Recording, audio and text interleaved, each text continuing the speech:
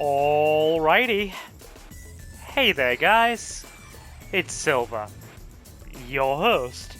And we are just gonna blast through TimeSplitters 2, I think. One of my most favorite games of all time. So when this bad boy was re-released or ported onto the PS5, I had to, okay? I had to. So, I'm sure a good 6 or 7 hours of TimeSplitters 2 will just make you all happy. Out of the darkness they came with a hateful will to destroy humanity. We fought long and hard, but now we are lost, for they have taken their evil war into our past. Traveling through time, they have sown corruption, unraveling the fabric of our history. Our last chance is to strike back, seize the time crystals, and turn their twisted weapon against them. The fight for survival has begun. Alpha Base, do you copy? Over. Roger, you are clear to go. Proceed as planned and good luck. I'll just be quiet for the cutscenes, guys, from here. Enjoy.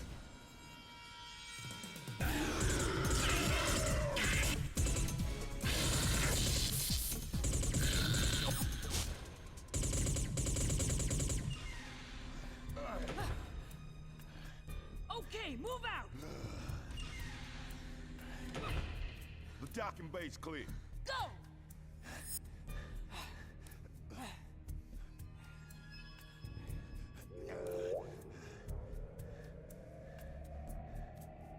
You've got a patrol on level 2.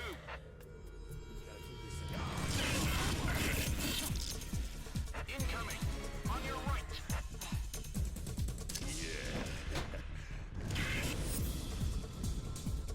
Good work!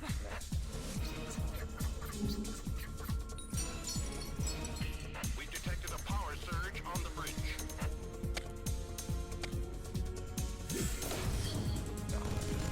Looks like we're too late. You're already moving the crystals. Cover me! I'm going in! Good! Watch out!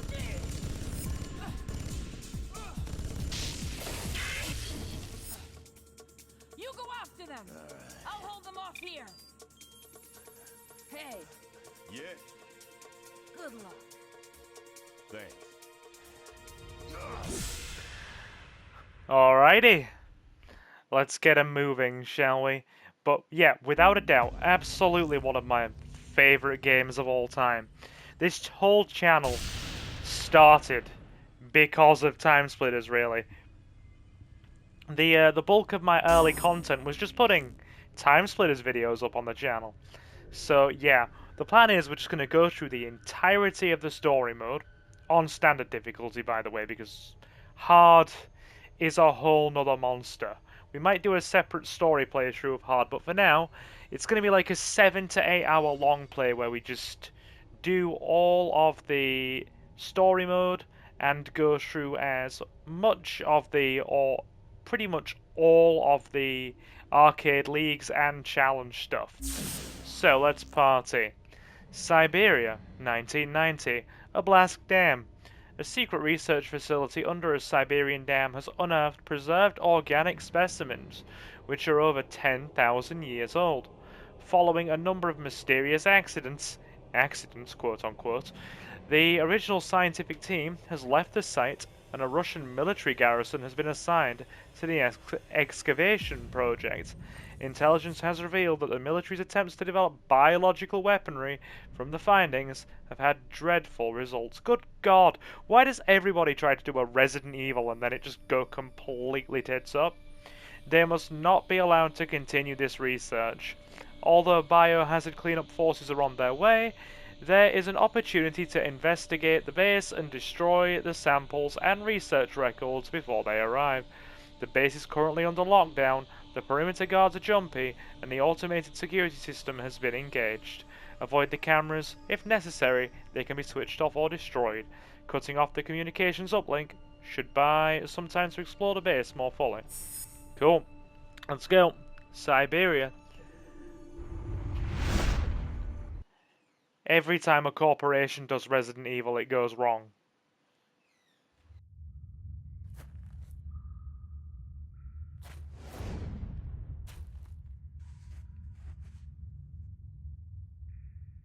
Nikolai! Shh, shh, shh. We shouldn't be in the research center without security clearance. I'm telling you, I heard gunshots. They're killers if they find out. Come on, coward.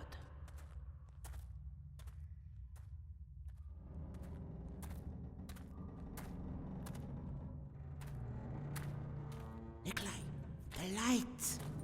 Stupid torch. Does nothing in this hardly work.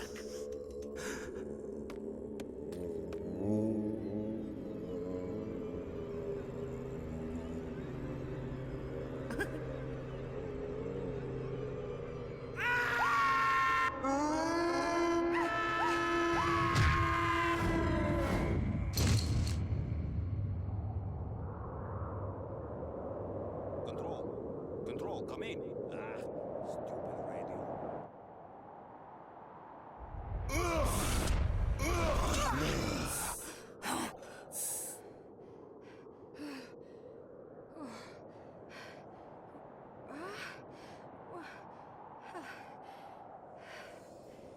It's all down to me now.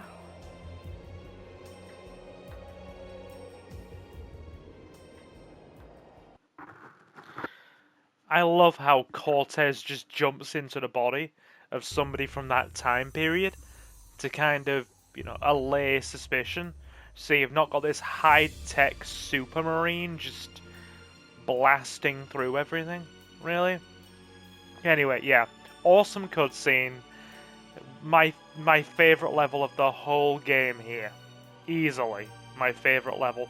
Some evenings when I'm bored, I just load this game up, especially now that it's even more accessible on the PS5. And yeah, oh god, inverted controls. Excuse me, we're gonna fix that. Oh, inverted controls. Nobody likes that. Right. Aim mode is hold, crouch is toggled.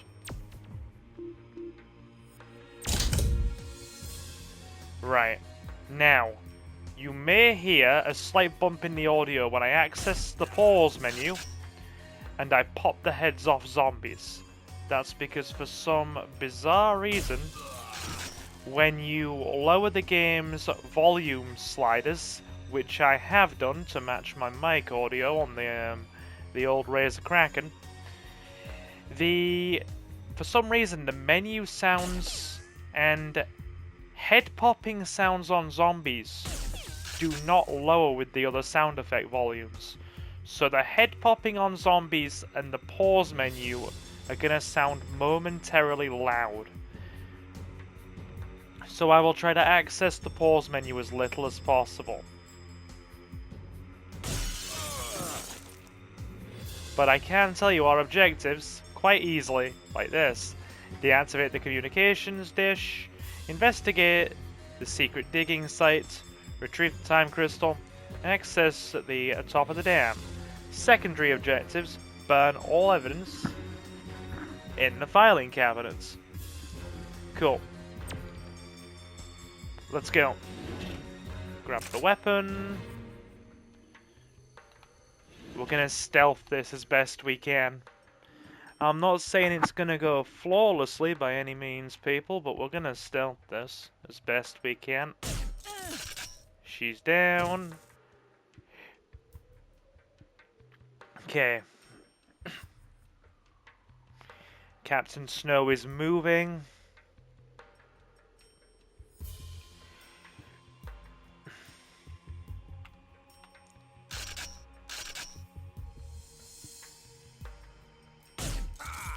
Got him. Now we need to get the surveillance camera here. Pop it. Yeah, done and done. We got free reign to move as we wish now. Yeah, this level is very much practiced. I have played it so many times. Like I said, it probably real talk, it probably gets this one level, if no other part of TimeSplitters 2, gets a play probably every few weeks. Like I said, when I'm bored, or I get home on an evening.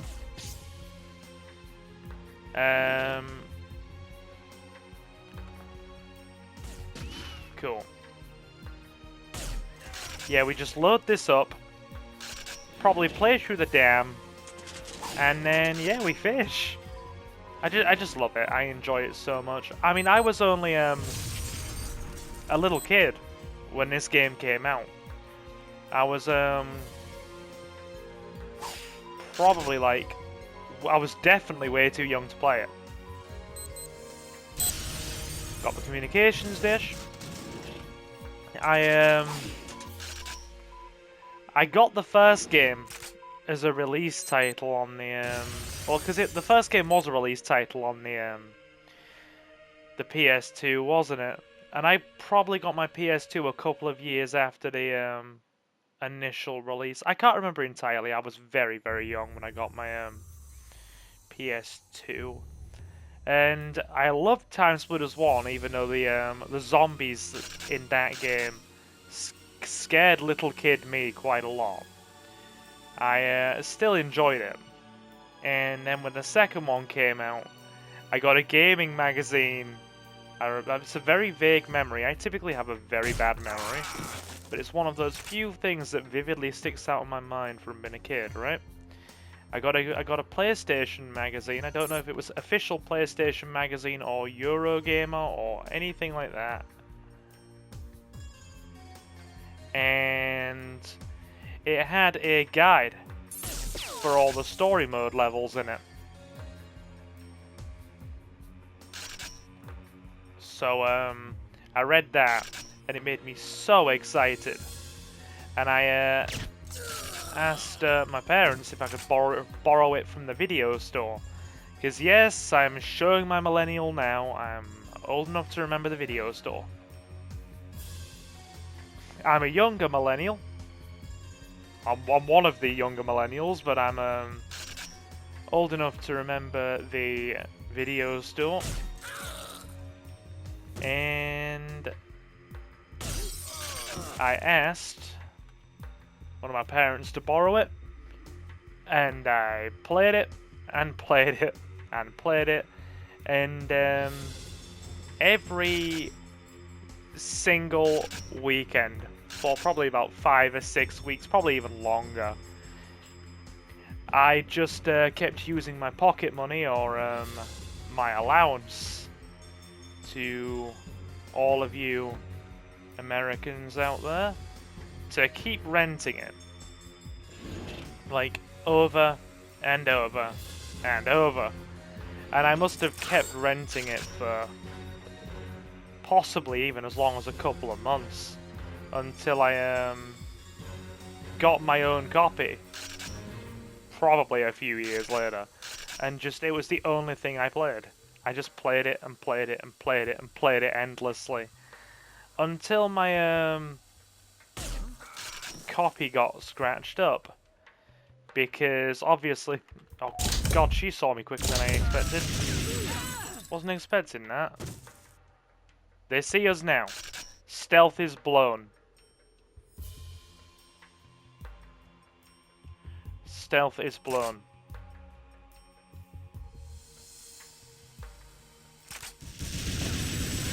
Yep, stealth is blown.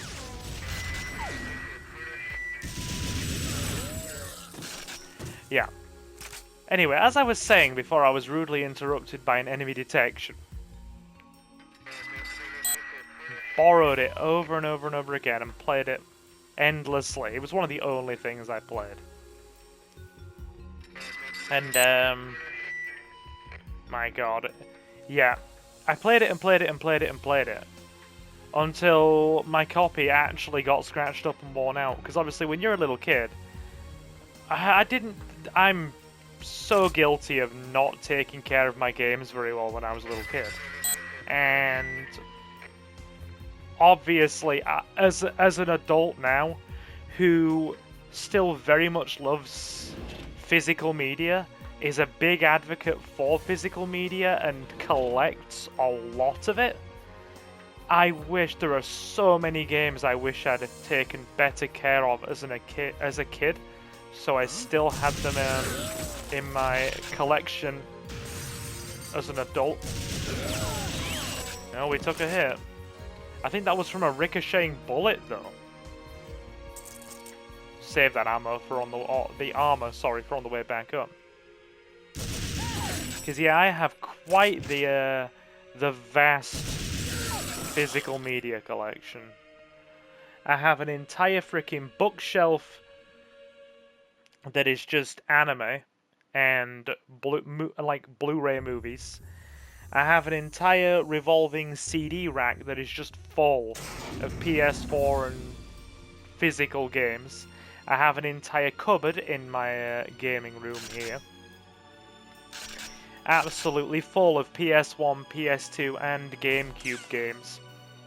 And I've even defied all odds and done my best as an adult to get as many PS5 games physically in the wake of them trying to make everything digital as I possibly could. So, yeah. But anyway, I played it until my copy got scratched to hell, basically. And I got another copy in my later teens from somewhere, many years later. Because I was away with family at the time, I think. This has just become one guy's memories of TimeSplitters. I may even make this into a little mini segment on the channel and just title it One Guy's Memories of TimeSplitters. Anyway, many years later I got another copy in my late teens, and it's the copy I still keep with me as an adult. And even though it's got a few scratches and marks on it, it still has the manual. It's still in good working order, and it's back in a time where you could still get a hold of used PS2 games in anywhere but your local CEX, which, again, for all the Americans and non-Brits, is a freaking trade store that now mostly trades in phones, laptops, tech, and retro games. In fact, they sell a lot of retro games for an incredible markup, and I mean incredible markup. We're taught, because let's be honest, right? The retro gaming market exploded, and I mean exploded. Slightly before the don't you dare touch that alarm. Exploded during the pandemic. It was either slightly before or during, and like collectible goods, retro games, trading cards, that kind of thing, they rocketed up in price. You've gotten to the point now where when I got my when I bought a lot of my GameCube collection in the kind of, I want to say mid 2010s, because obviously I wasn't old enough to really have my own income until that point.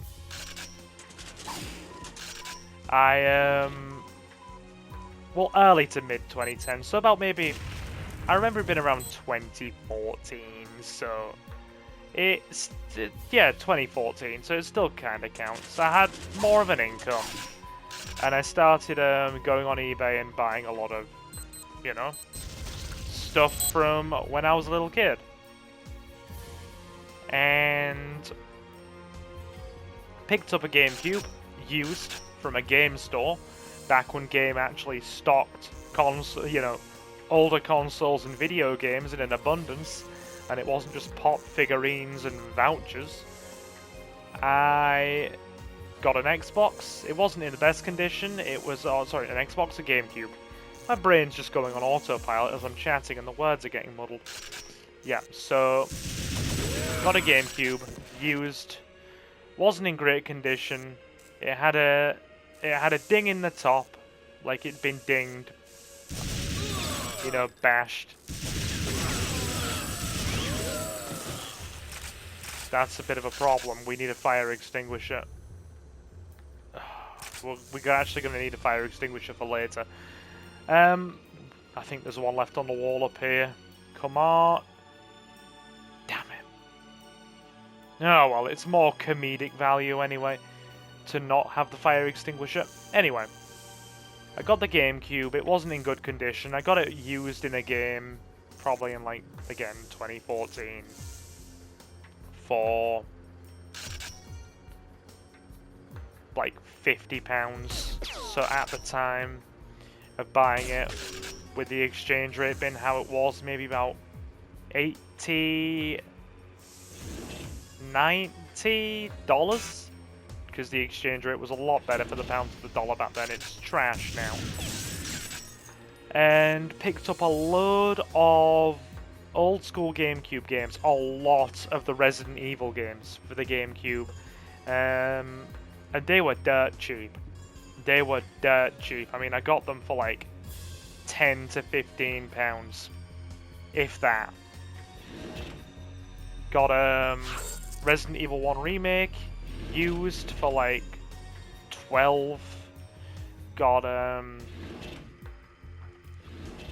Code Veronica. Got the GameCube ports of Resident Evil 2 and 3. Got Resident Evil 0, all of them for between somewhere in the region of sort of, what, £10 to £15. So in the region of around maybe $15 to $20 each, which for retro games back then was very good. The most expensive thing I got for the console was it was I think it was Fire Emblem Path of Radiance. The GameCube one. That was a collector's item. That cost me about 80. No, it was about 70. I'd say 70. Most expensive thing, but that had been a collector's item since its release because it had a much more limited European outing. Yeah, still got it. And I'll be forewarned for loud head popping here, like I said previously. Anyway, picked all of that stuff up, so a full console and a huge stack of Resident Evil games.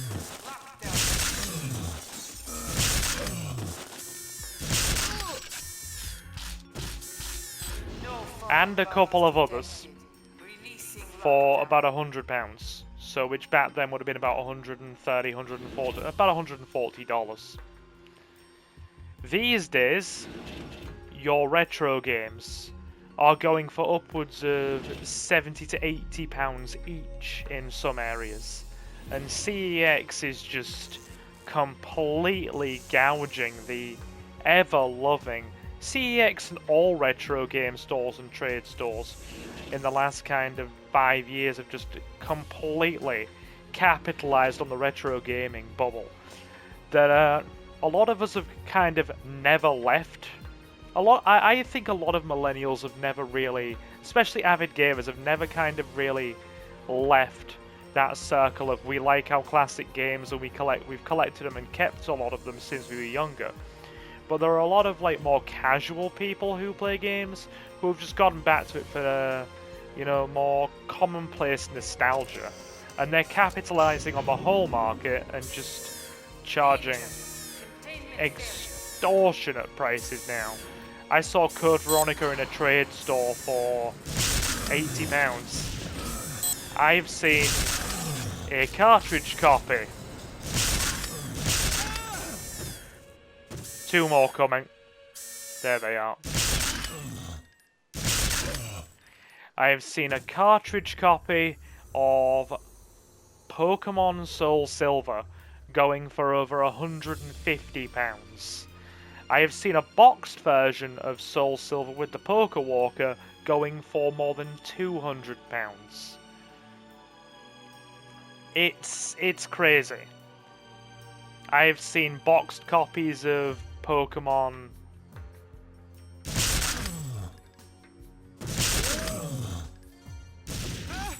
Didn't get a headshot, sad. Hey friend. I've seen boxed copies of Pokemon Platinum, which the trade stores have actually had to state on the box with big labels, internal batteries replaced, going for upwards of £100.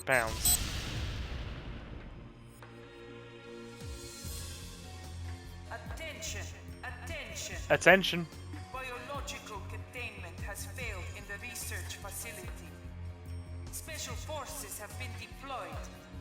All unidentified personnel will be eliminated. Yeah.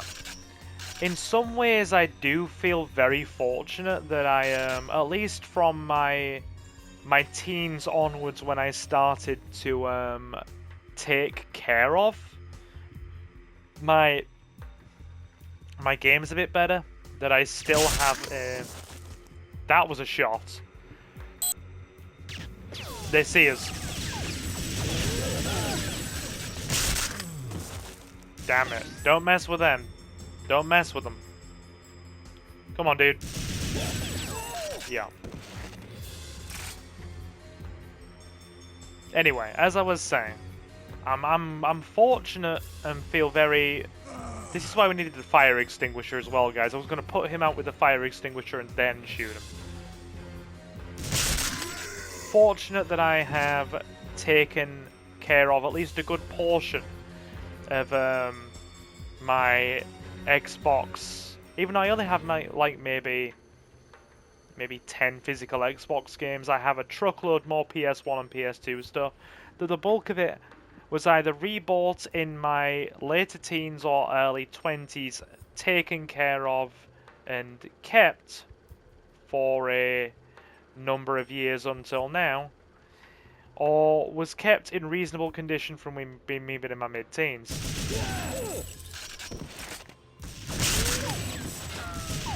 Because I'm still one of those people who likes the simplicity of being able to, hey zombie, take a physical game out of a box, put it in a machine that is plugged into a TV, and just play it. Without needing launch DLC, launch patches, launch updates, post-release DLC, additional rounds of collector's editions, different versions, and ultimate collector's tiers with different levels of downloadable content, DLC, consumable items, or even levels in some cases.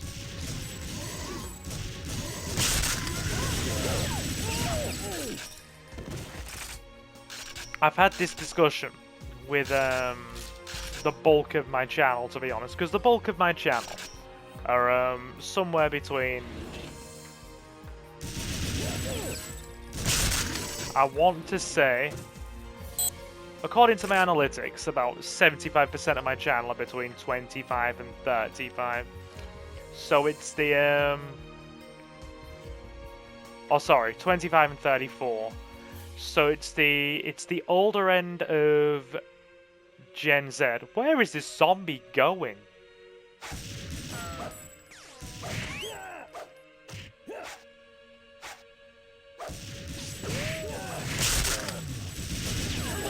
The world was that? He wasn't even going for the zombie, he was trained on me and aggroed on me. And somehow managed to take out the zombie that was whacking him. Okay. But yeah, the bulk of my channel are between 25 and 34. So a lot of us are of that bracket where we grew up with sort of PS1s, PS2s, and at a stretch PS3s, or kind of console tech from a few generations ago before downloadable content, digital releases, and all of that stuff got completely out of control.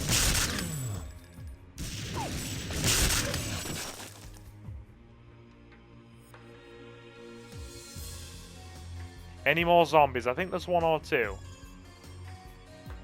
Hang on. Was that more shotgun ammo? I mean, we'll use it. I have enjoyed using it. Body armor.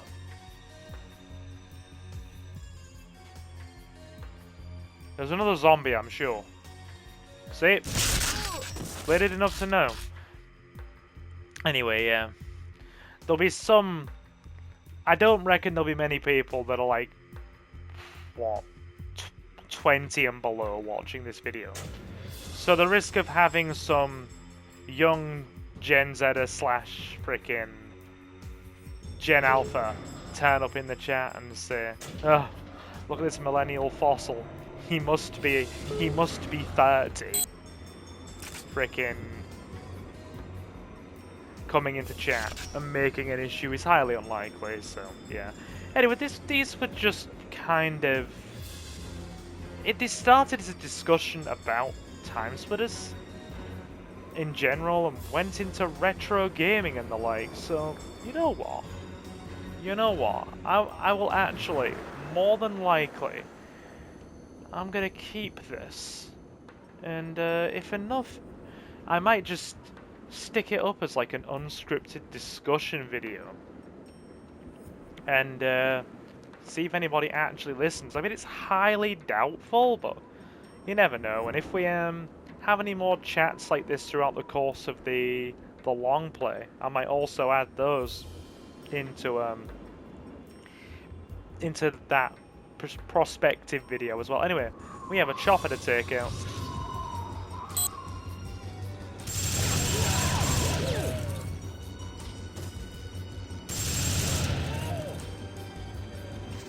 Bring it on.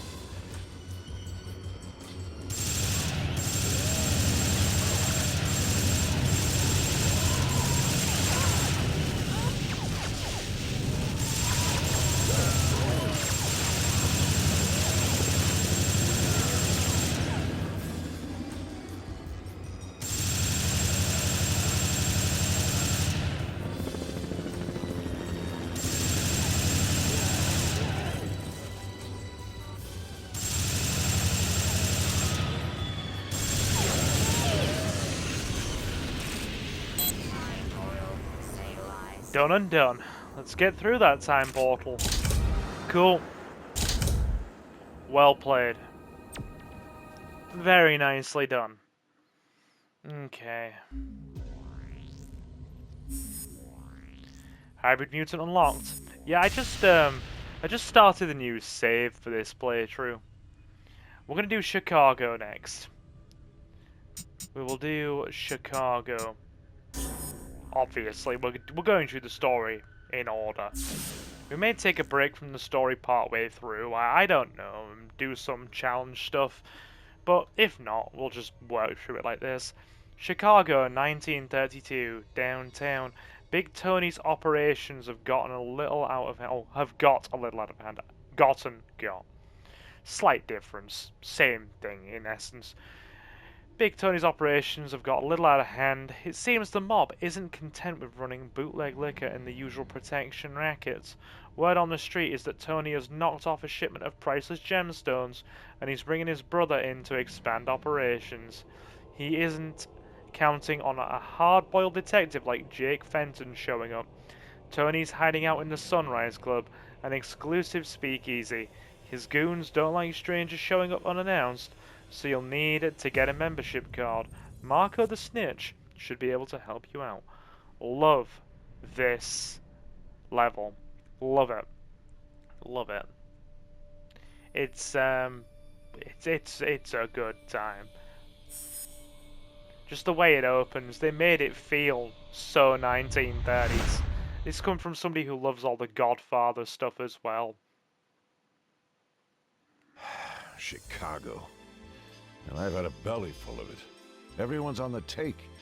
The DA, City Hall, even the cops on the beat, being paid to turn a blind eye. But me? Nah, I couldn't. So I got out. It's all down to Mr. Big. He's cost me everything. So tonight I sent him a message. And boy, will he take the bait. What am I worried about? It's not me that's got to tell the boss. And Francis can handle himself. Yeah, he can look after himself. What? Huh? He's back in town. What? He's back and he's looking for you.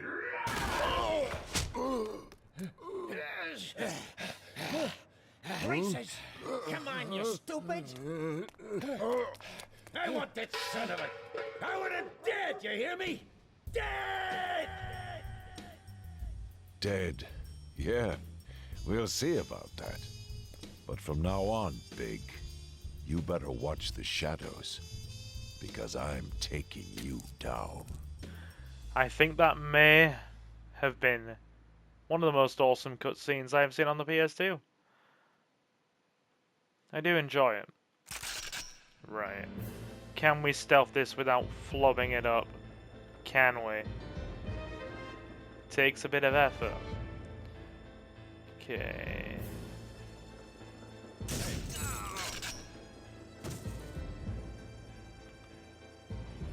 He hasn't seen us.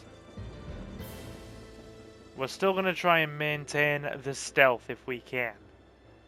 Not that it's like a threat-breaking stealth or anything on the standard difficulty. It's a problem on hard because the enemies have got more health and are basically aimbots. The problem is that on hard they are so accurate, and I mean they time their shots a little bit slower, but they are aiming for the head, and you've got probably half the health that you would on normal. You've got less ammo, less health, less armor, the enemies are more numerous, more accurate, and also fire faster.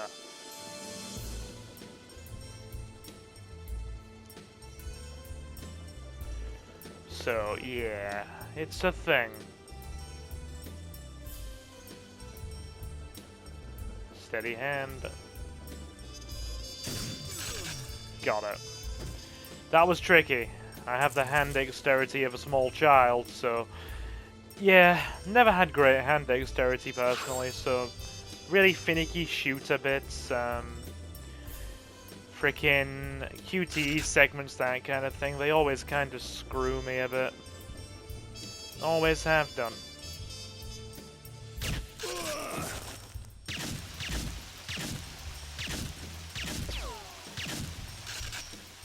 Yeah. Never had very fast reactions or good hand dexterity. It's even more humorous when I try and shuffle a deck of cards in a TCG. That's comedy in and of itself. Typically in tournaments, card tournaments, I'll have judges frickin' shuffle the deck for me between games. I'm not kidding either. That's not a joke. Right. So... he's seen us. Accuracy was a bit off there, Silver. Cool.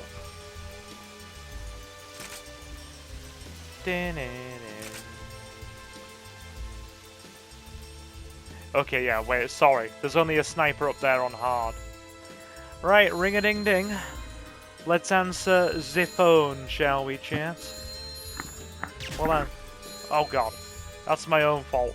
I have a bad habit because the PS5 controllers are quite large and unwieldy of leaning my fingers against the triggers. And sometimes I lean my fingers against them a bit too hard.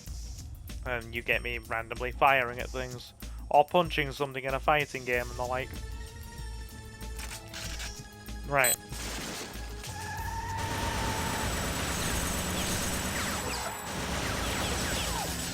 I don't think he's getting away.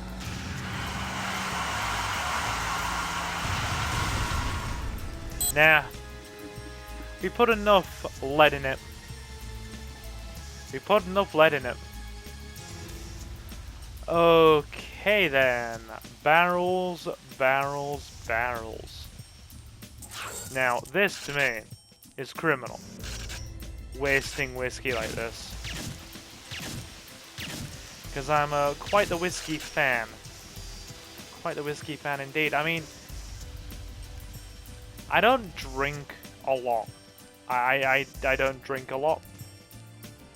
But I do have a weakness for spirits. And the alcohol, not supernatural visitations. And a nice dark rum or a single malt. They are my kind of go-tos, chat. I've actually got a small single malt whiskey collection as well that I picked up sort of in the last kind of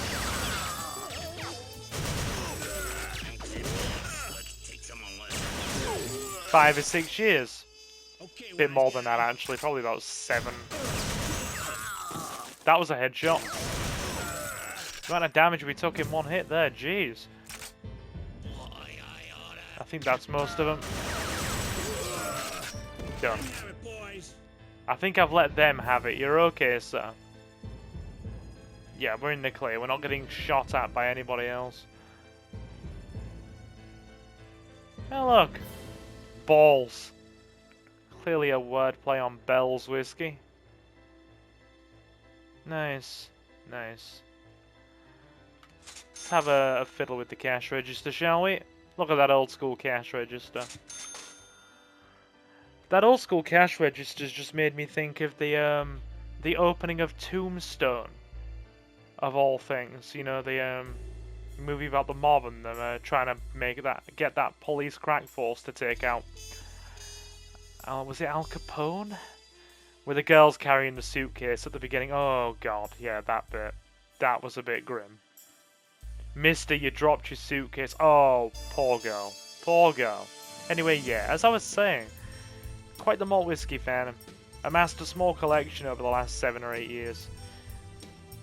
I think the biggest piece of the collection is a bottle of Deanston's Port Oak single malt. It was like a special distillery only whiskey. They only made about maybe very limited sort of supply of it. There was only a few hundred bottles ever made. Protect Marco. Don't hit Marco, Silver. Yeah. And that's the pride and joy of my collection. I think that was the very first thing I bought before I actually ever started collecting. You're going back some time ago there. And, sniper in that window up there.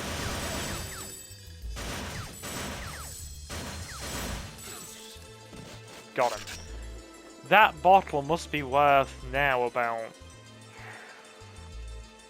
more than £300. Come on, let's get inside. I bought it for 80, and the last time I had it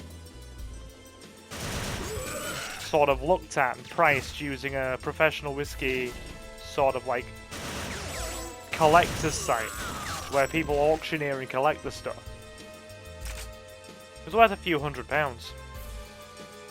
You'll need a pass to get into the Sunrise Club. Tony keeps a spare in the safe. I've also got a bottle of Japanese festival celebration whiskey. That's kind of a bust. It's not particularly gone up in collection value at all. It's stayed the same price as when I bought it about probably more than 5 years ago now, but it's still not going to open it. There's only about 1,000 bottles of that made.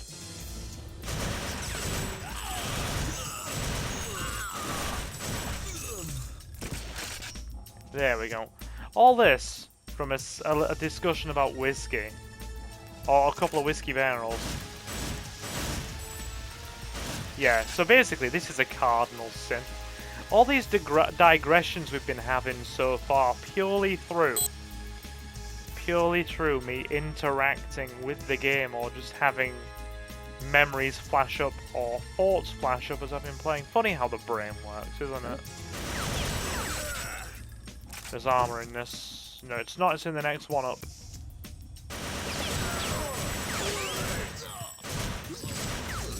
Definitely stubbed his toe. Yeah, the armor's up here. Cool.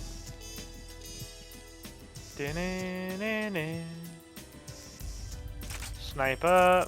Ammo. Excellent. That's braces. Packing a Tommy gun. Yay, the most overpowered weapon in the game. Especially TimeSplitters 1. Sweet Jesus. The shotguns are busted in TimeSplitters 1.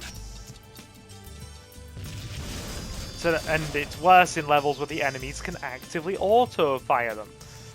As you will probably see when we do the long play of TimeSplitters 1, because I'm doing this first. 2 is coming first because it's my favourite. Hey, it's Marco. Find a window and check outside. There's some guys out to get you. Also gonna give a recommendation for a YouTube channel while I'm here. The guy's called Level Count, and he's just done a fantastic retrospective video on TimeSplitters 1. And even as a long-time TimeSplitters fan, he taught me things in his retrospective video that I didn't even know. Like, the budget of the original TimeSplitters was £500,000, which to these days, you know, kind of grossly overinflated budgets for video games and the like is nothing. And that was a full-fledged release title for the PS2 console back in the day. But yeah, $500,000. I don't know what the development time was. I'm gonna hazard a guess and say about a year. They really crunched it in, and that's my assumption. If Level Count mentioned that in his retrospective, then I'm sorry, but I forgot that bit. But I remember the dev time taken. Yeah, I may just kind of at Level Count in the give a shout out in the video description, so you guys can find his channel and go and check out that TimeSplitters 1 retrospective. Cause dude's a smaller channel than me, but his production value, hats off to the guy.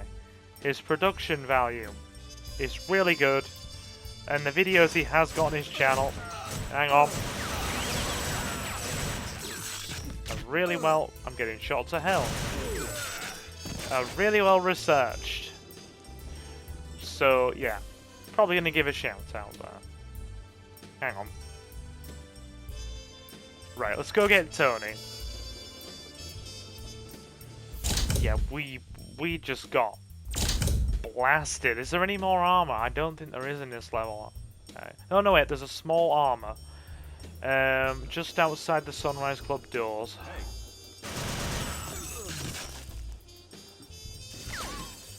Snipers. He's got a shotgun, we have to be careful. No, he has the shotgun. Oh yeah, guy in the window above us. Hang on. Gonna coax him in. Because even though the shotguns aren't as powerful in this as they are in TimeSplitters 1, they are still pretty decent weapons. Oh, yeah, I saw you alright. We've been very liberally using the Tommy gun here.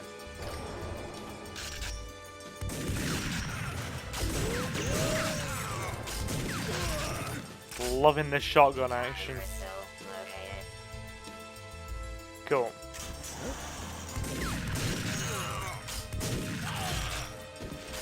Made the most of it. Bit of weapon diversity. Oh, it's a full armor. I misremembered.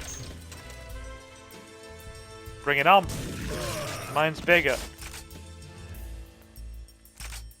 Double Tommy guns. That's just insane. How do you dual wield? It's like Mouse in the Matrix movie dual wielding those auto shotguns. He sees us. Bring it on. He tried his best, that's what matters. That is what matters. He made a damn good effort. There goes braces. Nice. Tony time. Actually, before we do, he's got a grunt hiding in this corner over here. Let me get rid of him. He's not bothering us that way. Right. Here we go. Tony time. Yeah. I'm gonna coax him this way.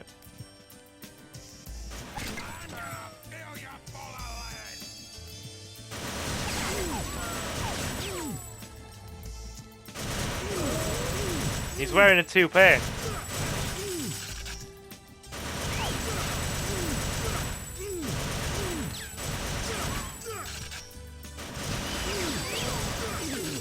Very challenging boss. Scourge splitters. Pretty tough. Any more gonna spawn? There we go. Look at them. Look like hell demons. I just got an achievement for that. Hang on. Cleaning up Chicago. Complete all objectives in Chicago 1932 or 1932 Chicago on normal or hard difficulty. When the game first released on the PlayStation 5, it didn't have trophies. I basically, as soon as this thing re-released or got ported over to the PS5, I played it into oblivion. In fact, I basically live streamed it almost on launch week. Just played through the whole game and did pretty much all the frickin' challenges and arcade missions. So yeah, it was a good time. But they didn't have trophies at that point. They actually did not have trophies, which is kinda sad. I'm glad they do now. I'm not a big trophy hunter personally, but yeah. I do still enjoy the fact that they put them in. It's just fun to get them, isn't it? It's nice to have them pop up. Notre Dame, Notre Dame. I nearly went 1935 then. My brain is reading freaking letters and numbers back to front today. Funny thing is, I'm not dyslexic. My brain just sometimes does things back to front. Yeah, I have an A in high school English. The less we talk about my math, or math-z, with an S at the end, grade, the better. My math-z grade is atrocious, despite me having a master's in business and management with a research portfolio in macroeconomics, but we don't talk about that. Yeah, anyway, sorry, got sidetracked. Notre Dame, 1895. Fun bit of trivia as well before we carry on. This church sadly got burnt down several years ago, and a private firm in Paris has just finished, after got to be more than 5 years, rebuilding it from the ground up. And I think it was the French president, it's Macron, right? President Macron went there probably a month or two ago at the time of this video to celebrate the grand opening with a choir, and the church looked beautiful. White stone walls, everything. Really nice. Anyway, Notre Dame, 1895. Let's keep playing the game, shall we? Normal difficulty. You know, I'd like to do this one on hard, but there's a lot more zombies. Okay, 1895. The Notre Dame Cathedral. Night falls on Ile de la Cité, and another Parisian maiden screams within the cold stone walls of Notre Dame. The rivermen talk of a crazed madman leading a cult of undead followers. Who is this Jacques de la Morte? What devils does he worship? And what black magic does he wield? You must release the damsels in distress, and Silver must read correctly. from the vaults and make your way through the cathedral to confront Jack. But hurry, the full moon signals another black mass, and who knows what demons might be summoned within Our Lady's hallowed halls. My favourite character of the story mode for this one,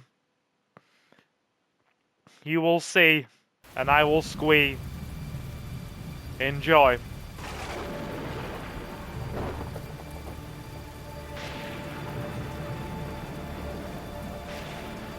The hour is at hand. The gates of heaven will be opening for me. Are you a believer, my pretty girl?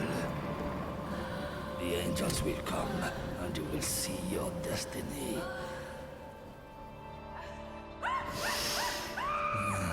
So pure, so innocent. I genuinely wonder if you would get away with a cutscene like this in modern gaming. Viola, a noble lady by day, a Parisian court jester demon hunter by night.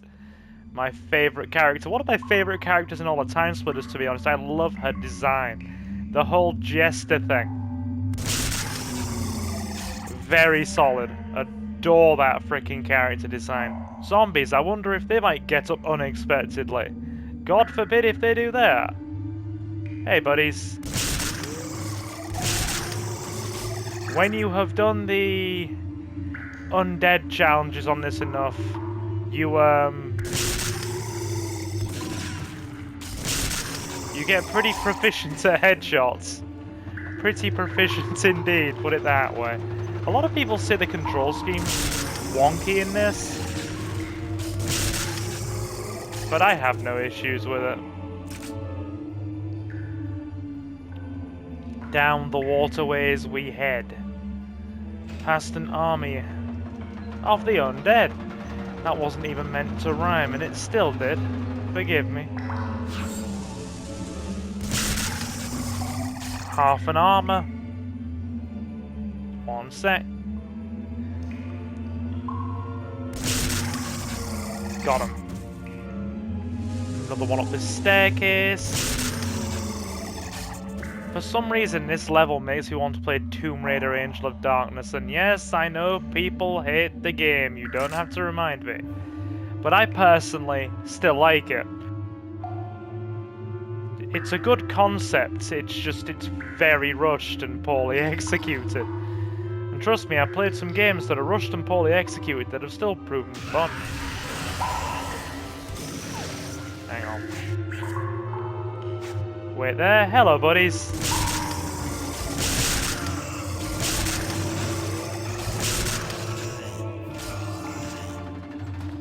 Gotta be very careful in this section, because if you get caught on fire, that's it. There's no way to put yourself out. It is done. You're gonna have to start again. Right, we'll leave that shotgun for later and come back for it in case we need a reserve.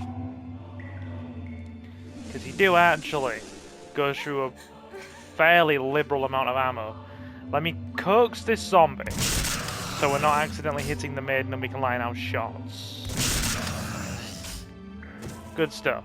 Right, there's a full body armor there. More of them. It's so satisfying. Just taking out zombies with the shotgun.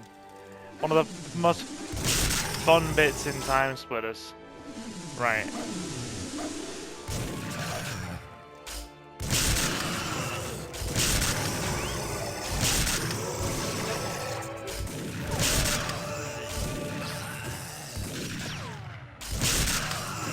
And clear.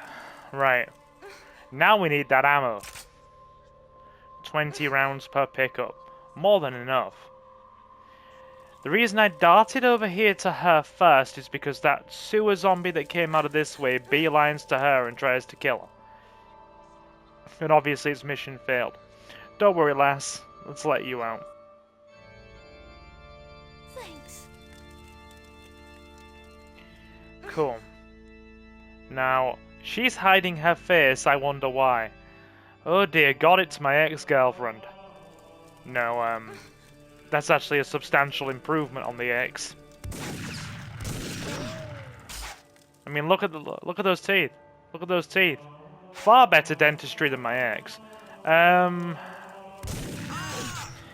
people wonder where the British dentistry stereotype comes from.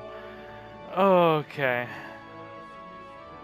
I think we have to coax the spawn on this next zombie. I think it comes when you open this lock. Good. They patched that. They patched that. On the original PS2 version, he just gets stuck on the gate and tries walking towards her through the gate. But he actually realized, oh wait, my pathing isn't working, and walked around. Fine. So, well, yeah, when this came out on the PS5, because this is the enhanced PS5 port where they did a very nice upscale job, a remaster job on the graphics. Oh, I don't know.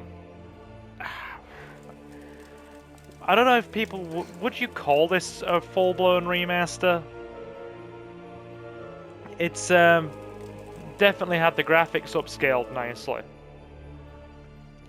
Like, it looks beautiful, graphically speaking, compared to the original. He's got his head in the game. Original PS2 version. Right. We need more ammo. We forgot her. Thanks. Welcome. Good. We are fully loaded. Shotgun's really the only gun you need in the game, to be honest.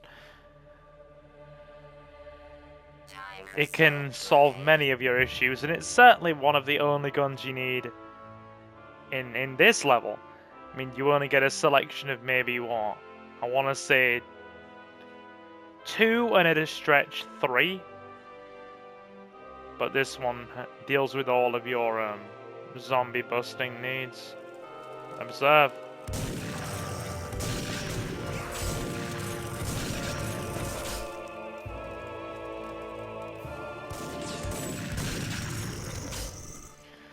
Luger pistols. Cool. Cool. Now, I have been reliably informed that these guns actually don't exist yet in this time. It's 1895, and I believe I watched a YouTube video somewhere on TimeSplitters 2 that said that they didn't come out until the early 1900s. But I think we can attribute that to probably the TimeSplitters messing up the time. Well, we're not going to get her back down safely by shooting her or trying to get up there. So we need to get her down as quickly and as safely as possible. He's gonna turn. Yep, he's there. Dual Lugers. I'm one of those guys that loves dual-wielding weapons in video games. I am. Yeah. But the shotgun is just too effective to say no to. It really is. There'll be a zombie on this staircase. Yeah. Aggressive? All that aggression, sir. Have you considered anger management counseling? Right. Get her down.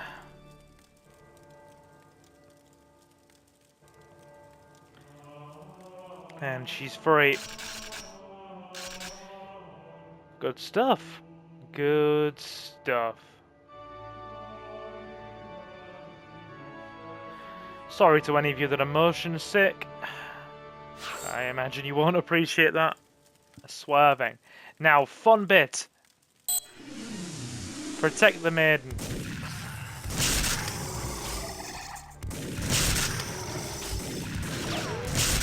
With the help of the Hunchback of Notre Dame.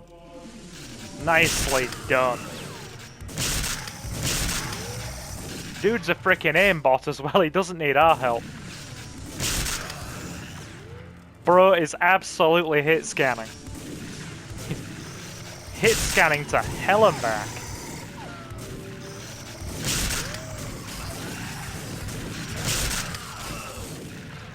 Dude's a beast with the shotty.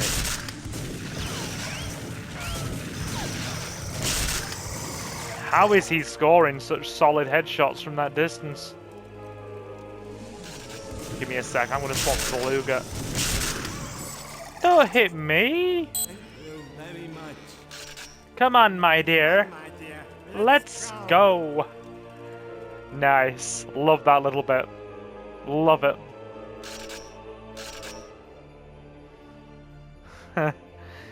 I just love this game in general. Get to play from me a couple of times a year easily, and it's going to be doing so even more now that there's a PS5 version of it, a port of it. And don't get me wrong, I've literally got it in its box with its manual, sitting under the desk here in the gaming room with me, with a PS2 and wired controls right now. But that's loud foot stomping.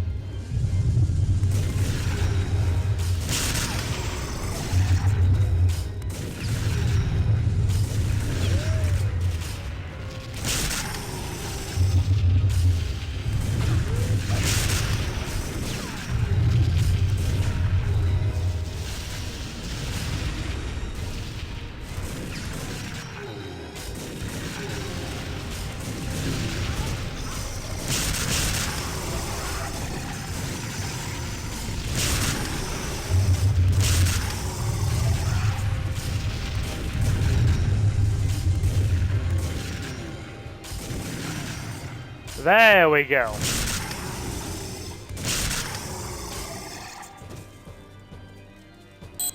Timber.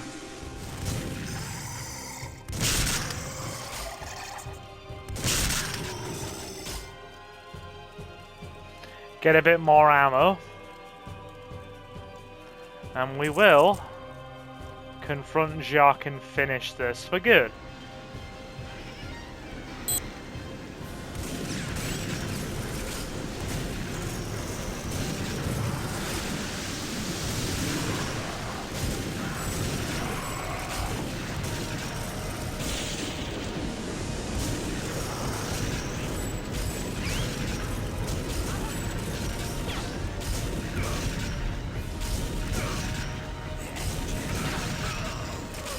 Jacques is a very easy boss fight, sadly.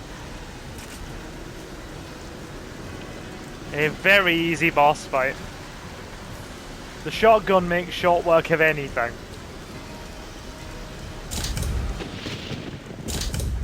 Actually got a trophy, all Jacques up. Complete all objectives in 1895 Notre Dame on normal or hard. Now, for reference, I have done a full playthrough of this game for the channel. I literally streamed TimeSplitters 2 and 3 for the channel as soon as the PS5 port came out. In fact, I believe somebody said a month after the game released, well, they put trophies in. Your boy was there well before that. I streamed this on release. It was either release night or the night after. Like, when they announced this was coming to the PS5, I freaking squeed, dude. I squeed. I was that excited. Played it very shortly after release for a live audience. Had a lot of people in. It was a very good time. We all enjoyed it. And now I'm just doing a full, like, long play now for you. So if you don't want to sit there and watch like 2 or 3 3-hour long VODs, then yeah, just watch this big 7-hour chunk and enjoy. Return to Planet X 2280. That's a very big departure from the time of the first Planet X. I believe in the first game you were there in I want to say 2020, which is already passed. And we don't have any hover scooters or skimpy outfits. Well, not skimpy sci-fi outfits. Well, we do. Just hire an artist on one of the internet's many art platforms, and they'll draw you an alien girl in a skimpy outfit. Anyway, return to Planet X. There's been a lot of UFO activity in the Gamma sector. The Academy has traced their telemetry back to Planet X. 1 second. I need to breathe more between speaking, it really helps. The Oza and Misa Mox have been battling to gain control of the planet for some time now, and we suspect that factions are constructing ships and launching them from a concealed subterranean base. Wing Commander Hank Nova's patrol has engaged the alien ships just outside the planet's atmosphere. Perhaps it's time to take a trip down to the surface and see what you can find out. This will be a tricky mission, but the fighting between the Mox can be used to your advantage. Remember, the Oza and Misa hate each other more than they hate you.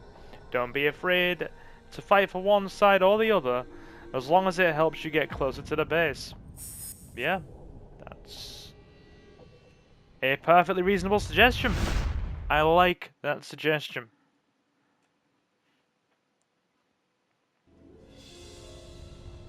Wing Commander, you have veered off target. What's your status? Over. Base, the squadron's engaged with the enemy, but I've taken a direct hit. What's your damage, sir? The engine's shaky, but I'll be okay if it doesn't overheat. Uh-oh. Mayday, mayday, losing altitude. Commander, you just keep that bird in the air. We're sending someone to pick you up. Over and out.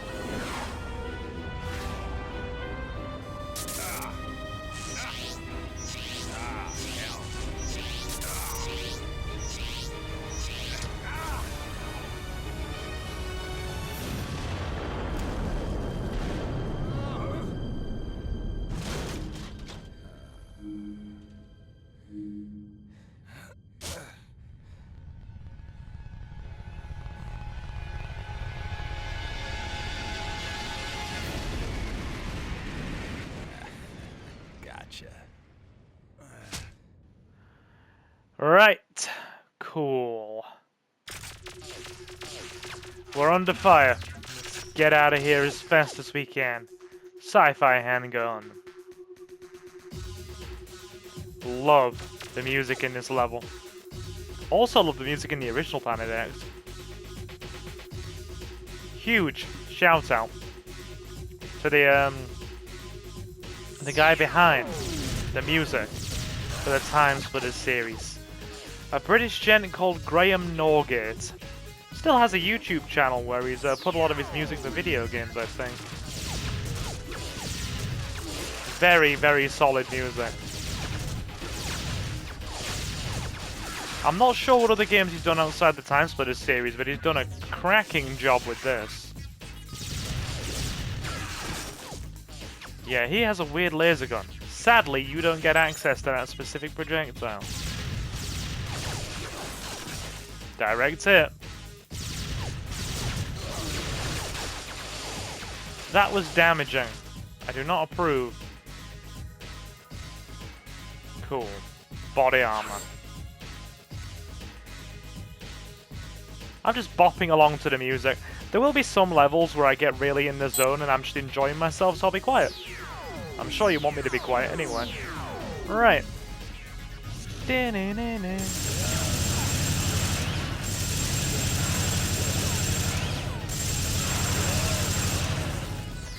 You've got to be quick. There will be moments if you're not fast enough.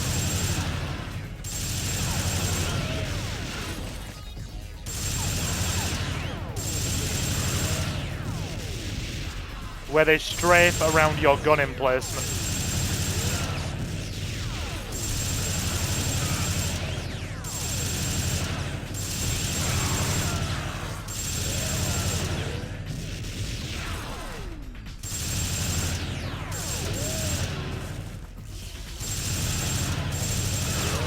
Like that. Whew. Jesus. See, this was the early 2000s. Back when turret segments in video games were still a reasonably original concept and hadn't been done to death like they had done by, let's be honest, about 2010. In the early 2000s, this whole idea was still quite new and, you know, just reasonable. Whereas by about 2010, every single game and its mother had an obligatory turret segment. I'm not saying TimeSplitters was the first to do it or it was a completely original concept. I'm just saying this game did it before it had been done to death.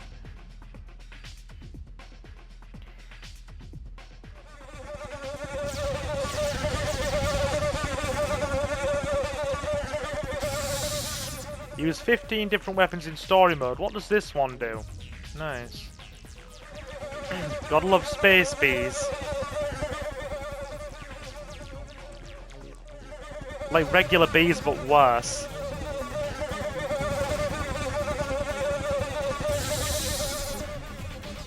There we go. Screw the space bees. Nobody wants them. Ladies and gentlemen, rocket launcher.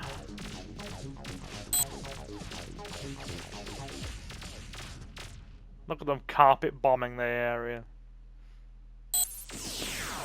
Right. We're gonna stay away from the guns.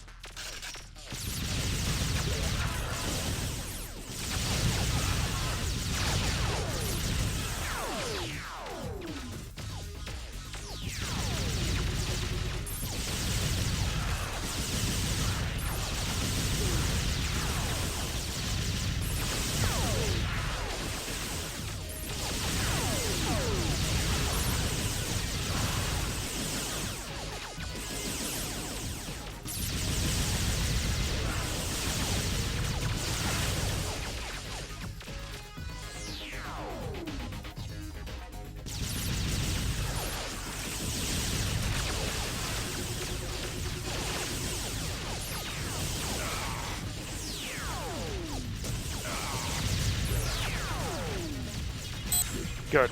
Let them fight each other. If they're busy fighting each other, they're not fighting me. Where's the way up?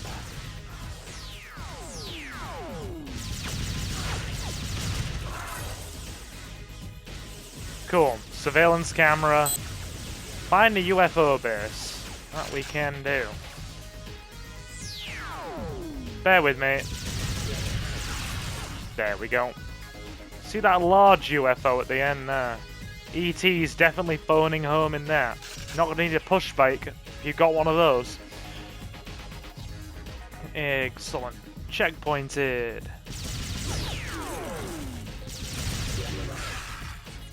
How are we for health? Reasonable, actually. Quite reasonable.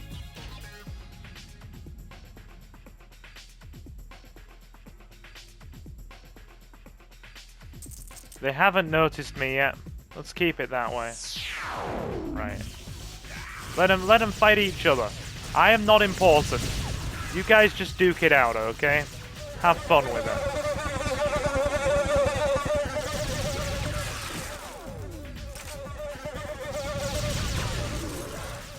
Body armor.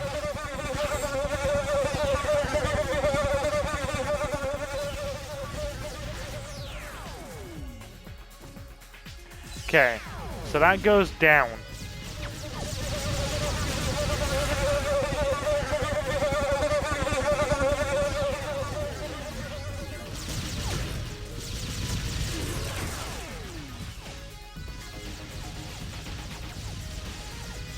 Okay, they're not fighting me. We'll take advantage of that. That guy was. He regrets his decision, I'm sure. Oh, there's a nasty plasma burn on his leg. Look at him go, they're still scrapping. They're still scrapping. Okay, we've got to shoot down some UFOs in, you guessed it, another obligatory turret section.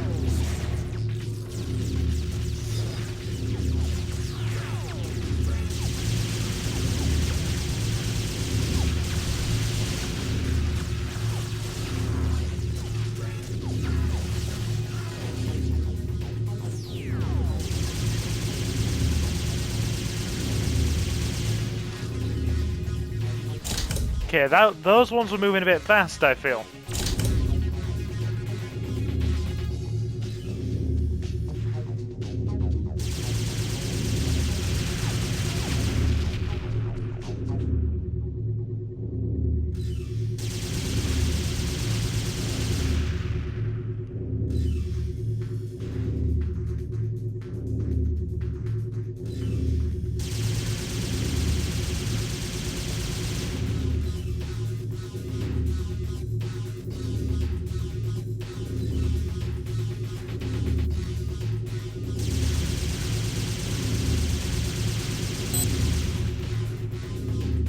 Got him.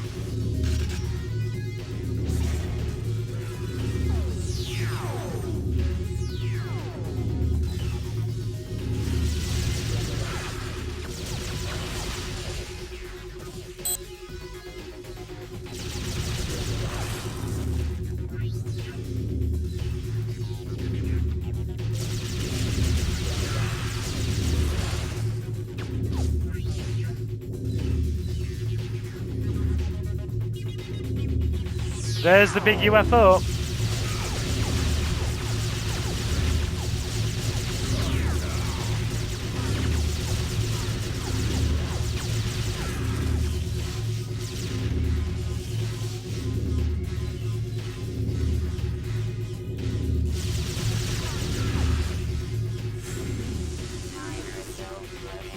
There we go. Let's get the other time crystal.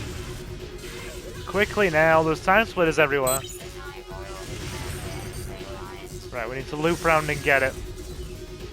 Before we get surrounded by time splitters.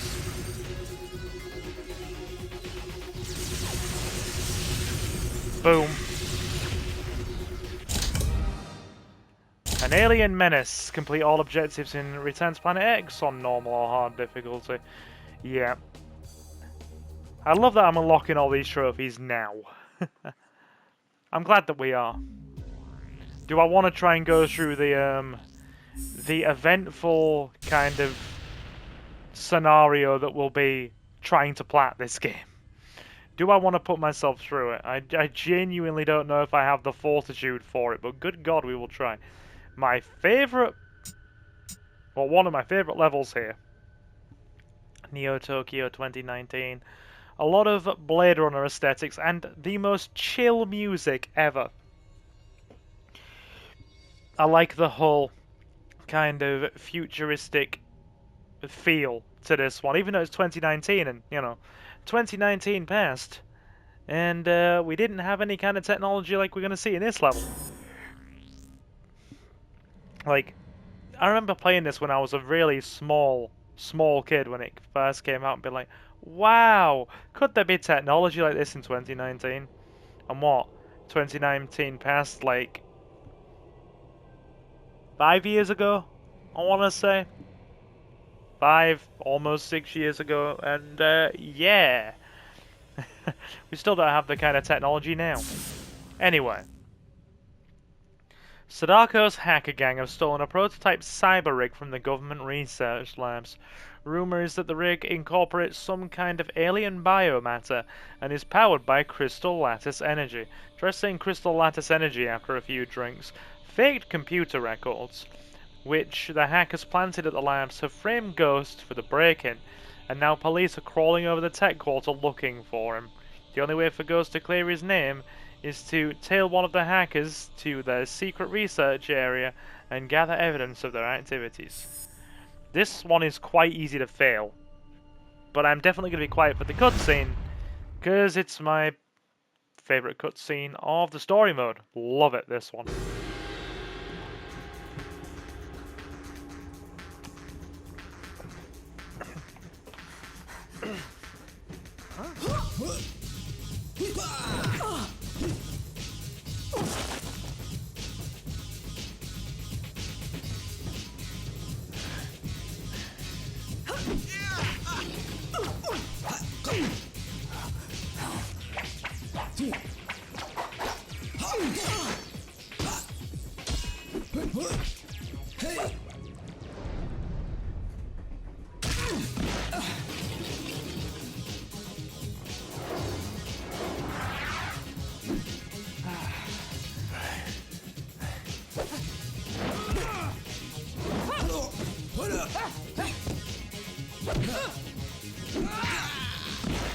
The force of that kick. You could hear it crunching against his hands. Jesus. Right, we've got to follow this hacker. And we're going to have to use the temporal uplink intermittently. We've got to be careful not to get too close to her. It's very easy to fail this mission.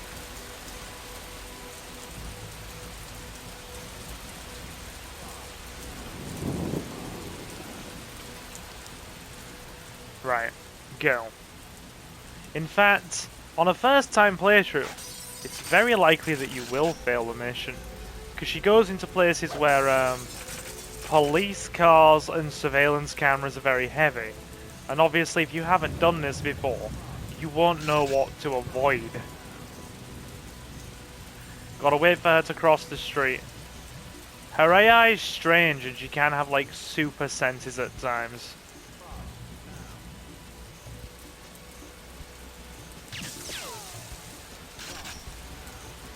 She can just randomly detect you from half a mile away. It's kind of off.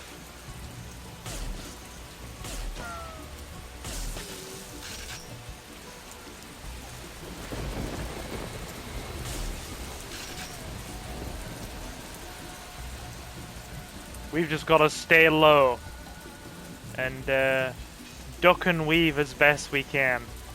See that cop car coming? Stay low.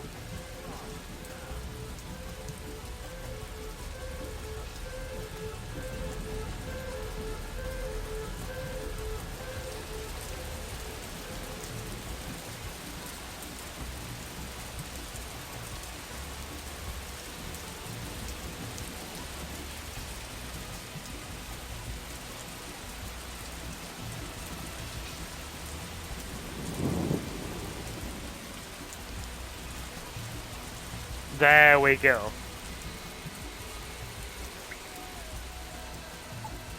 Hopefully she shouldn't see us.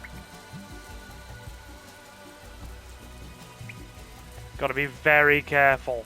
She can sometimes spot you while turning corners.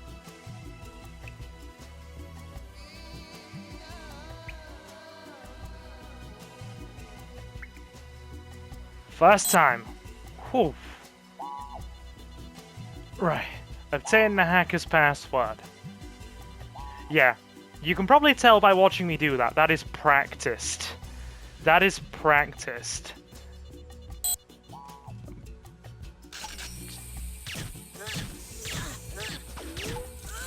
And the good thing is, if we take her comrade out quickly, before she manages to leave the area, then you can still take her out. And there's no mission fail penalty for it after you've got a password. It doesn't matter. Fun fact, she's got an AI. Or she's got her AI coding is one of those where basically, depending on your difficulty and the way the AI or certain enemies are coded, some are prone to hit stun where they flinch and the like when they get hit. Notice how her friend that we got first was flinching, whereas we were shooting at her and she didn't flinch at all. Yeah, she's coded that way.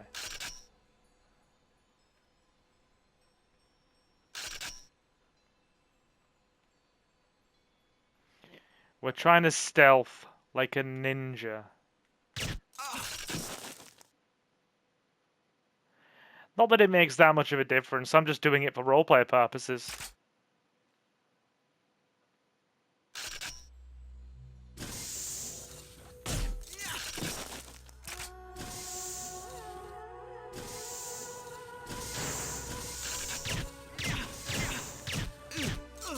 Notice how she was flinching. Case in point. Now then. Body armor. Check her objectives.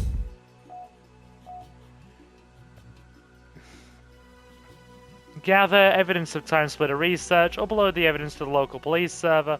Retrieve time crystal. Minimize civilian casualties. When I was a kid, I once misread that as maximize civilian casualties, and it's just like, yeah! Blow all the civilians away! And then little, like, frickin' what? I want to say Trying to think. 8-year-old me maybe was like, why am I failing the mission? And then I read again. And I was like, minimize. And then little 8-year-old me was like, minimize, maximize. What's the difference? And yeah, that was how I learned that minimize means limit and maximize means as many as possible. TimeSplitters taught me things. Ooh, the Astrolander cart. And the best, well, one of the best guns in the game. SBP-90 machine gun. It is a fully automatic machine gun with a zoom function, and it shreds. But before we actually carry on, we're going to play some Astrolander. Because the Astrolander track is amazing. Okay, let's get our Astrolander on. We're going to go easy, I'm not very good. And I'll be quiet while I do this because it's hard.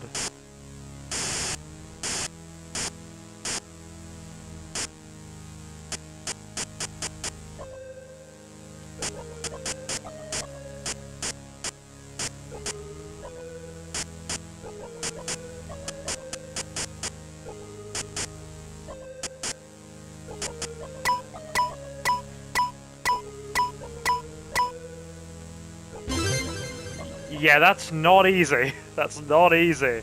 It looks easy. It's damn well not.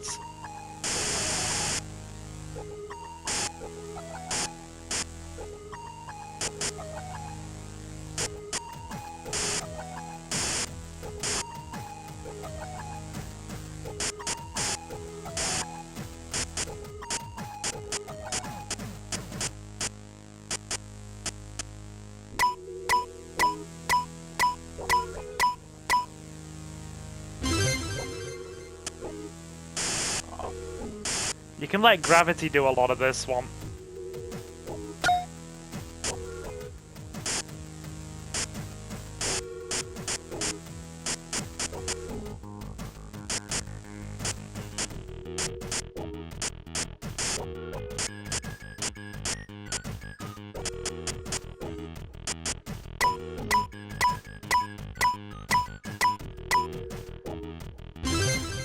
We're not doing too bad.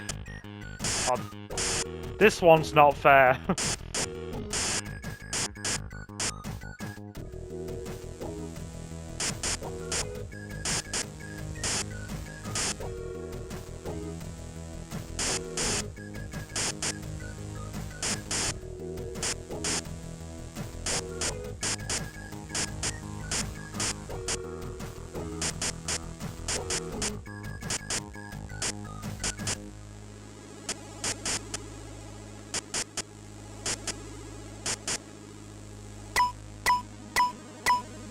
Oof! That was hard. Okay, that's just a big steep drop. Watch your velocity! Watch your velocity! Oh god, you're right near the end of the screen.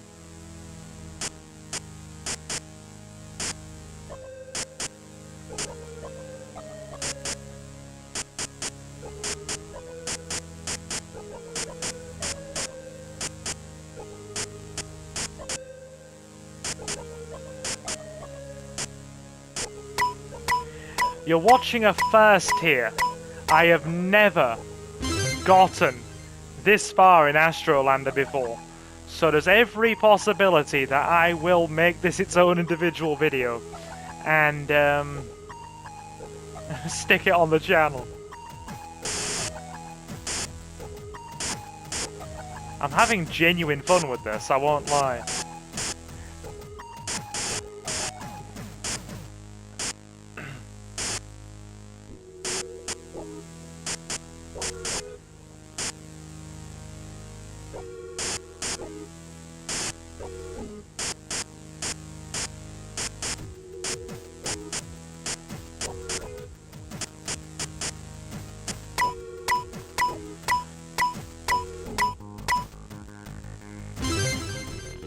We're getting there.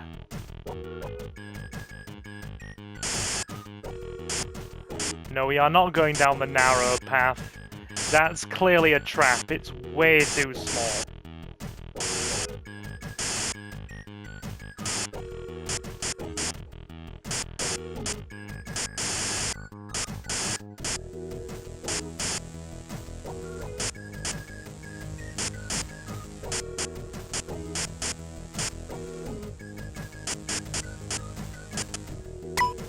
Like, if you can get that ship down that narrow path, more power to you. But I ain't that good.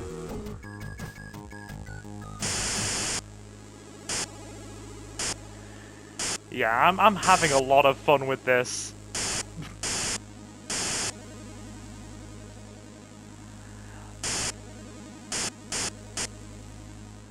Given some of the mad lads in the TimeSplitters community, there will be some guy out there that's got like 1,000,000 points on this. And makes my measly score that I'm quite proud of seem like nothing.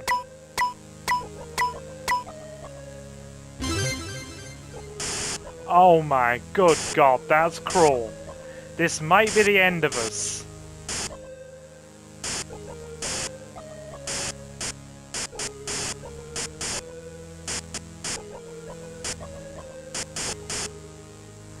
The camera angle's not making it any easier. Ah, yeah. That's cruel. This might be the end of us.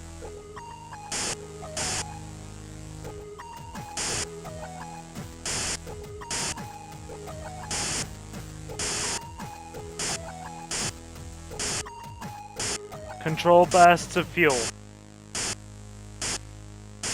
Controlled bursts of fuel. Like a Colonial Marine pulse rifle.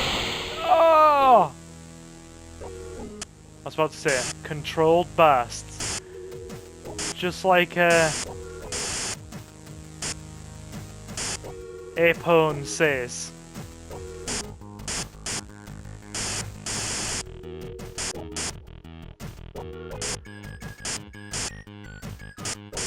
Problem is, we're likely to run out of fuel. We need a bit more momentum.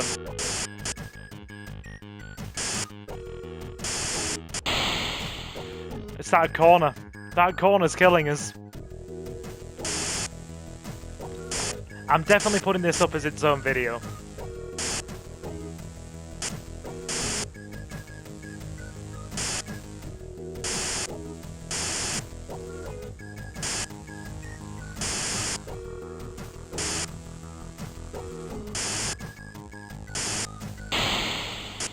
Last life. Let's see if we can get it. 125,000.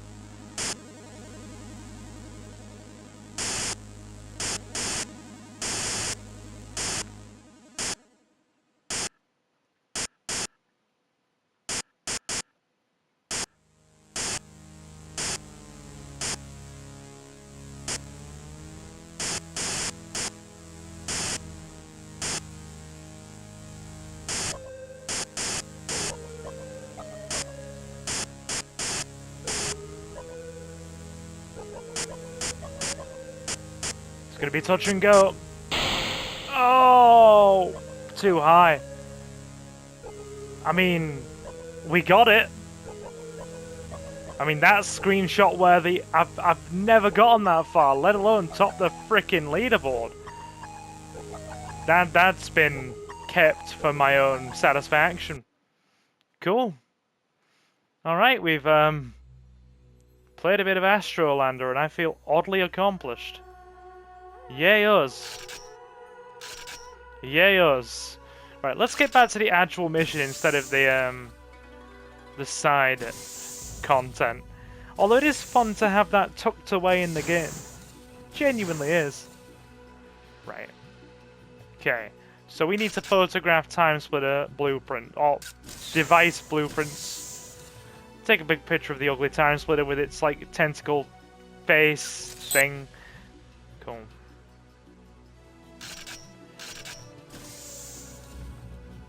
Right, so we now need to upload this.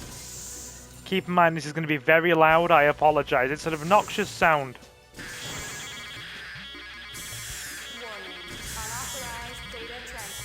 in progress. Activating security measures.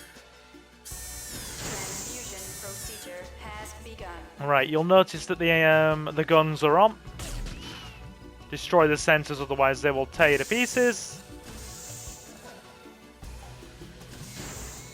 And just as Shaun says in Shaun of the Dead, regarding the zombies tearing people to pieces, it will exacerbate things for all of us.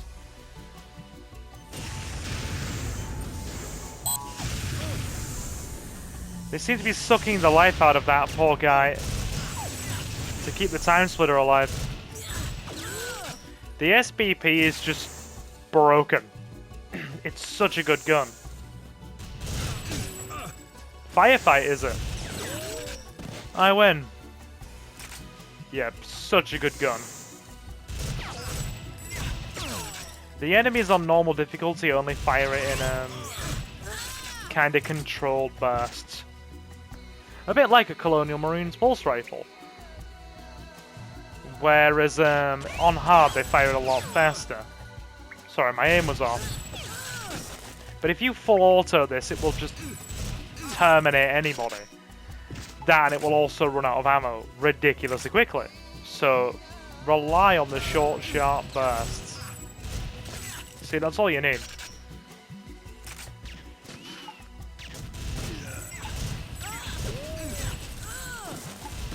Yeah, absolutely ridiculous.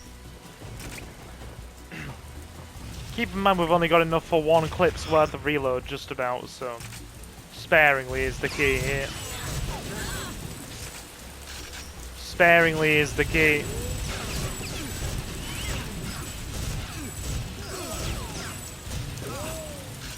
We need some more armor.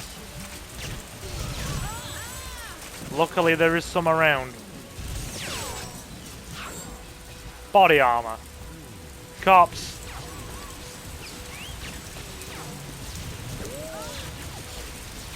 Let them fight each other.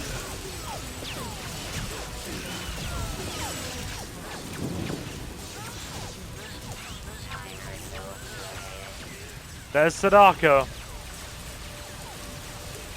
She seems to be busy with them. We'll leave her to it. Now, if you look down here, guys, you'll notice you don't get any health refills in this game. There are only 2 levels in which you actually get health refills and not just armor. This is one of them. And it's squirreled away off the beaten path by, coming down here. Do not be blinded by anger. Maru Cops. Loving it. There's Sadako.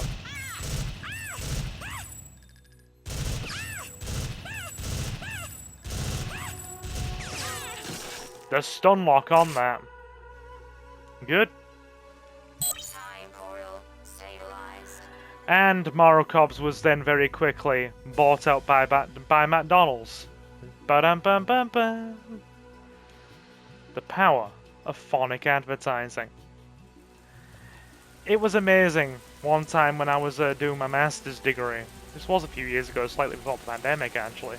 We're all sitting in a room discussing the concept of phonic marketing for our master's studies. And our lecturer put a load of logos for major companies on the board. And yeah, the second the McDonald's logo came up, our lecturer said, "Phonic advertising, everybody," and the entire room of students whistled, do-do-do-do-do, or hummed it in unison. We're talking a very, very, you know, culturally diverse, multinational classroom. We had Chinese students, Malaysians, Brits, some French, and I also think we had either a Canadian or an American in there as well. One or the other. We don't mix them up. They tend to not like it when you do that. And yeah, everybody of every nationality had the McDonald's jingle in unison. Like whistled it or hummed it. It was great. Who's firing at me? Are you done?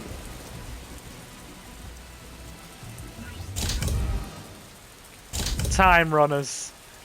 Achieve all objectives in 2019 Neotokyo on normal or hard. Time runners. Clearly a freaking Blade Runner reference there. Yeah, this is proving very fun. I'm enjoying myself. Okay. So that is 3 more levels down. We have 4.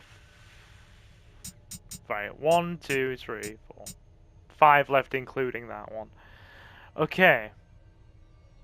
Wild West it is then. Wild West it is.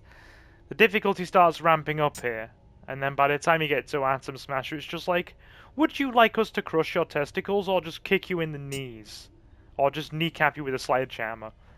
The difficulty definitely ramps up. It's kind of crazy.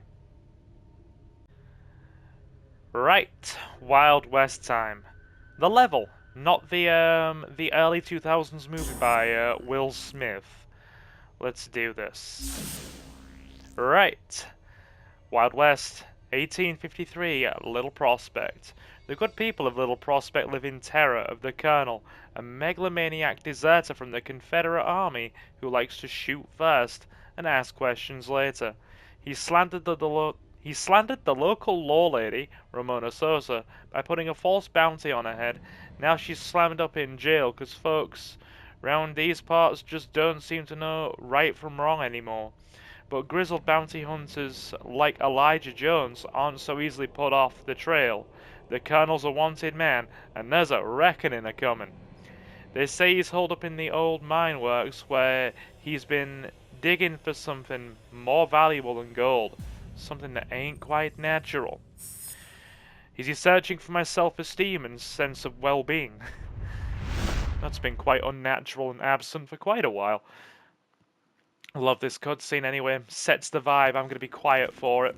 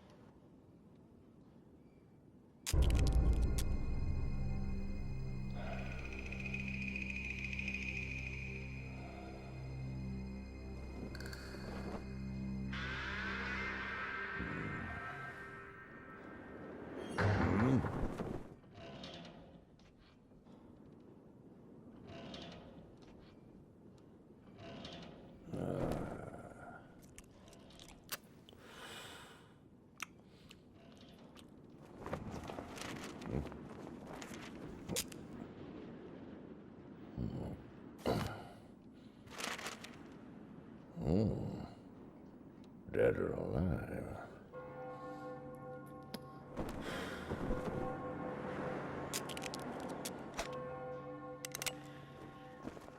The tension in the air, like one of those old Western movies. Gotta pause as soon as we begin, because a gunman comes flying out with a revolver. Switch to your Garrett immediately. That one tends to catch everybody off guard a bit. And as you can see, the Garrett does a lot of damage. A lot of damage. That's 2 hits, and that's about I want to say a third of our HP. Good God.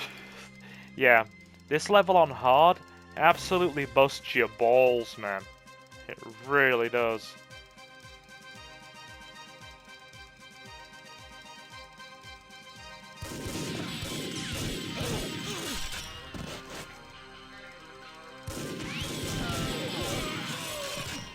Okay, and it isn't the most accurate of weapons either. That's the problem. Elijah, you just gotta bust me out of here. Can do, Ramona. Can do. Grab the gunpowder and starts tearing down the wanted posters. Rescue Ramona from jail, eliminate the Colonel, retrieve the time crystal, destroy the wanted posters to clear Ramona's name. Can do. Let's get these ripped down. They are optional in normal, not on hard, everything's compulsory. We'll take them down. Head on up back. And grab a bit more ammo. I think there's more ammo in one of these houses. Yep. Garrett ammo. Texas forever. Cool. Nice. So we need to get Ramona out. That is the plan.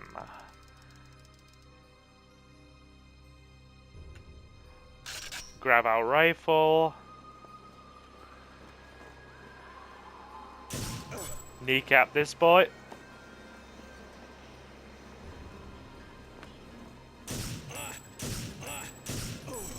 Quite durable. You wouldn't still be standing after 4 rifle shots to the legs, I don't imagine. Cool, so we now need to get her out. We could actually have some fun with this. Genuinely. Because you can actually draw with the gunpowder.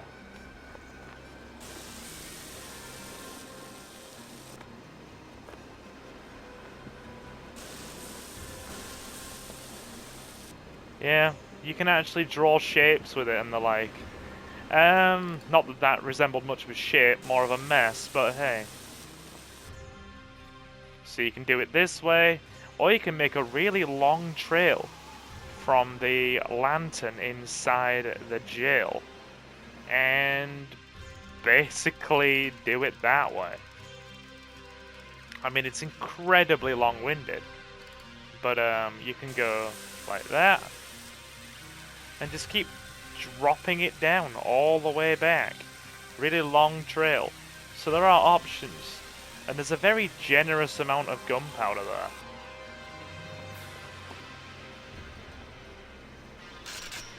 It will actually work. We could shoot this box here, or we can shoot the light.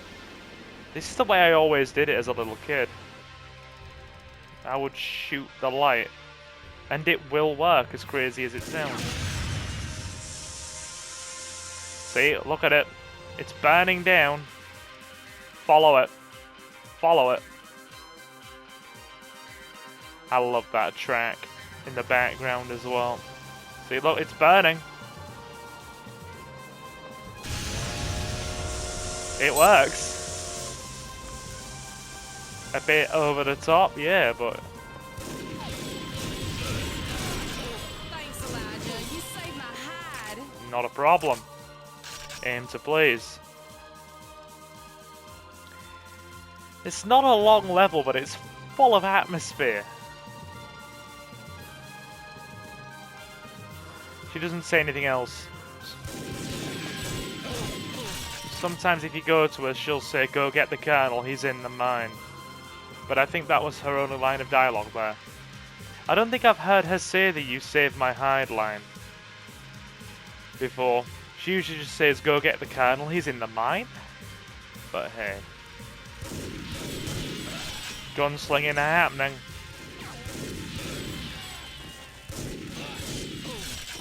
Yep.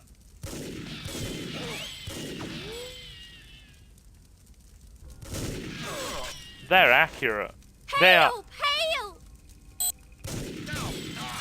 Save the girl from the barn and... sorry. Put out the fire in the barn and rescue the girl. Let me just very quickly take out these gosh darn...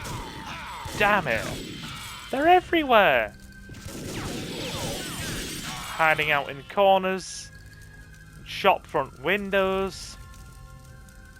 Let's rescue her.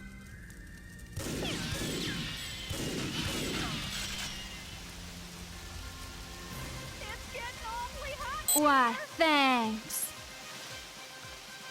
So, let's make sure she gets to safety, shall we? Hey, I'm rescuing a cowgirl. I am rescuing a cowgirl. Don't be difficult.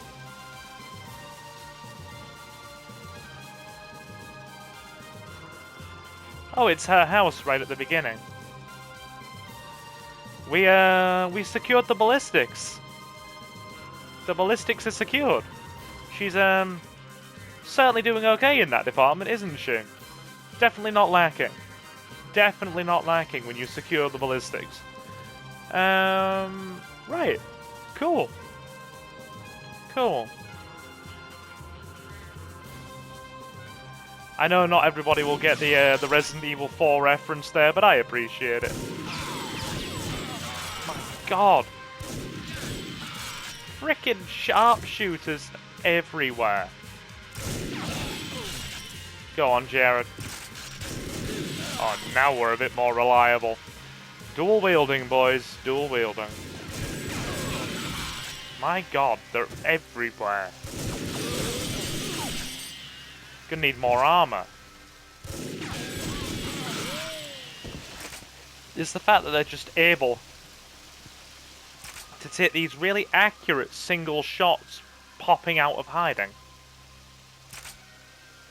And it does damage as well. Like, big damage.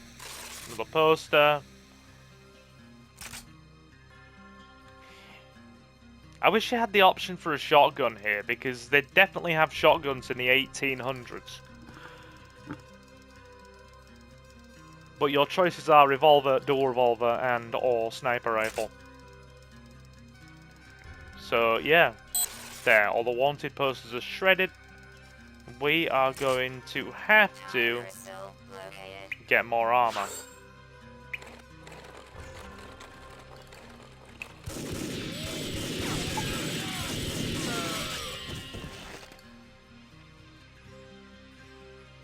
I'm gonna fill you full of lead. I'm gonna fill you full of lead.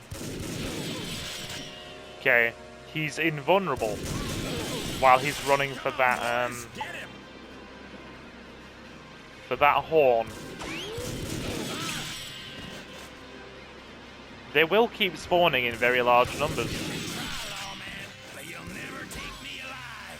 Right, we're gonna get out into a more open space.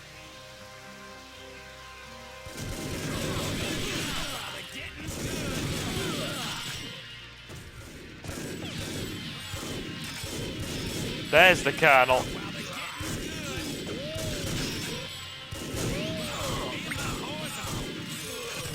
Got him.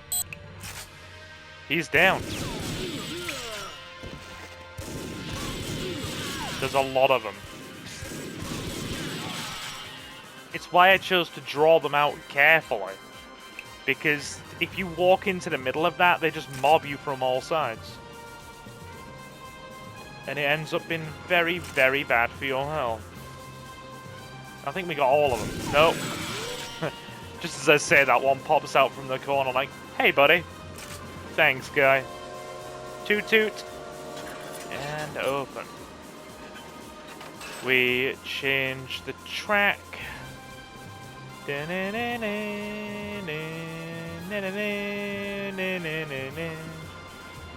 now we have to use the dynamite to open the mine shaft. Very carefully, mind you. Set it on its way, and then follow it very cautiously down the track, because it will explode. And if you aren't careful on this track, you can fall off to your death. And trust me, I have done that before. You don't want to. Oh look, a time crystal. That's clearly what they were mining for.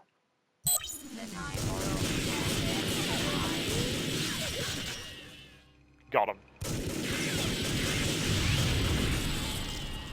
Big on time splitters. Right. Jump down. Yep. Cool. Where are they? I don't see them. I hear them, and they're definitely firing their little projectiles at me, but I don't see them. The good, the bad, and the time splitter. Complete all objectives in 1853 Wild West on normal or hard. Cool. Very good. Very, very good in the neighborhood. The Colonel. Atom Smasher, 1972. Now this is where the game starts getting difficult. So do you know what we're going to do? We're going to break things up a bit here. We're actually going to break things up a bit and do things out of sequence. I'm going to take a break from the story mode here. And, actually... Do we do all the story mode in sequence? No, we'll do it all in sequence. Yeah, we will. Because that will make it easier when I'm time-stamping the video. So we'll have all of story mode first. 1972, Atom Smasher. Carlos Island. Mr. Carlos has been trying to take over the world again. His secret island base houses a state-of-the-art Atom Smasher. Who knows what his terror organization could do with the unleashed power of subatomic particles? Does Carlos even know himself? Is your average generic 1970s villain? Probably not. Only the most suave and daring international playboy could escape from Carlos's glitches and foil his twisted plans. The Special Agent Harry Tipper. Special Agent Harry Tipper is such a man. Be careful though, this criminal genius is so evil that he would blow up his own island and particle accelerator rather than be brought to justice.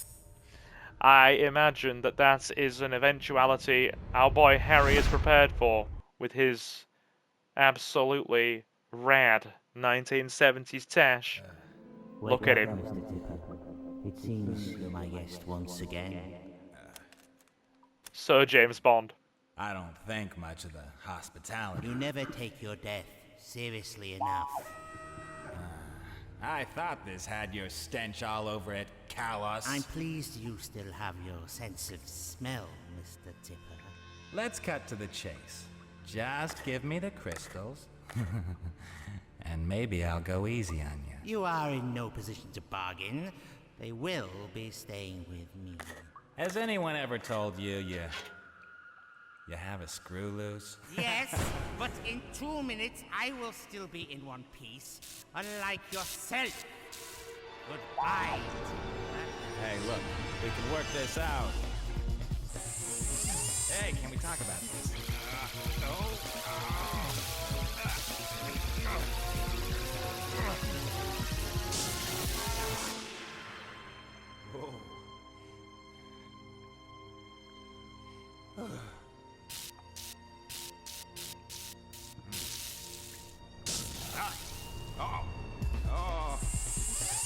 Wow! Not good. Whoa!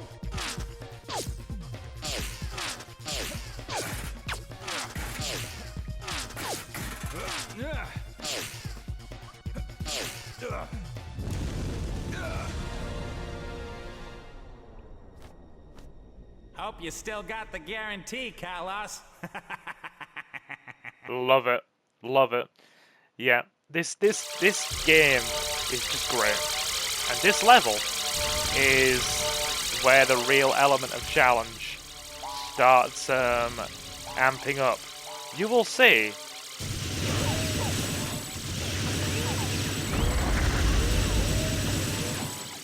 that there is a timer in the corner. And once it hits 2 Bomb minutes, detonation in T-minus 2 minutes. we will explode horribly. So we have to ignore that. It's not a threat. It can't summon any more guys. I'll take care of that bomb. We have to minimize civilian casualties, disarm all the bombs before the base blows up, shut down the reactor, and put Carlos out of commission. Not necessarily all in that order, but hey, we have to. It's the first level where you really have to just, you know, not stop moving.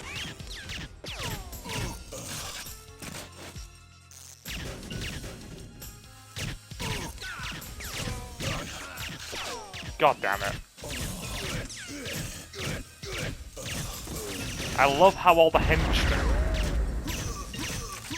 Bomb detonation in T-3 minutes. How all the henchmen wear these tacky frickin' tracksuits and infrared goggles. It's very much villain stuff, isn't it, from a Bond movie? And the henchmen in the black suits are stronger than their banana yellow counterparts.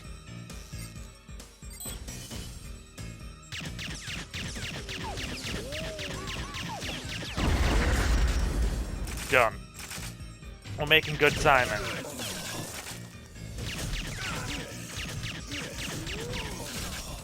Oh, the sound they make as well. The frickin', you know, the death sound. Oh, it's so out there.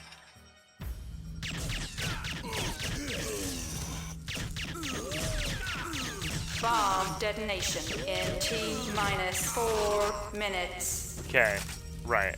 So it's not spewing fuel anymore, so that's fine.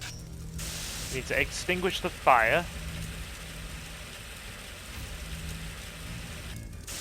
And keep moving.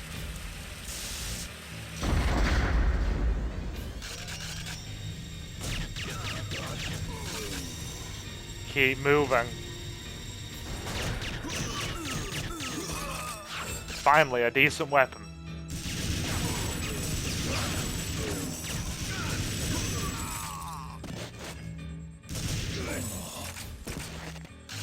Go. They're using grenades. Damn it. Yeah, I forgot they could do that. I need to be careful. So can we. Bomb detonation in... Jesus. This is tense.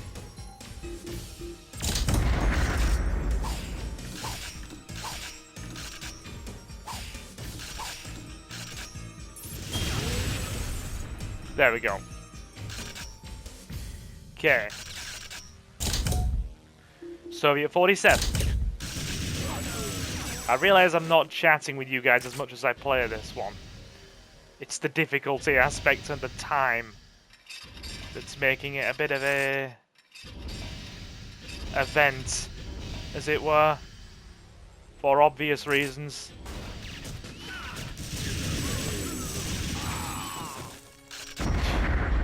Yeah. You've got to be very fast. Nobody else, alright. Now this bit used to get me as a kid. Bomb detonation in T-2 minutes. Because you have to move it over the bin. And then blow it up so it doesn't take out the whole base. And keep going. You've got to be really quick, as you can see.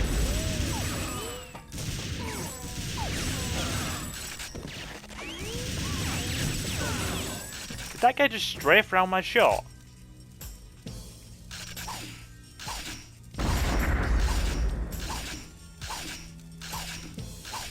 You'll see why. Thank me later. Bit of ammo. That's all handgun ammo, that's useless. Extinguisher. Right, put the flames out. Put the flames out.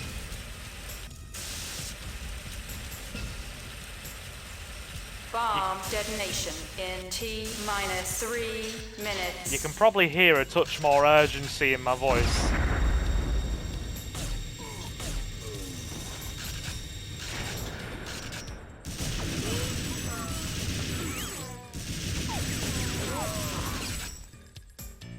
We'll be able to double back and check other bits of the base later once the bombs are disarmed. Yeah.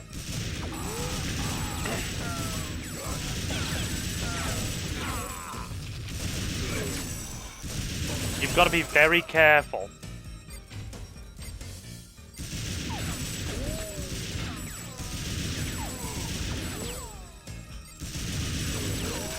Around this bit.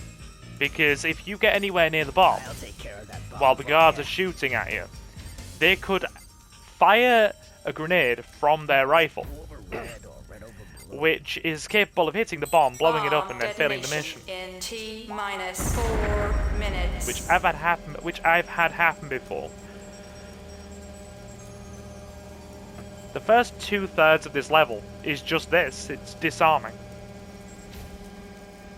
And then once it's done, you've got a bit more leeway to explore things and actually take the foot off the pedal.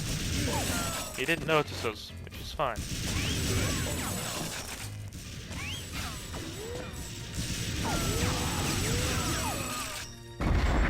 Okay, last bomb. I'll take care of that bomb for you. And Blue over red or red over blue. disarmed. Cool. We can go and explore a bit now. The imminent danger is no longer a problem. We can go back the way we came. Can't get over that laser grid, we'll die instantaneously, as you might expect. But we can at least go back and check the wider area. I don't ever think there's anything... I was about to say anything in these containers, and I found armor. Good job we did. See? Searching can pay off.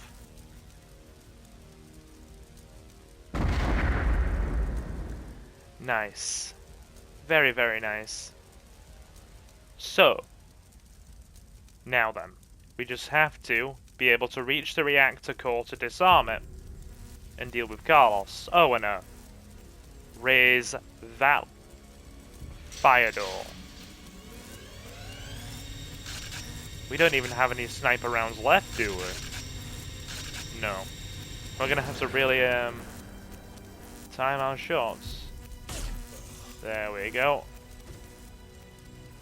They haven't noticed us. It's a shame their infrared goggles don't have a zoom function. Also have to be careful walking over this pipe, because you can fall to your death in a chasm below. I'm sure one of these pipes, as you traverse it, has a... Right. Okay, we can come back for that later, that's fine. We don't necessarily need that now. Yeah. So, one of those pipes has a pit underneath it that you can fall into and die. So, break in terms of fire, or break glass in case of fire. Elementary stuff. Excellent. We don't have any rounds left, which means we're now going to have to do that. Cool. Disarm the sentry.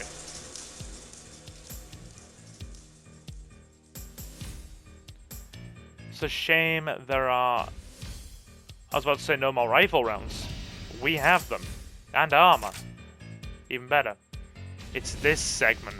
There's a pitfall over here, I'm sure there is. Anyway, let me just explore. Oh dear. We're gonna have to go back around. Yeah, there's a pitfall there. And you can... I mean, you'd have to really lob yourself into it to die, but I imagine you could fall in there and die. I think it's the other bit that's further back. So, we're going to have to traverse that passageway again, because I've been silly by falling off. The control room we were in before traversing that second pipe has a switch in it to disable the laser grid and reach Carlos.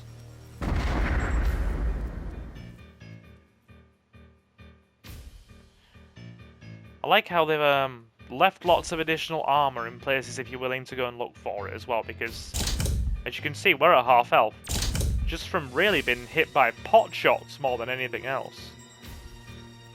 Because we had to move so quickly, we were just kind of blind firing as we ran. And yeah. Didn't do wonders for our health, did it? We could always go back there if we want. But for now, let's disarm that laser grid.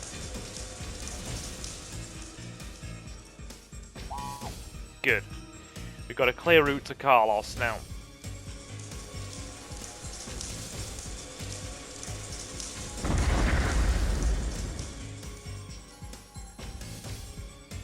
Yeah. Excellent. So we'll double back. Head up here. Yeah, there's a clear route there. But we have to be mindful as well, because there's a gun turret up there. Dealt with. Yeah, there are lots of tricks and traps that are hidden away in sneaky little spots, devious little spots that would trick a first-time player, and you take a load of damage, and then you'd be like, damn, I have to replay that. Just making sure. See? You would not know that is there first time round. You would go up there and it would start blasting you, and if you were already on low health and panicked, which a lot of players probably would be on their first go through, you'd be in danger of dying. Anyway, we've adequately explored everywhere, and there's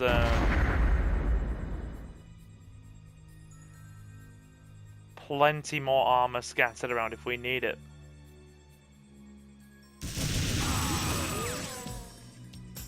And there's a good handful of elite henchmen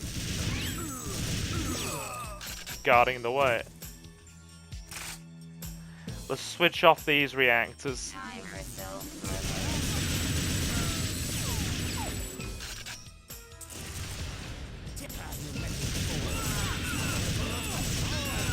He's got dual machine guns. Now we do. Problem is, after you whack him, you start getting scorched splitters spawning in. They're the bigger threat, because they just go on rapid fire.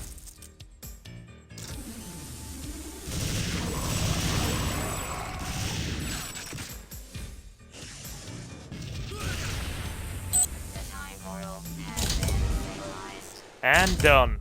Time crystals are forever. Complete all objectives in 1972 Atom Smasher on normal or hard difficulty. Excellent. Very good. And I'm gonna go check on my dog for a second because she is barking. Gonna make sure she's okay. Carlos unlocked. Now then, peeps, let's see what Aztec Ruins has for us, shall we? Normal difficulty, because playing this one on hard is a doozy. Good lord, it's a long, long level. 1920, Aztec Ruins, Guatemala. The lost temple of Tonchek has haunted the mind of Captain Ash ever since he gave up the military life to pursue daring deeds across the continents. Ah yes, what better way for an English gentleman to assert himself than to have a pip-pip cheerio dashing adventure across the globe. In the deepest Guatemalan jungle, it seems that the quest has come to fruition. Finally, the ancient jade crystal artifacts will occupy pride of place in his trophy cabinet. But darker forces are afoot. A lost tribe guards these legendary walls, and natives speak of mighty sentinel or elemental. I read that as sentinel, man. Elemental golems and sentient simians. That's why I nearly said sentinel, because my brain saw sentient on the same line and muddled it up. Because do you know how the human brain reads letters? It doesn't read the whole word. It literally reads the middle, or reads the beginning, assumes the rest of the word, and then reads the end. It basically just reads the beginning and the end if you're like skilled at reading a certain way, and just kind of thingies it. So if you speak too quickly, things get muddled. In whispers, some even say that gods from another time walk among them. Spiffing. Time to go. Time to go. And I'm also going to adjust my sitting position so I'm a bit more comfortable.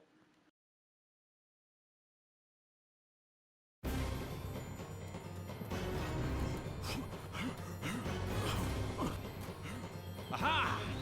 Crystal, I've got you right to go. What the? Now, Gollum, let's not be too hasty. Good lord. The crystal. Take that, you bounder. Mwah! Listen, Gollum, you can't have it. The crystal's mine, you know. Oh, you know. Very good, sir. Tally-ho! Let me go! Love that cutscene. Love that cutscene. Right, so, among our list of problems, monkeys. They are an issue. They are a dangerous, dangerous issue in this level. They also throw exploding melons at us. Run. Come on, you little mini monsters.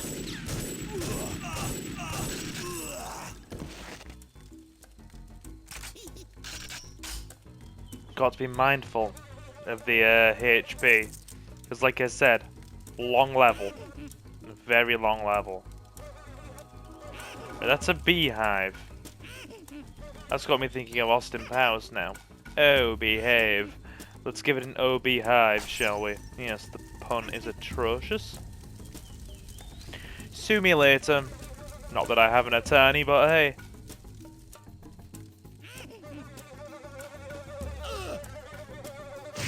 Oh dear, yes. Get rid of that golem. You need the flames to get rid of them. Why aren't the bees despawning? Excuse me. The bees should despawn. Man talks about preserving health while immediately loses some in the first bit. Not too much, but we need to be mindful.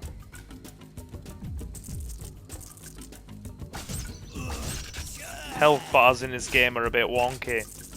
You lose the top part of your health bar really quickly. Then it kind of slows in the middle. And then towards the end it seems to just like last forever. Until you have a pixel left, and then you'll just suddenly drop down dead and be like, oh dear. We appear to have failed this mission. Wonder how this happened.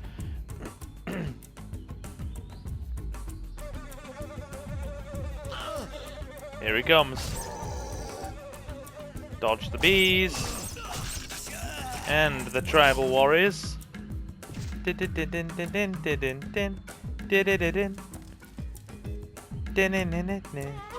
Right, hello monkeys. Right, they're a problem. Hit them, because they, like I said, exploding melons. Right, the tribal warrior. Keep the exploding melons in mind, chat. They will be back for later. Because I am absolutely playing this on live premiere. Hang on, more of them. That'll do. So, I'm going to work on the assumption that this entire playthrough, with story mode and basic completion of the challenges and arcade levels, has come to about 7 hours.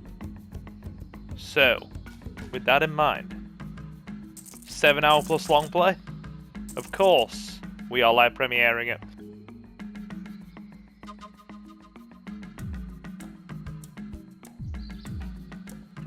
I will keep periodically kind of muting my mic as I am coughing a lot at the minute. I had a COVID about 2 weeks ago, and even though I'm over it and all the symptoms are gone, I still have a very, very easily aggravated throat, which is kind of an annoying little side effect. Personally, I feel like I've had a bit of I've had a long-term case of lingering post-nasal drip. Either that or which has kind of lasted since about 20... God, it's got to be 2020. I've just got this kind of like scratchy feeling in my throat a lot of the time that just doesn't really go away. And I mean, a lot of the regulars in the chat will know about this already. Because, yeah, it's certainly a thing. Right. So will that work? Do we need to have nothing but faces facing each other, as it were? Hang on.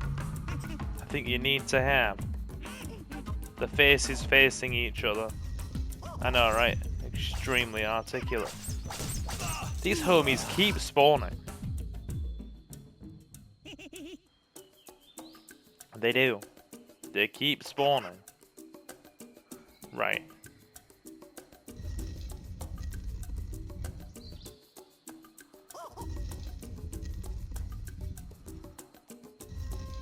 Gotta have all the faces matching.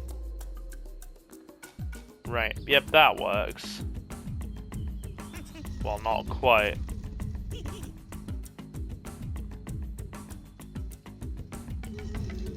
Right. Try that.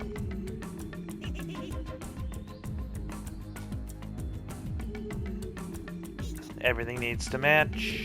Yep.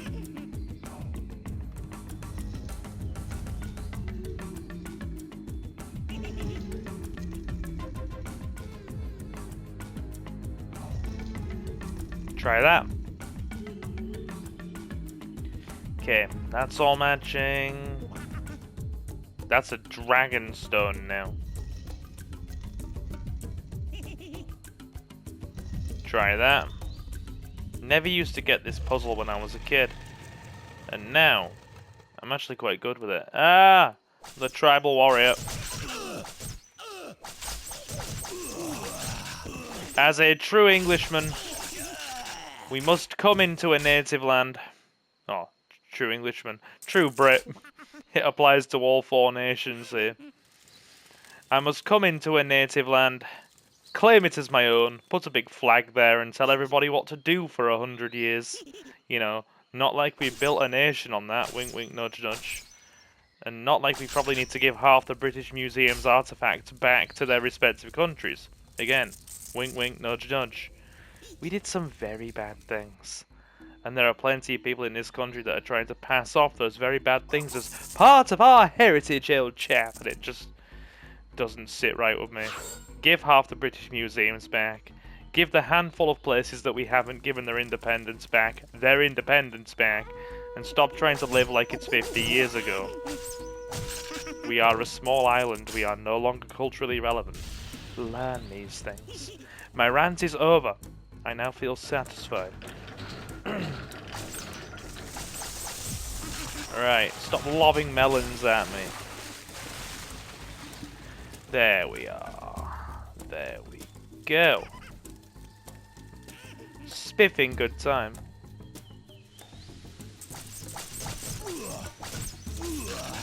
Come on, fellas. Bring it on like it is Donkey Kong.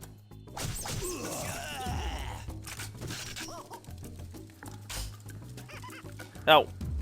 God. He made me jump. Bring it on. Dude just stood there like, is he gonna come? Look at that thong. Right. Okay. Freaking army of these homies.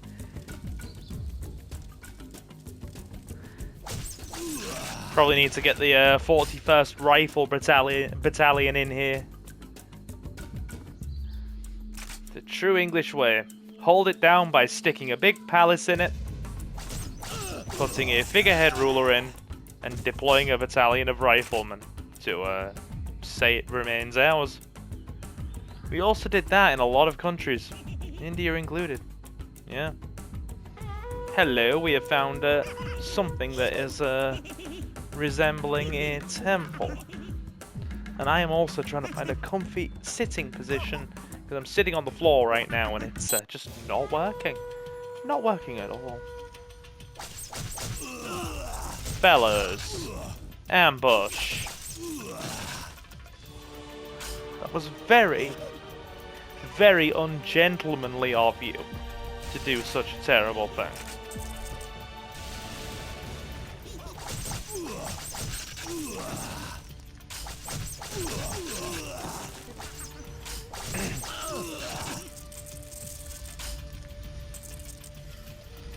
Okay, now then, get that door open. Get body armor.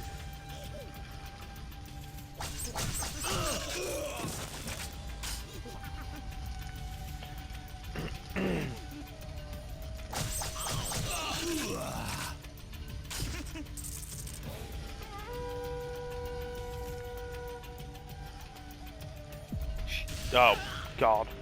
Goodbye, body armor. We need to dodge monkeys.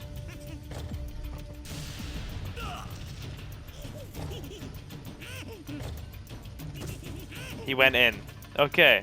So you have two ways to beat the monkey, or beat the golems in this. You either A, drop them in pits in the floor, or lure them unceremoniously towards the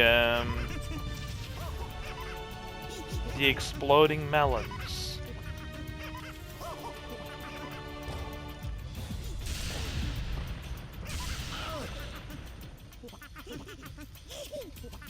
Which unfortunately is not working. But we're gonna get there. They're lobbing them everywhere. You know when they're near because they're in that stompy animation and the sort of the ground that shakes.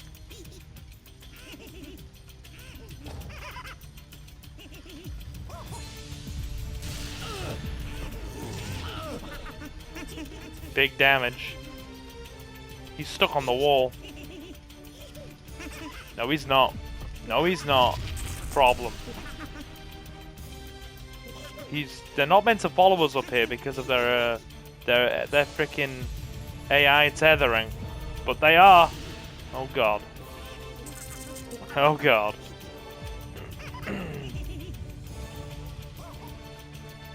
We need to lure this big git.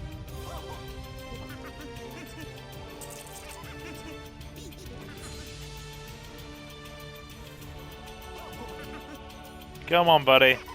Back down we go.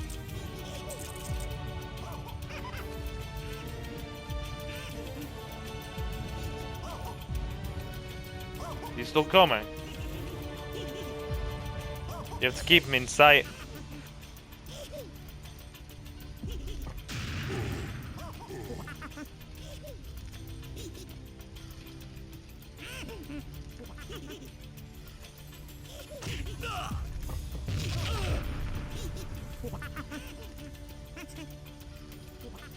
Right.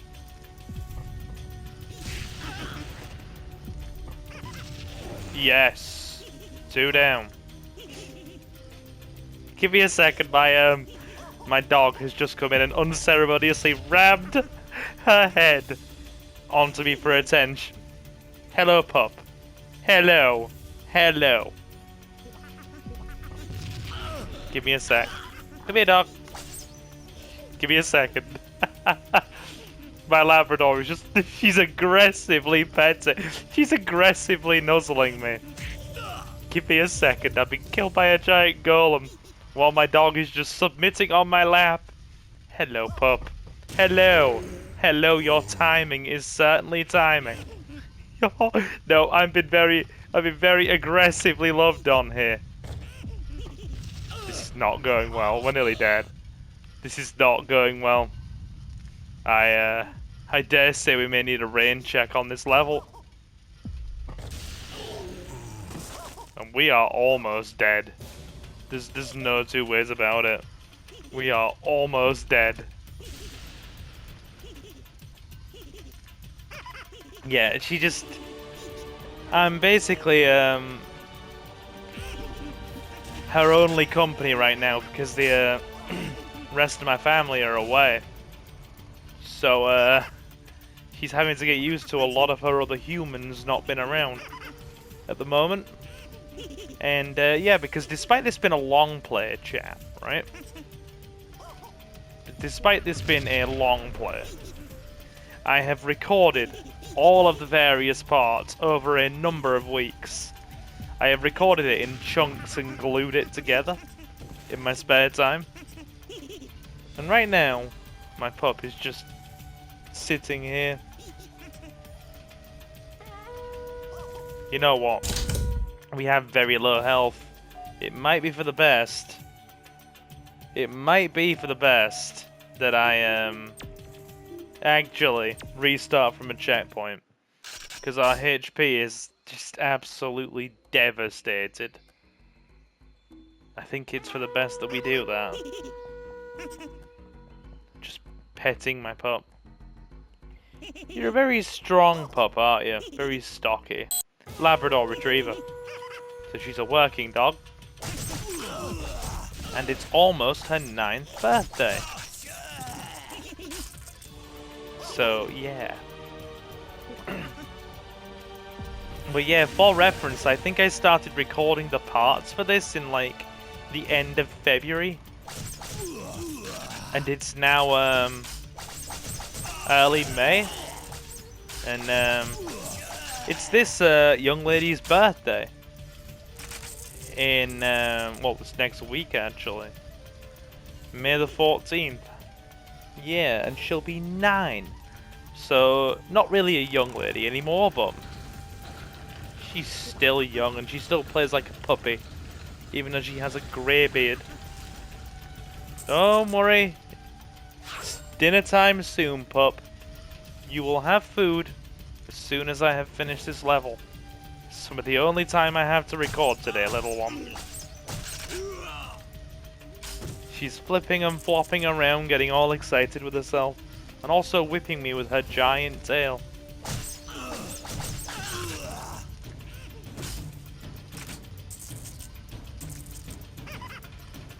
Right, let's try this again. Preferably without being horribly moided.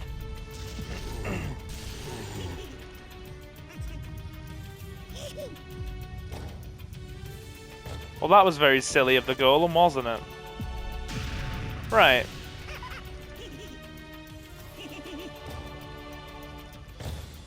No!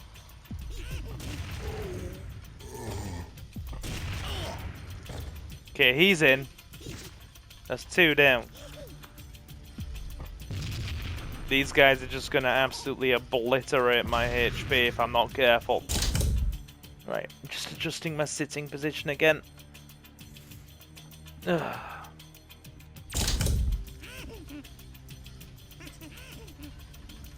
Yeah, I still class a game as a long play, provided it's the whole game in sort of like one consistent part.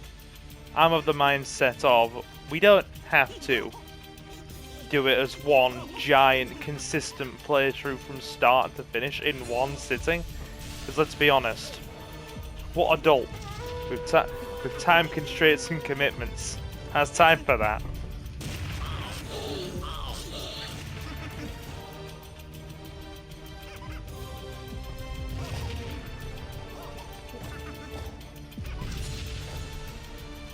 Jeez, we almost went in. We almost went in.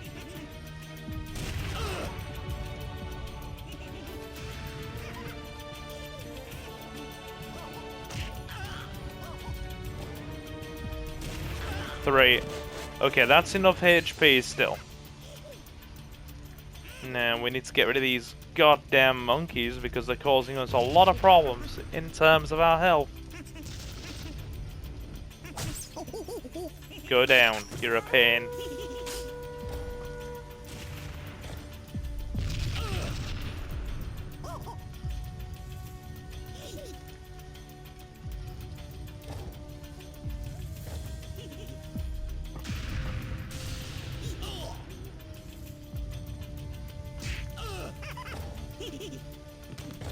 Got him. Right. Down. How are they hitting us through walls, man?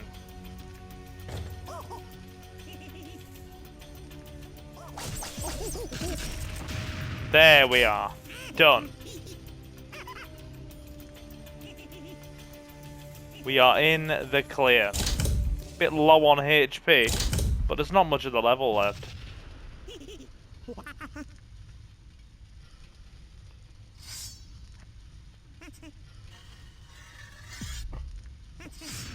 This whole level is just a giant Indiana Jones and the Temple of Doom reference.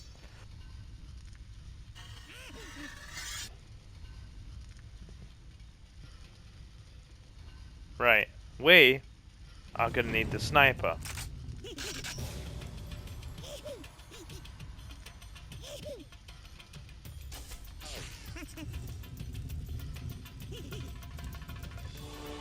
Now, watch the stone faces.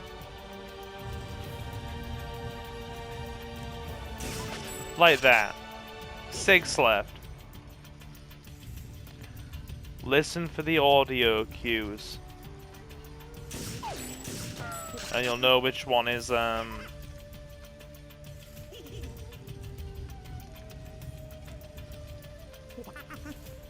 to change.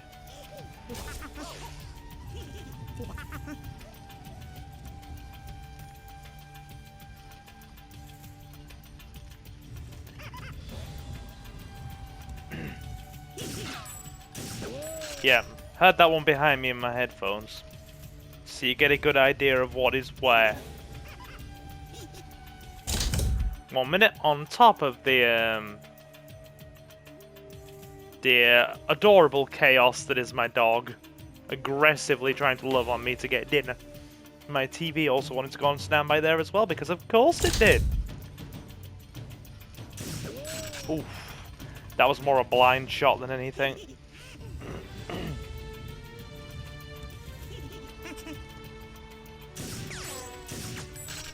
2 left.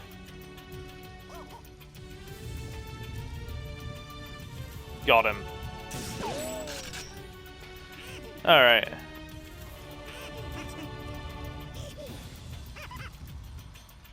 Where is the last one?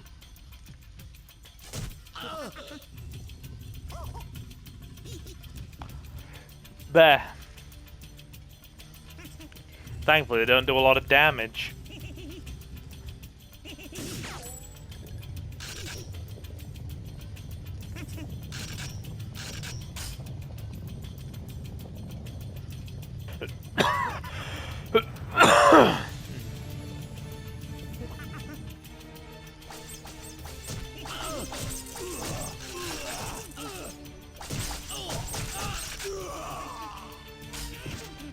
Honestly, the only bit that's a real danger here, and I'd say most of the level actually, is the exploding melons with the monkeys. Like, nothing else is really all that dangerous. Oh, apart from this bit here. Come to me, guys. Funnel in. They're not funneling in, they're waiting for me.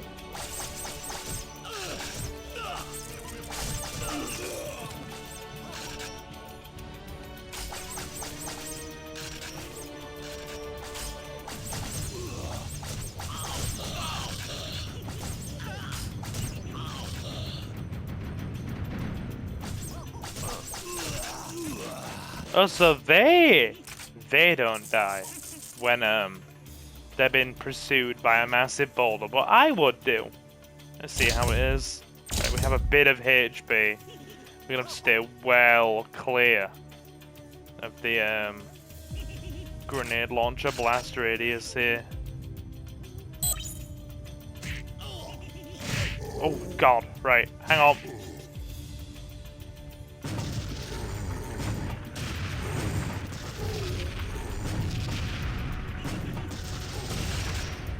Immune to all damage apart from explosions.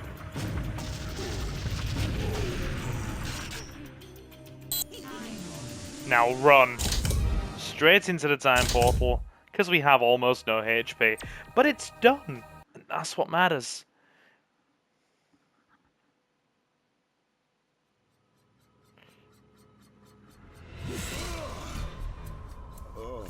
You made it. Here you go. What? They're trying to get in. Hurry! Good luck. Thanks. It sounded less like they were banging violently and more gently knocking. Knock, knock, knock. Hello. We'd like to come in, please, sir. We'd like to tell you about our Lord and Savior, Joseph Mormon. Might be Jehovah's Witnesses. They're always knocking on the door. Gotta love them. Right. The next level is quite long. So I think the wisest course of action for me to do before my my dog comes back in demanding her dinner is feed her. So I'll go and do that. There might be there might be a slight artistic jump cut here. No, I'm lying. It'll be very inartistic. And then we do Robot Factory and Space Station before I make myself some dinner. So let's go. Robot Factory 2315 is next. Quite a jump into the very distant future. Alright, let's party. 2315, Robot Factory. After the machine wars, the mighty foundries and production lines finally fell silent. Except for one. Alternate sources have revealed that the Dark Mechanist Child has activated a power node network and seeks to build a robot army to exact his revenge. Neutralize his factory before he can reawaken a dreadful conflict. Once you have accessed the inner processing area, you should proceed immediately with destroying the individual energy nodes. These nodes are extremely robust and cannot be damaged using conventional firearms. However, the factory may still contain a small number of electro tools, portable generators that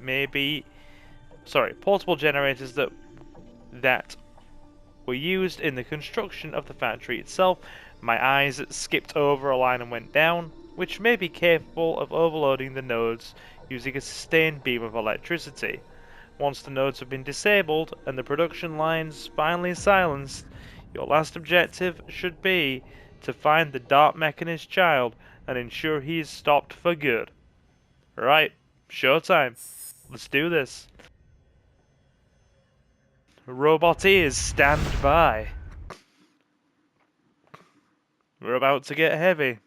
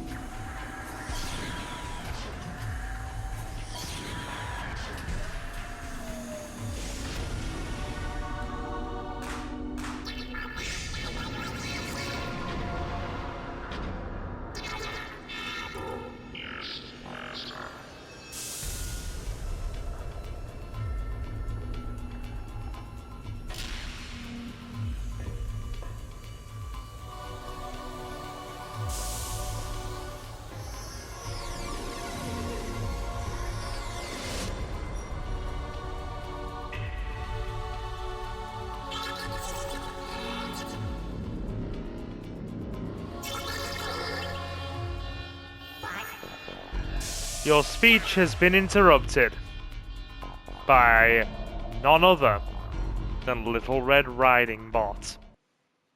Here we go.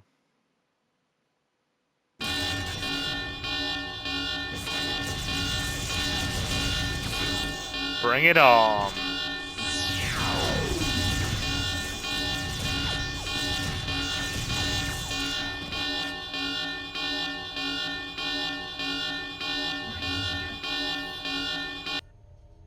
That took a minute to disable itself. Now then, we're gonna have to keep it low.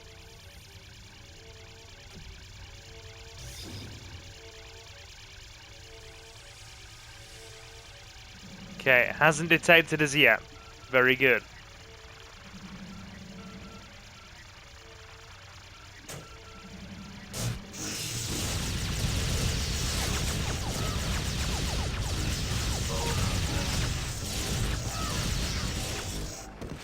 I feel like we shouldn't have gone flashy there and should have just blasted them all while they were sleeping. Because long level, limited health. Which you tend to find in these later ones. Limited health, good amounts of armor. Very liberal amounts of armor deployed everywhere, but not a great deal in terms of health. Oh, I think this is one of those 2 levels that actually has healing opportunities. So we'll take advantage of that. Disable this laser gate. Yeah, that's disabled. Cool. Right. Plasma grenades. Extend the bridge.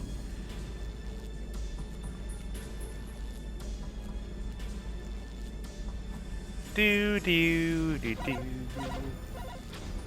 Security bots there.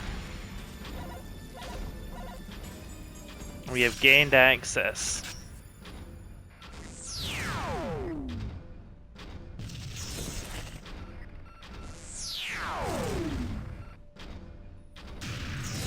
That'll do it. Gotta love plasma grenades. Very effective at what they do.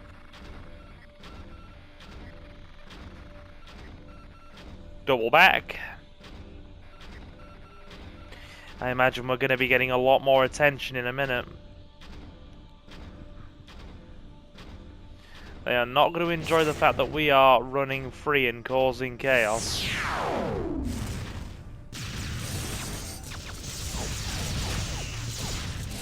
Look, it's just so good. How can you possibly say no to the plasma auto rifle? It is so good.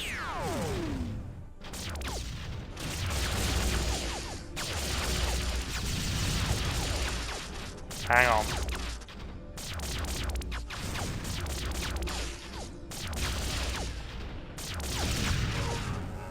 Not bad. We got it. Bit more damage than I would have liked, but we got it. Security bots.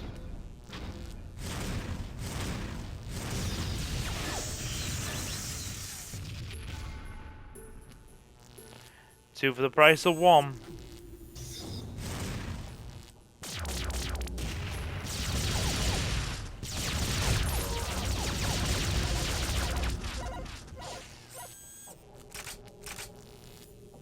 More gun turrets. Strafe. There we are. We're out of grenades though. Probably a bit too aggressive in our use of those.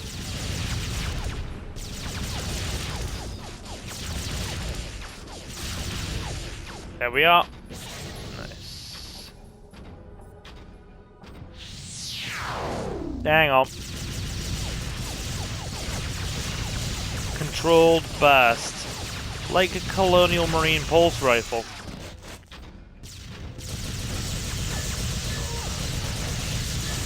Those dudes take a beating.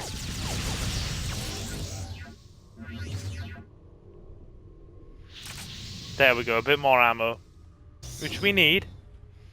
We certainly need. Oh god. Yeah, we need armor now as well.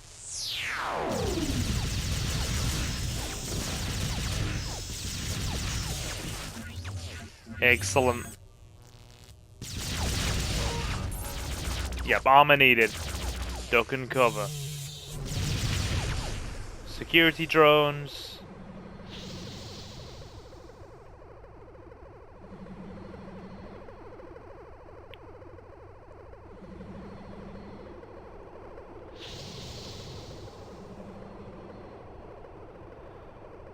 I'm gonna sneak.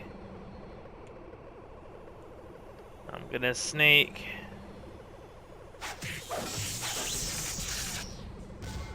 There we go. Other one sees us though.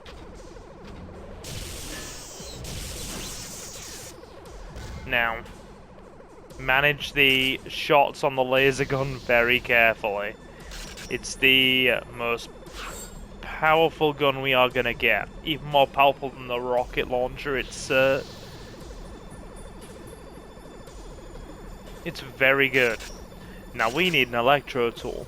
Because like it said in the mission objectives, hang on, we need to overload the electrical node, or the energy nodes with electricity.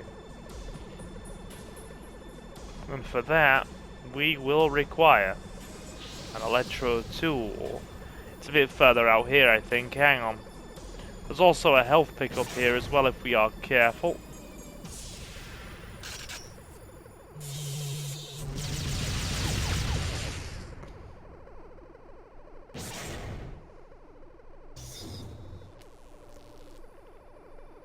Right, we're gonna go the other way. And there's a reason for that. That little drone has a HP pickup on its back. And if we can get a hold of that, we can get a full health boost. But if we destroy the drone, it will lose the HP pickup it comes with as well. Avoid the cameras.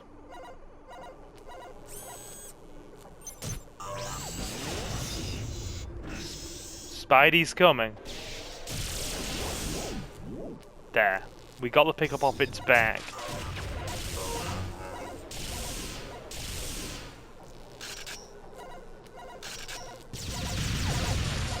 There we go. He's down. Now the electro tool has a fun gimmick.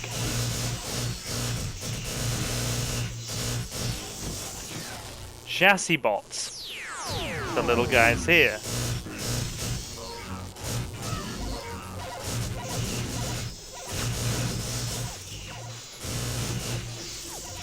It completely stuns and disables, which is really good.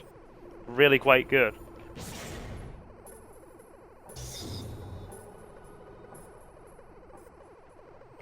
So yeah, there are two levels in the game where you have health pickups. The first one is going to the back alley in the tech quarter of Neotokyo and finding the master, as you saw in the Neotokyo level that we did, and the next one is here in Robot Factory. We'll disable this.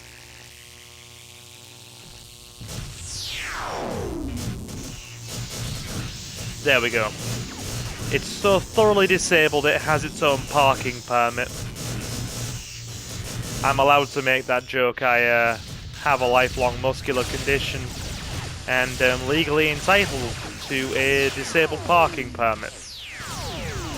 Therefore, I quite literally have the pass to make that joke.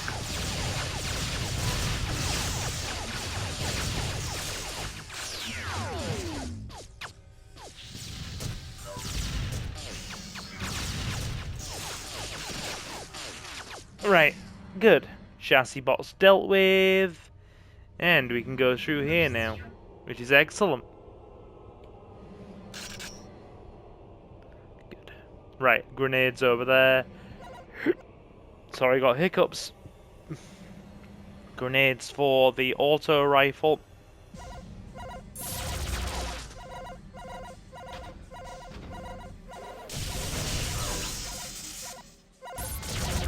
Oh god. Something's deployed. Spider. Good.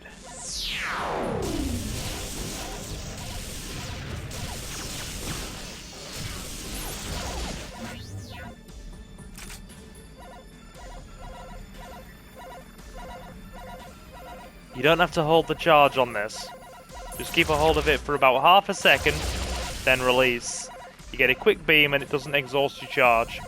You can hold it and keep the charge running, but then the battery drains on the laser gun. And as you probably noticed, we do not have a lot in terms of charge for that. So we are using it sparingly. As you can see here, the energy node is protected with a shield, so the stray energy feedback from the network here cannot destroy it. And it's also got drones patrolling to stop intruders getting near. But we destroy the shielding nodes.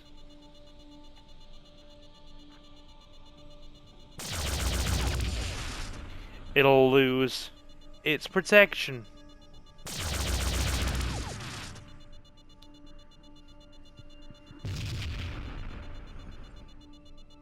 There we go. Disabled. Hang on.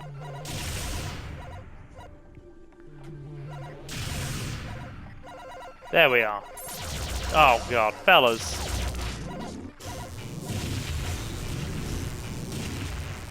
This is actually very good for smaller, weaker enemies.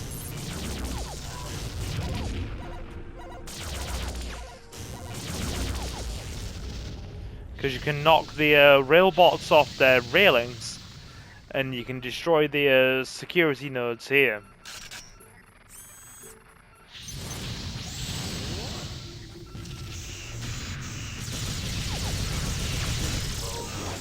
That dude was a bit tanky.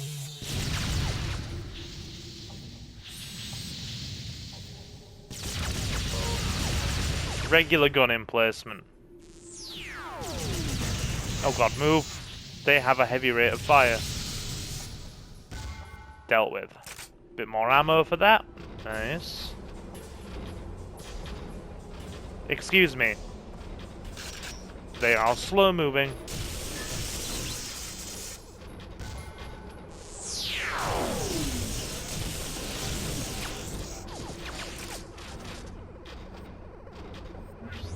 I hear more sentry bots. We could just walk through this, but it would overload and explode. And I don't want to take damage when this is a tricky level. We've tried to keep ourselves as topped up as possible. Got him.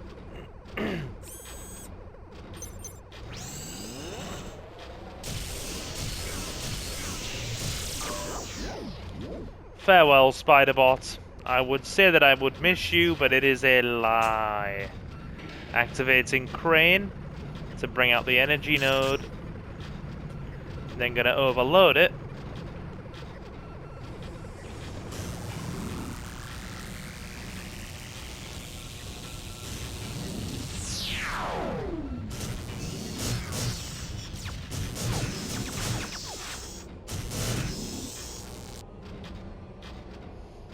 We're regaining our footing.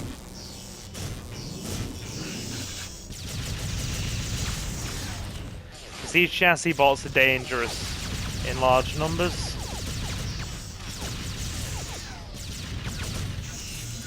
Not very dangerous on their own, or like in 1 or 2, but if you've got about 4 or 5 of them on screen, the bouncing projectiles from their sci-fi handguns gonna ricochet off walls and actually hit you for a surprising amount of damage. Sorry guys, I'm recording this part of the Longplay at 10 o'clock at night. And on that note, I am feeling a little bit sleepy. This dude does not want us getting near the last energy node, does he? That he does not.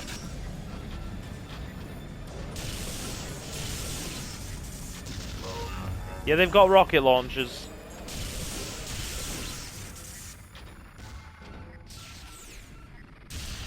Yep. Yep.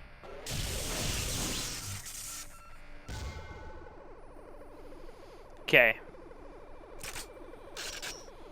You're only getting 1 rocket per defeated robot here.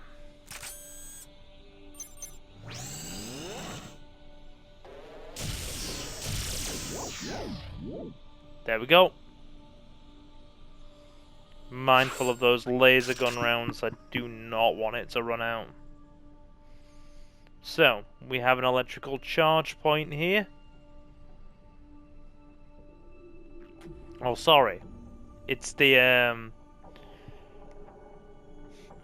node. It's emitting an electrical beam. But it's stable right now.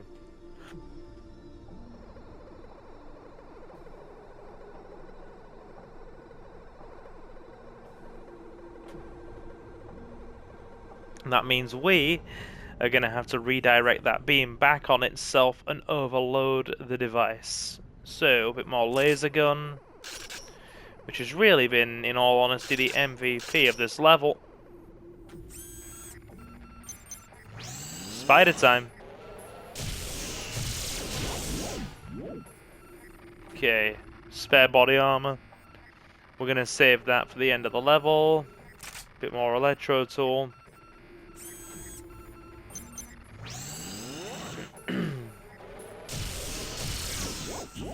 Got him. Bit more rocket launcher. That bounces back. Blow the grid up.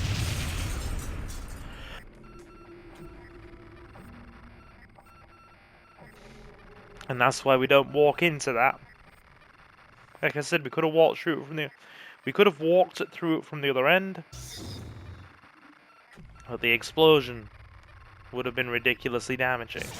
So we now need to move a platform across to bounce the beams back to the node. And as you can see, it's bouncing back and re-filtering into the energy node.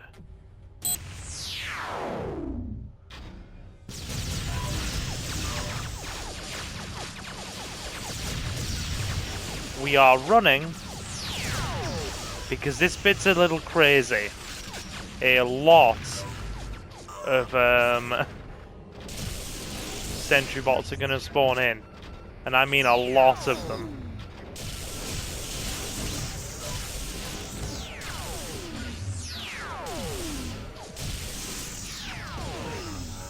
And they're all gonna have homing rocket launchers. And they're even spawning in behind us, which is a bit of a dick move.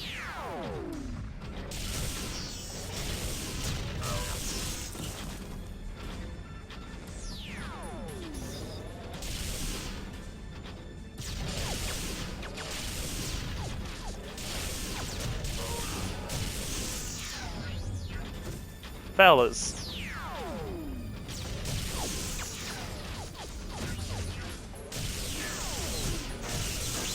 The chassis bots are a bit more annoying, to be honest, because they have better mobility.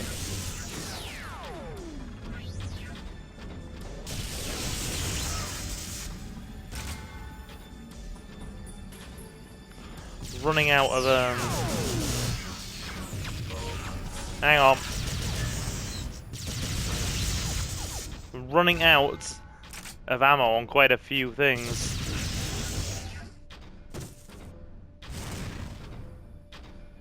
Hang on, we need more ammo for this.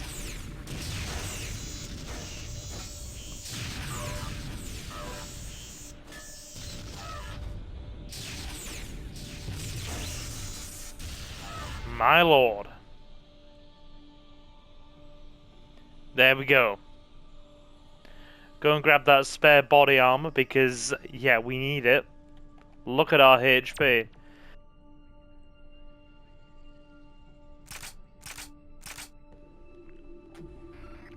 Not as grand as we would like it.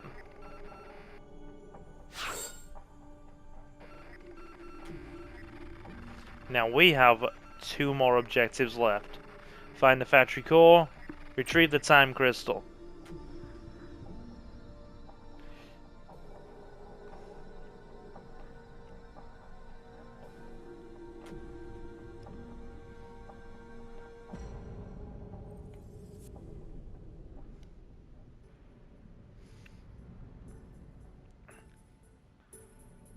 time crystal located.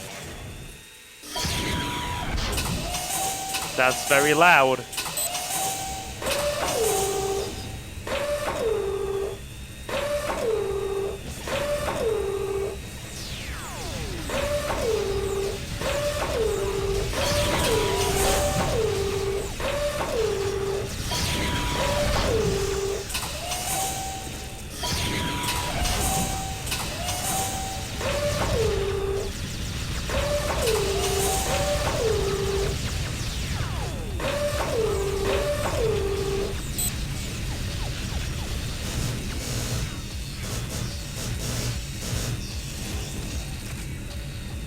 Alright, good. Dealt with. Very big robot.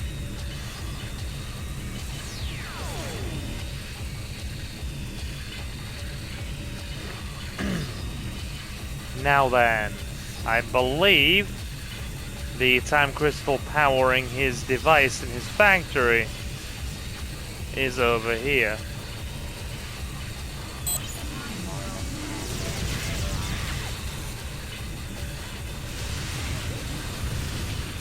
Time to run.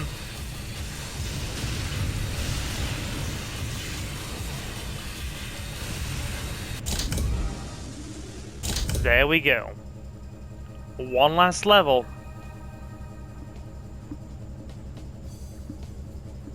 And then we have finished the story mode. And we can move on to the arcade bits and pieces.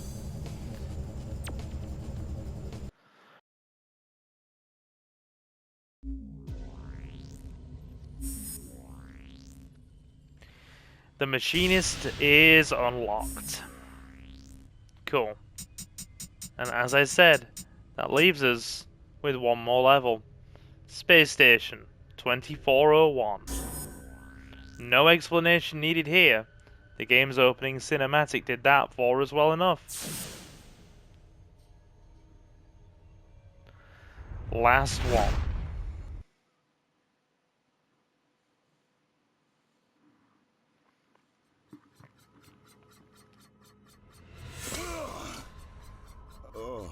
You made it.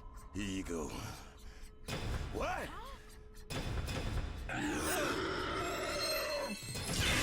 Get the crystals.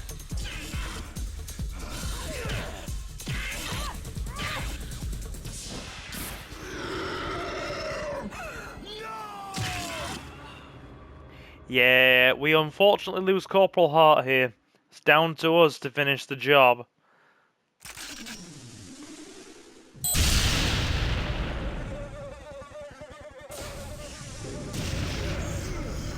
Time crystal secured. Objectives. Collect crystals, activate self-destruct sequence. Hey buddies! How are we all doing? Good thing is with Sergeant Cortez, he's very, very tanky. Has a lot of health. I think that's what you get for channeling the power of Vin Diesel, isn't it? He's definitely got that Vin Diesel look about him. Channeling that Riddick energy. 6 minutes until self-destruct, which means we are gonna get moving. Preferably quickly. Yeah, this last level is short, to say the least. Because self-destruct sequence. Kinda dictates you need to hurry up, doesn't it?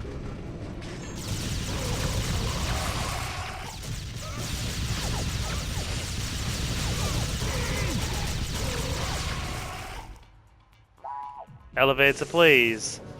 If you would be so kind. Down we go. Like I said, thank God we are a damage sponge.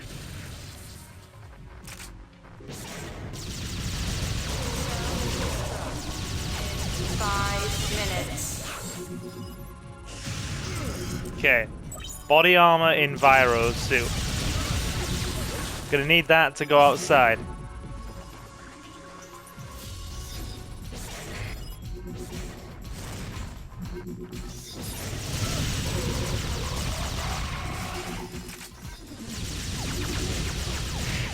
Ignore him.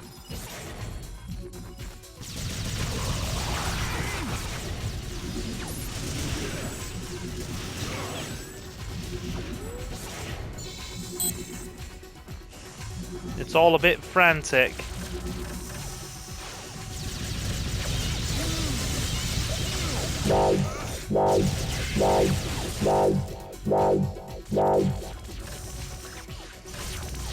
Now, if we hadn't have been wearing the Enviro suit, as we'd have come out here, it would have been, oh, would you like to choke on your own innards in space? It's like, yes, you're just going to sit here and suffocate.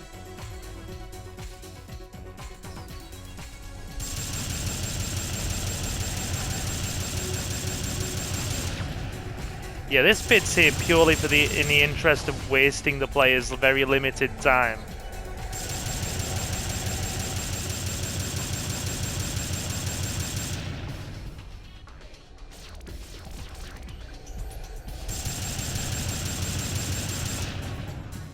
It's like, yeah, we're gonna give you 6 minutes on normal and 5 on hard. Here's an obligatory turret section to slow that down nicely. Yeah, so you get 10 minutes on easy, I believe. 6 on normal. Self-destruct in 3 minutes. Yeah, 10 on easy. 6 on normal, 5 on hard. And as you can see, we're already halfway through our allotted time.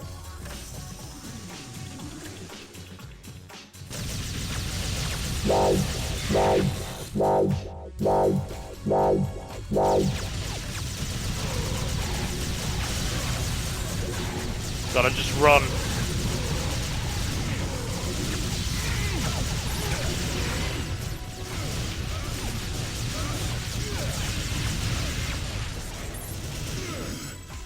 Party time. Big gun. Oh.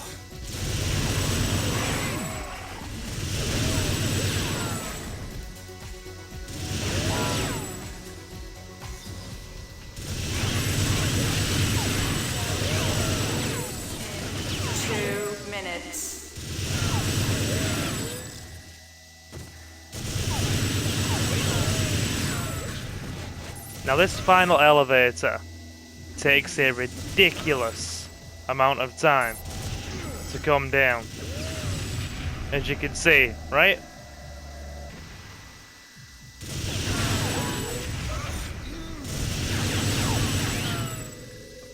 If this had have been on hard, we'd currently have 27 seconds left. You literally cannot afford to stop moving. It's down to the final seconds, right? See, look. 9, 8, 7. There you go. This one's for you. We'd have just narrowly cleared that on hard. And that's coming from somebody who has actually played this entire game through, story mode wise, so many times in his life. Like, when I get bored and I have some time free or some time off or time to myself, I literally just pick this game up and bash my way through the story mode in like a couple of evenings. Or even one evening, depending on how much time I have spare. And even I would be run all the way down to the wire on hard difficulty for that. Anyway, cool. Main menu. We are done. Enjoy the closing cutscene.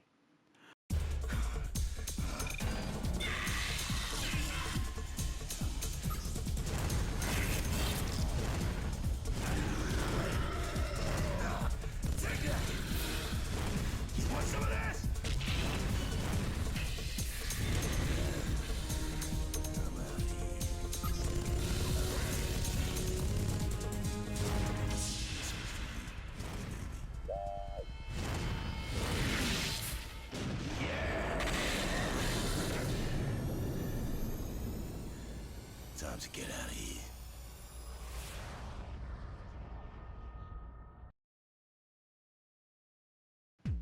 Done and done. Very nice. Story mode, credit sequence. I'll only run this for Stephen Ellis and David Doak, producer and directed by. Yep. So, we are going to carry this on now. We've finished the story mode. We are going to do the Arcade League and challenges. Graham Norgate, music and sound. A legendary composer. He did all of the music for the TimeSplitters series. Awesome guy. Would love to just say if I ever bumped into the guy at some point, just shake his hand and say, thank you. The music is awesome, sir. But yeah. Anyway. Enough of the credit sequence. It will say at the end, TimeSplitters will return, and it will. In Future Perfect. So we have Streets, Compound, and the Reaper Splitter. We also have Big Heads, all characters cloaked, and cardboard characters. So, that's story mode done. Let us move on now to a little bit, I think, of Arcade League.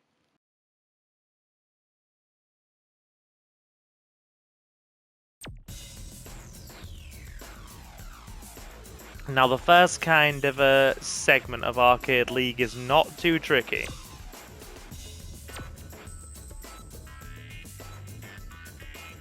As you can see, we have 3 modes on that. Amateur League, Honorary, and Elite. My plan for this long play of ours is to finish everything as best we can. We're gonna get platinums where we get platinums. We're gonna get golds and silvers where we get golds and silvers. If this was like all golds and all plats, I'd be here until the end of time because some of the platinums in this are mean. For any of you who are interested, we already have a platinum trophy playlist.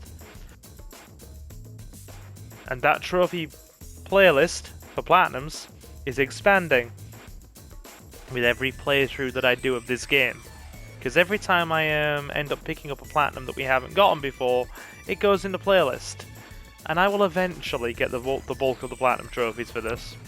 I'm good enough that I can get a handful of them, no problem, but some are real ballbusters. So we have several modes. Beginner Series, Mode Madness, It's a Blast, Too Hot to Handle, Team Series A.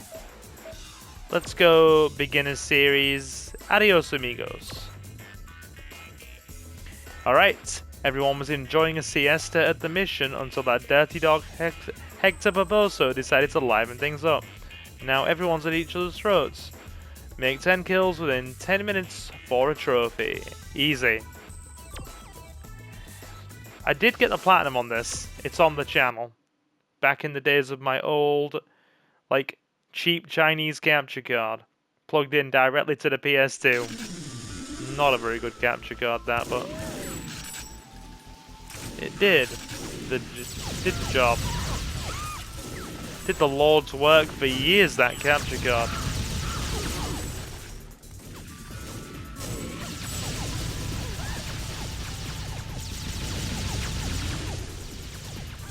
Hang on. Setting me on fire. And then there were 3.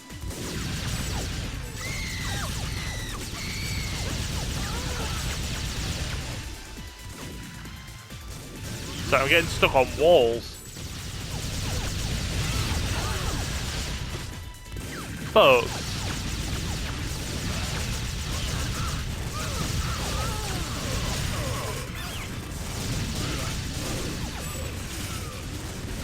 Hey, Venus.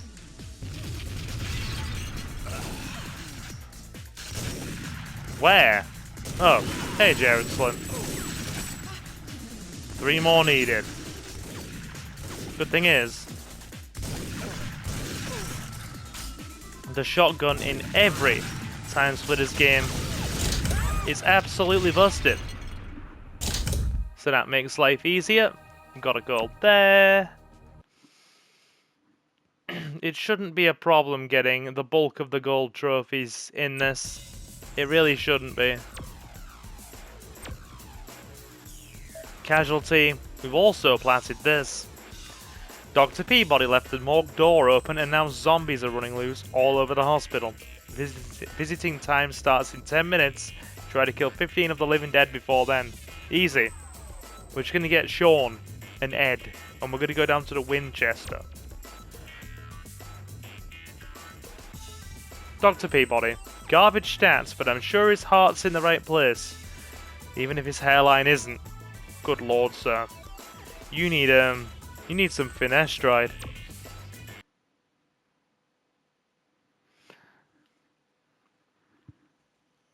Or finasteride, however you pronounce that.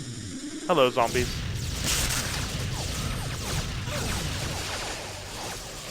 Look, it says Silver 2.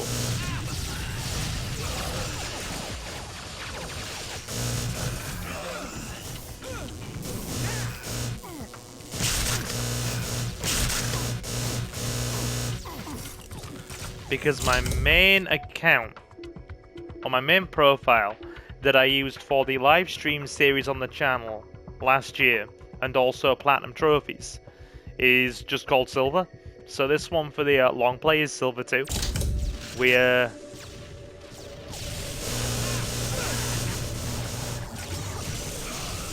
don't question it. It's very simple, really.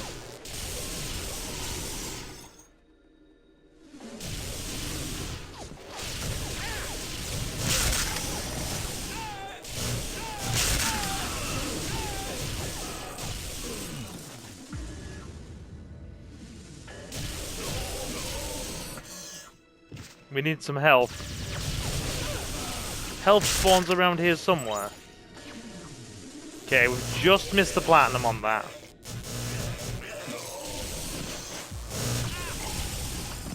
I believe the platinum is about, is it 50 seconds? I know I've got the platinum for this.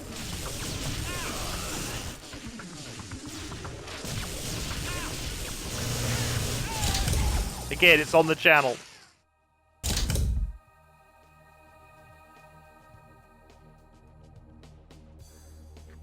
2 down. And another 1 to go. Like I said, we're just chipping our way through them all. Dr. Peabody, Crypt Zombie. Top Shot. The hardest platinum trophy in the game. I have never gotten this, and I know only a handful of speedrunners have. It's an absolute freaking drag. Because it's so RNG dependent and the timings are ridiculous on it. Okay, Top Shot. Prove your authority to the young cadets during combat training. Everyone has 6 lives, but lose them all and you'll be out of the military for good. Oh dear, oh egad, so my military career is on the line. Alright, Sergeant Shock. Ready to rumble. If enough people want this, I'll do a long... sorry, tongue-tied. If enough people want more TimeSplitters from me, I may do a long play of Future Perfect. They're all just blasting each other without me even having to go near them.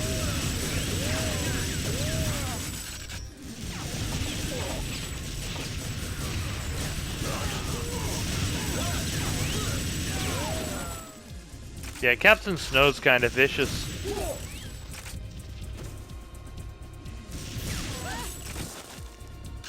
He will be the last one left standing.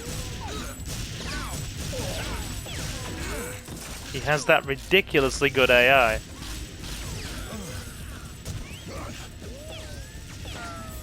Also, the male Special Forces troops have the same pain sounds and dialogue lines as Carlos's henchmen, strangely enough.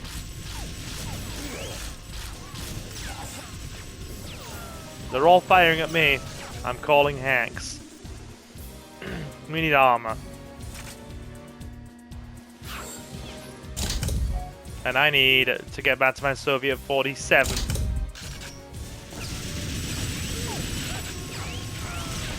Yeah, there's a weird kind of glitch where if you're the one who's ahead of the pack in elimination, at least in TimeSplitters 2, all the enemies will go after you. Why? Don't know. The game's just like, screw you, that's why. Or screw you, just cause. See how they're all just aiming for me and not firing at each other?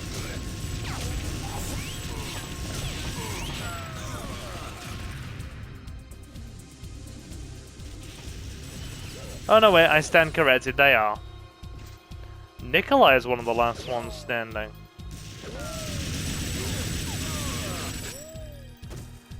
We're gonna struggle to get a gold here, let alone anything else.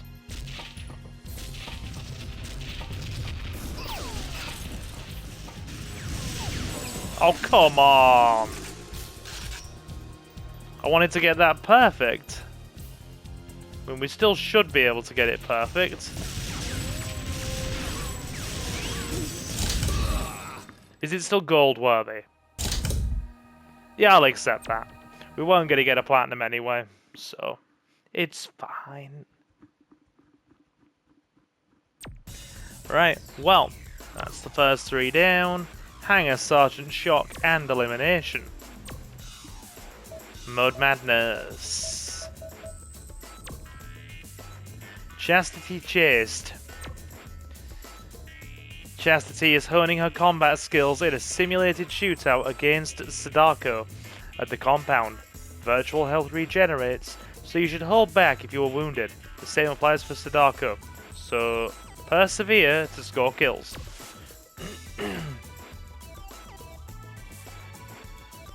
Love Chastity. She turns up in all 3 games. She's one of the few characters that does.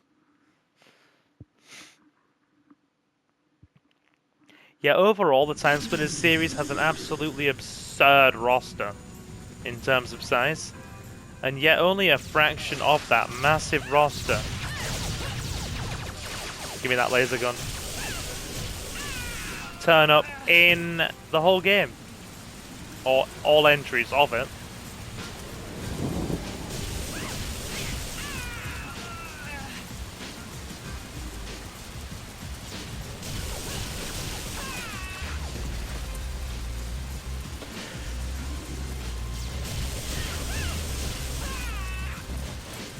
Keep pummeling her with the laser gun.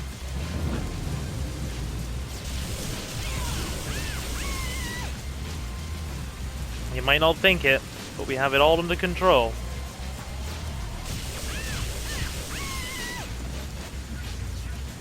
I think her AI is also hard-coded to go for the best weapons.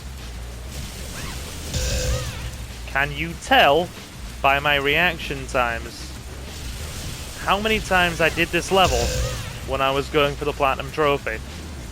A lot.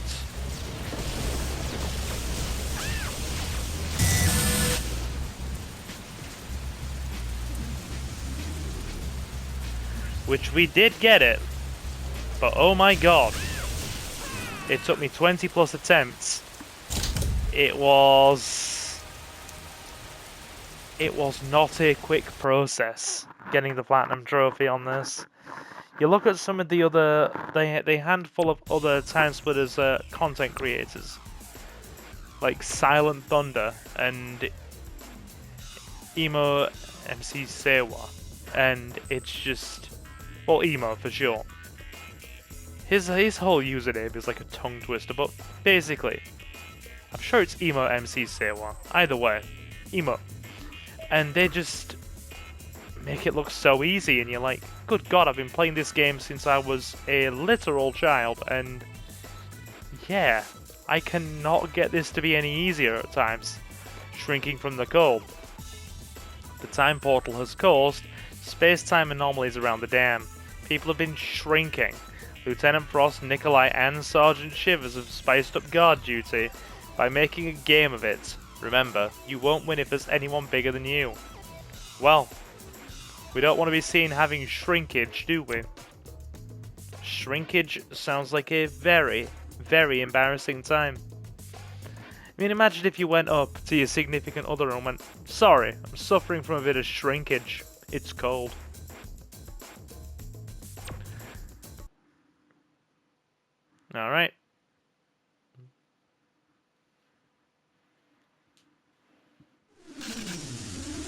We need the double Soviets.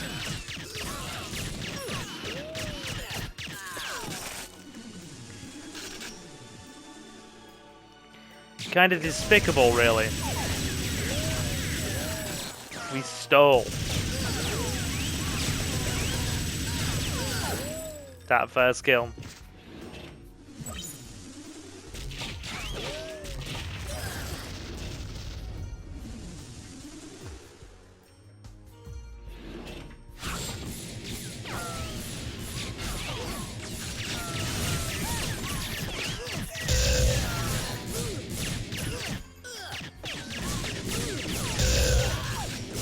Oh, come on. No.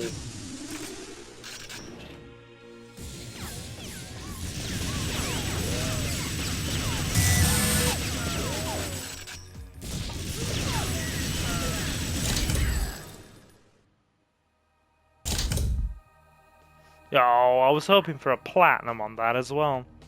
What is the platinum on shrinking for the cold? Shrinking from the cold. Let me see. Let me just grab the IT and check that. Okay, Private Sand, Sergeant Slate, shrink.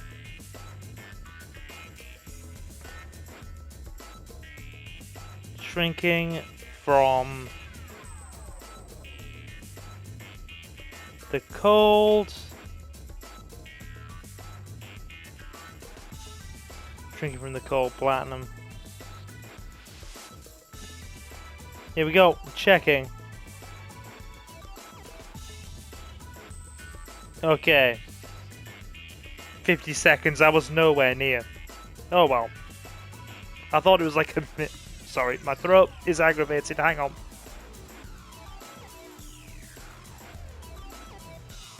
I have a very badly aggravated throat. I think it's, I genuinely think it's postnasal drip. I get a lot of tightness and scratchiness in my throat, and it's really easily aggravated. Scrap metal. Okay. Ultranet headquarters want this chassis bot disposed of as quickly as possible. Although not heavily armored, it is very agile. So be careful. Power drain from the chassis bot will refresh your EnviroSuit batteries. Don't let them run down. Fine. Let's go. Let's go for it.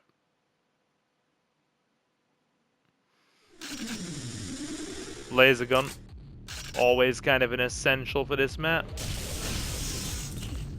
Get the damage buff.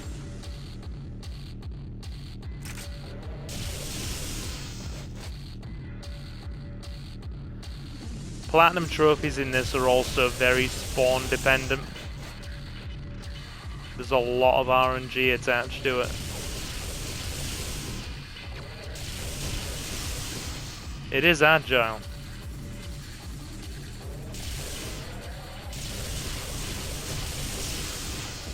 We can't take that away from it.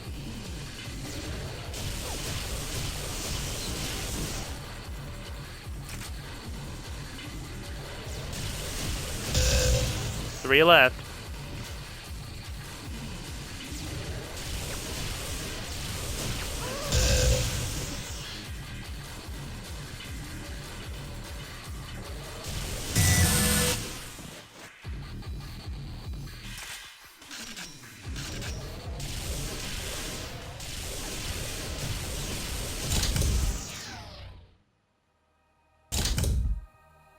Gold. Okay, cool. Very nice.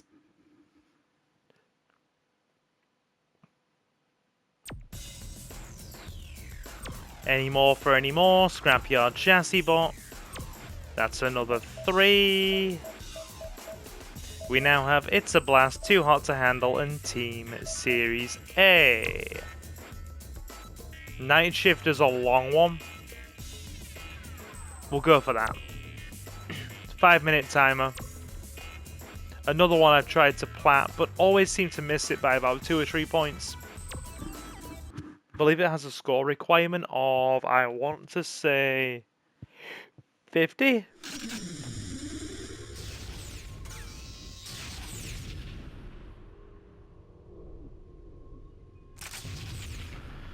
Hang on. Trying to see where everybody is.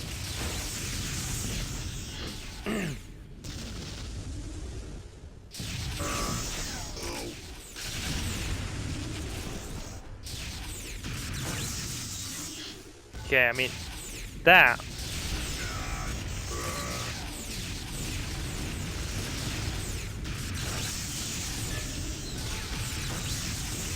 Absolute blind fire.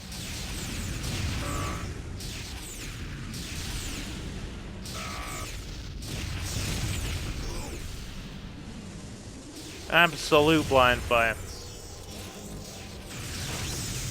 Oh, come on. There we go.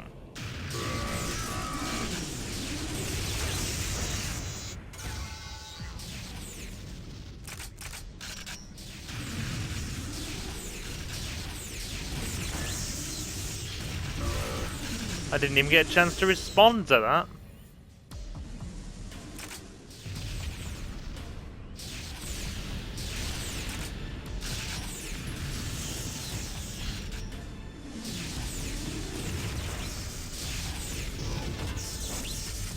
Yeah, getting a homing rocket launcher on this is kind of essential.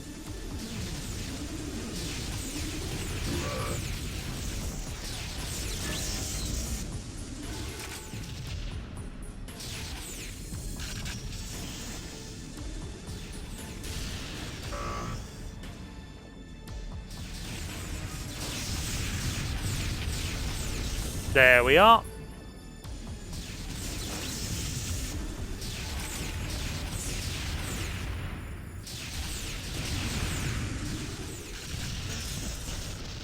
Yeah, definitely a bit too much blind firing on my end.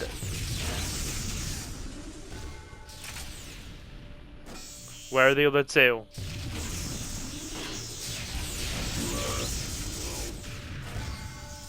Give me that homing launcher.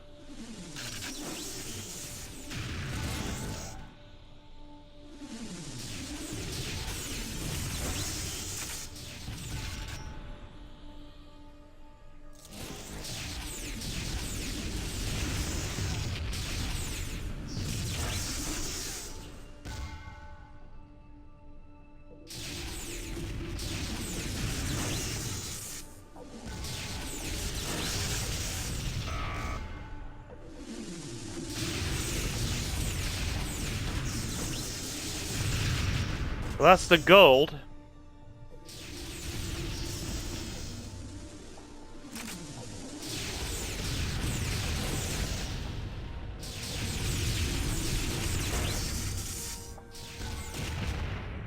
Where did that come from?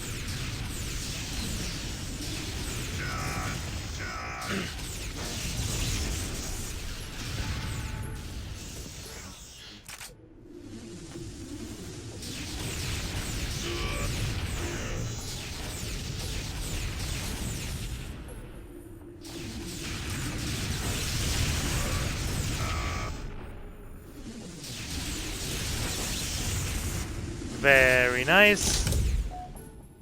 Homing launcher.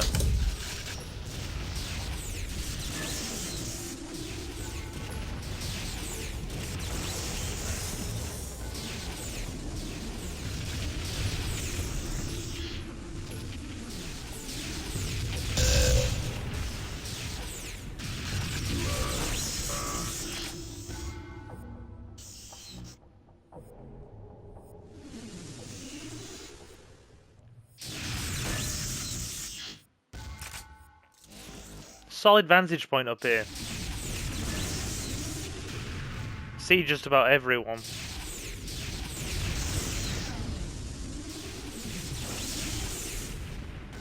Okay.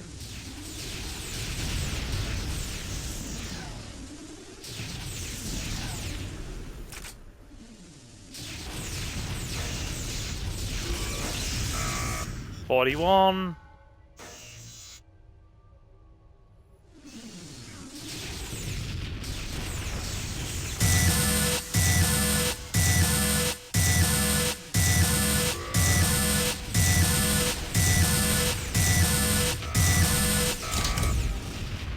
Eh, 42. We'll take it. I believe it is 50 for the platinum. 8 short.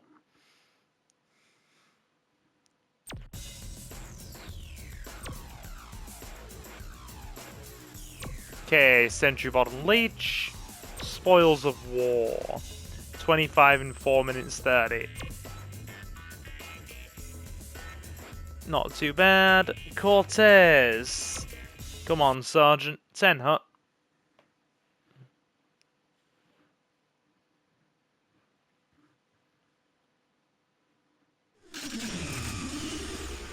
Okay. This one's good because you can like blast your opponents and then take everybody else's coins for a quick boost. It's great. You can basically go around just stealing people's points, which is genuinely great. There we go. See? Free coins.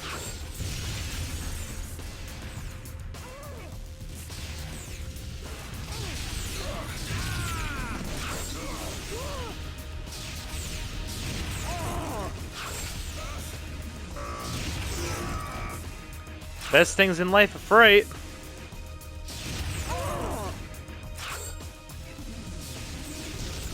Oh, come on.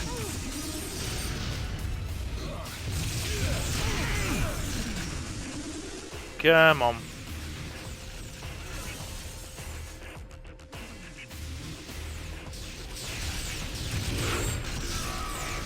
Even better.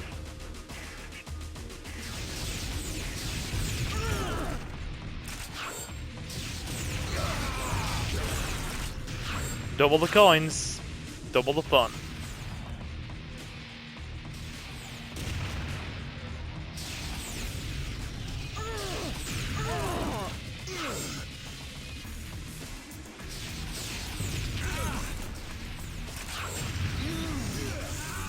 Oh, come on.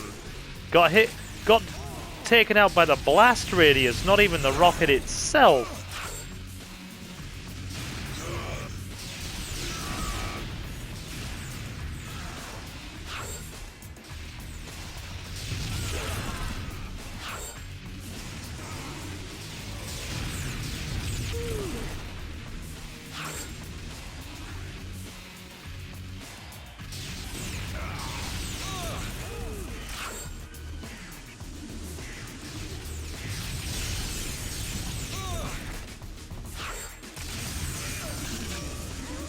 That spawn to come back on. Even worse.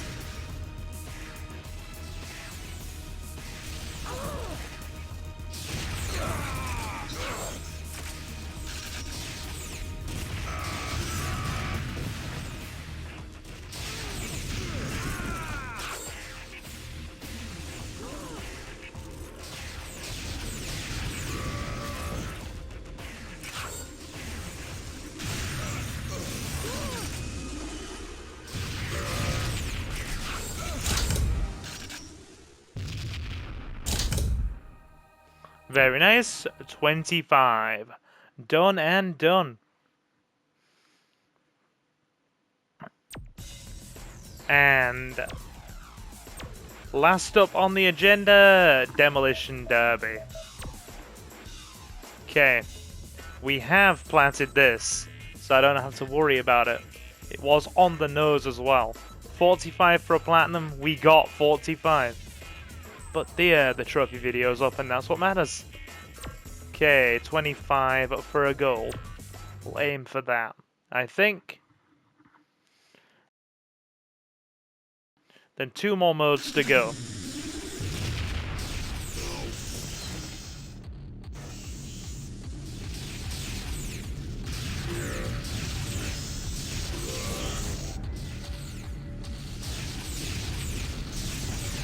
Okay, that was a blind fire.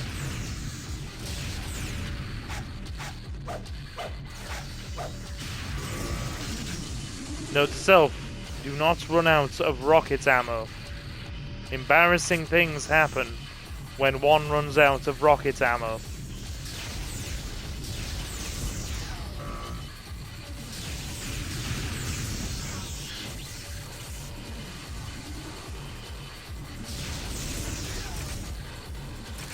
Okay, very nice.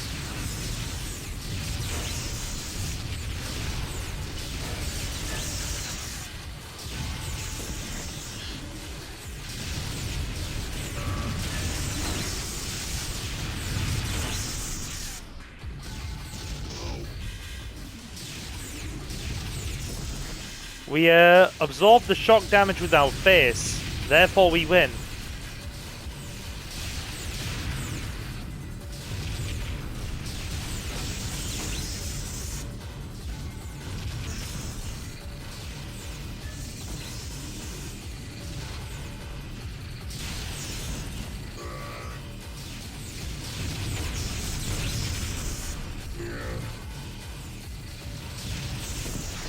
Okay, that was a blind fire again.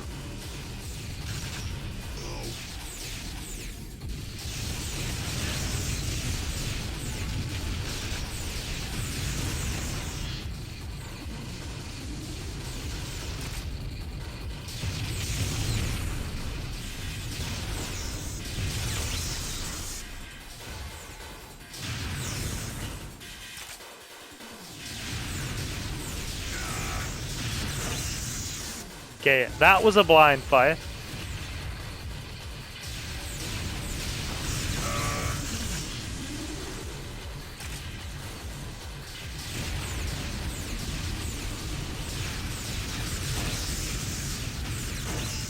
Give me all that sweet, sweet ammo.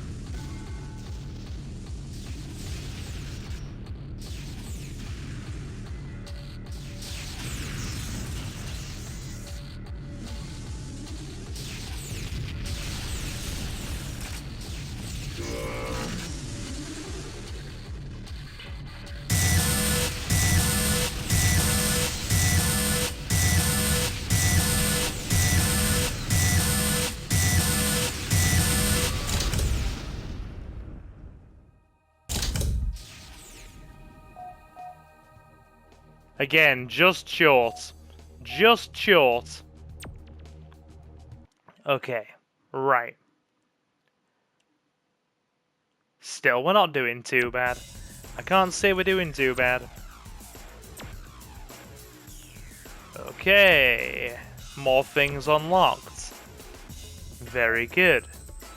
We have Too Hot to Handle and Team Series A left to go. Very nice. Right, so Bernie things next.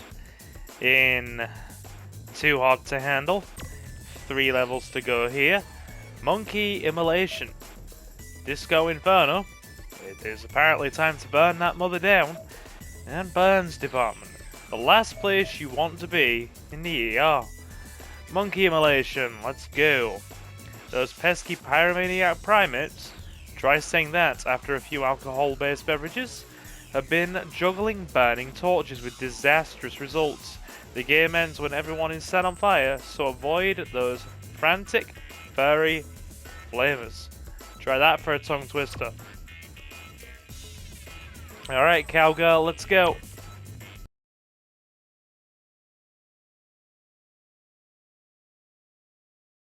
You watch us start right near a burning monkey, or in the worst spawn point possible.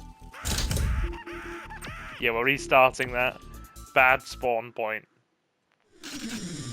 Better.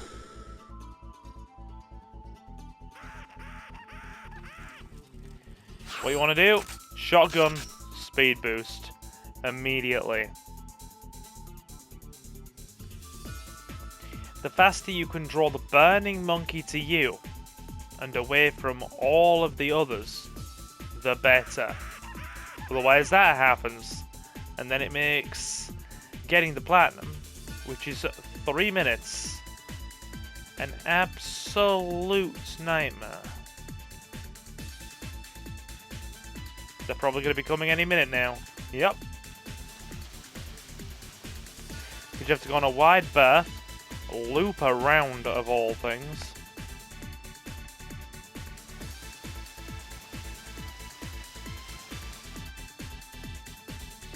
And then go back around this way. Rinse and repeat. Okay, we're a minute in. This is not good. The other monkeys have gone far too early.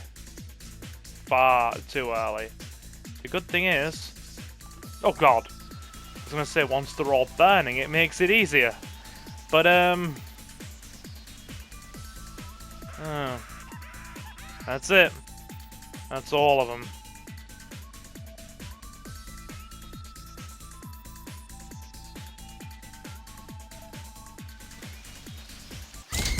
Yeah, impossible. Impossible. Silver, not good enough. This is an easy platinum, we're getting it.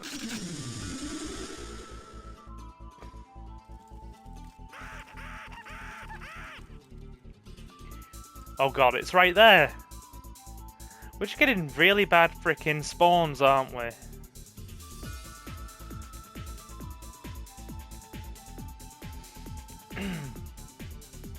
Okay. Now then. If we can keep the other monkeys away from the burning one for as long as possible, this gets easier.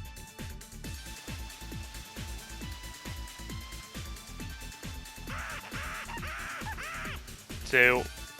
Oh god, two. Yeah, a lot of these Platinum Trophy missions have RNG attached.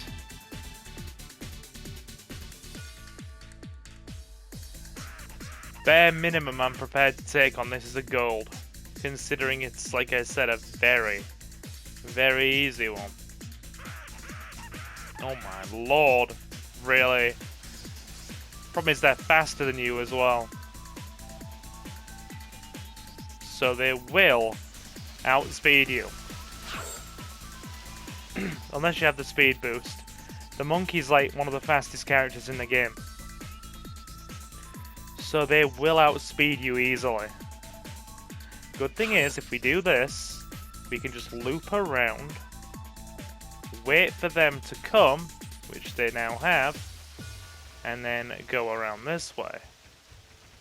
Go on the top of the roof, coax them this way. There we are. Hope the last one doesn't get... Damn it! Doesn't get to us. I jinxed that, didn't I? But they're still right on us. But still, we have 2 minutes, so there's the gold. The tension. The tension is real.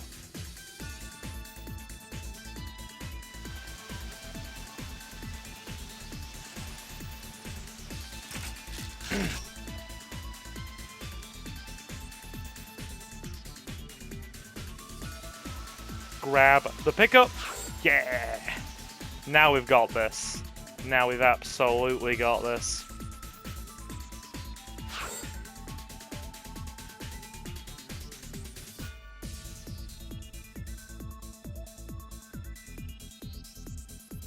Okay. Let them sleuth this way. There they are. All 4 of them.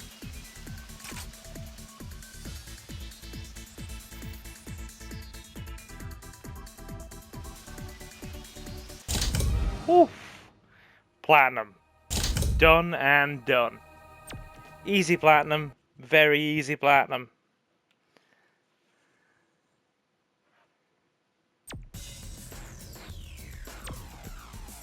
For those of you who are less familiar with the series who are wondering, Silver, why aren't you going for all platinum?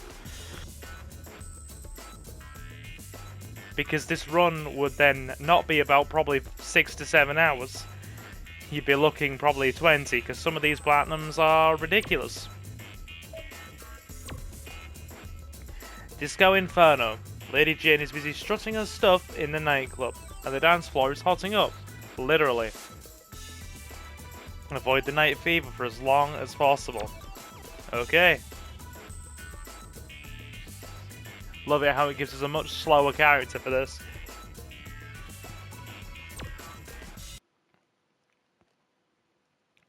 This one's kind of easy with the right RNG. There we are. Because you can kind of just stand here. Stand there. Grab the Tommy gun. And then stay stationary.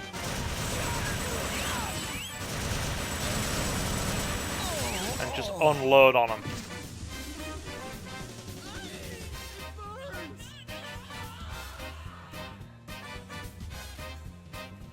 People getting set on fire too early makes this tricky. He's gonna fall on us. Because the burning characters will always go for a stationary target.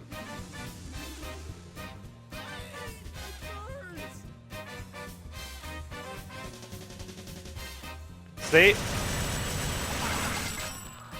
Yeah. We'll be lucky to get the gold on this. Very lucky. RNG has not played out in our favour here.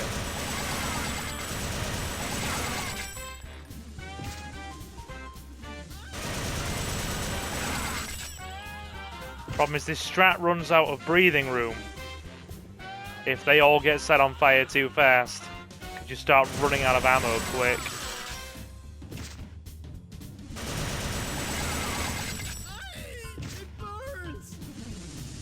And they've spawned here.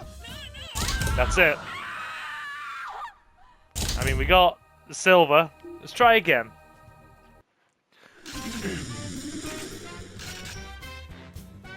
Here's hoping they don't get burned too easily or quickly. Oh, come on. 8 seconds.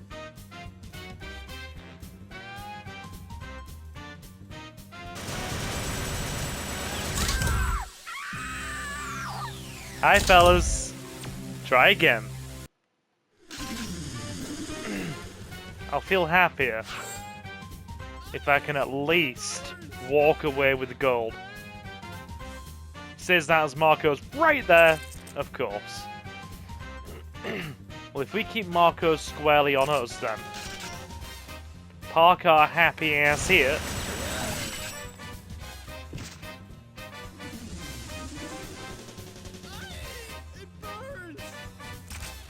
Ammo. That's good.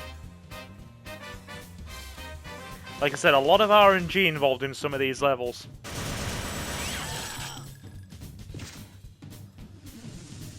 And the fire ones are definitely it.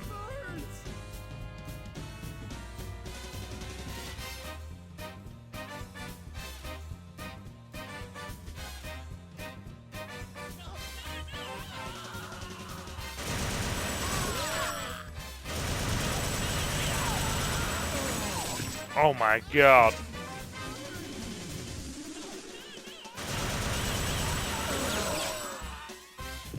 Problem is you increase the odds of them getting the spawn point there.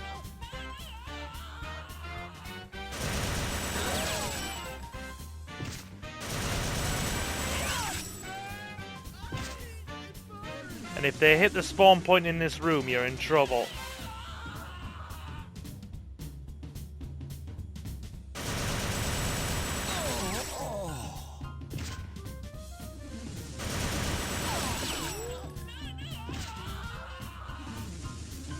We might get gold.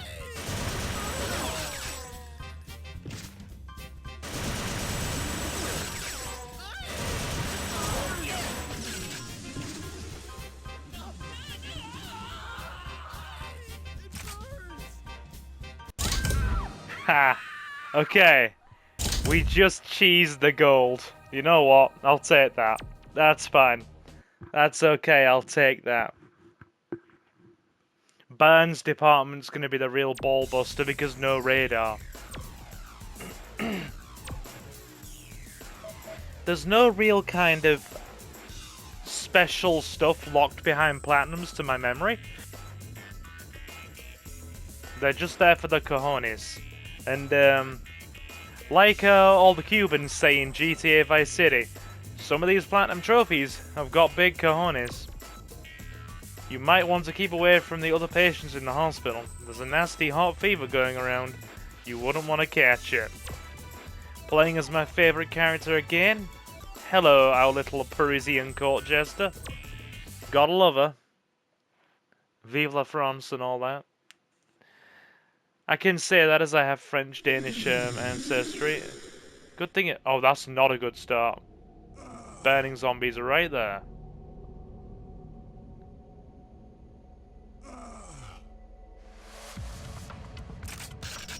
Garrett revolver's not good.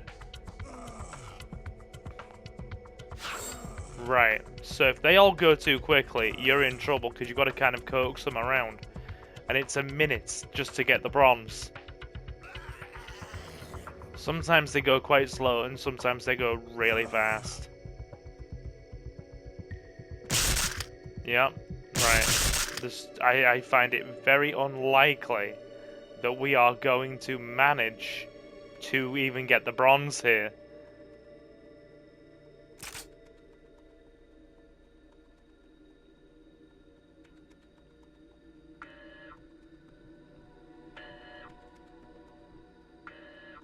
Okay, we got a bronze. That's it.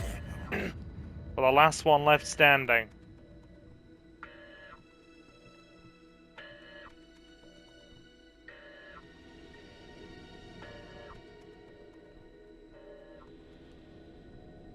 They will just aggressively follow me around now. They know where you are automatically on these maps. You don't know where they are because no radar, but they are tracking you.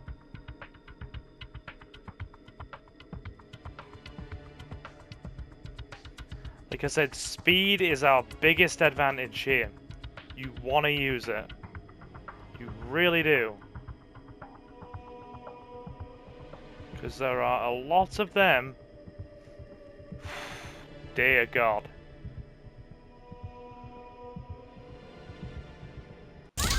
Oof. Okay, you know what? A gold first time is not too bad.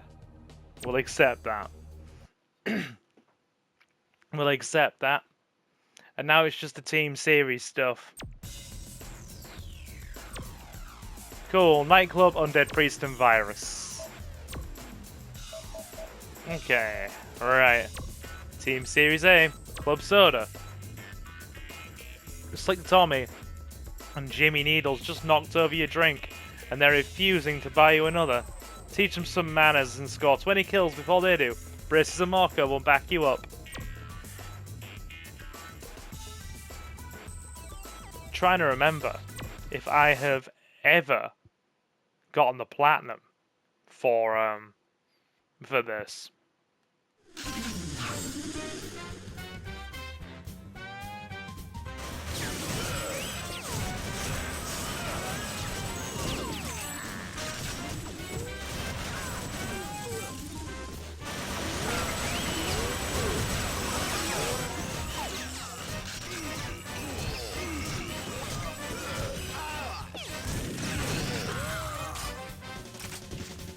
Either way.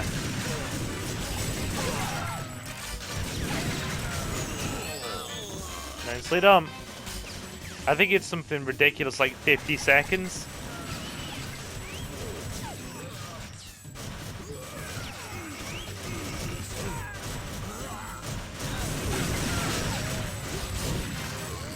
Well, talk about can't hit the side of a barn door.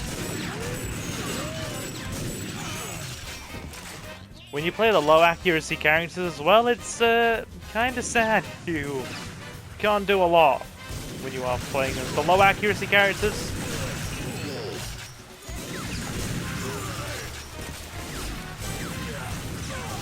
Brace is doing the Lord's work. Yeah, our accuracy is atrocious. I also find it funny how in the Chicago map, in story mode, right? They've got Louis Big Nose.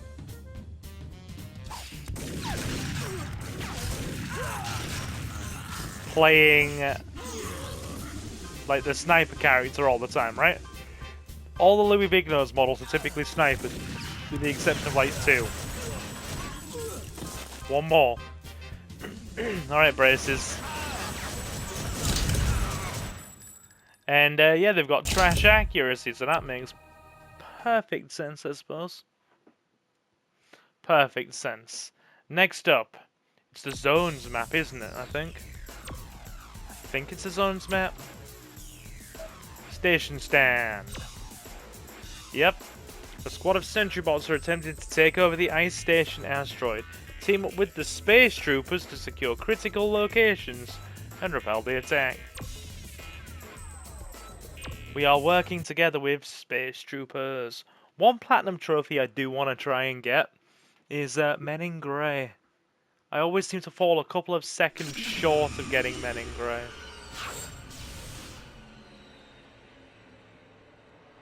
You know what really helps?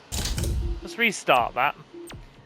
Getting the actual zones tends to help with your efforts on this one.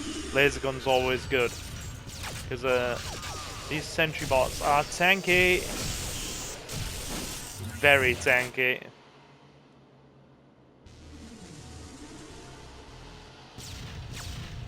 So having weapons that can hold them down, very good.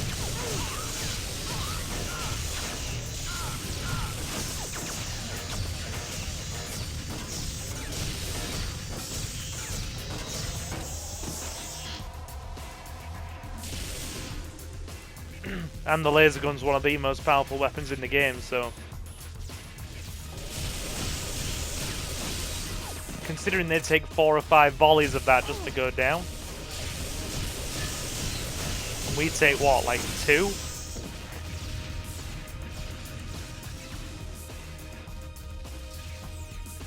Din din din din.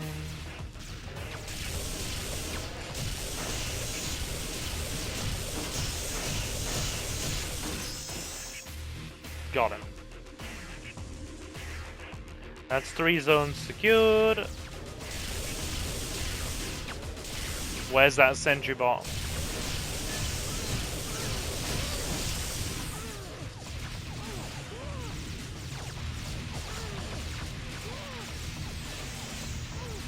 Three locked down.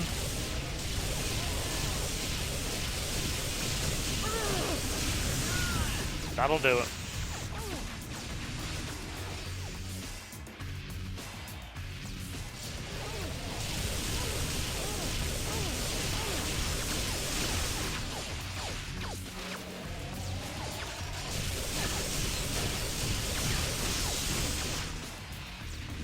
Nice. Locking these zones down pretty well. Pretty well.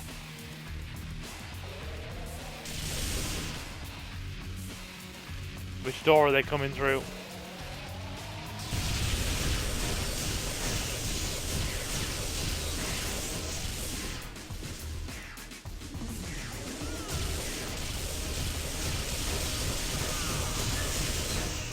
Oh, stray shot. Give me the laser gun, please.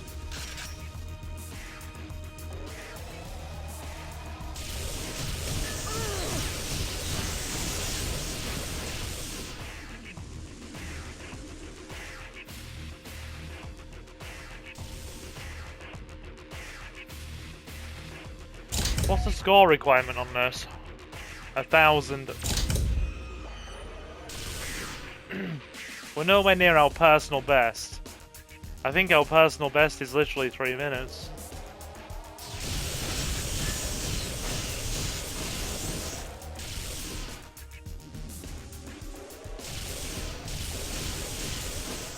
That, and in terms of weapons, the range on the laser gun is just astronomically good.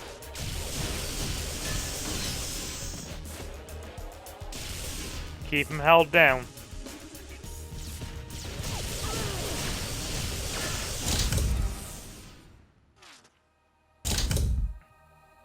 It's an easy gold.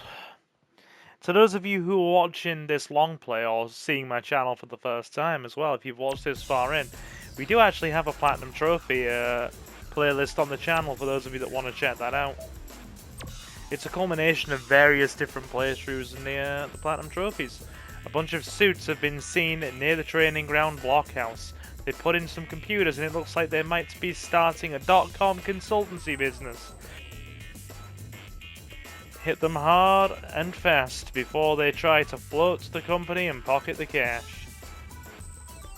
.com consultancy firms. The web scam at the early 2000s has now been replaced by cryptocurrency and Bitcoin. But don't tell the Gen Alpha sheeple or the frickin' Manosphere scammers that, because they will complain and be like, no bruh, you need to be empowered bruh. Put all your money on Bitcoin, bruh. Nice. You can strafe these turrets.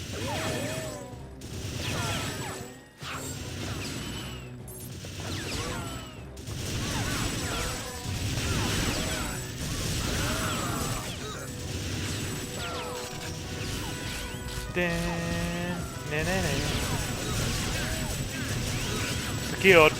Right, we're gonna die, so that's okay.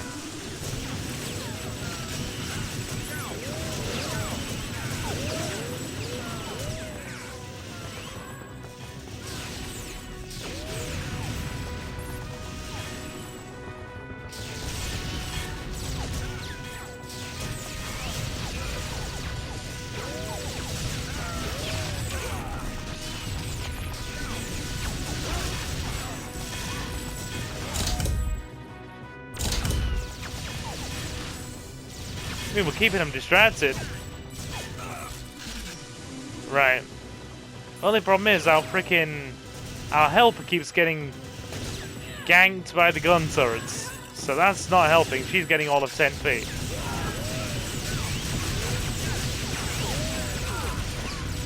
Yeah, minigun.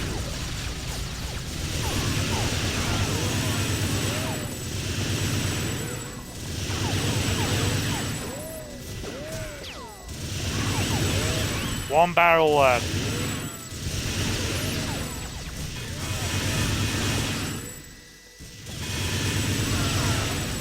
Done. Destroy the computers, and we can do that very easily.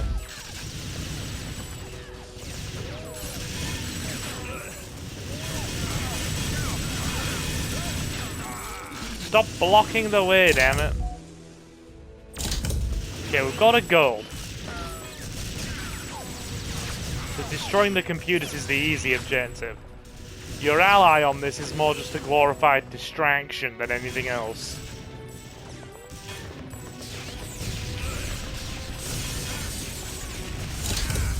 Done.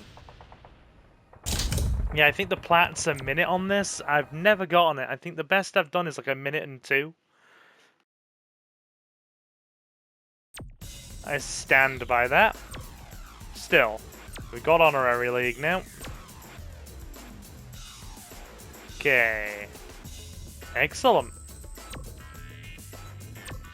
Now, Honorary League has some of my favourite stuff. And we are going to start in reverse order today. Because Rice Cracker Rush is one of my favourite maps. Absolutely love being in the streets with the pacifist Rice Cracker monks. Hacker Hacker's really fast paced, and Superfly Lady, I'm not very good at it, so we're going to get it out the way first. 120. Yeah, you've got to kind of run on turbo to do this. Quite literally turbo.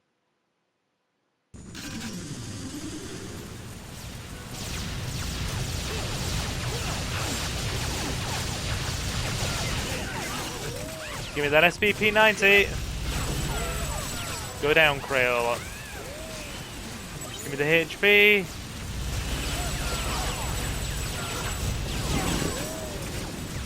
Don't care about the laser gun. The SPPs? Actually, no. We will let the laser gun come out for this.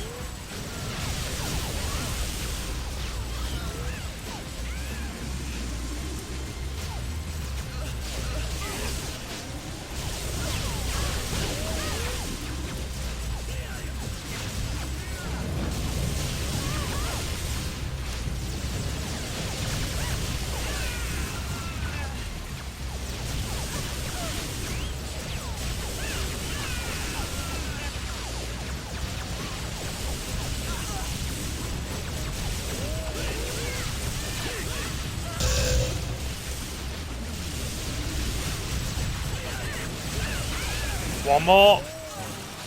Nice, 106. I think a platinum's what, about, I want to say 50 seconds? I'm still going to aim for that, for the platinum trophy collection. Absolutely going to aim for it. Crayola or milk baby? I think I said mink baby then. Mink is a colour, we think. Rice Cracker Rush, one of my favourite levels. Ghost and a crack team of pacifist monks are taking on the Riot Squad in a running streets battle for some bags of munchies. The monks are riding a heady sugar rush after a rice cracker binge. And are pretty wired, so much for non-violent protest. Honestly, one of the most fun maps to a platinum trophy if you're trying to do this normally without like doing the exploit of getting the bag part way and then blasting yourself with a grenade launcher. I did it the normal way, the non-exploit way, and it is a rush. It is absolutely a rush. Get that minigun.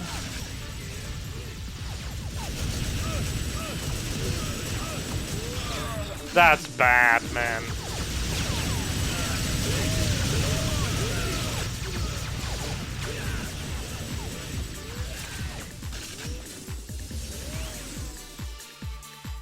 Have our guys got the bag?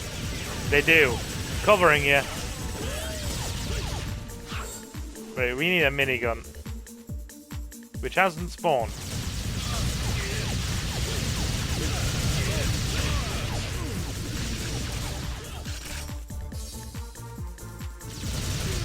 You know what? I'm actually going to try and get as good a score on this one as possible. So we need the invisibility, armor, cannon. Was that like sneaky product sponsorship? That cannon logo. Beginning to wonder if it was. Why? That's such bad RNG, having them spawning with a minigun. We're gonna get this. Twice that one guy has come out with a minigun.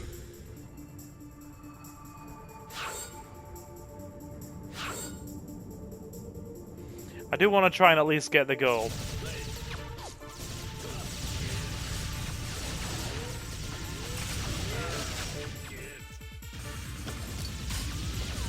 Got it.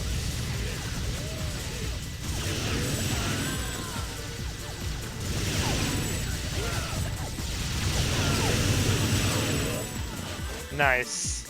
First bag, almost in. Yeah.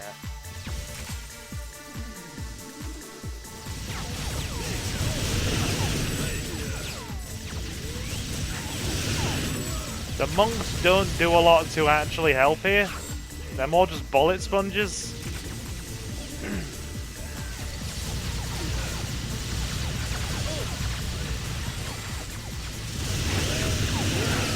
Got the bag. You can strafe around plasma auto rifle shots, but when they've got the minigun, it feels a bit hit scanny if you ask me. Armor up.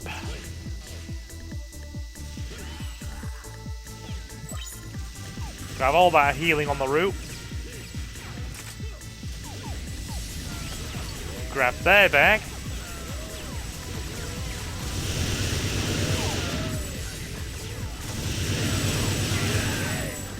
secure theirs. Secure our own. That's 3.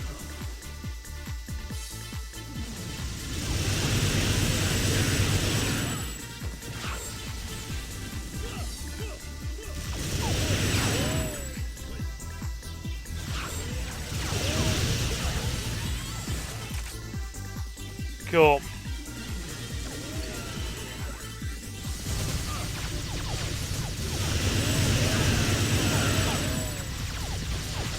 Oh! Don't want the rocket launcher. Give me the minigun back.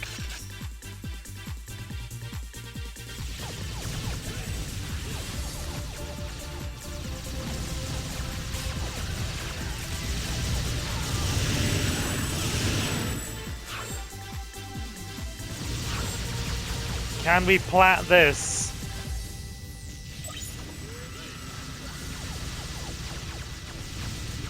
We might come a second or 2 short, I think.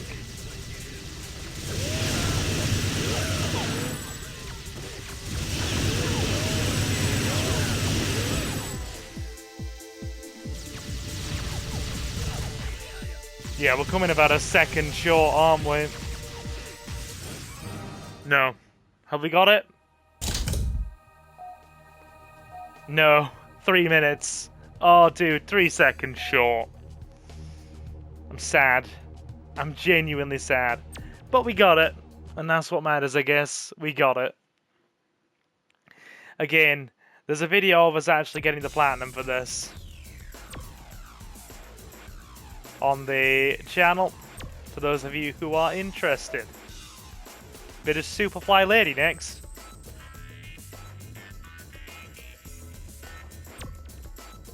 Okay, Carlos is hoping to escape in his executive evil Learjet. But typically, he has forgotten to fuel it up. If Kitten can just manage to beat off the henchmen and blow their barrels, then his evil flight plans will be foiled once again.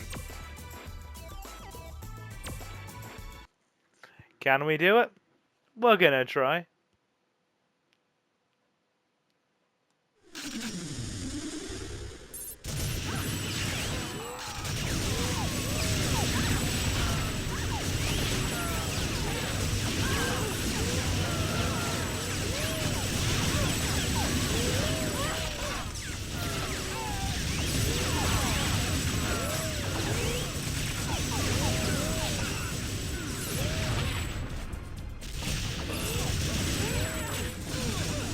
Right.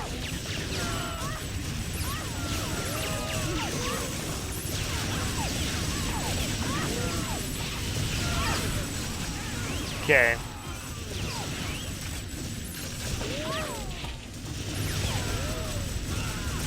One more perimeter gun left.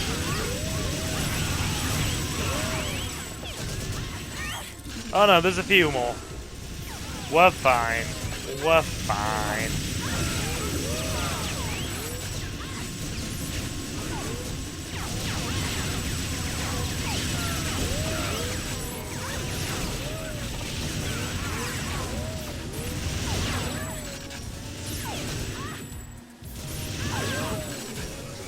The perimeter guns are most of the effort.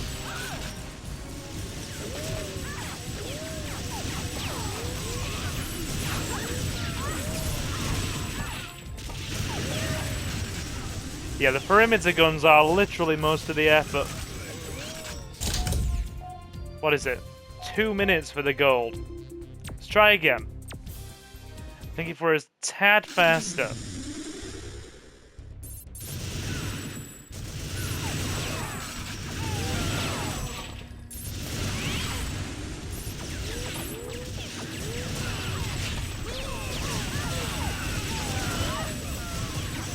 Right. Damn it.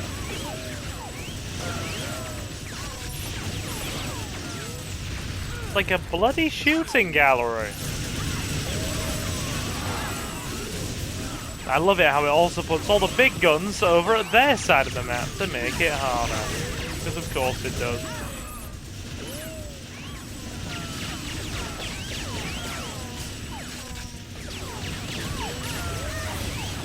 Right. There we go.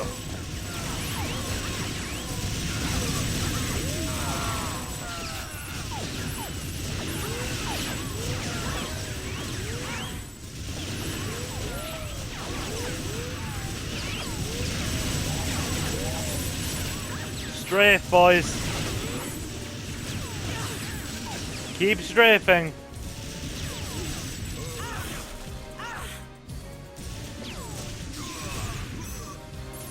Now, oh god, that one's not down. Oh lord. Go again. Go again.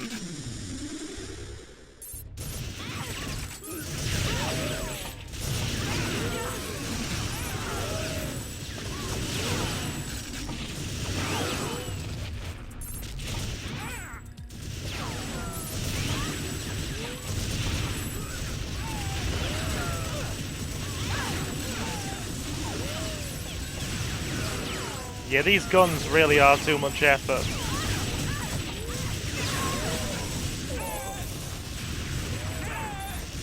This shouldn't be as much effort as it is.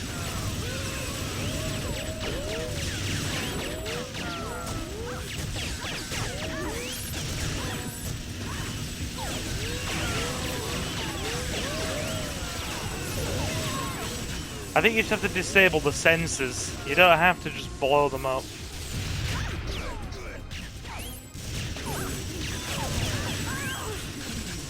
With this sniper rifle, this would be a lot easier. Naturally, it doesn't give you a sniper rifle, so you just have to kind of make do. What does it give you? Dual handguns, which are a bit useless. Go on, Harry.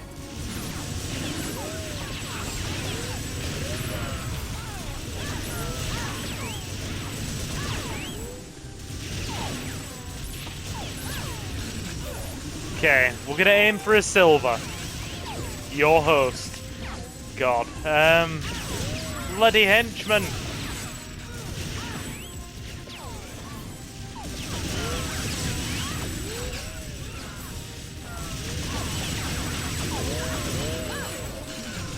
But I've hit all the lasers on them, there's none left.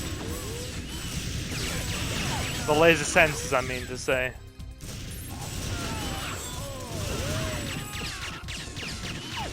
There we go.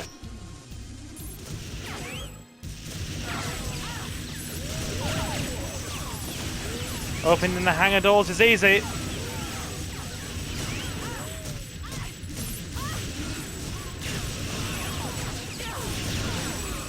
Fuel barrel.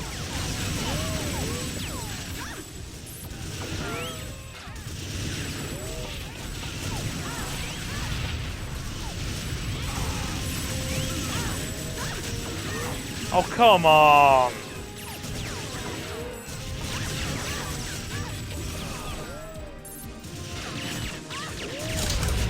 There you are. Got a silver.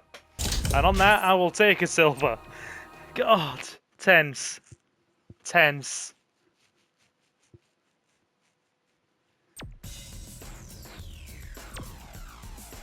Hanger. 3 more down. Next up. Outgunned. Oh, sorry, outnumbered but never outpunned. Someone has gotta pay. Big Tony's been having some discreet hair transplant work done down at the hospital, but in an anesthetic-induced daze, he thinks that some giant ducks are after his new thatch to feather their nests. Help him out by whacking them malicious mallards.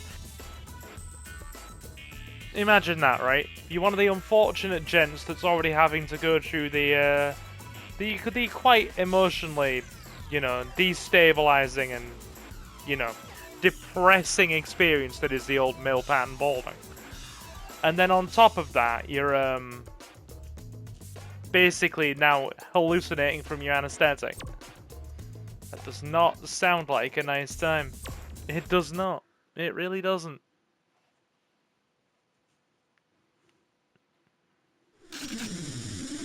Three minutes. Perfect.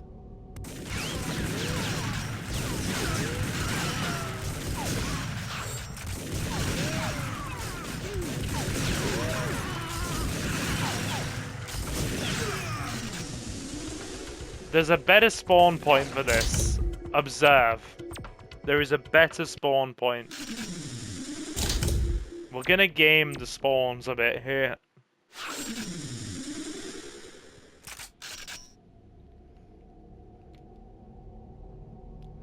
This works.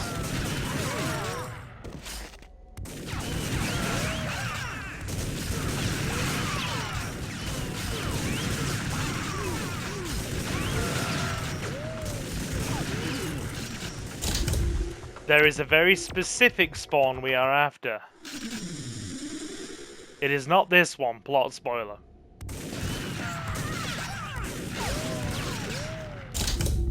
Hang on.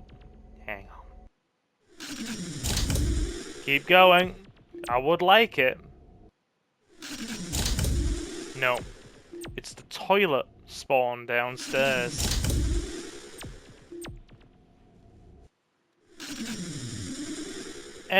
Near enough.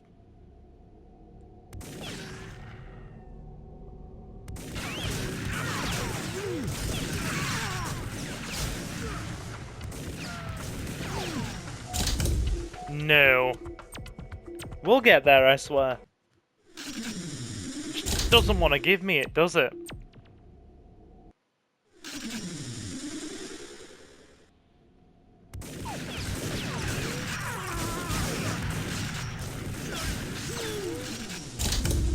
I'm getting a bit grumpy with this now, I will be honest.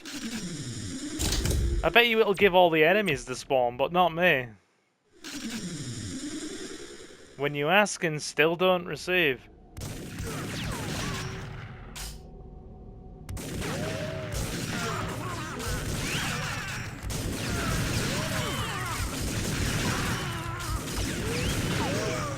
Well, we got to where we wanted to be. The only problem is we got off a bit too early.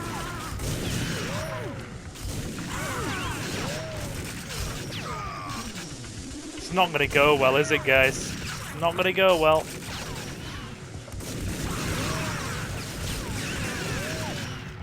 It's fine, just take it.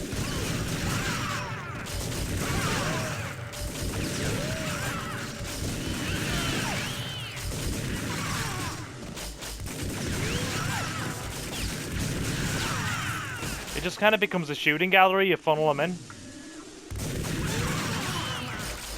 Like that.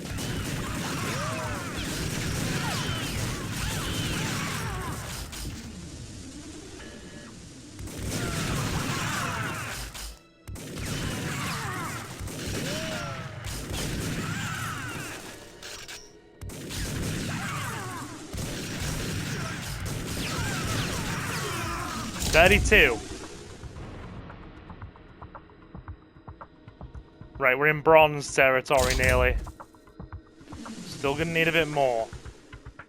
And this is not an optimum spawn point.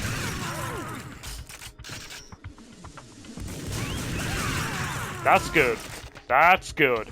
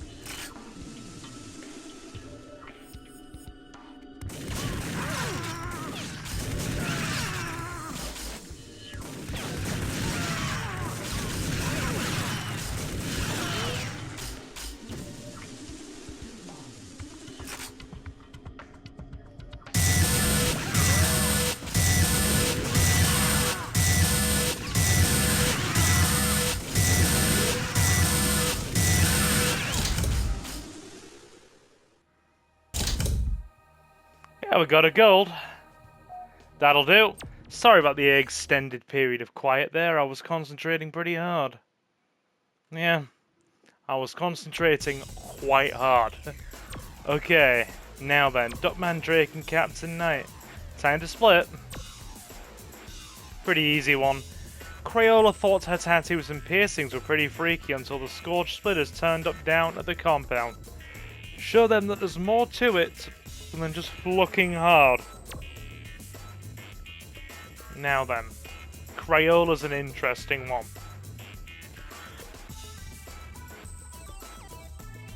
Looks cool. Bad accuracy. Very low HP. Very fast. So there's one surefire way to do this one. And it's grab the SBP machine guns out of the one room inside the building. And just go for broke on it. Which are here.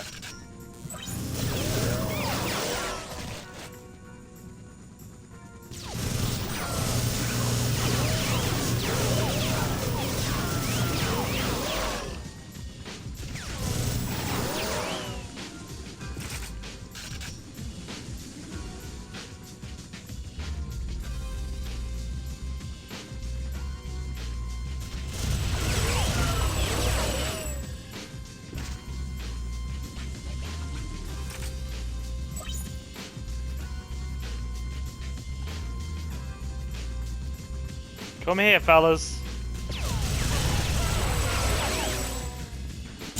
See, it does it, gradually.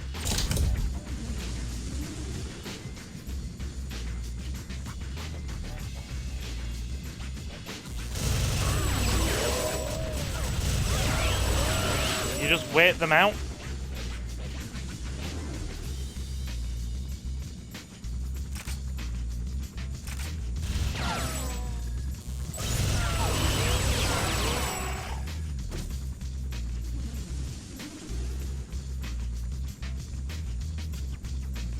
Almost. Couple more.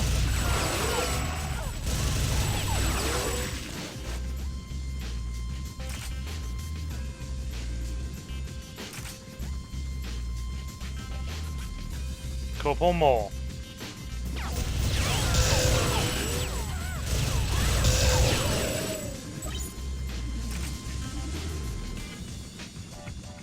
Come on, fellas.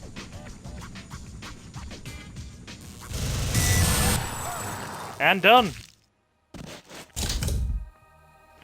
155.55.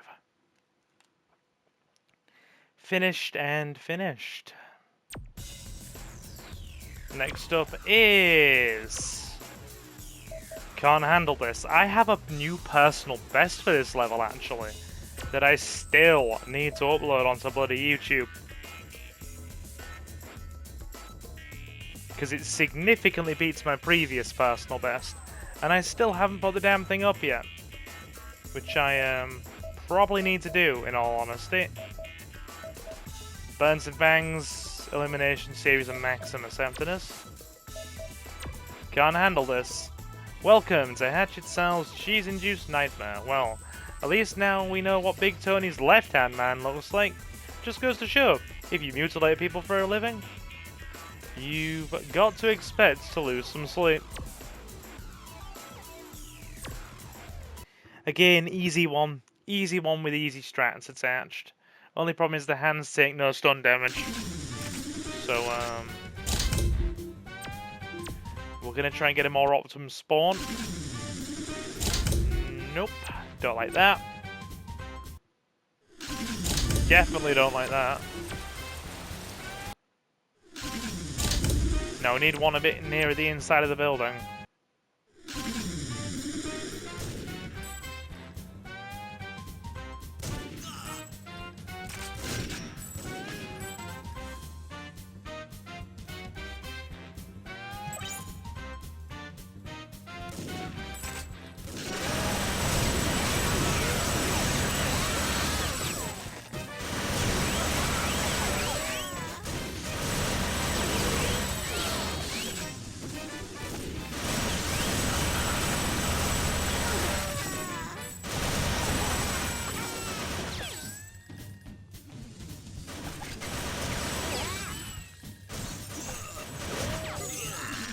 Stuff of nightmares, ain't it? Stuff of nightmares. See those hands? Yeah.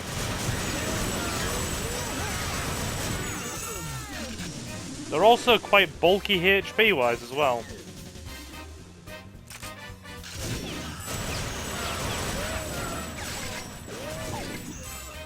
Yes. Alongside being demonic nightmare fuel, they also have very good HP.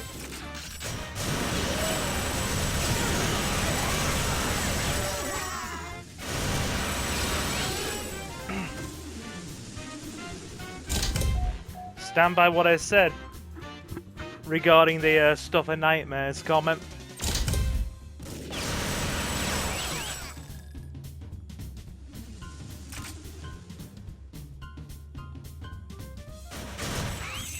Oh, damn it. No sense shooting him with a single Luger, it won't do anything. Harsh language is more useful. See it dead before we even reach the door.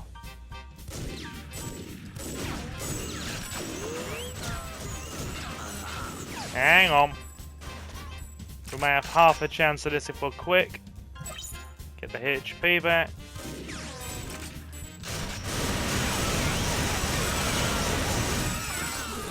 It's ridiculous. There's so many of them. It makes it a lot harder.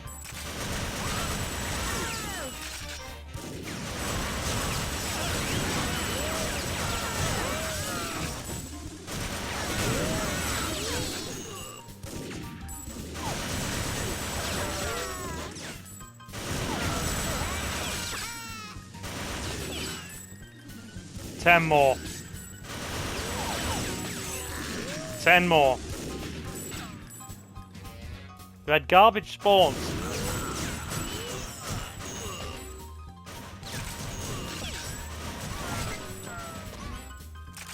You may as well use harsh language if you've got the Luger pistol, it's going to be more damaging.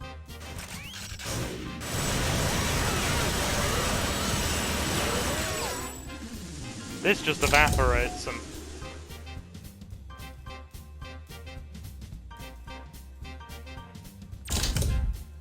It's gonna be a silver, isn't it?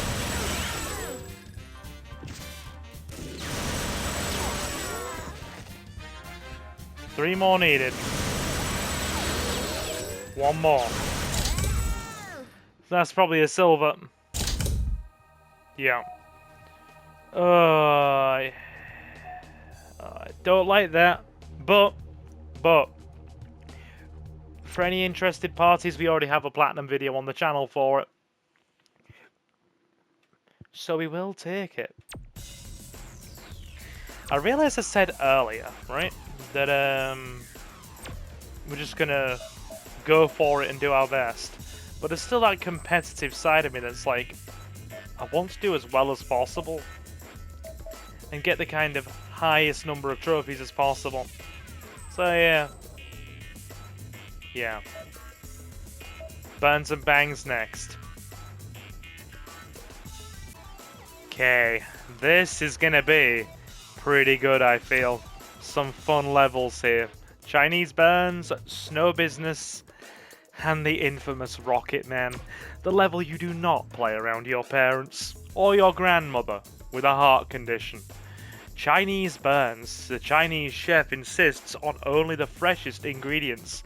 Looks like he got more than he bargained for with the latest air-freighted shipment of calamari. They leapt straight out of the pan and now they're trying to flambe him. Let's go, Mr. Chef.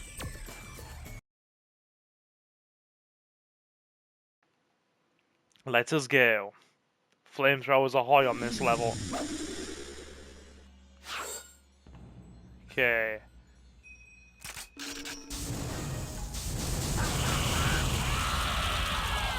It's just everything burns. It's beautiful. Everything burns. Damn it, I wanted to get them as well. Right, how many is it? That's one apiece. 20. Gotta watch all angles here, you don't know where they're gonna come from. If you burn them, it also counts to your score, I think. Yes, it does. So it's just as easy to do it this way. But in the interest of being faster... Sorry, that was the rewind function. Press the wrong button. In the interest of being faster. Yes, I'm playing the PS5 version as well. As you will all see. And I bet you're also wondering, why am I called Silver 2 on this? Because my main Silver profile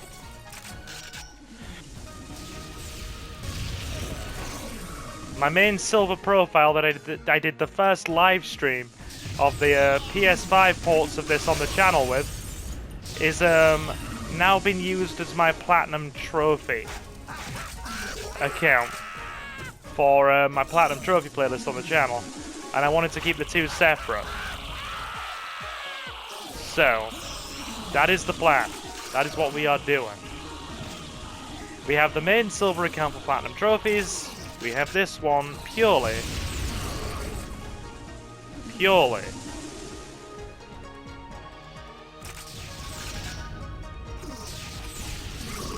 Come on, fellas. Oh, come on, I didn't even get a chance to fire. Bye, guys. 2 minutes. We're gonna have to make it a bit quicker here, aren't we?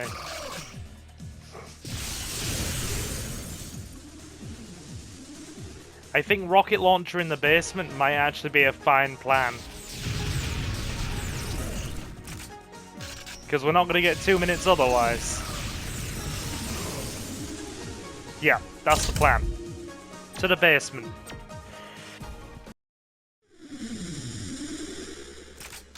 That's also good.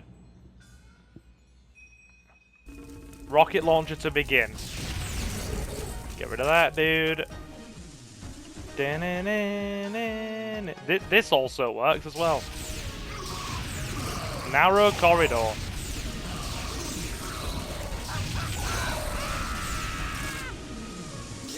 That's a good start.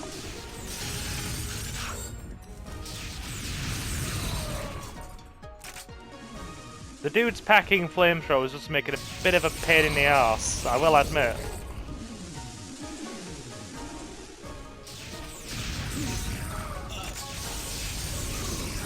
This is good. Well, it is until they get a homing rocket launcher and just do you in like that. Everybody gets to burn.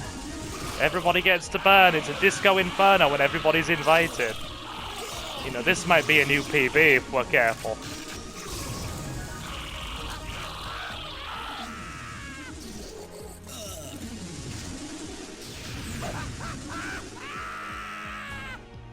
I say that, it's all going to hell in a handbasket pretty quickly.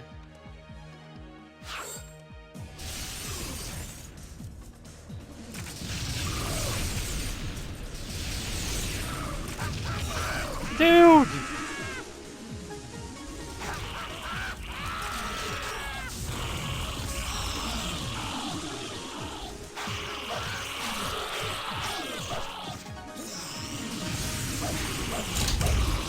$144. I genuinely think that might be genuinely a new personal best. In fact, let me check that. Let me just consult the YouTube channel.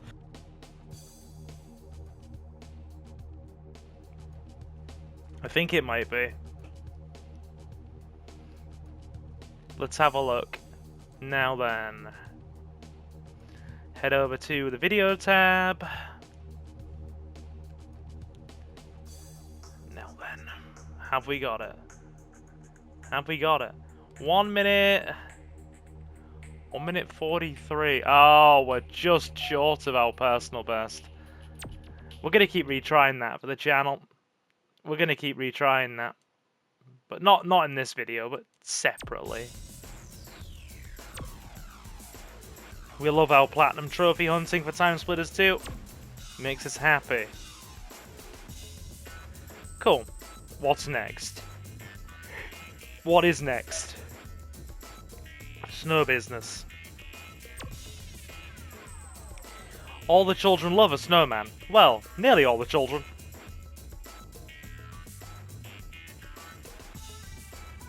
The Mechanist and his twisted siblings like nothing better than torching their chilly chums.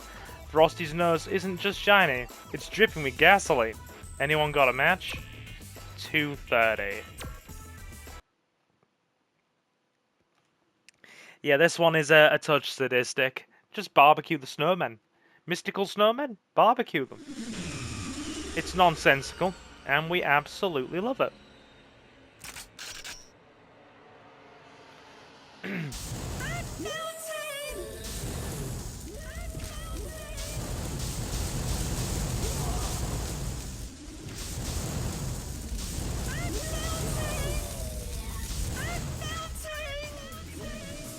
I love it. They're all screaming, "I'm melting." Dude!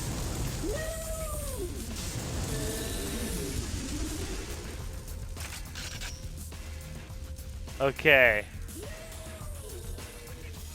There are the snowmen. Coming in for battle.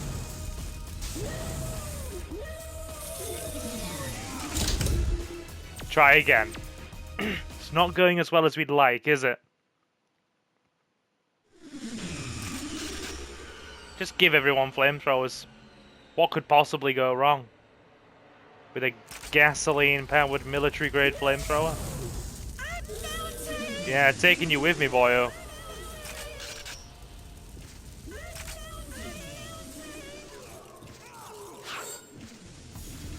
How are we still in second? That explains it. It's gonna have to be like a flamethrower ninja.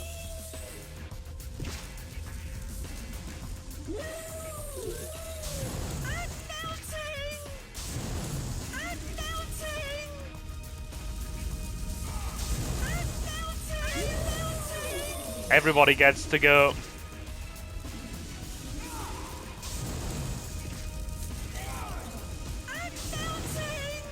Nicely done. Look at that guy go! I'm just gonna act as like a distraction so our other little buddies can go in.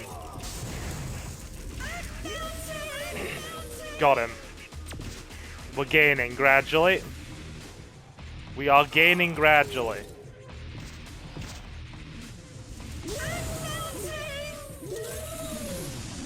I wonder what the platinum trophy is for this.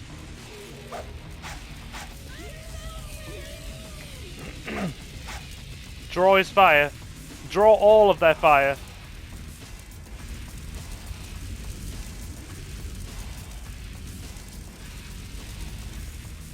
I am a distraction.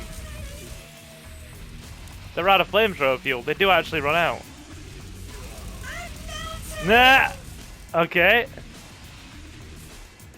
That's funny.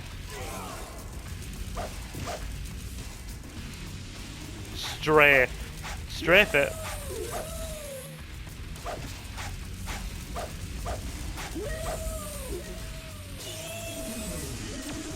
We're still tied at 15 apiece.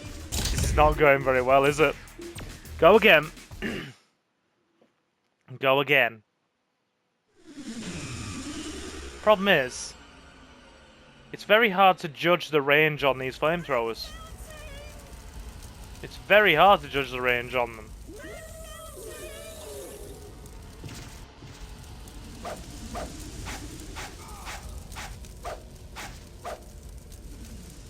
Right, can we have a flamethrower, please? I think the best way to do this might just be like a cheap mofo.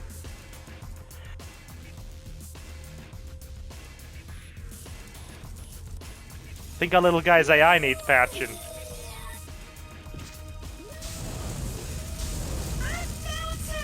That'll do it. That'll absolutely do it. But we are getting our asses kicked. Why is this level proving such a problem? It never normally does. You just go in with a flamethrower and barbecue snowman. That's it. Frosty gets to melt, and that one Christmas movie is ruined. Invisibility did not save you, sir.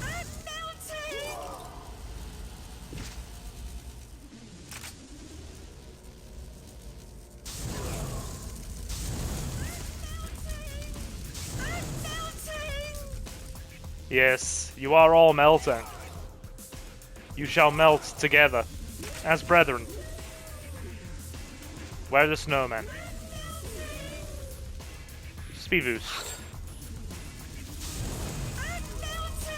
Got him.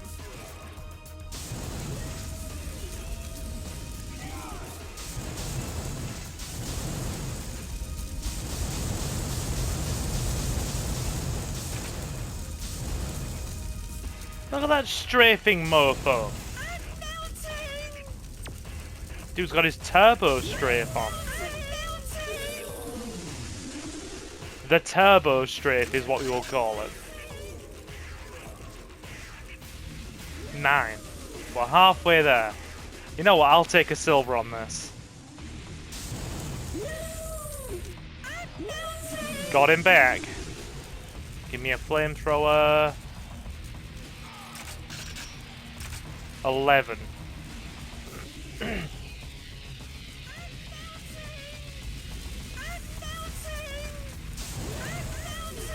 Got him. Another one go. Yes.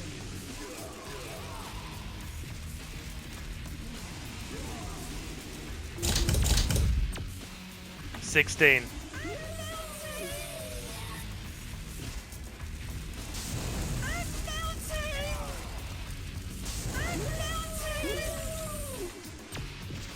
It's gonna be a silver.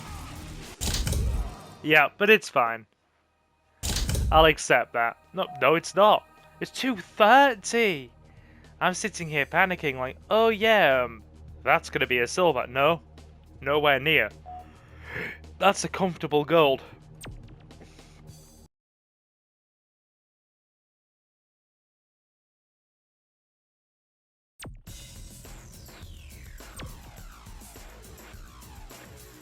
Next up, the pièce de résistance.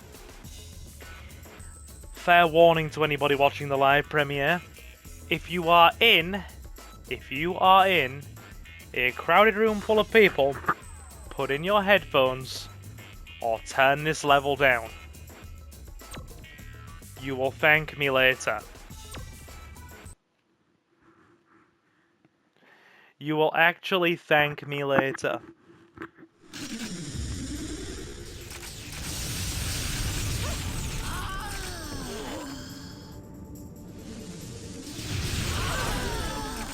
Do you see why? Do you see why?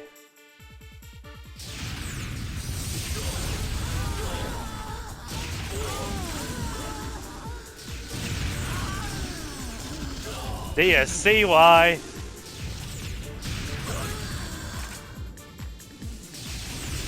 I think you do.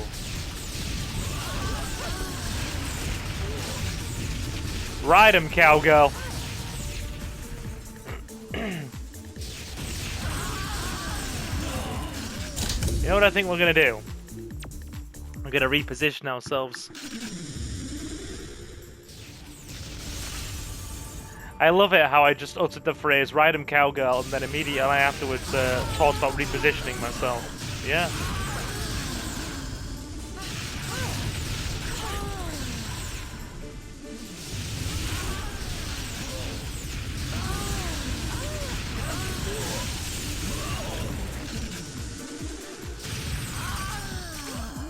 Gotta love it.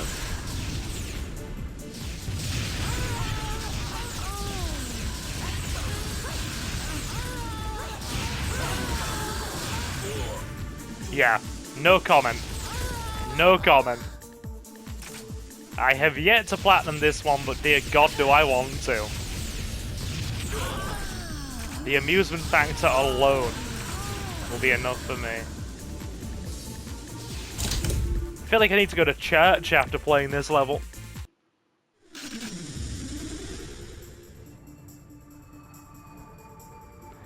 You can see why they call it Burns and Bangs now, can't you?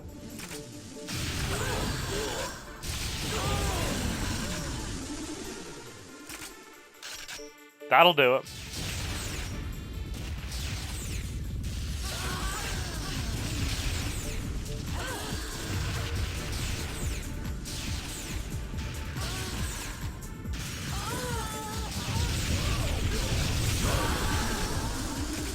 My god.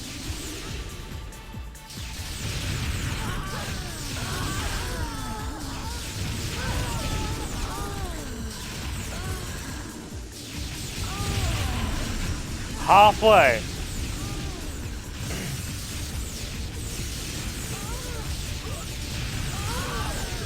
Nearly halfway, sorry. We need a good spawn point for this, I feel. We definitely do.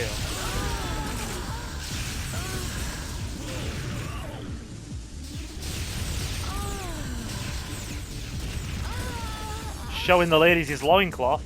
This is good.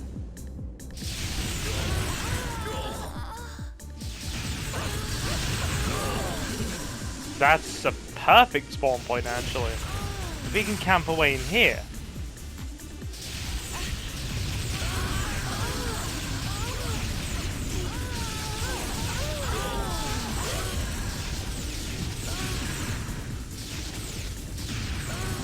$144. Oh, sorry, 143. Okay. We did it. We did it. I have no words for that. Well, I do. I have plenty of words for that. But hey. I think it's a minute for the platinum. I think. All different colours of trophy. 2 more. Elimination series. And Maximus. Right. Baking for the taking. Chef's baked up 9 delicious gingerbread fortune cookies. Looks like you used too much raising agent. They're running away. Here we go. Everybody was kung fu fighting. We have ourselves a Chinese chef. Wonder if he'll do me a Singapore fried rice while I work. Just camp in the bathroom and wait. The AI. The AI is interesting in elimination matches in TimeSplitters 2. They will always beeline to the player with the highest number of lives. So the second you've got the... definitively have the highest number of lives, they will beeline towards you. Watch this.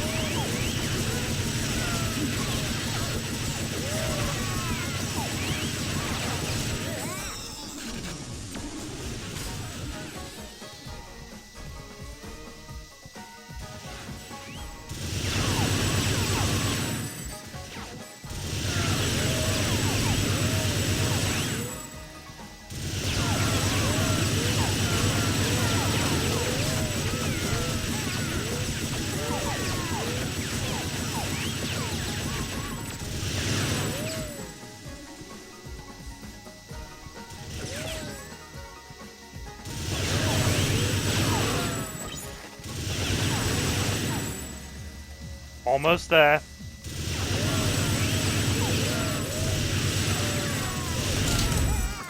And done. One of the easiest platinums in the game there. By a long shot. By a long shot.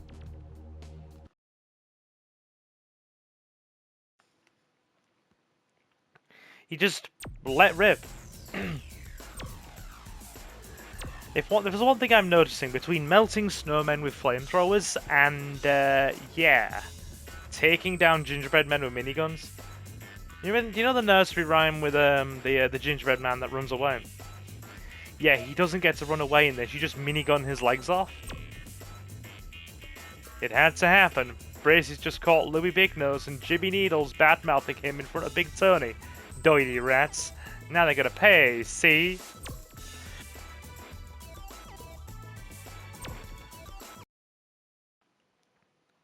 Keep blasting.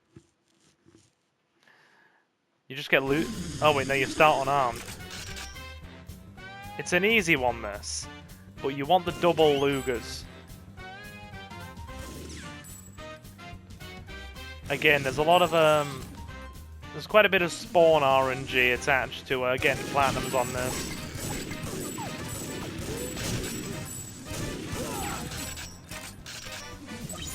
Dun, dun, dun.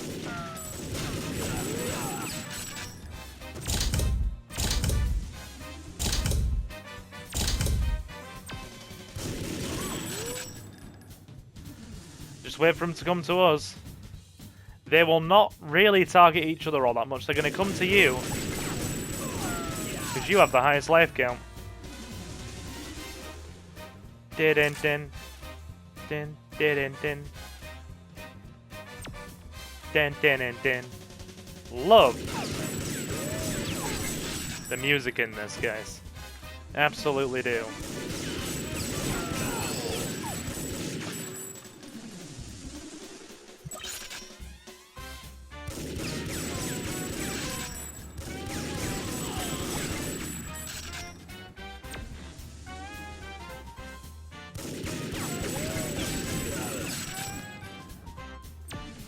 This is just a good, like, point for farming in this map as well. You just stand here and wait for them to come to you. Okay, almost got those lives. 2 left on one, 1 on the other. Now it's 1 each. Gonna be a silver, but it's alright.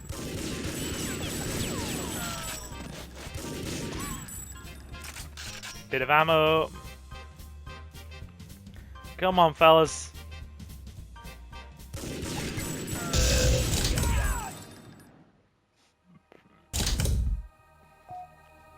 Okay, yep, silver.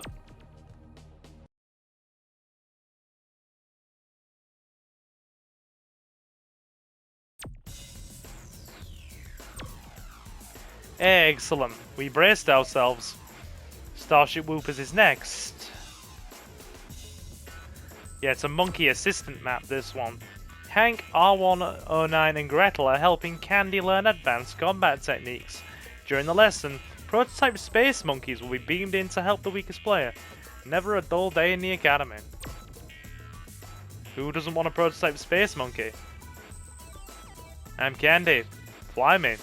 Hold on tight. It's gonna be a bumpy ride. Ready to rumble, cadet? Earn your credentials, as it were.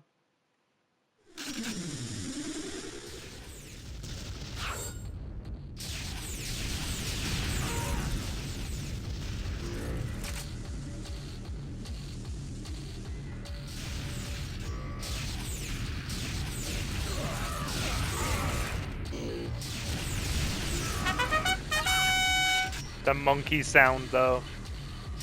The trumpet.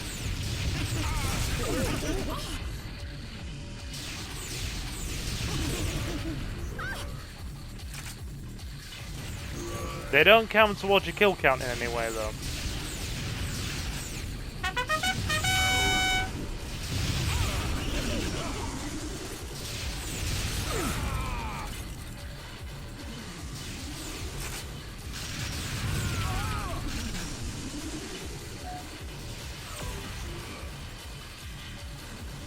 I'm getting stuck on things.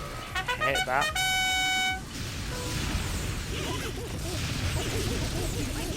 Did they just blow up the person they're meant to be helping? I think they did.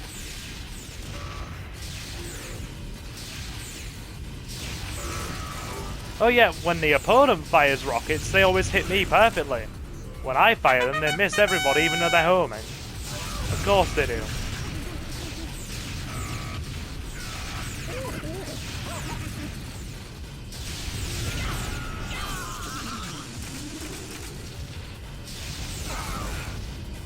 Took each other out. 25? Yeah. 25 for the gold. We're trying that again.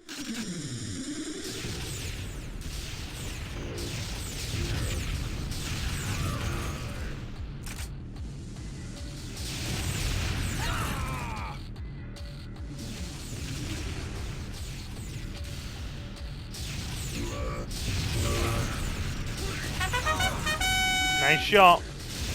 Oh, come on. They spawned on top of me.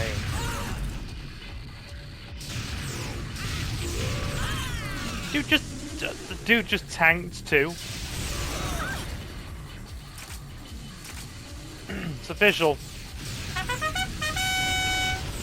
R109's a tank.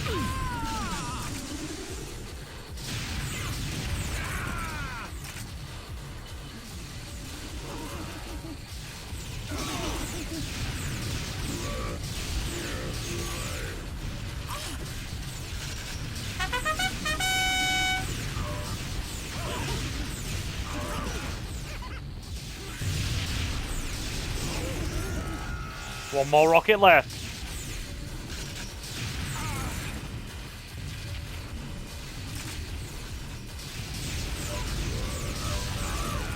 This is a bit better. Where's the homing launcher?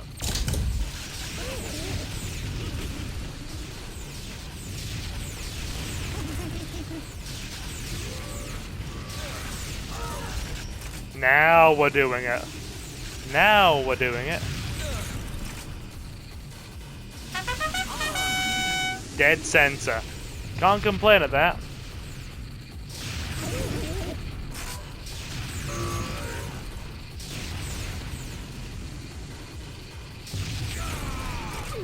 Right. Homing launcher.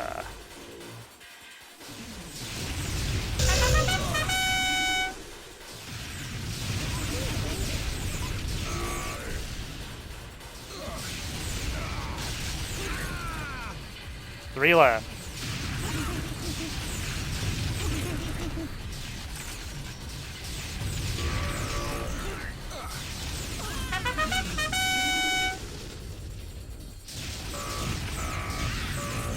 One more.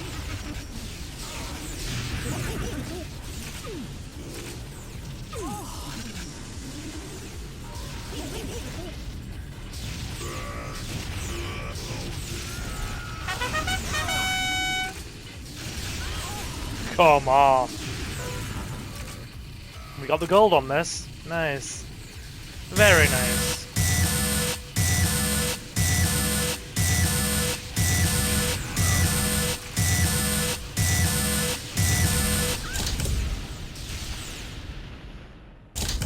Excellent. Now then. 3 more left. That certainly got a bit chaotic, didn't it? Chinese, Trooper Black, and Monkey Assistant. Not to be mistaken for the Special Forces soldiers in the Siberian Dam level. Those guys are a special kind of unit for that map called Biohazard Troops.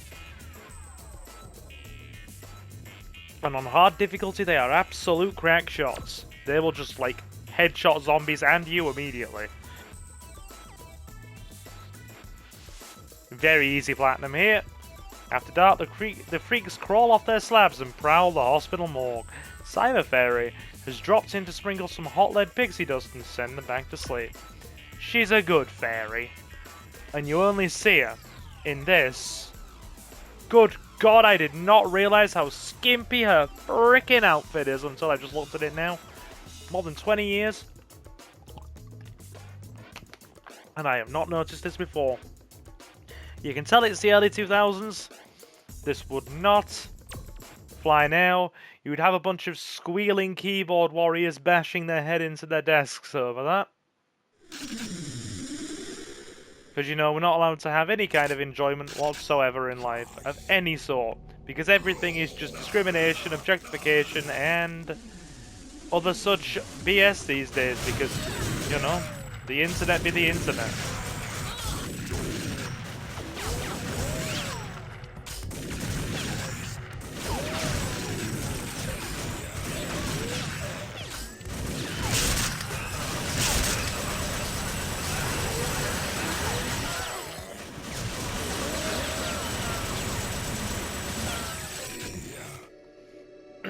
Okay.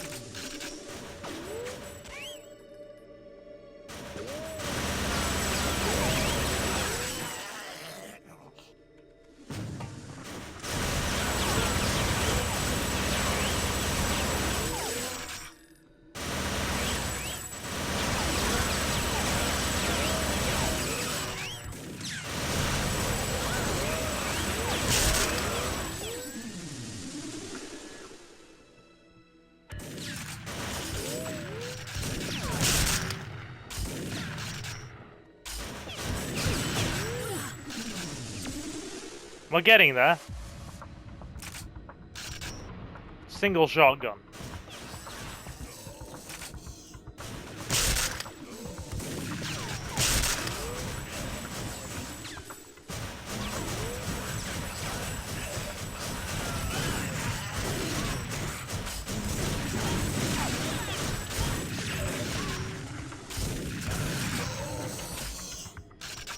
Cool.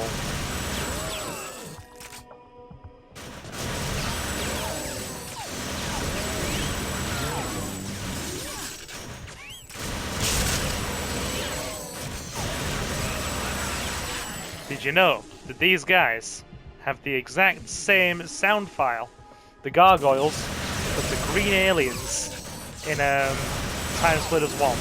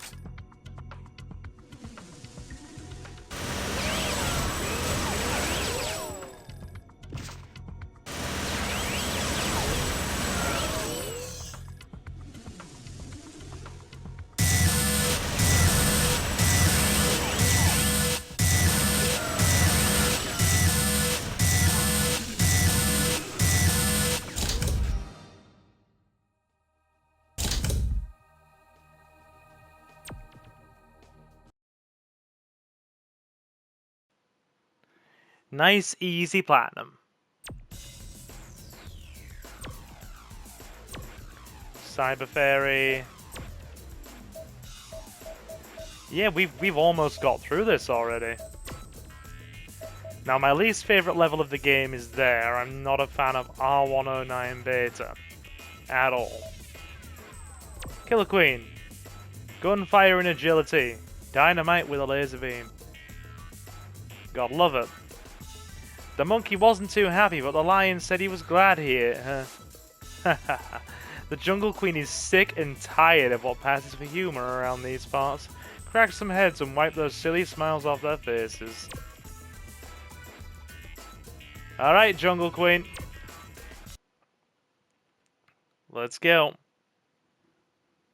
Then it's on to the Elite League next.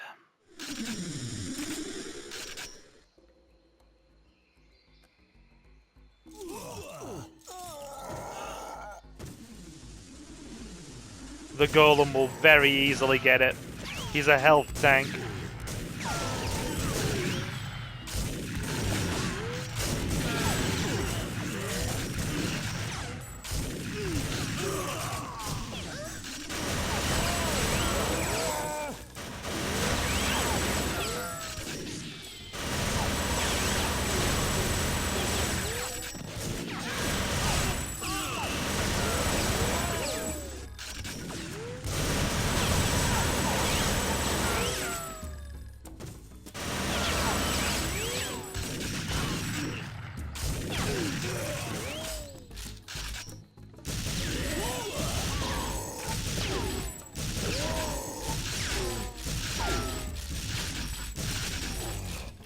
a health tank.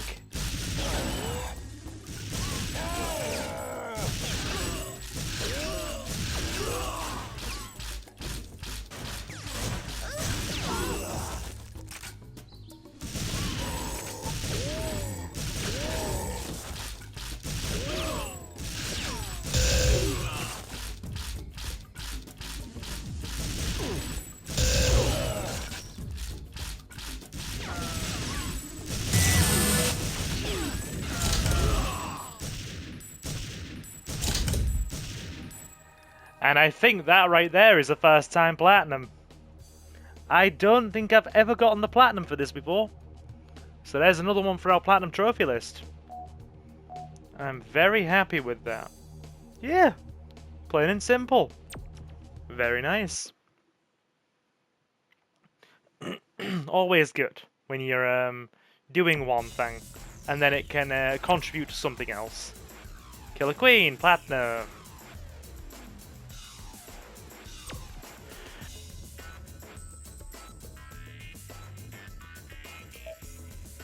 My least favorites level. R109 Beta. Hate this thing, it's nothing but bulky robots and rocket launchers. And I think the gold requirement of 40 is what you need to get Lieutenant Chill. The latest production run of R109 prototypes has been combat and tested. The most lethal unit will be awarded a command firmware upgrade. Demonstrate that you are the best.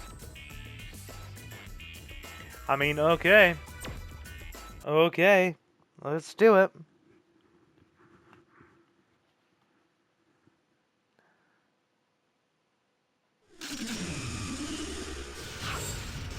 Already a bad spawn.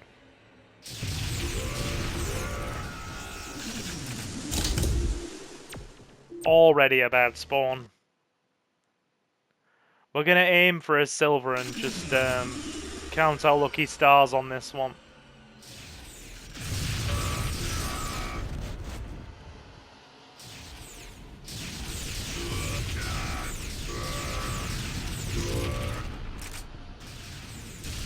You know what we're gonna do? We're gonna wait them out. Over here, fellas.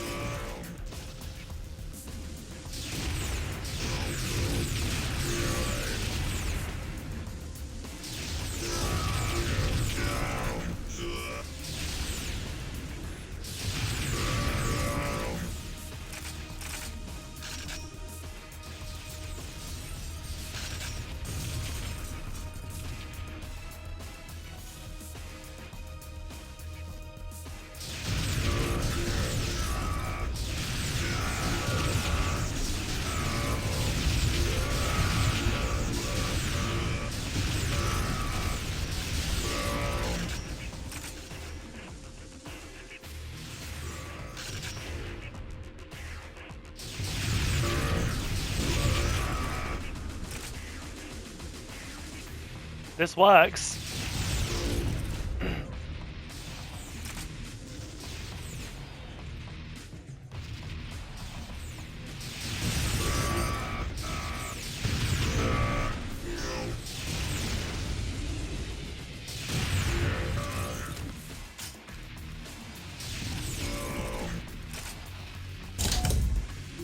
Yeah, this works.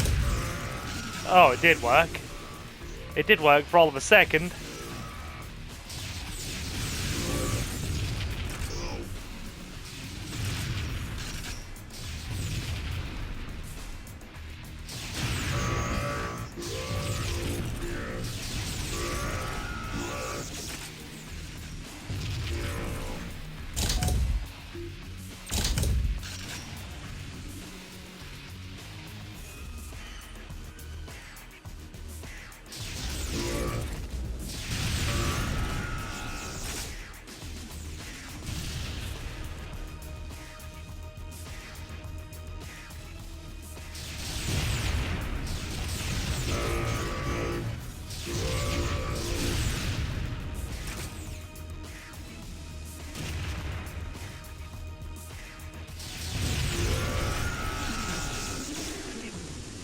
Okay, not the best spawn point again.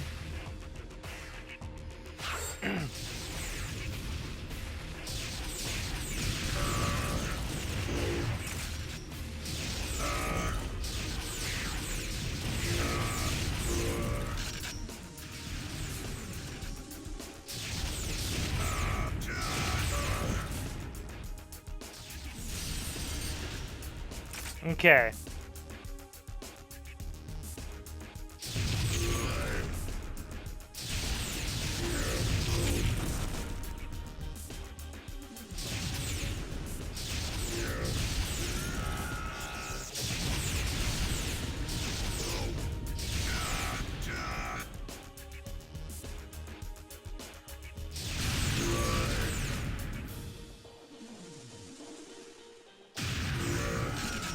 That one camping under there. We can still do this. Just gotta get the one that's sitting over there in that corner.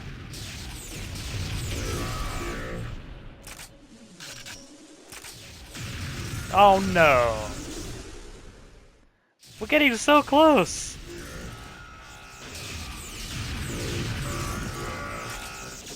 Strafe. We have a minute left. Strafe.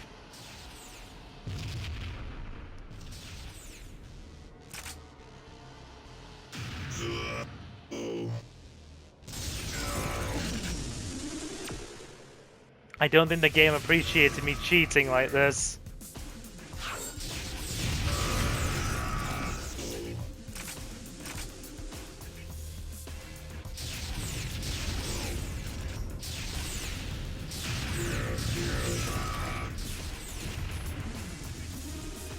Can we get the gold?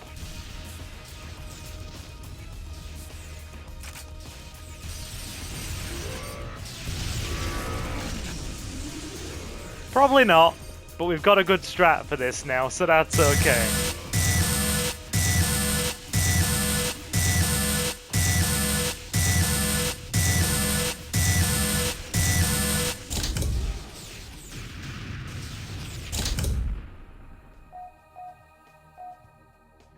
Now that we've got a good strat for that in place, it's going to be an easy gold and possibly even a good platinum.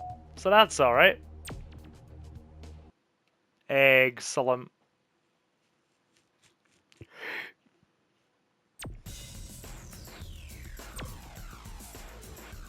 UFOpia or Euphopia? Elite League and Gladiator unlocked. Nice. Perfect. Team Series B done. It is time for the Elite League. Plenty of fun to be had here. One-shot thrills, dual meaning, frantic series, team series C, sincerest form of flattery. These are our Elite League options. So, what do we go with first? What do we go with first? You know what? I think we go. If I'm ugly, you smell. Mikey told Jared that his center party made him look like a water buffalo, so then Jared told Mikey that he smelled like one. There's only one way to settle a difference of opinion out west. A good old shootout. Yeehaw! Get your guns. I'm not going to attempt a southern accent. My attempts at a Tennessean accent were bad enough when I tried that, and we are not going to do that again. Spawn points are interesting on this map. So you instantly want to go for the double Garrets.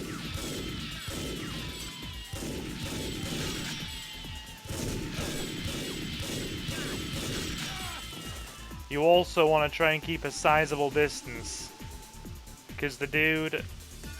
Is there no healing packs on this? There aren't.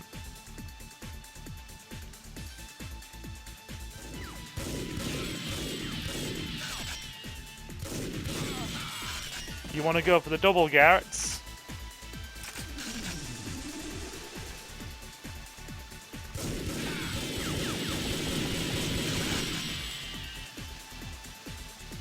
And just gun him down from a distance. He will instantly run for the nearest gun.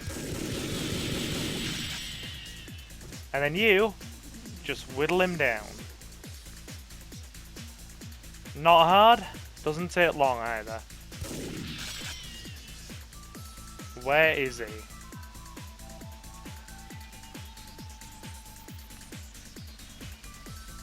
He's taking his goddamn time.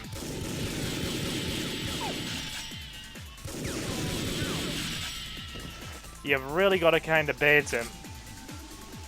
Because if he gets the double guns, which is what he usually goes for, nothing to do with his namesake, purely his AI.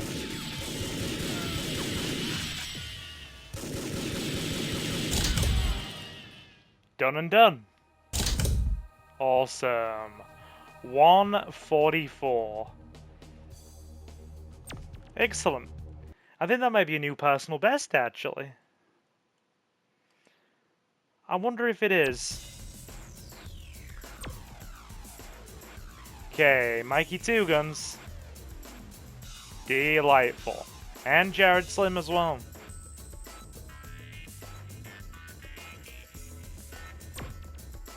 Cool. Let me just check that. If I'm...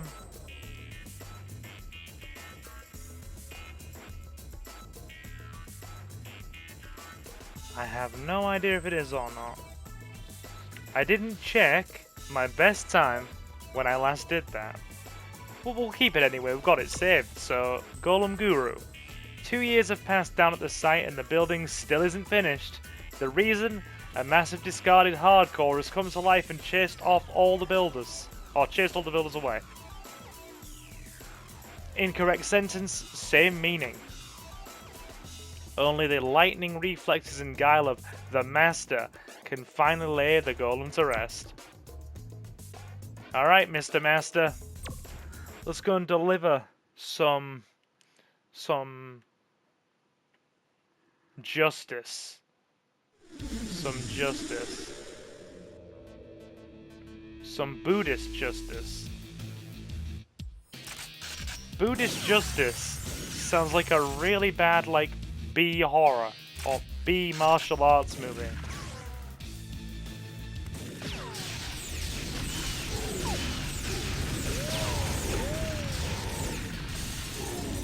You need the rocket launcher here, it's non-negotiable.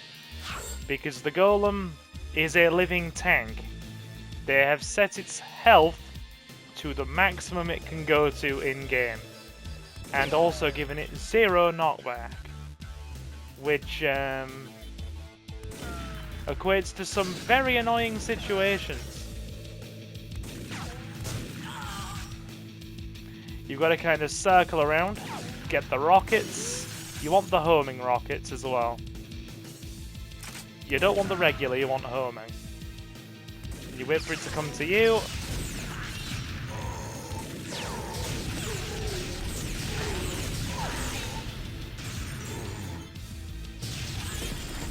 Now that was an accident. We're gonna try that again. That was not meant to happen. We're not meant to hit ourselves. That typically goes against the idea. Don't hit oneself, Silver. It's kind of silly.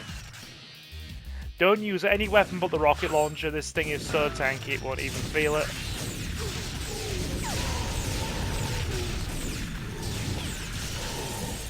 See?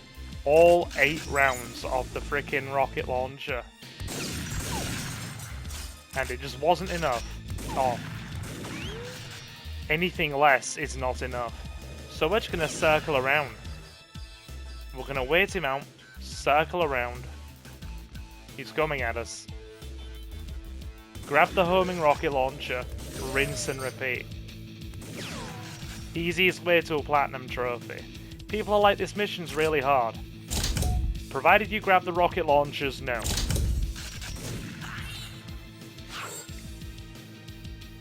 Where is he?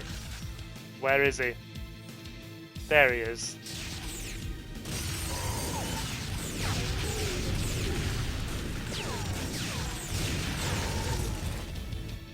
Six rounds, which is kind of insane, but hey.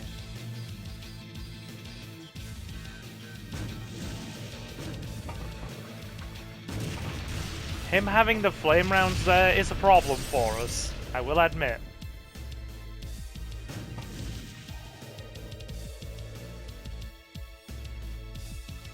We missed the launcher.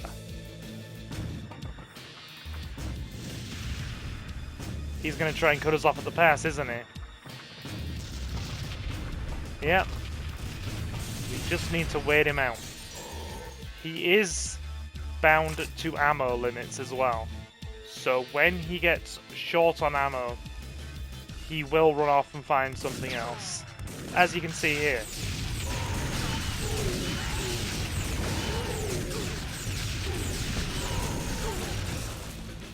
And he also goes for health pack pickups too.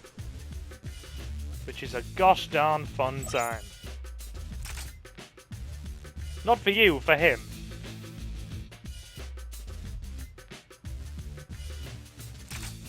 There we go. Grab the armor.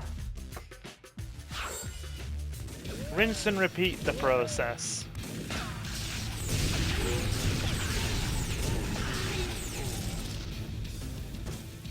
He's gotta be running out of lives.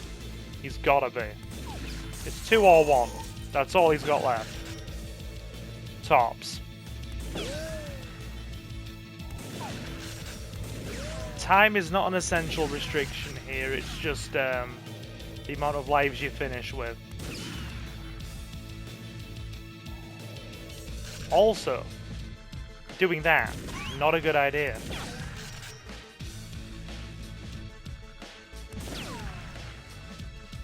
Damn it, Silver.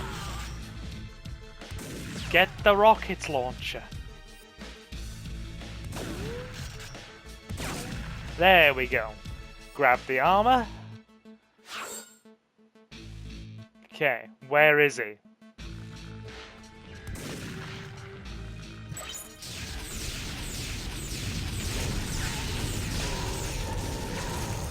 And done. 339, but we did it. Golem Guru, polished off. It's pretty much classed as one of the hardest ones of the game, that. But as I said in my Platinum Trophy run, or my Platinum Trophy playlist videos for this, it doesn't have to be. Cool. Golden thighs.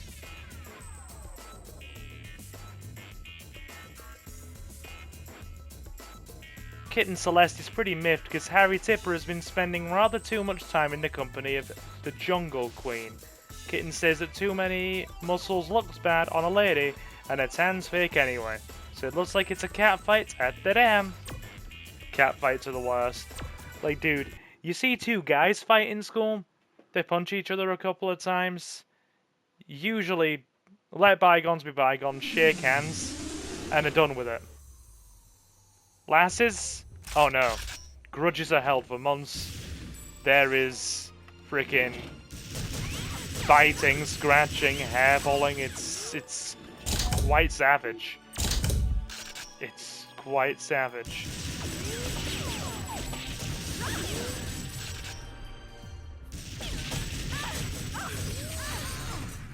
Right, we need the health.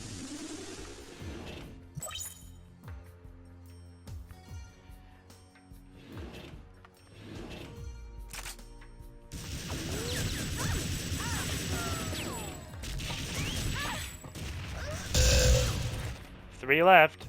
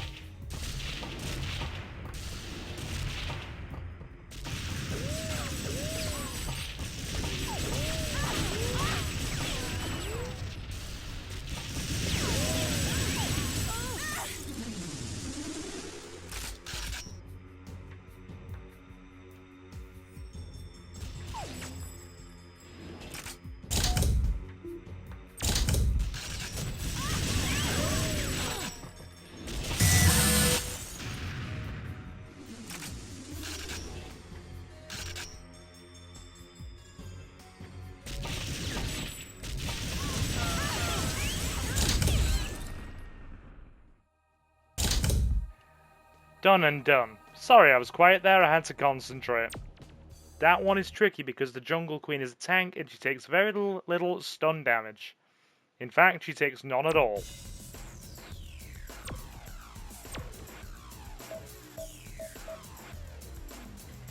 Okay, so that's dual meaning done. Do we go Frantic Series? You know, I think we do. Hangers or hanger hats off.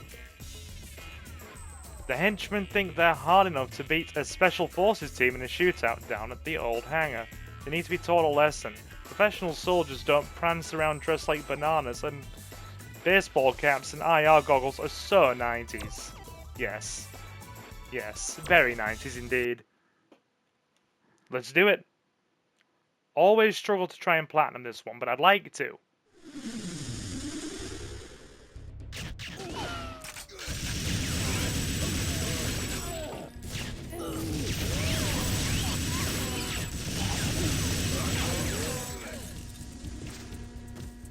Yeah, the kill count required for this is kinda crazy.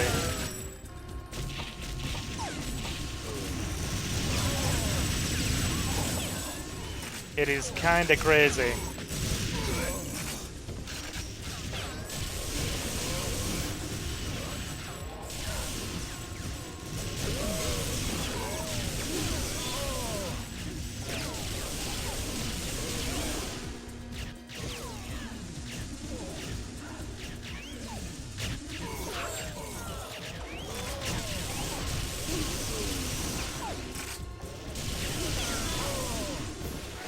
The day I platinum this, I will be a happy man. But it's looking like it's going to be a silver again with this speed.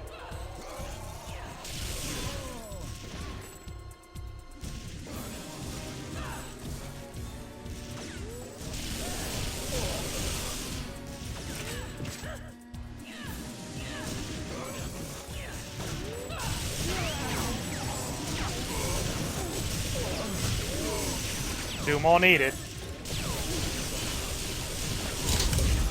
Okay, we got gold. We actually got a gold, which first time around is pretty decent. We're gonna try and plat this, but not like now. I'm gonna try and do it at my own time. Henchman and Dark Henchman. Hangers, hats off. Can't please everyone. I know that's a level name, but it's also true for life in many senses of the word. You really can't please everyone. The hospital needs redecorating. The maidens like the idea of a cheerful red, but the priests are dead set on blue. Test out your colour scheme in key rooms and see what would be best. Okay, let's... So 803 minutes.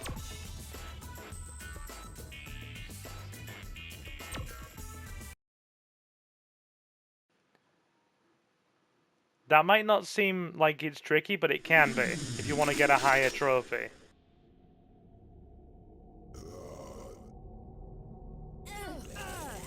Sorry, my sense of direction collapsed when it was time dependent. Let's go again.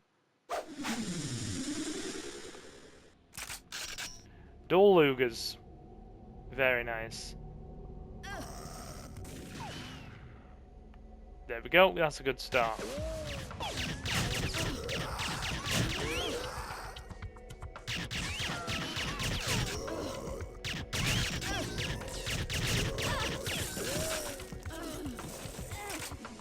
The dudes are very tanky.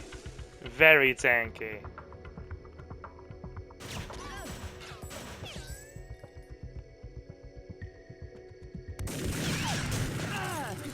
We are dead.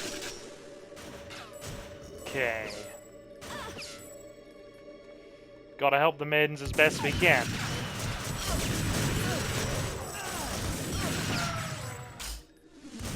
Got him. Health boost. Yeah.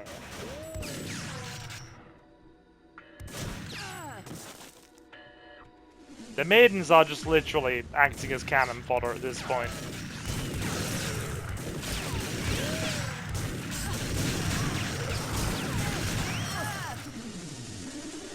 We are in the lead, but oh god.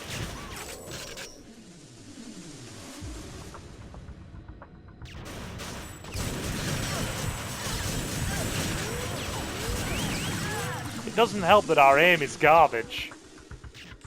Our aim is quite garbage.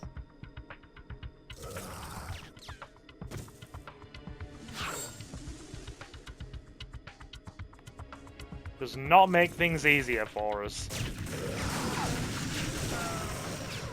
I'm trying to hold this point down as best we can.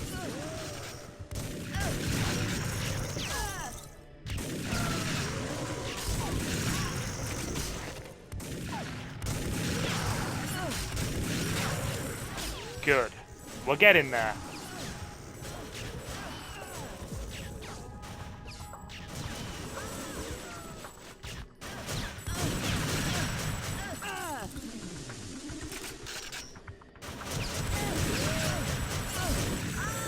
Our aim is absolutely atrocious. My god. It's bad. It's very bad. We can't hit the broadside of a barn door.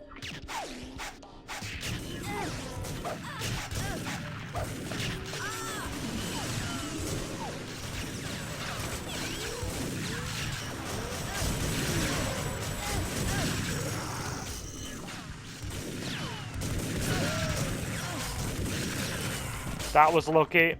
Right, almost got it. That's going to be a silver, isn't it? Yep. I will take it, though. Because, my god. You really can't hit anything when you're playing as the maidens. Low accuracy characters suck. I was at close range and I was still missing with that shotgun.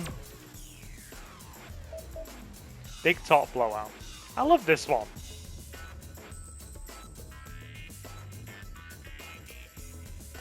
I do genuinely enjoy it. Okay. There's been unrest at the circus since Stumpy hammered a tent peg up Mr. Giggle's nose as part of last night's show. Mischief has cranked open a crate of homing rocket launchers, and now it's every freak for themselves. Beautiful. Hello, Ring Mistress. Let's go.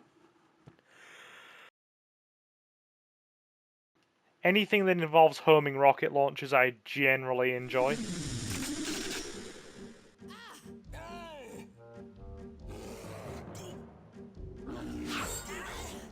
Right. Where is everybody? That'll do.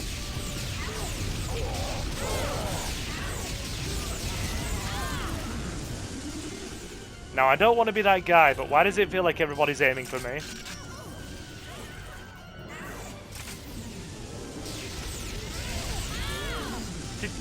Did dude just take a rocket straight on and not die?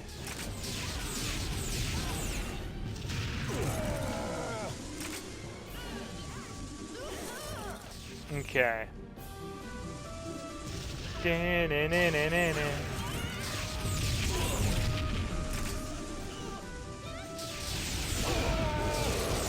We got the bear. Screw that bear, am I right?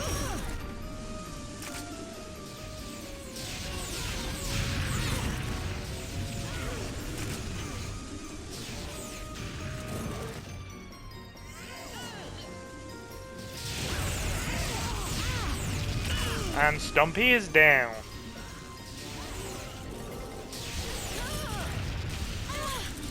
So am I. Now then, we're on 11. We need a lot more for a gold trophy. A lot more. There be explosions going off everywhere.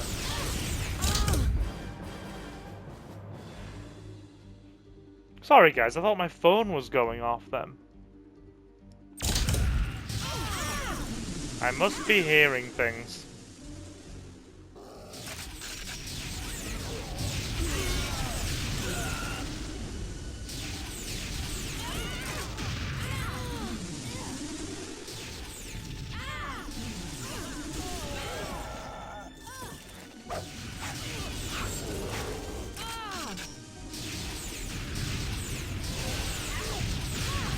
You know, homing rocket launchers are meant to home in on the target. Okay.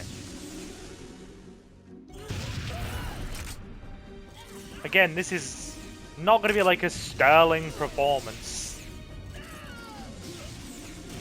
Right.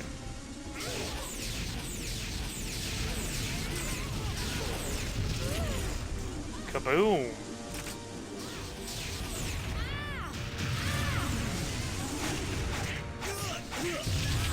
We just punched Mr. Giggles to death. Kaboom!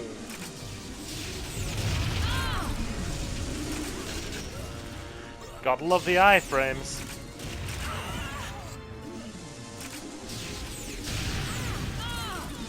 Yeah, hit yourself, that's a real good idea.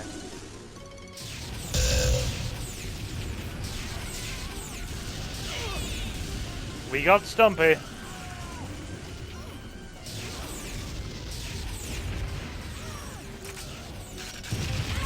God damn.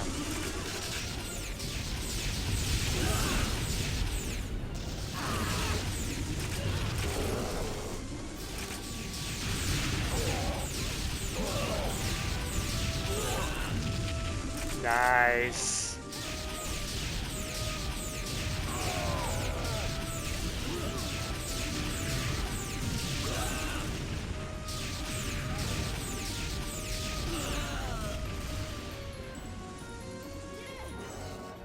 We need a few more to get the gold.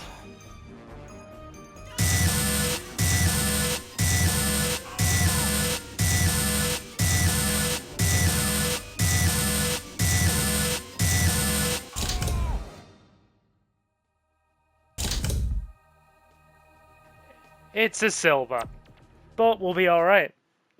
I think I can live with that. We're only 3 off a gold.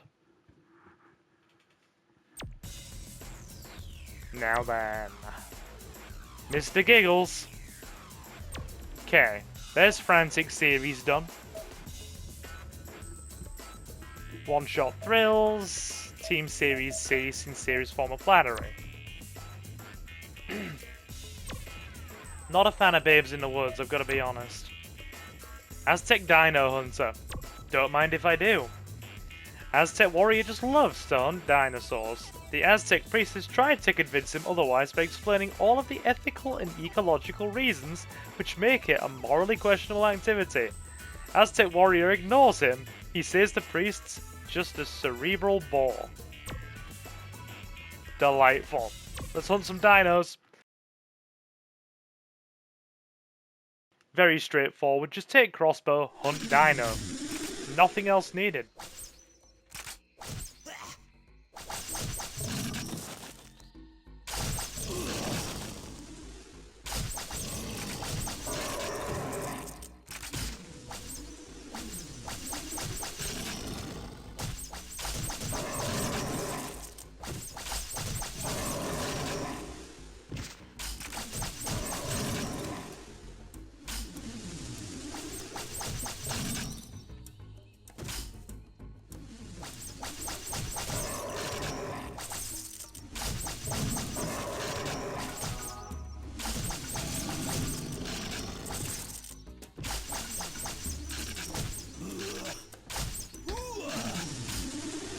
They got us.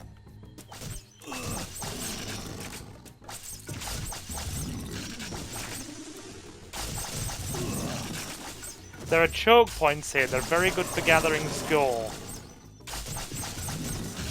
You're better off using them, trust me.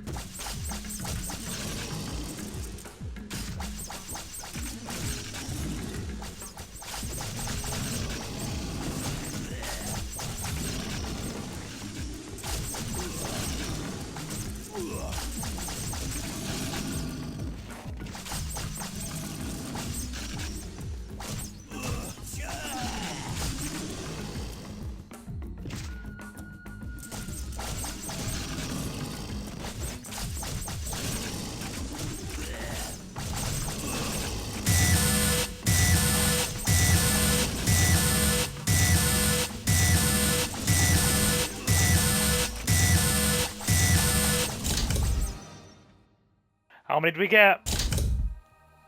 Hey, 75. Not bad at all. Not bad at all. I genuinely think that we should have sent Aztec Dino Hunter in during the Aztec Warrior in during the events of Jurassic Park. Would have solved some problems, I'm just saying. Unlocked the dinosaur. Half-Death. Could that be a Half-Life reference? Well, I never. Let's go. The scientists have been experimenting with reactor cores and anomalous materials with the usual result, a trans-dimensional rift and aliens running amok. The Marines have been sent in to shoot anything that moves. That includes you, Dr. Peabody. It's not a Half-Life reference. Not at all. Never really played it, but I've watched my favourite YouTuber play it, and, yeah. Good time. Good time.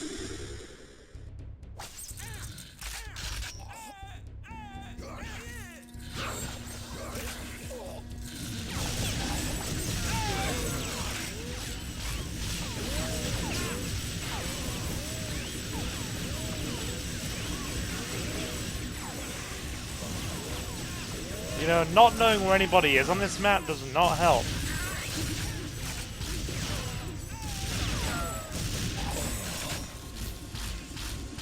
It does not help.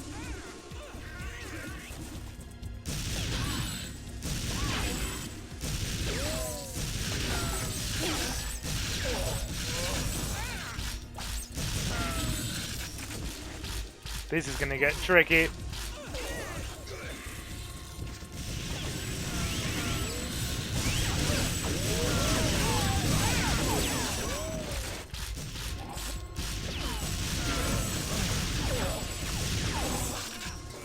We need healing. If Leo's in chat right now watching live premiere, it's gonna be like, Angela, he needs healing. And yeah, I do.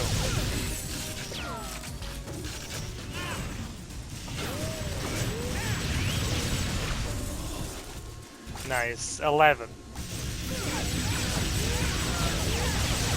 That's our own guy.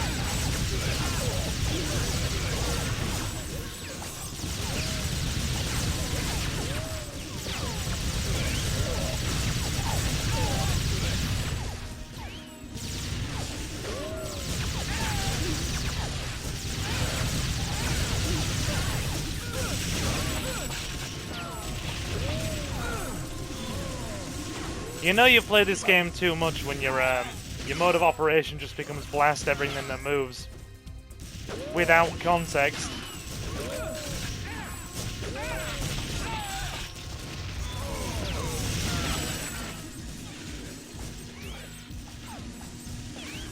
Where? Where are they?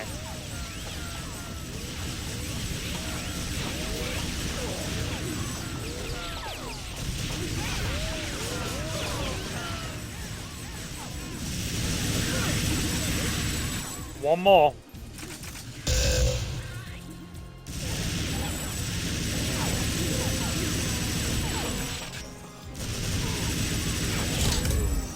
There we go.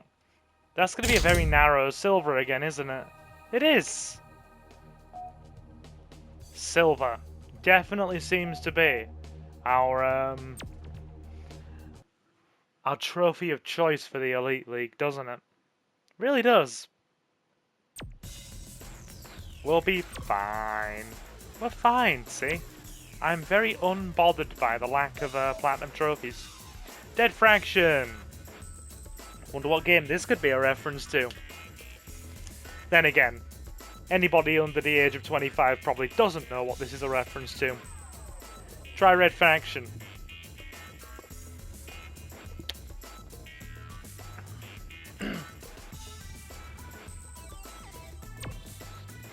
Thankfully, the bulk of my audience are between 25 and 35. So we don't tend to have these problems very much. There's no Riz in Ohio and skibbity toilets here. Good God, we have a whole generation growing up that can barely speak, read and write English. It's terrifying.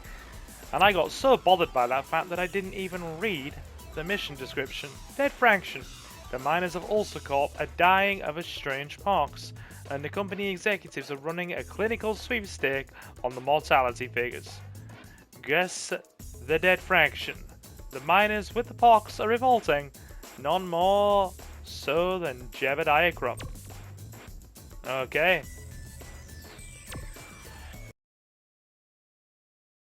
Are we revolting or revolting?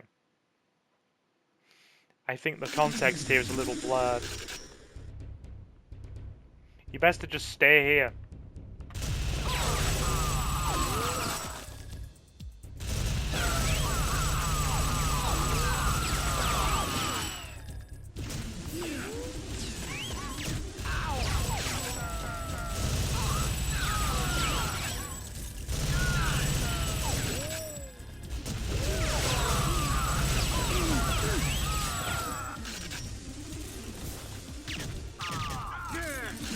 We did. Yeah.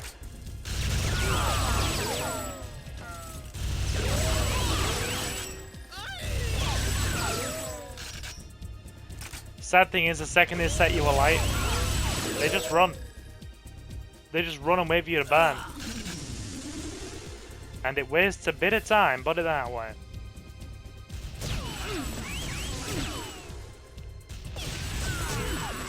Rocket launcher, really?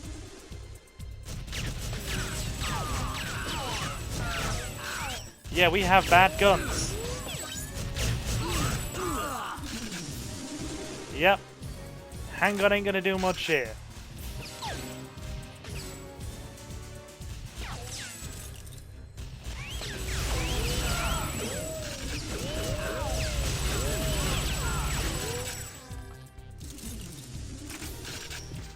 Cool.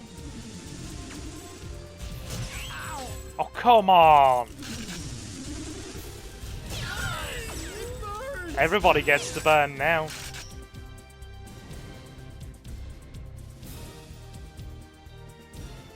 Except they aren't burning.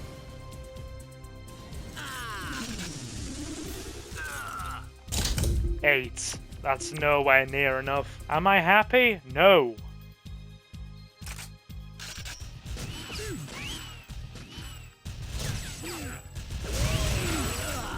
I can't do anything. You've got multiple of them with double machine guns. So you just liquidate. You just liquidate.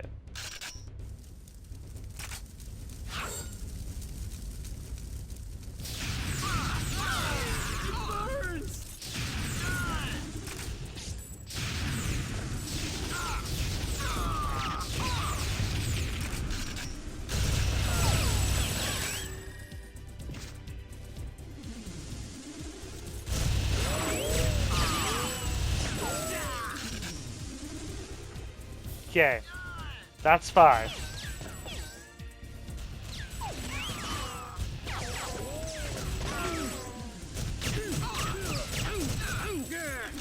Yeah, bien. Oh.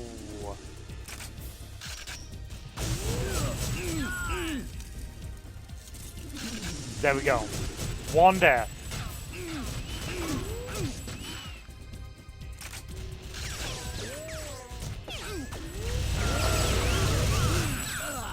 I didn't even take a single one out there.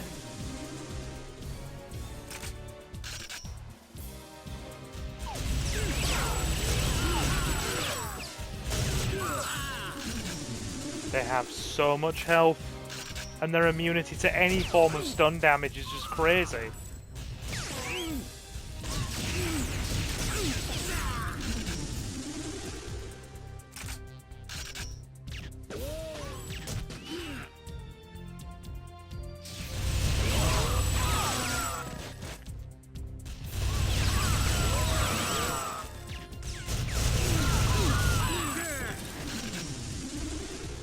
Okay, so that's 10. We're halfway.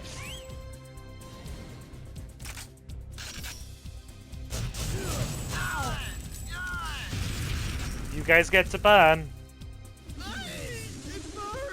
Disco Inferno. And everybody's invited.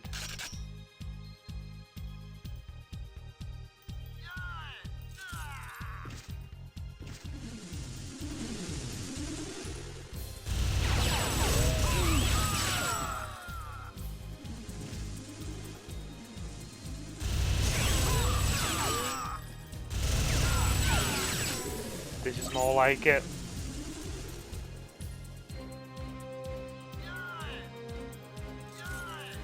This is more like it.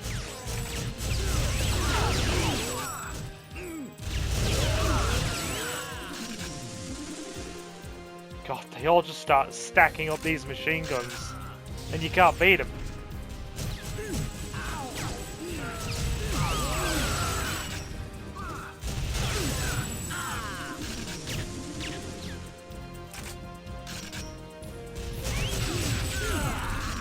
Okay, we've lost the gold, but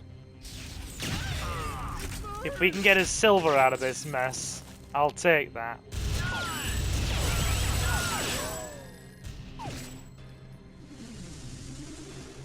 Two more needed.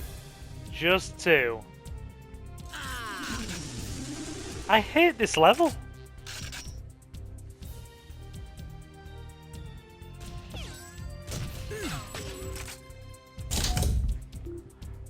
I don't remember it being as bad as this.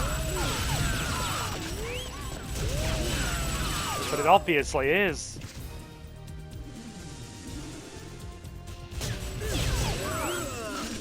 One more. That's all we need. Flamethrower is useless.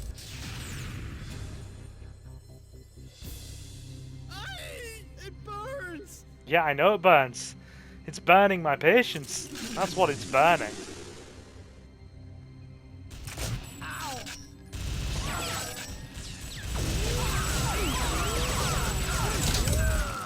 Oh, God, it's awful. I'm never doing that again. I'm never doing that again. Oh, that's frustrating. That is actually annoying. We're not going to try and platinum that either. It's a real pain.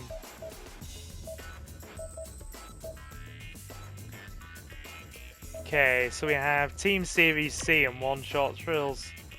Bags of Fun is a long one. Let's go Babes in the Woods. Harry Tipper, alone in the Aztec jungle with a bunch of gorgeous young ladies with his reputation? Has no one thought of the consequences? Just keep your bow in your hand, Tipper, and don't be getting shrunk just so you can look up their skirts. God, this game was clearly made in the early 2000s.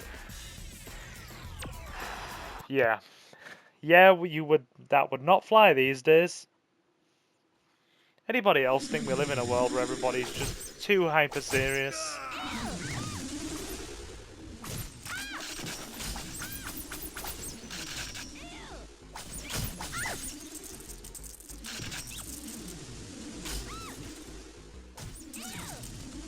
Yeah, we're in a weird spawn point here. Let's go again.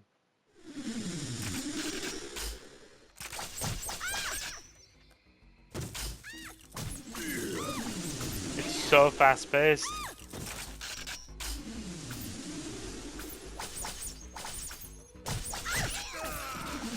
Like, they're really fast. So the second you see them, they've normally hit you. See what I mean? We're in third.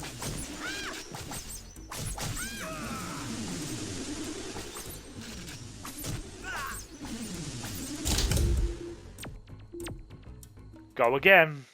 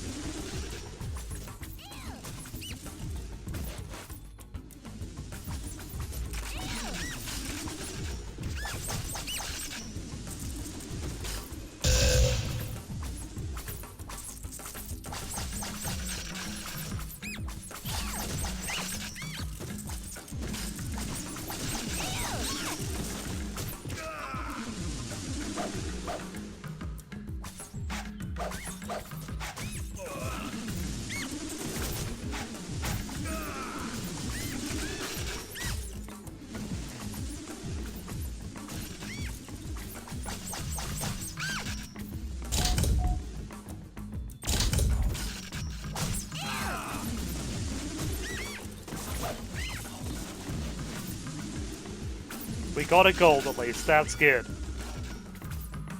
Sorry I'm quiet again. Again, concentrating. This level is crazy fast paced.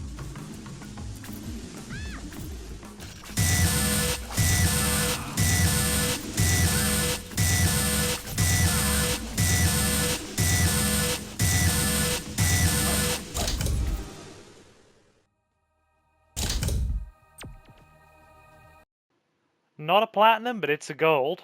Very nice. We can deal with the gold. We can live with that. Perfect. Babes in the Woods. Gold. You know what? I think we are going to switch things up a little bit. So, let's come back and finish the last of League in a minute. And we will get started with some challenges. So we have Glass Smash, Behead the Undead, Infiltration, Banana Chomp, Cutout Shootout, Story Classic, and Monkeying Around. A grand total of 3, 6, 9, 12, 15, 18, 21 challenge missions. Let's go through a few of these, shall we? Starting with Pain in the Neck. A very frustrating one to try and get a good trophy in for me. I've never, unfortunately, done very well with this one. So the glass stuff, we're just going to kind of blitz through and see what we get.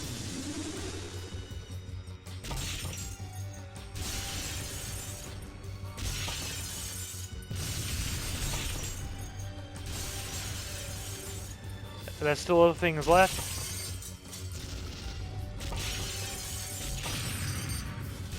4 left. 21. It's a silver. We'll take it. Do one more try and see if we can get a gold.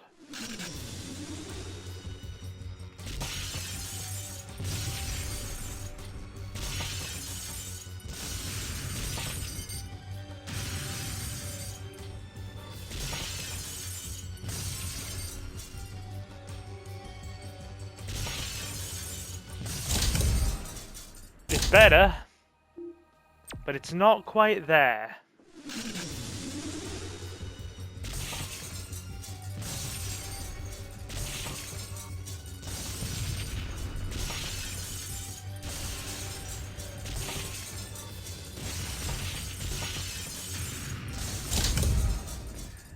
That's a gold. Even better. Cool. Yeah, that's fine. We like that. That's good. We are happy with the result. Cool. Pain in the neck. Now, the hard one. Breaking it. Well, first of all, we didn't read the previous description. Those Russian soldiers aren't that bright. Today's military training involves breaking all the glass in the Siberian compound. Nikolai managed this in 1 minute flat. Beat this time or you'll be the laughing stock of the barracks for weeks. And next, after Private Paulie's incident with a grenade yesterday, all ammunition has been confiscated until further notice. This is no excuse to miss training though, so you'll have to improvise. Frost.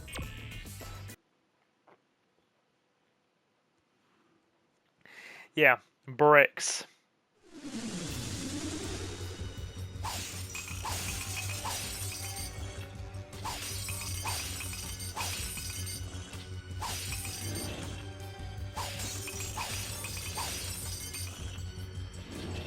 Yeah, this one's a bit of a pain. Zero pun intended there. Like, zero pun intended.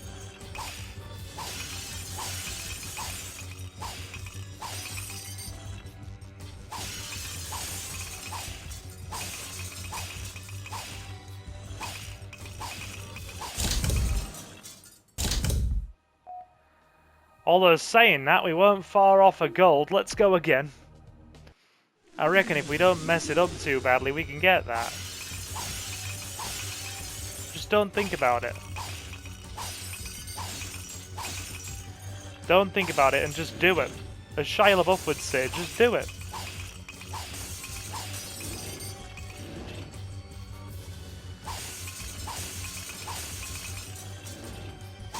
Good old Shia LaBeouf. We're just doing it.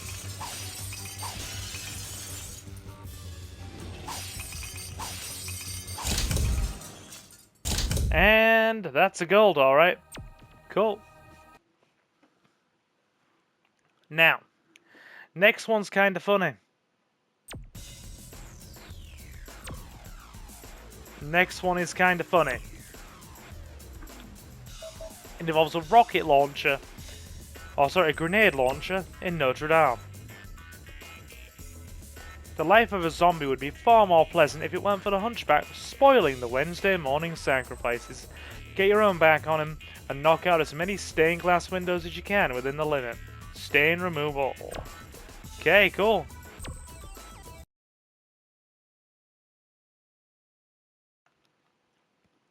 Taking out all the stained glass in Notre Dame using a grenade launcher. Cool.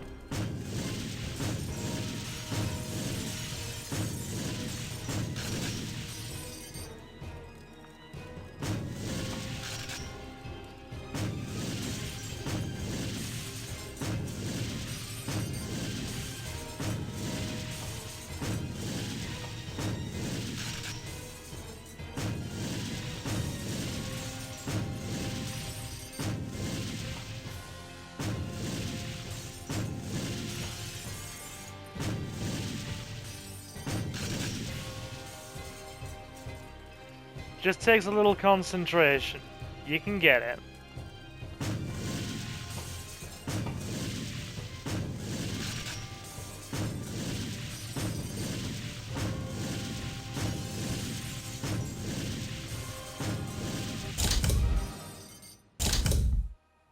No.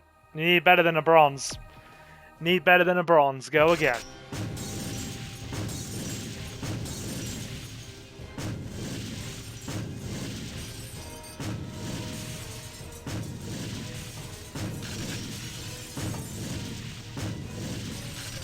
Try not to miss shots.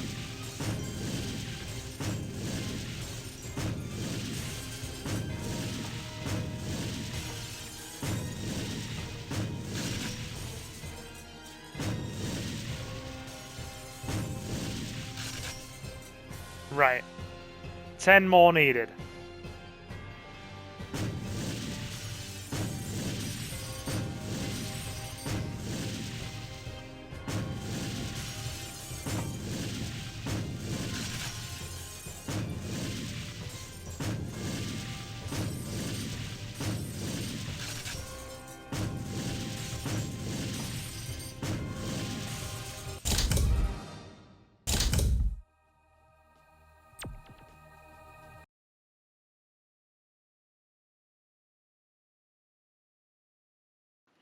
Whew, that took a little concentration. 29. I think we were like 3 off for gold. Cool. Cool.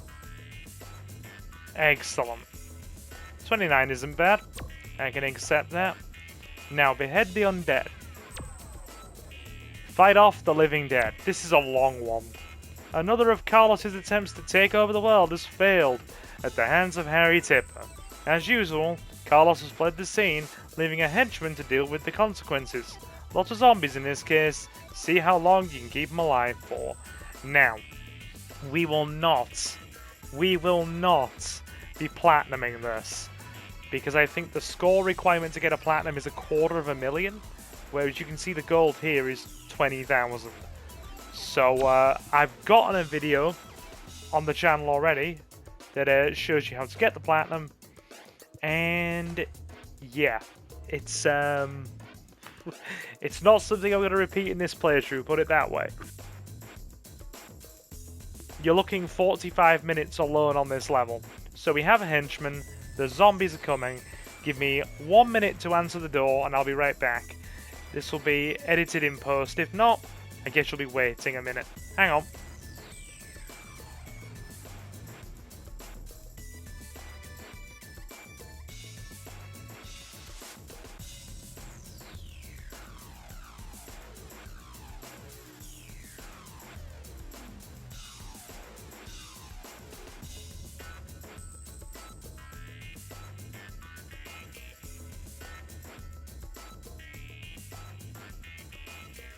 Okay, I heard something go through the letterbox, which means they've probably left already. Let's go. Keep Mr. Henchman alive, if at all possible. Not holding my breath on this one, it's tricky. Like, you will die, it's just stand your ground until the inevitable.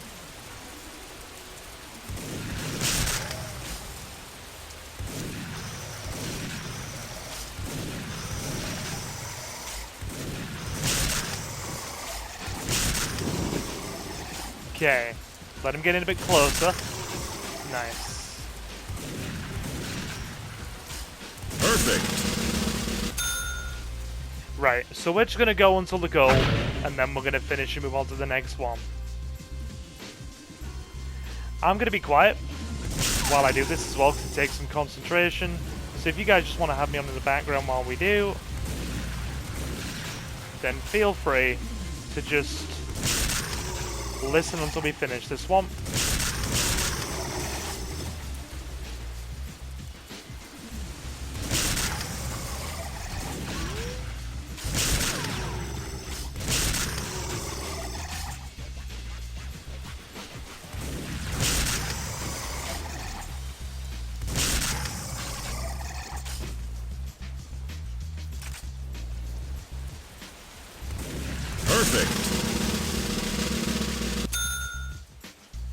Okay, won't take too long to do this, so let's just hammer it out.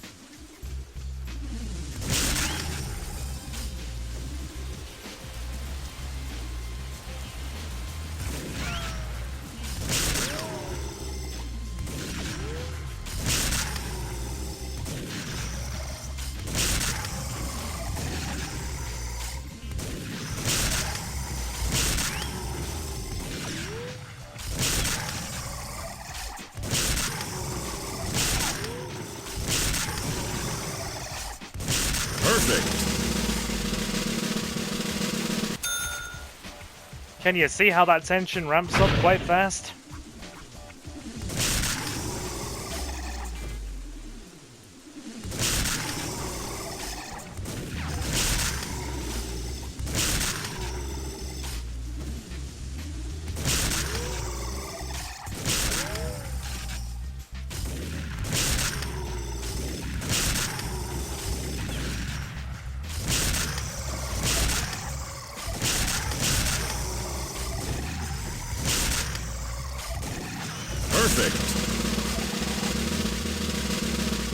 Yeah, it's ramping up all right.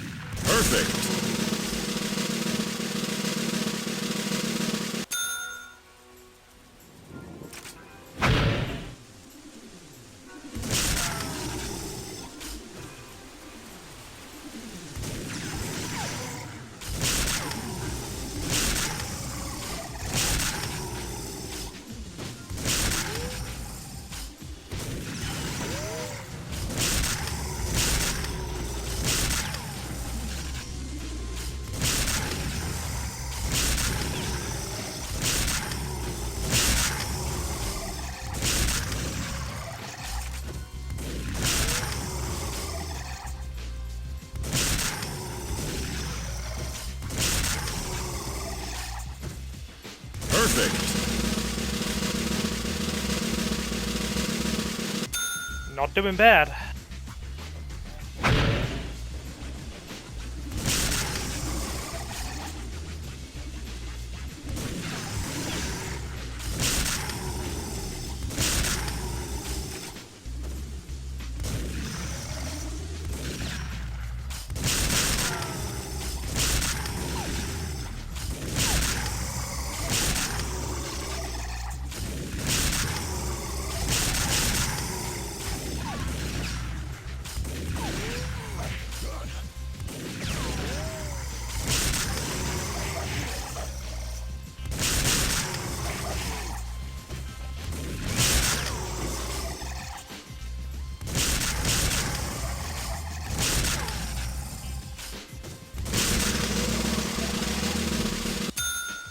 Notice how it starts getting out of hand a bit. It does.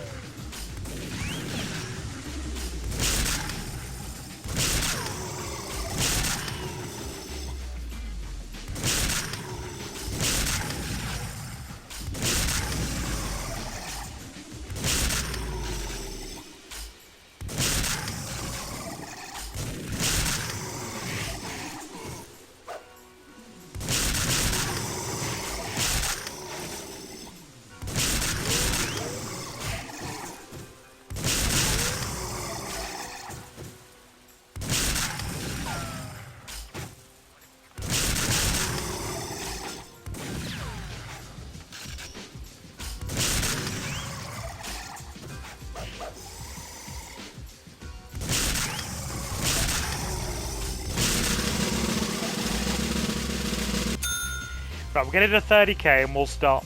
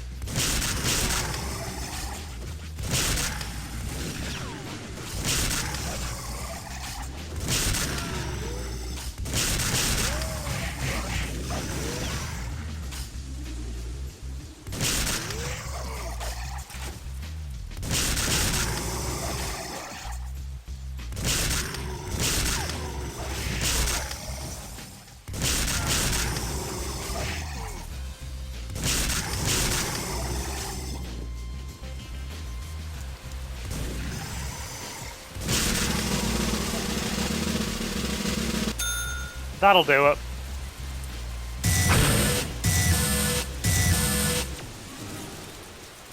And finished. 32,000. The gold's not hard at all.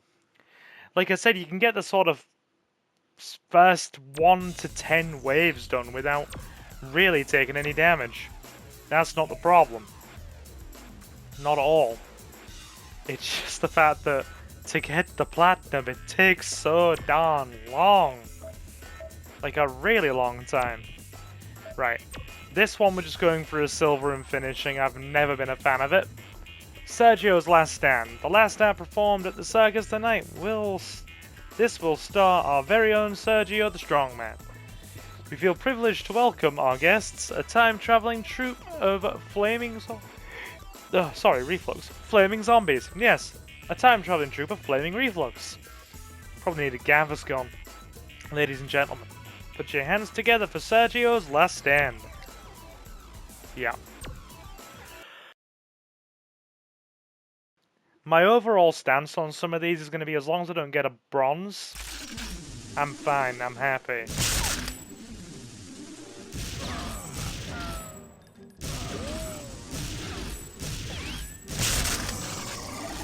My god. If you got free reign of the tent, you'd be fine. Perfect. But you don't, you get this single area.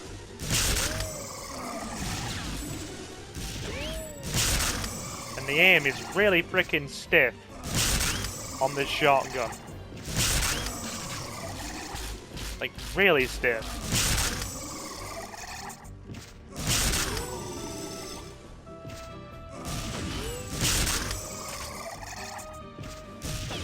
Perfect.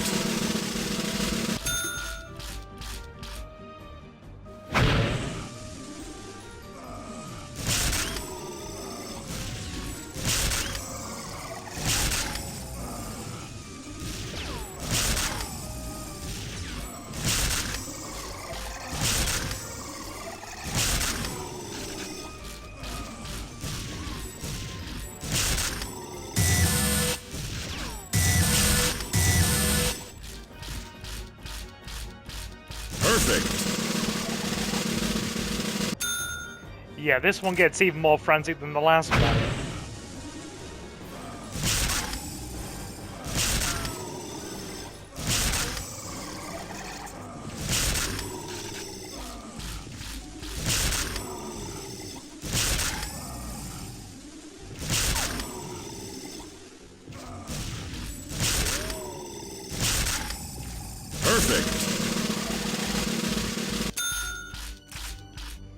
Determined to get that silver.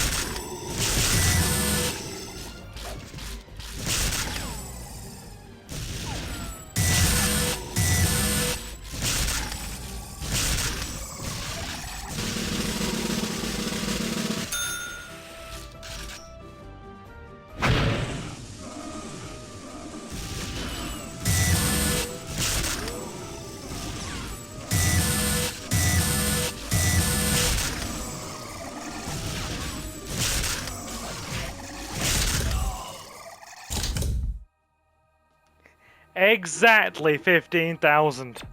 God, I hate that map. I really don't like it.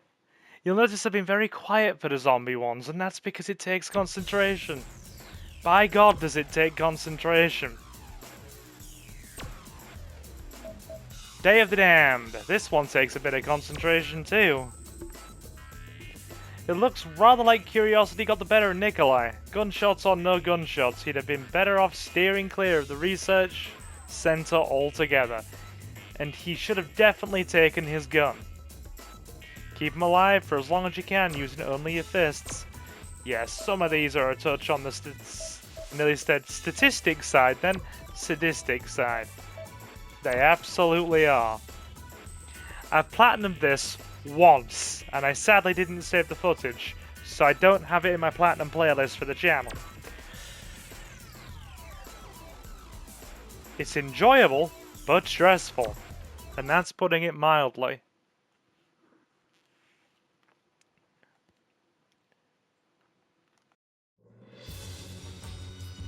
Zombies coming, and you only have your bare hands. You gotta get the timings right. I'll be quiet again.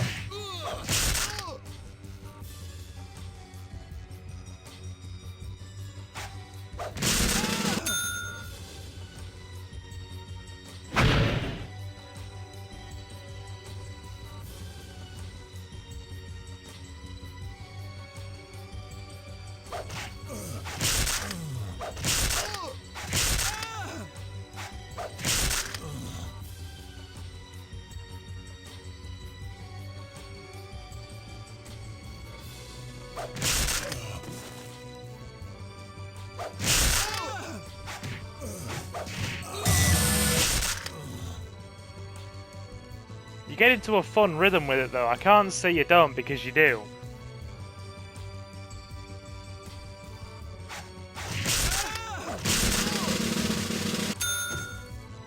The rhythm ends up very fun.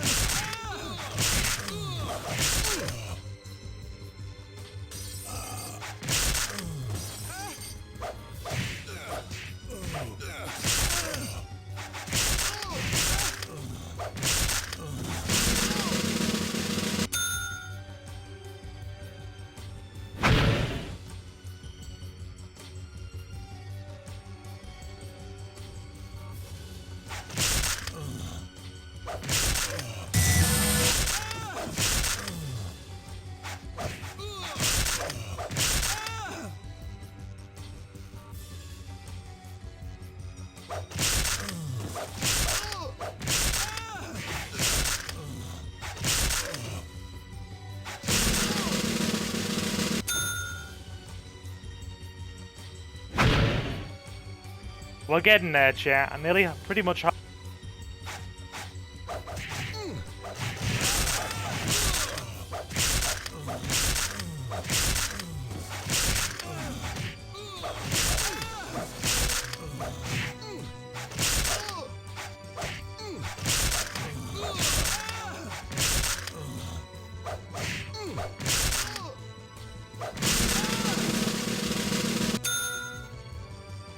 Yeah, you do get into that nice rhythm, as I said.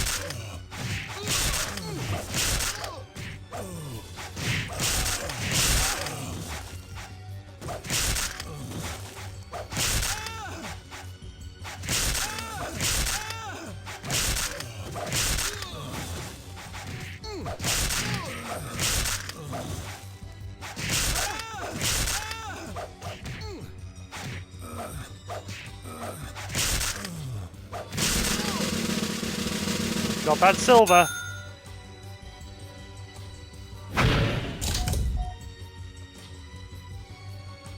You know, at this point, we might as well just go for the gold. Yeah, let's do it.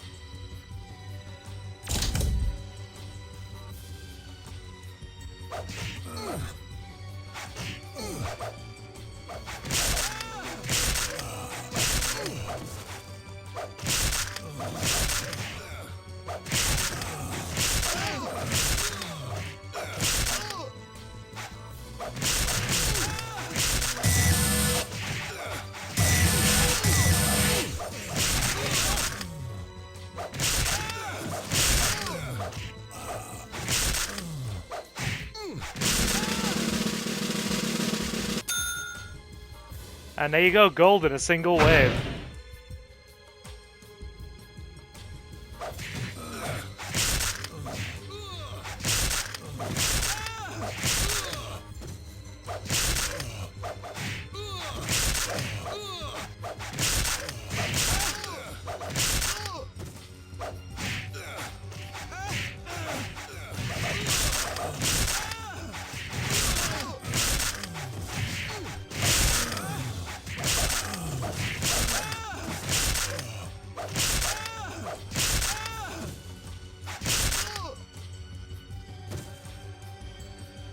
They take each other out as well, it's great.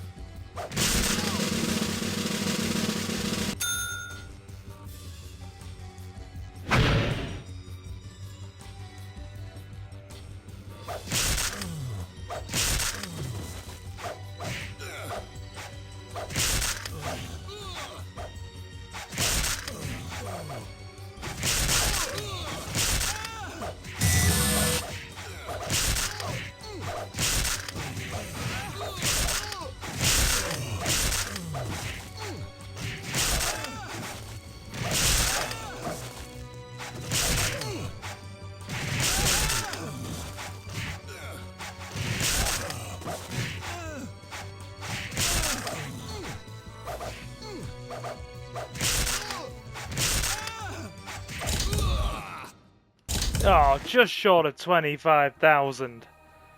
It's alright. We're fine. That'll do. That'll do. Okay, so there's all the Behead the Undead stuff done. We've got Cutout Shootout unlocked as well, which is fine. Infiltration doesn't take long if you know what you're doing. We're not doing bad here, we're making some good progress. Right. Infiltration might be the one to go on. If you've done the whole dam segment before in Siberia and you know what you're doing, it does not take long. So, silent but deadly. Even highly dangerous mercenaries like Grigorenko need to use stealth when outnumbered. Destroy the radar and enter the dam without being detected by any of the Russian guards. Now, we've done the dam segment many times before, so doing this shouldn't be a problem. You just...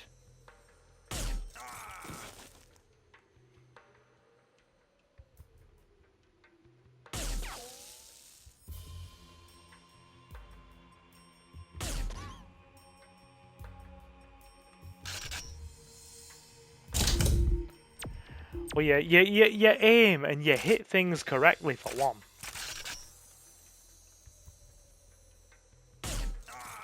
Sorry, I think I'm still a bit tense from the zombie segments.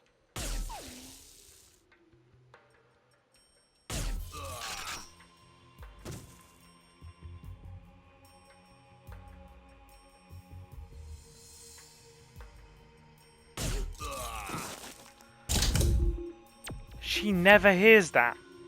She never hears that. That is the only time she has heard that shot.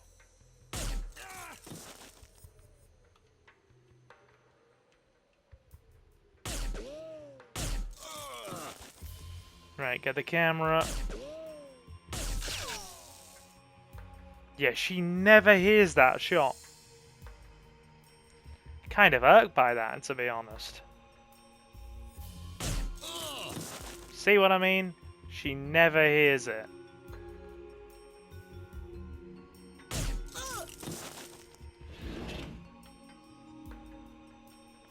Cool.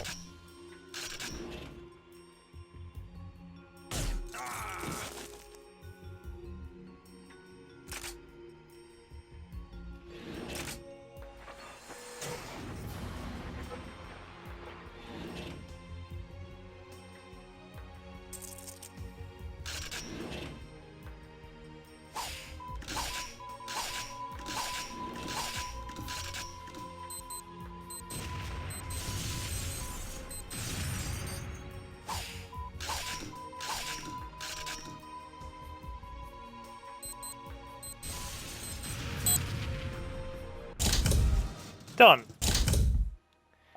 Nice, easy gold. Awesome.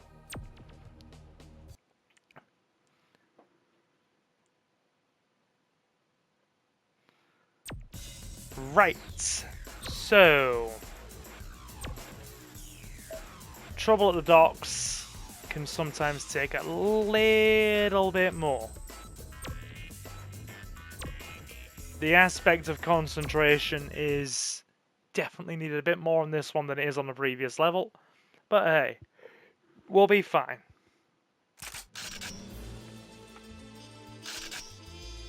Oh no, sniper.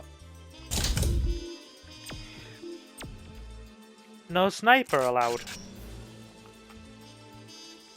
You don't want to be shooting anyway.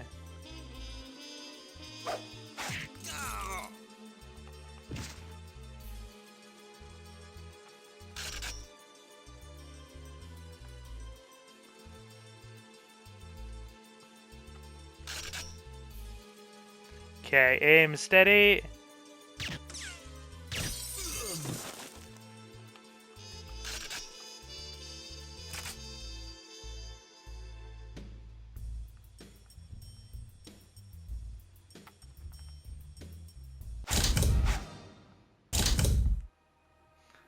Solid. Really solid. 39 seconds. Done. I was ready to come out swinging and hit that guard, but no, we got the gold. Easy. Easy. And Neotokyo is just camera dodging. What could possibly go wrong with a bit of camera dodging? Escape from Neotokyo. It's late past curfew and Chastity Detroit. Try saying that sober, let alone after a few drinks. Haven't had a drink, mind you, but it's a tongue twister. It's late past curfew, and Chastity Detroit has ended up stuck in a rough district of Neotokyo. If the police find her, she'll spend the night in a cell, so get her out without being spotted. Temporal uplink should come in handy here.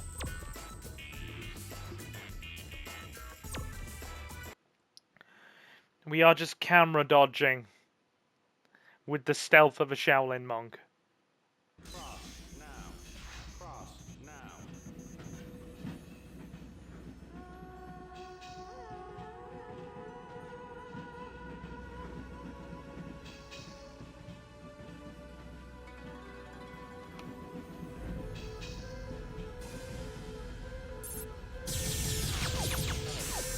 The cop car saws. Right, better stay low then.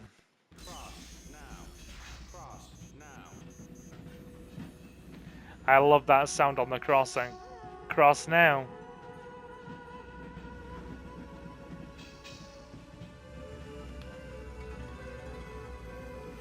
Right, we better stay low and dodge this cop car then.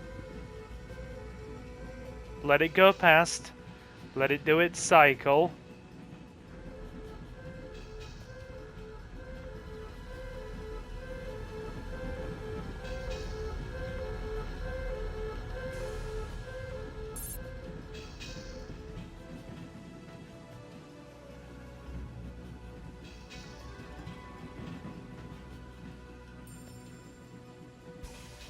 Oh, come on. That was nearly flawless apart from clipping the edge of one camera.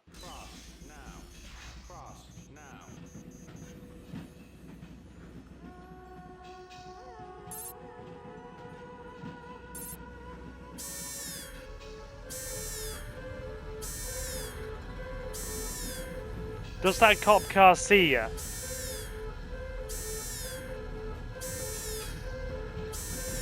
It doesn't.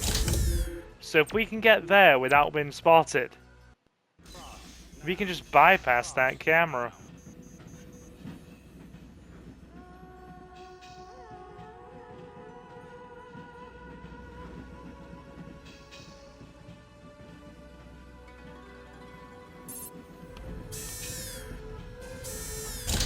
No, the timings are so tight on that.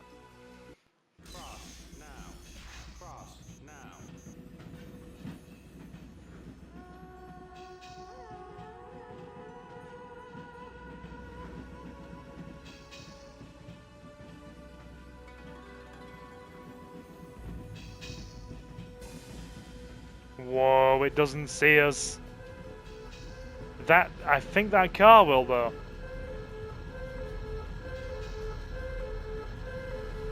No. Would you look at that? Would you look at that?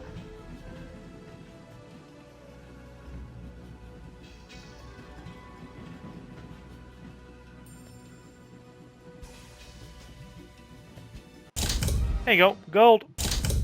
Done and done. Nice. Very nice.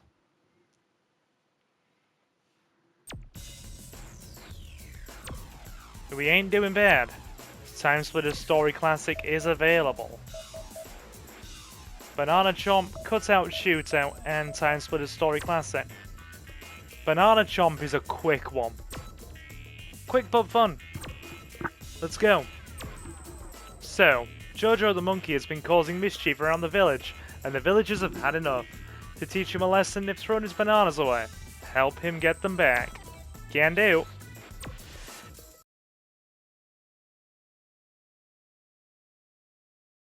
Troublesome monkey.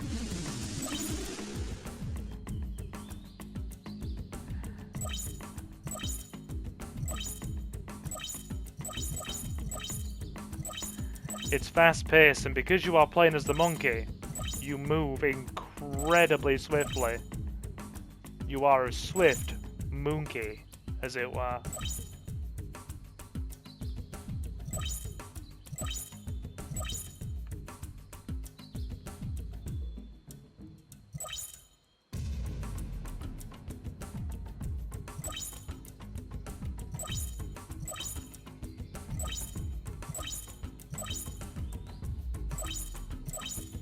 Gotta get them all back.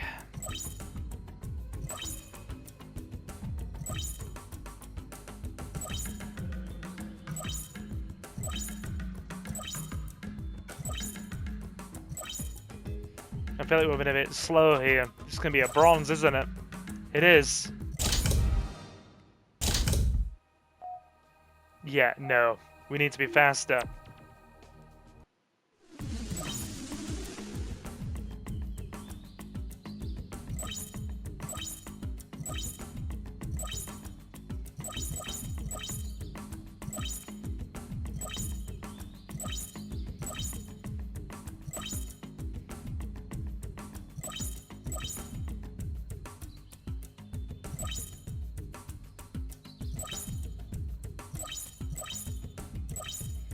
Cool. This is a bit faster. I'm not looking at the time. I'm not panicking.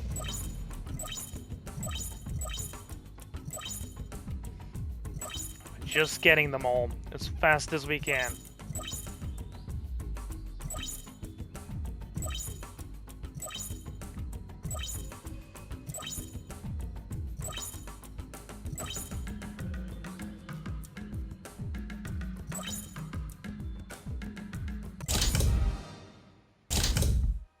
Yep, silver's fine. We did it. I didn't even bother looking at the clock then. I just went fast. I just went fast. Private goal. Monkey business. Oh, gone banana, sorry. Monkey business is next. Jojo's been up to his old tricks again and the villagers have really riled now. Not only have they taken his bananas, but they've conjured up some zombies to stop Jojo forever. Keep that monkey alive. Yeah, basically, if you actually die in this mission, it's mission failed. You don't respawn.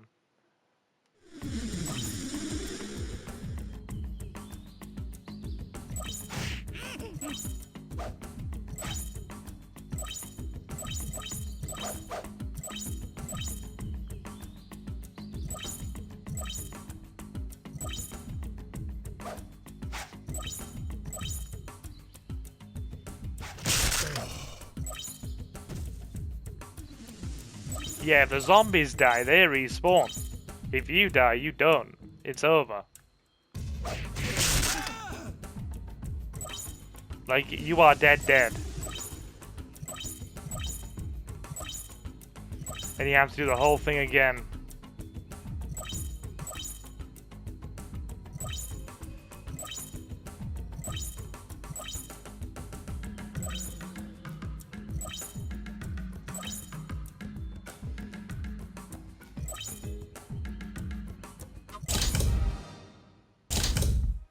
Yep, that'll do it. The extra 3 seconds you get for gold and the extra 5 seconds you get for silver are enough. This last one's the trickiest of the bunch, though. No banana pun intended here. It's also the funniest. Private Paulie. Playing with fire. Playing with fire. Jojo shot the wood golem with a flaming crossbow bolt. The golem's not got long left, but he's intent on getting his own back by eating as many of Jojo's bananas as possible. Go for the burn, Woody. Right, okay.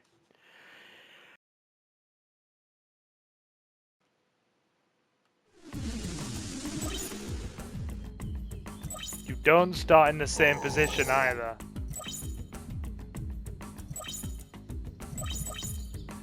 Which makes it trickier.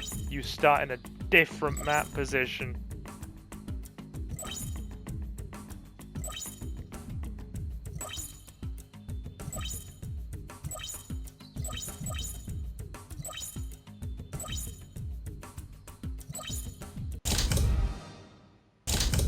Did we actually get that?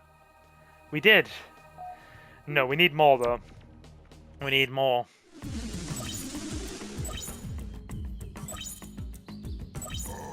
That is not good enough. We must exact fitting revenge on the monkey.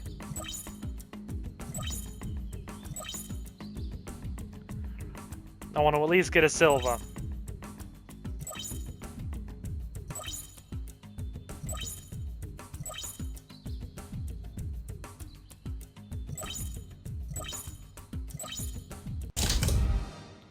Bronze again. Now retry it. We'll go the other way around.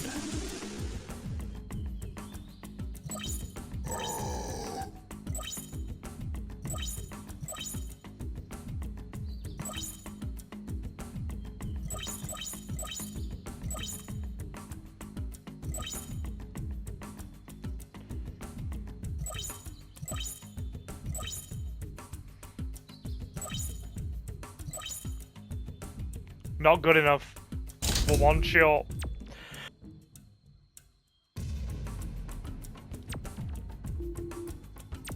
God, this really does take a minute.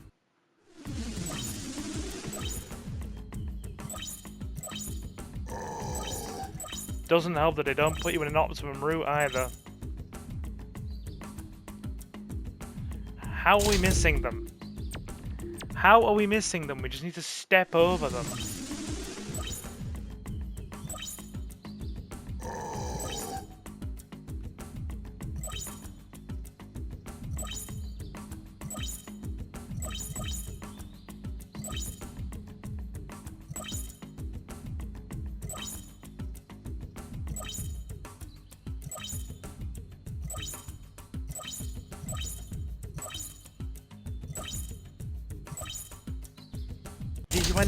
You end up short. You do, you end up short.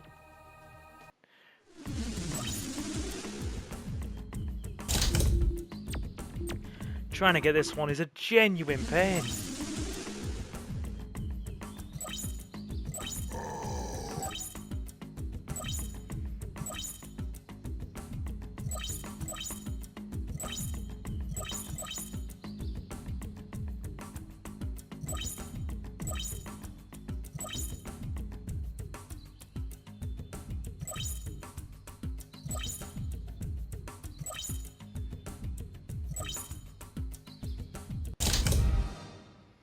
Yeah, we're just hitting bronze no matter what we do. Is my pathing incorrect on this?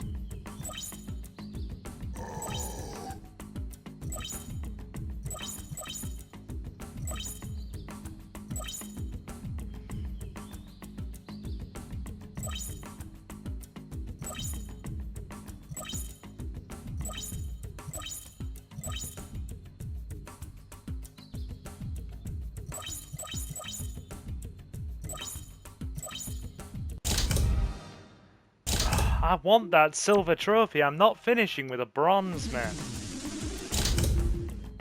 You only get 30 seconds, and the wood golem doesn't move quick. That's what makes it so brutal.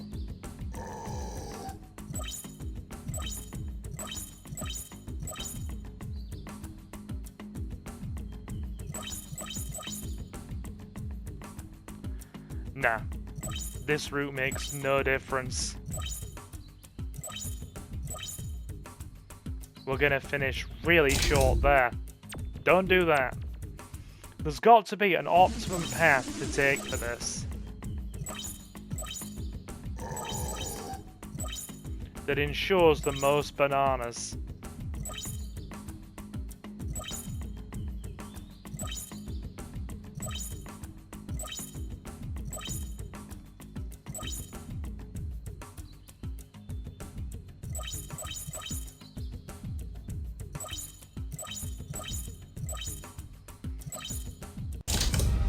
That'll do. That'll do, yeah. That is good. That is very good. Okay, that's Banana Chomp done with all silver. Cool. So now, got Wood Golem and Monkey in a round, which means we have 6 levels of challenge to go.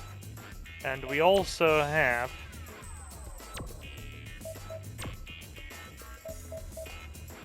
five levels of arcade to go, for a grand total of 11 levels.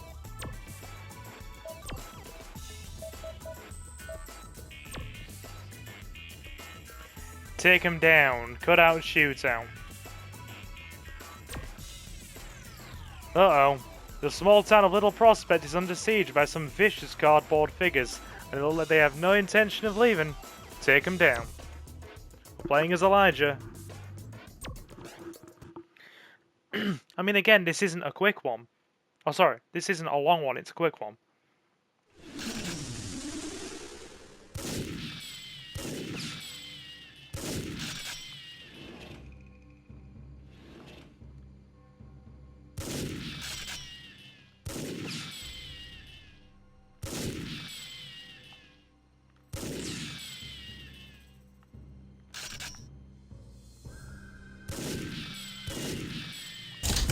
Well, it's a quick one if you don't shoot like garbage.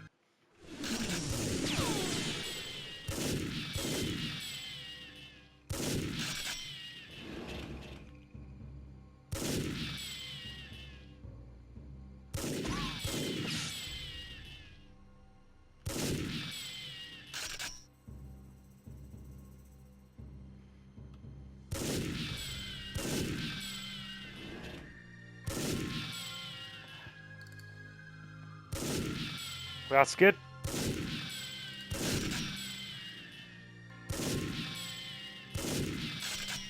I have golded this before.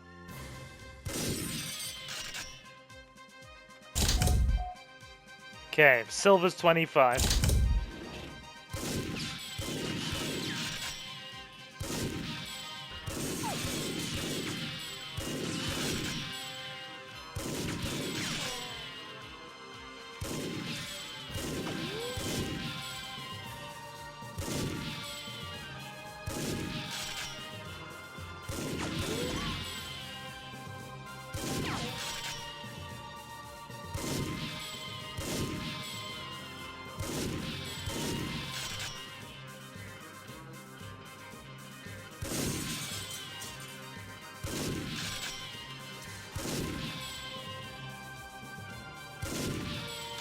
Monster dudes.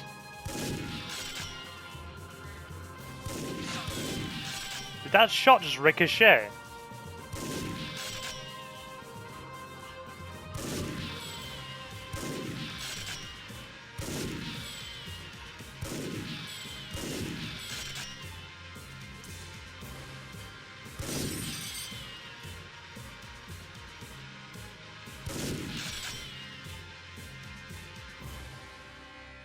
Okay.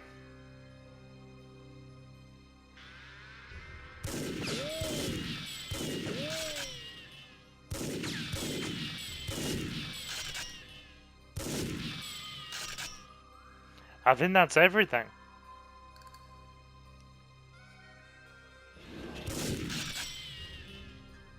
Couple of extras hidden away.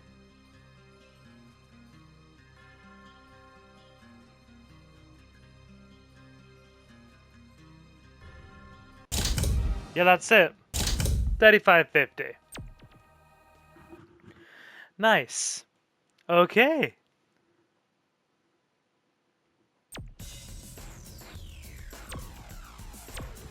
Very, very good. So we have Fallout and Pick Your Piece.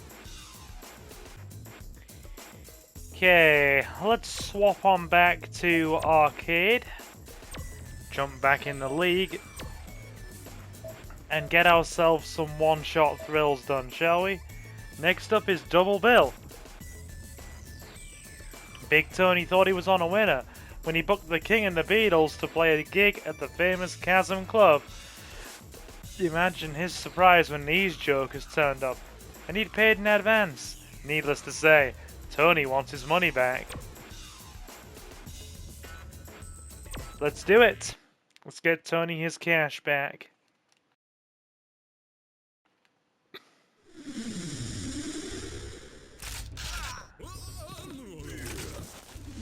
I love it. We don't start off with any weapons. And we just get shot in the face. We are getting absolutely slain. Give me El shotgun.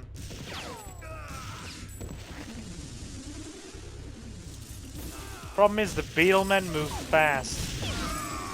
Very fast, as you can see.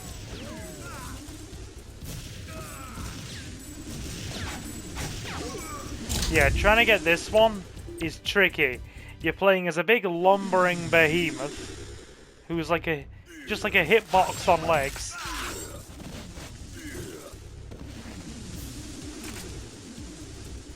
The map is really damn open.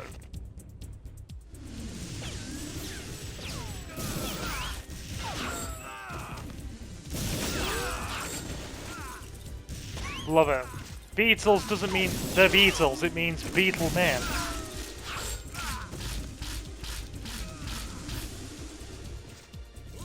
It literally means Beetle Man.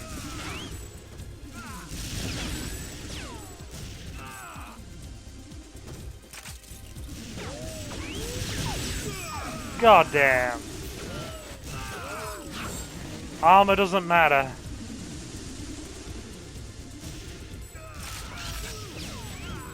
Armor does not matter.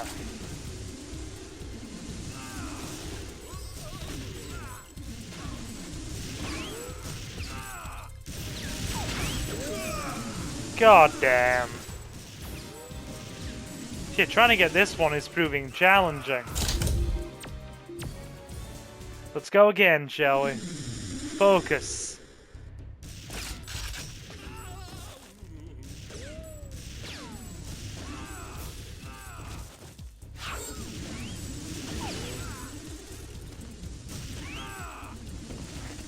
Okay, shrink beneath our enemies.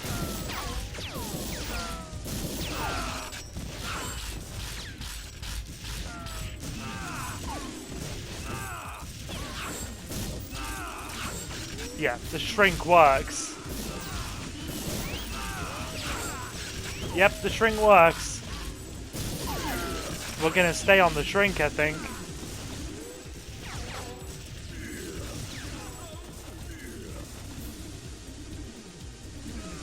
Stay on the shrink.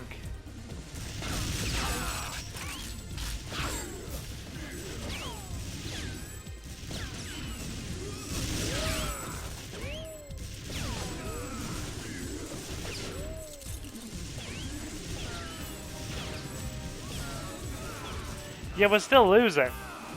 And I have a very bad sense of direction, so this map just confuses me.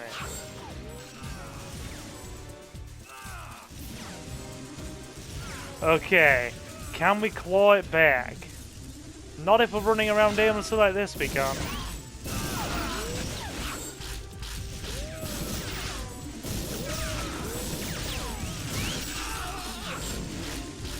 We are still... Oh my god, somebody's got 11. How do we even... How do we even the odds on 11? God! That's brutal.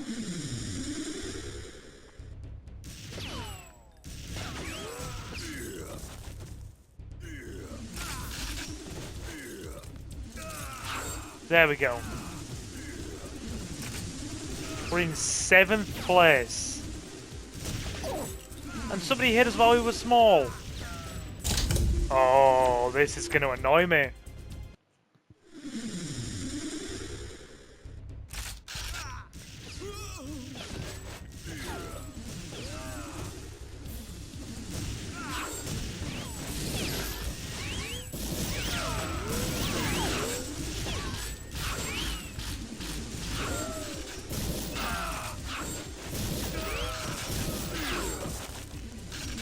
That's 5.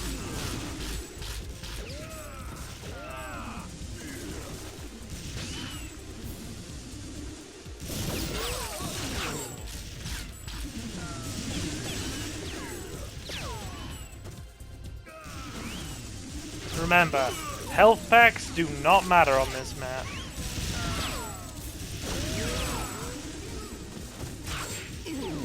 Did he just punch me?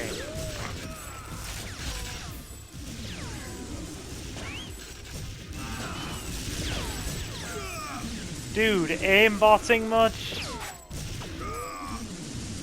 Aimbotting? Dude!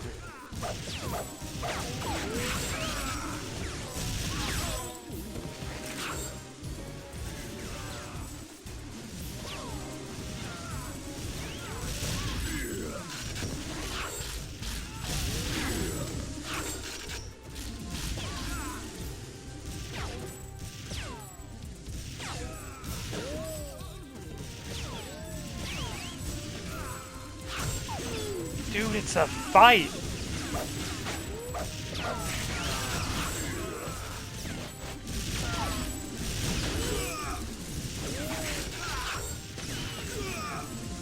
$14.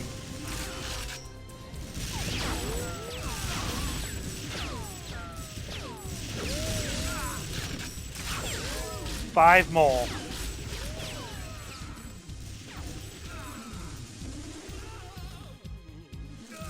Five more.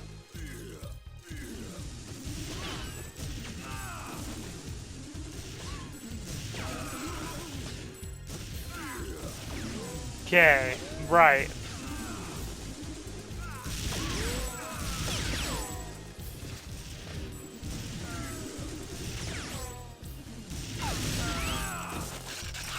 Four more.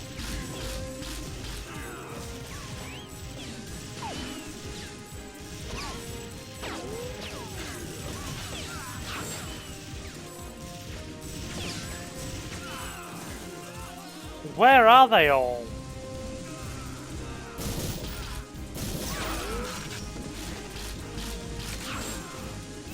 Three.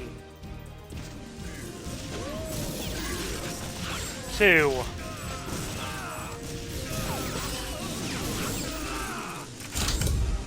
Done. We got a gold as well. Nice. Alright. Good. Whew. Stressful. Stressful. Exceptionally stressful. Okay. Beetleman and the Impersonator. Thank you very much. One of my personal favorites, Nicky Jinky Bricky. Nicky and Jinky have taken over the Chinese restaurant, but it is haunted by the restless spirits who hit themselves on the head with bricks while attempting to master the brick flung high challenge from TimeSplitters. Help your sister lay these souls to rest. I have nothing to prove on this one. Nothing to prove. We already have a very solid platinum for this one that's on the channel. It is one of my proudest achievements.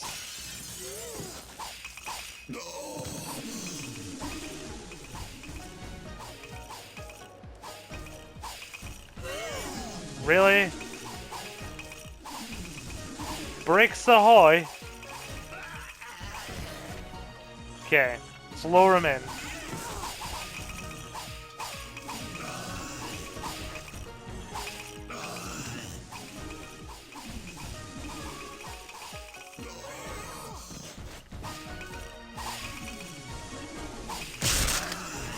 Nice.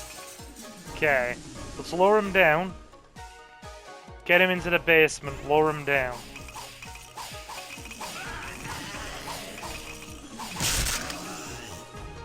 There we go.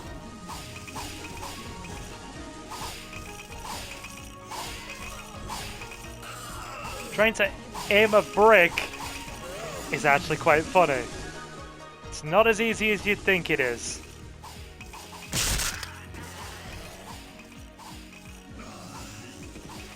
We can load them this way, actually.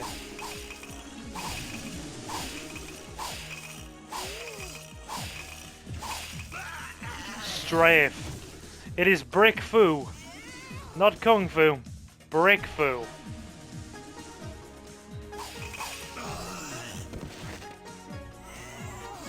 Where are the rest of them?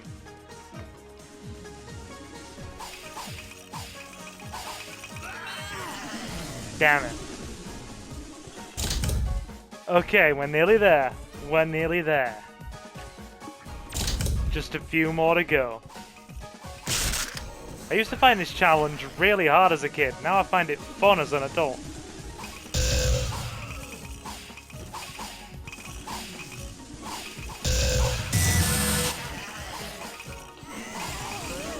Oh, damn it. Okay, we just need one more brick.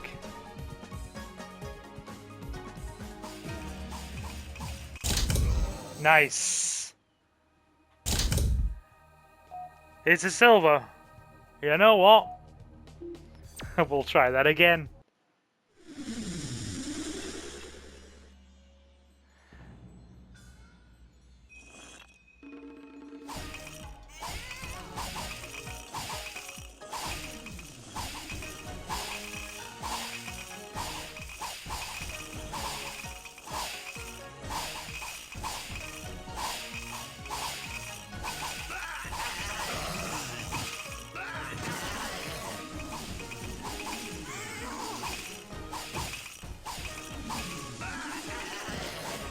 Okay.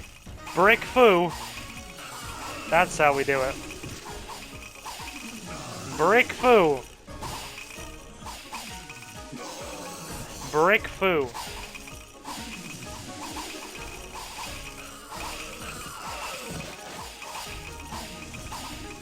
It's like Kung Fu, but with added brick.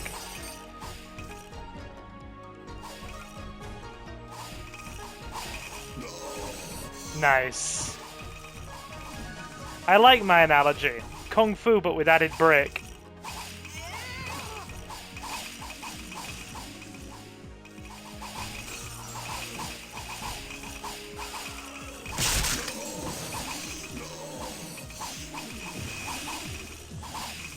Oh, got us. I mean, gosh darn it, we tried.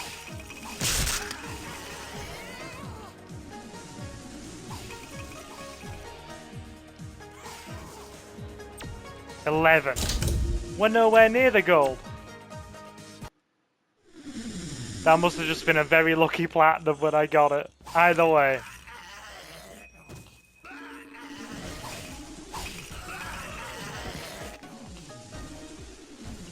That's 4. 5, 6.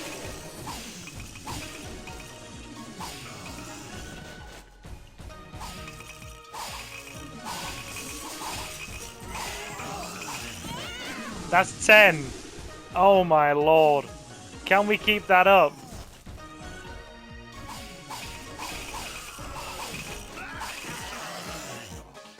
$13.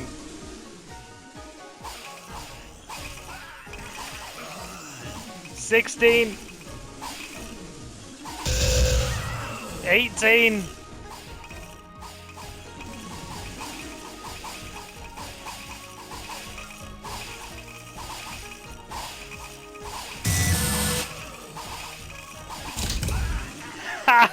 Yes! New personal best. Absolutely amazing. New personal best. 1 minute 5. Absolutely awesome.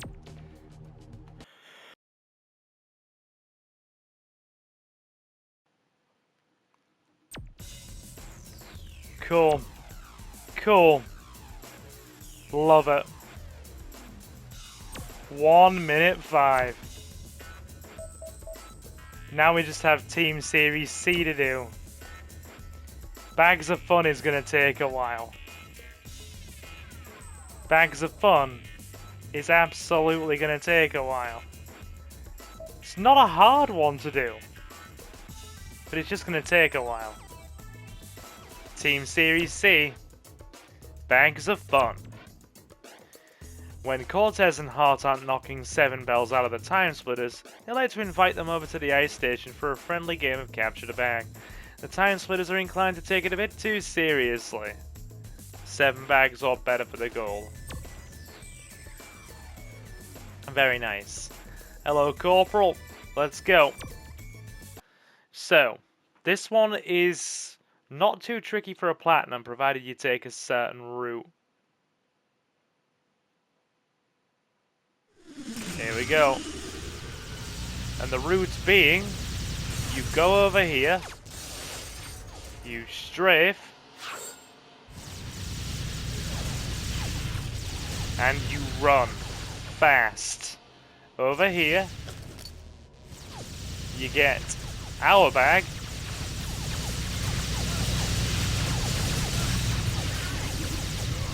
You head back over. And you wait for the bag to be secured again. If you can do that, then you've got it. And you don't allow that to happen. Give me a sec, we'll try again. So, I already have a platinum video of this on the channel. And what you want to do, you want to grab the shrink from over here, then you grab the mini from here, and then you grab the TimeSplitters bag,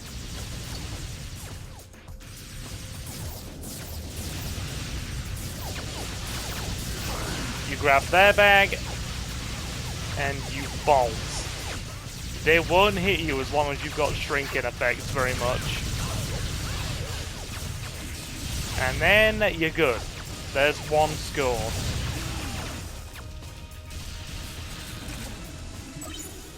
Same as before. You grab that. You completely ignore the splitters.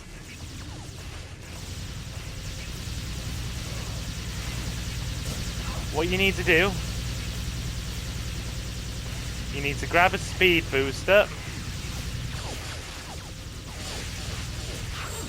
like this.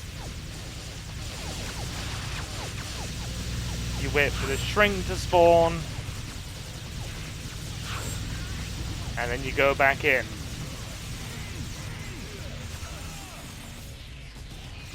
Grab their bag.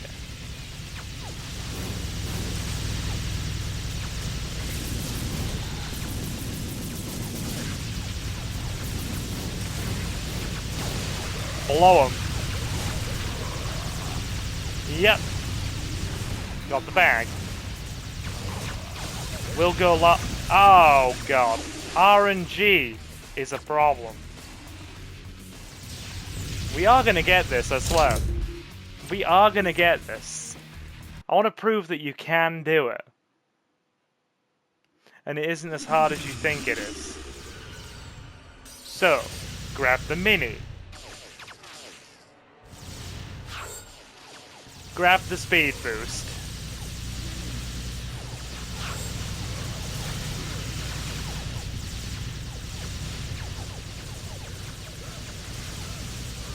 Grab their bag.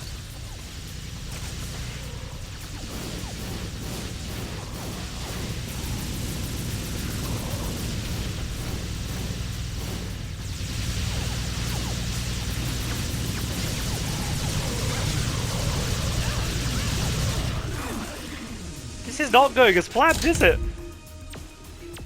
This is not going as planned. I'm starting to feel a bit embarrassed now. Genuinely so.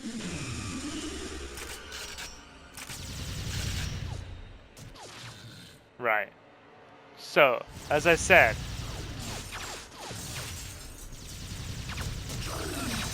we head back this way, grab the mini and the speed boost. Mini. Speed boost. Cortez will unfortunately act more as a bullet sponge than anything else.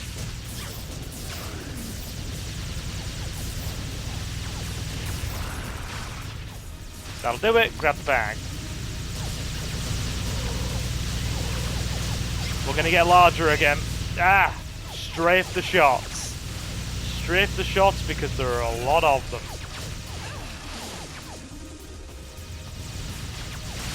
Cool. Also health packs everywhere.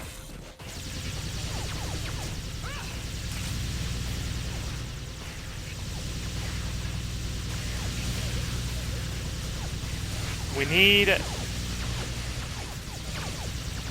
the shrink to spawn back in again. There we go. Get the shrink. Draw their fire. Then the speed boost. It doesn't matter about them having our bag now because we can grab theirs. There we are.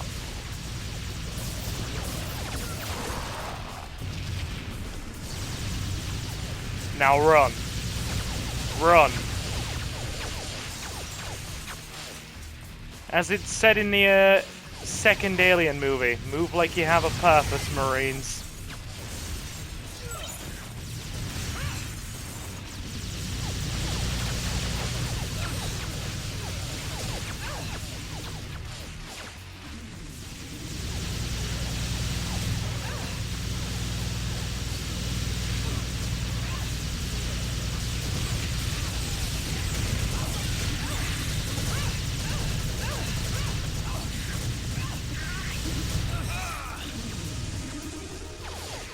If you're resetting the state of the bags, that doesn't matter as much. You can live with them resetting. Like, both are back in the appropriate goals.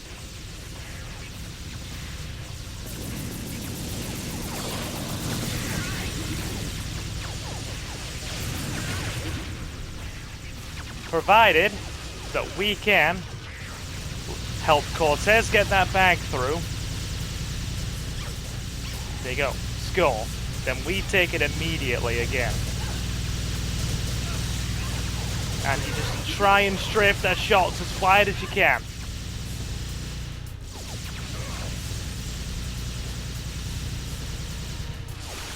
There we go. Another score. In rapid succession. There's 4.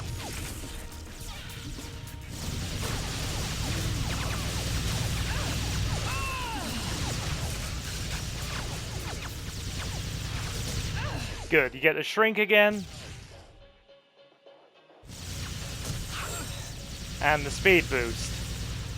Rinse and repeat the process.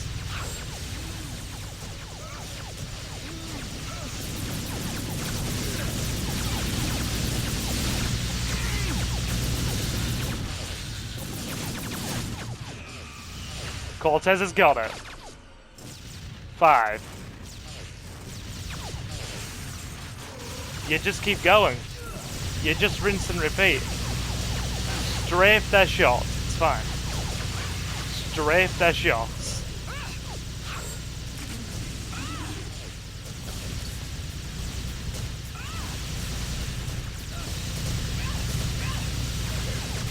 Go wide. Strafe the shots.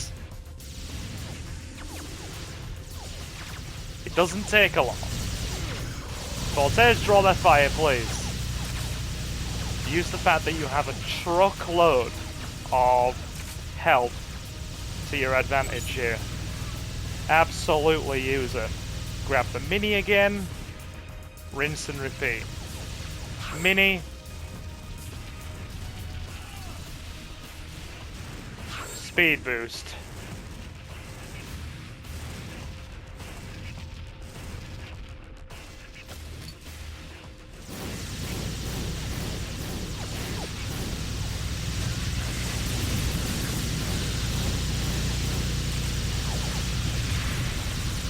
Got it. Strafe.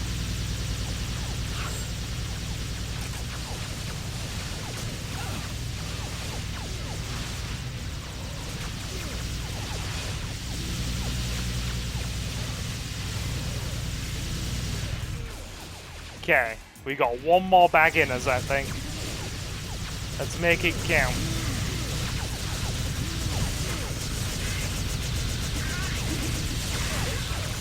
Stop them from taking ours.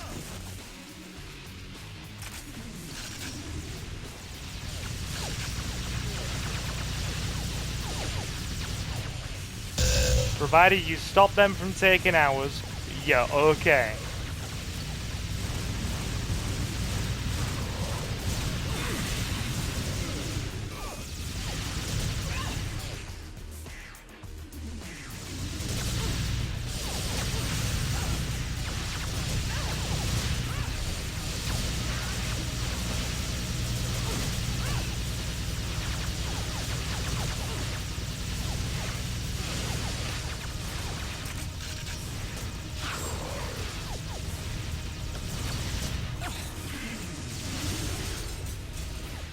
Can we do it with 20 seconds? Probably not, but at least we've got a goal.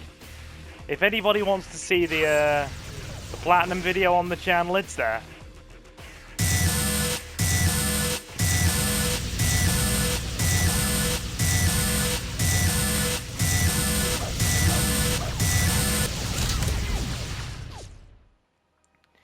Still a solid... Wait there. 7 bags better. Oh, than the opposition. I see. I see. 7 bags better than the opposition. Okay. I read that. I've always read that as 7 bags or better. 7 bags better than the opposition. Okay. I mean, either way, we have a 9-bag platinum on the channel, so that's good. That's good. We have finished that one. We have Ring Mistress on Bags of Fun. They're Not Pets is another TimeSplitters themed fun. Oh no, wait, no. It's a circus tent. Mr. Giggles and Stumpy ordered a bunch of baby drone splitters off the internet. When they arrived, they bit the bear's nose and ripped off Lola's costume. The Ring Mistress is not pleased. She wants rid of them. Watch out for the bear though. He's pretty mad. Cool, I'm gonna grab a sip of water and we're gonna deal with some drone splitters and a rogue bear.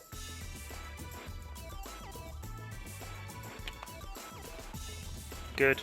Deal with the bear. Mr. Giggles. I hate that it's making us play as Mr. Giggles. I don't want to see his pocket.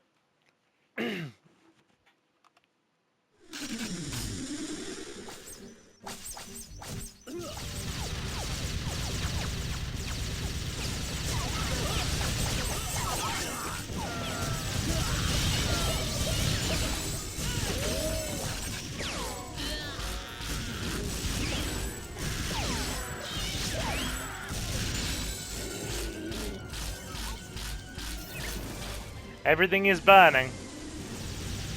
We have armor though, that should help.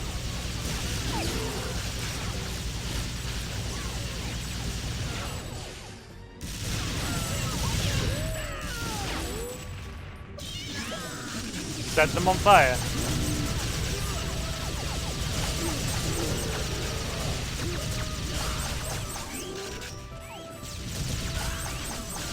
Yeah, the bear is pretty mad, isn't he? We're out of crossbow.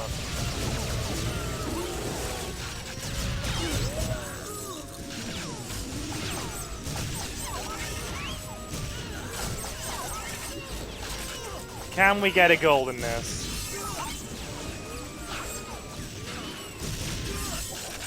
I don't see why we shouldn't be able to.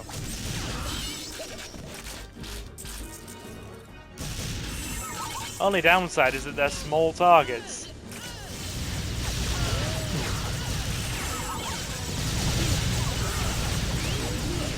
That should take them all out.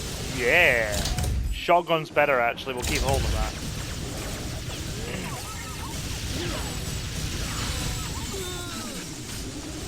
Okay. Double SPPs. Let's cause a bit of chaos on this one.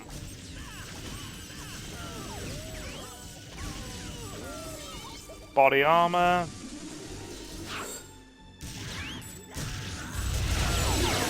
Dude, it liquidates the opponents. It literally liquidates. Go on, Stumpy. Not that he needs it. Look at him. He's unhittable. Look at him go! Mini Stumpy. Already small, now even smaller.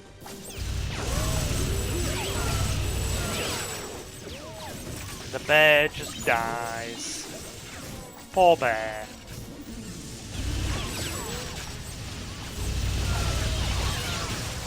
Yeah.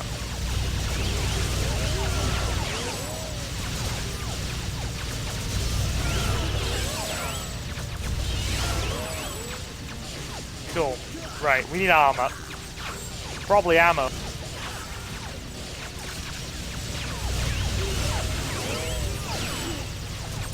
That'll do.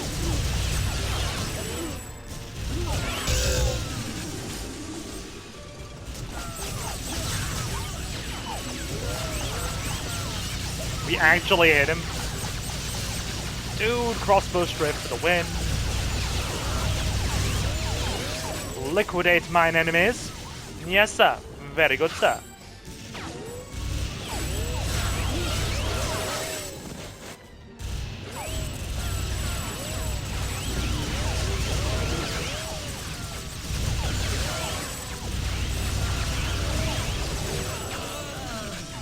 Yeah, that's a shame. We've got 50. Can't complain at 50. 50 is good.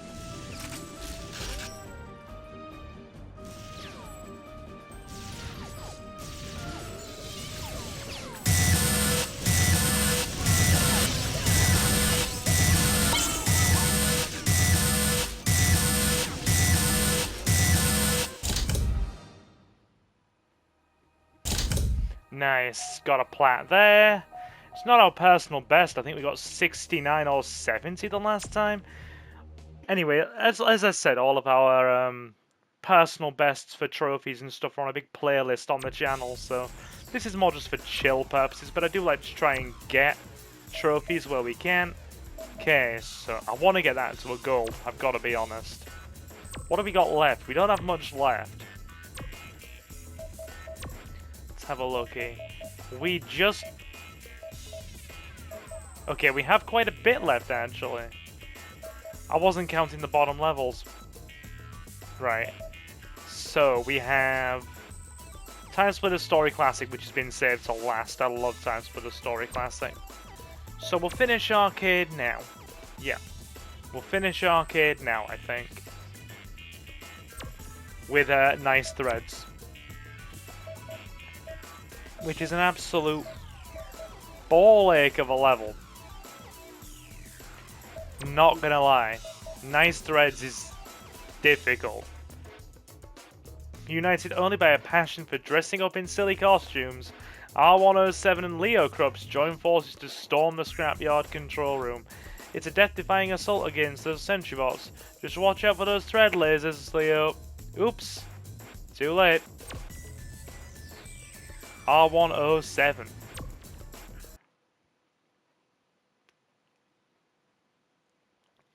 Let's go.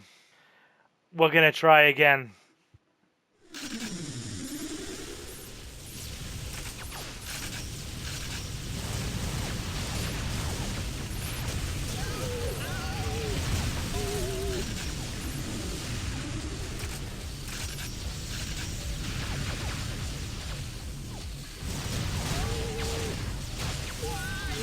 Just focus on the gun emplacements. Focus on nothing but the gun emplacements.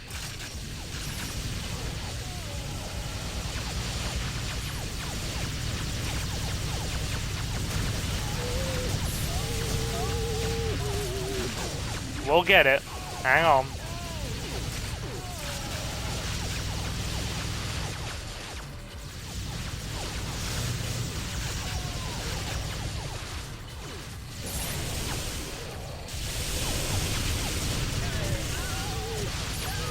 There we go. Airlock breached.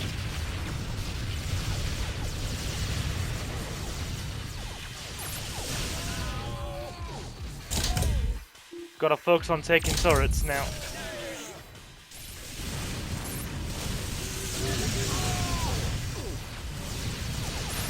We're back here with a minute down.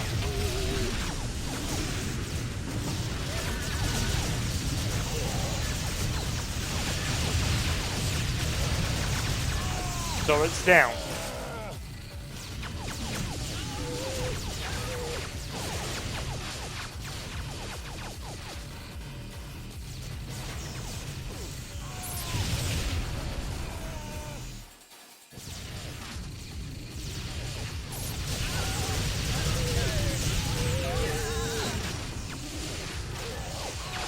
Focus on the gun turrets. Nothing else matters. Just the gun turrets.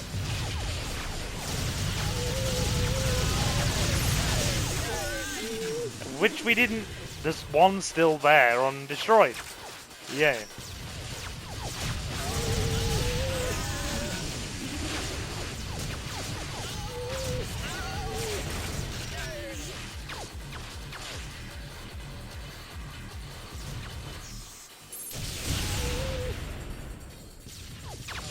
We got it. Right, turret's down.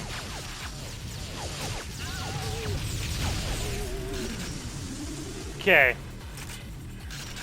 We can probably still get the silver with the turrets off. I say that, we liquidate as soon as we step foot into the area.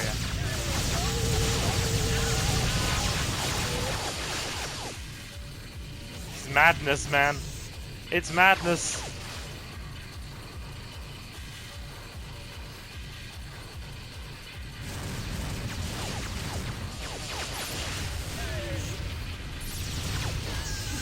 Okay, we're back to the same point we were at before. Homing launcher.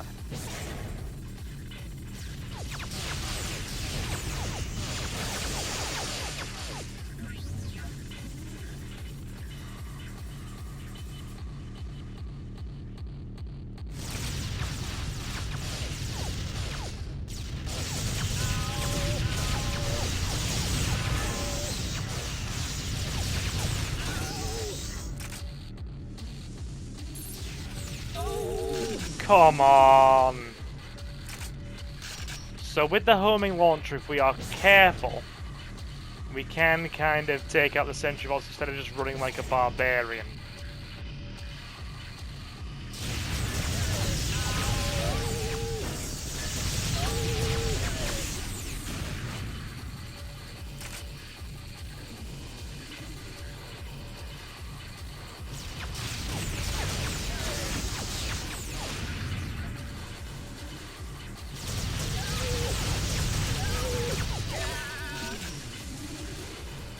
Right, we're not gonna get gold, just aim for silver.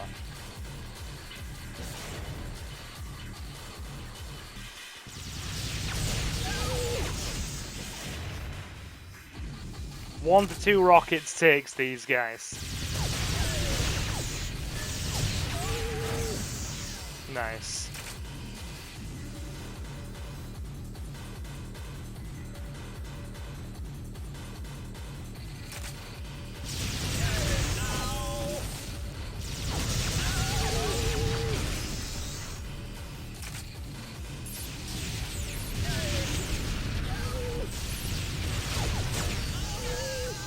Okay, I think we got one of the turrets. Also, give me a sec, I'm just going to swap my controller. It's running out of battery. Bear with me. We are playing this directly through the PS5, so yeah. I am not on a wired controller. We are running on the batteries, as it were. Okay, right. Nice. Let's carry on. We can do this.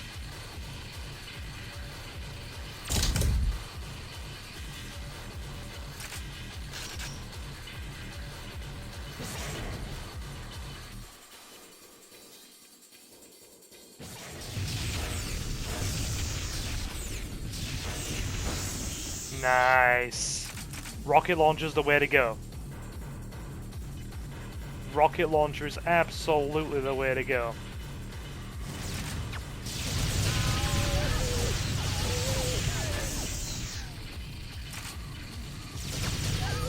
Back up.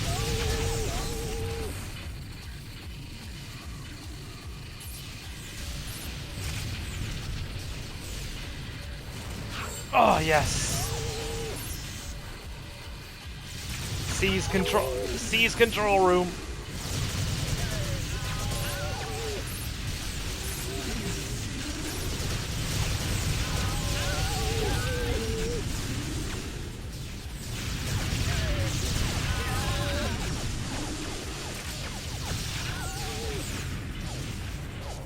Cool.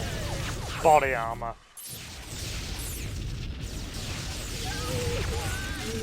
I love it how there's turrets on all sides. Yep, literally on all sides. Give me that armor. Okay, one less turret to deal with.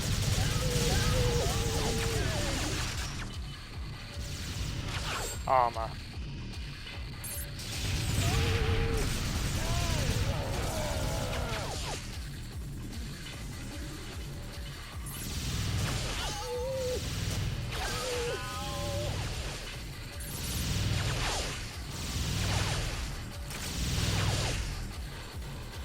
Armor. Thank God. Control room.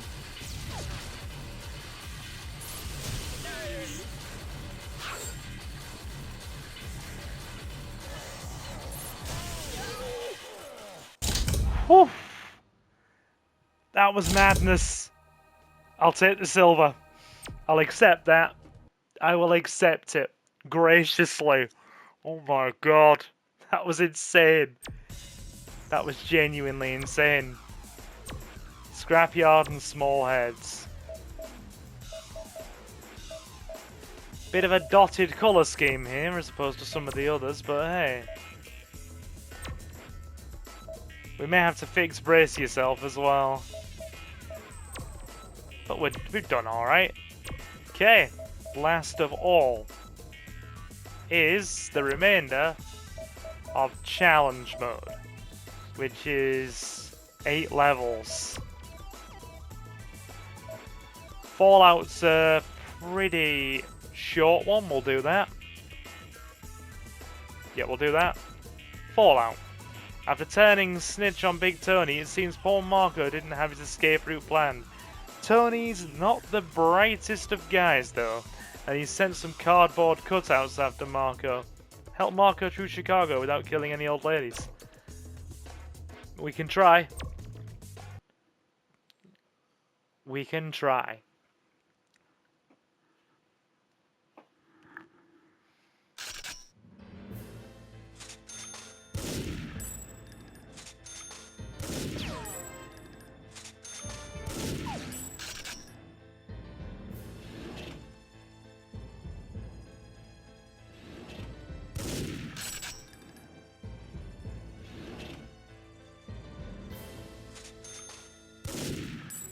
Concentration is king.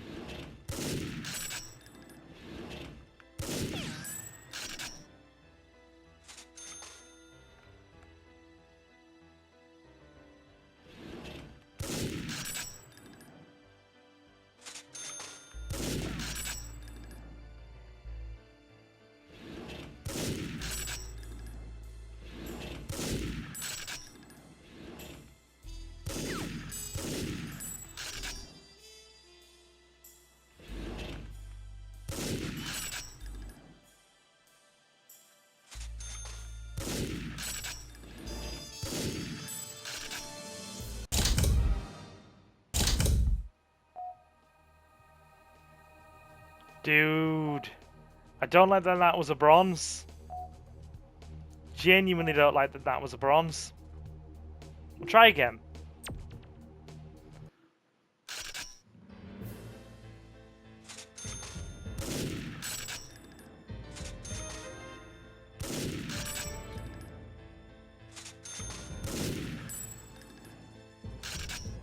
Any other ones? Anything behind us? No. Nothing behind. How about to the side of us? No.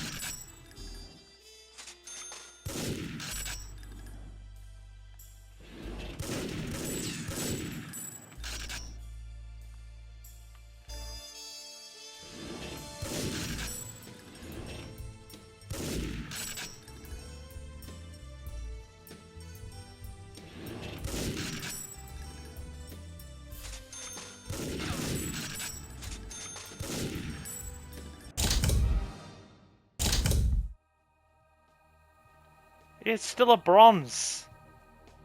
How do we get a silver on that? You don't get enough targets. What am I missing?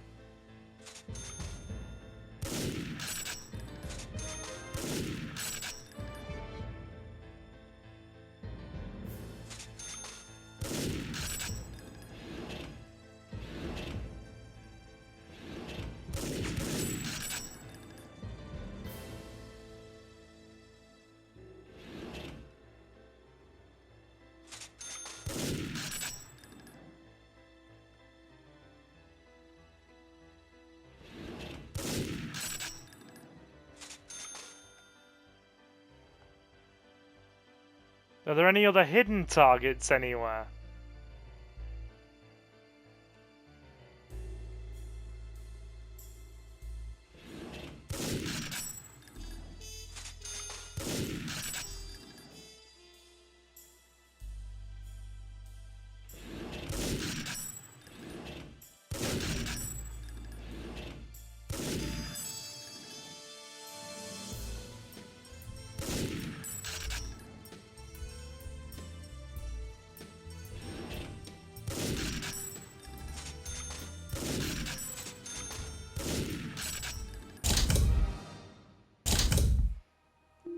We're just short again.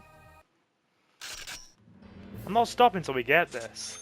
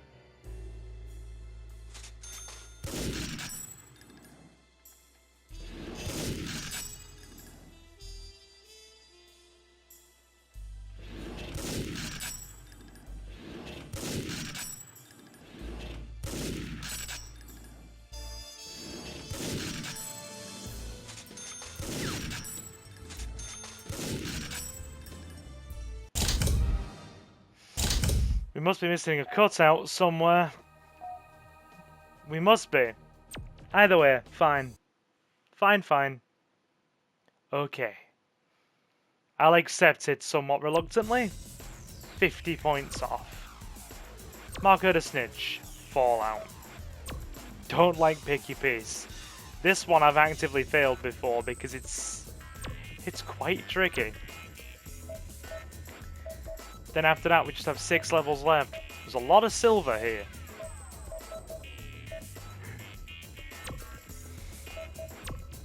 Okay. A lawman needs a gun he can rely on. Elijah's gone down to the compound to test out the performance of some firearms. Shoot as many cutouts as you can, but remember, accuracy will improve your score. This is the one exception where I'm going to let a bronze trophy pass because, yeah, not a fan of this level. It's, for what it is, it's really tricky. And then we just have the Monkey and the TimeSplitters Story Classic levels left.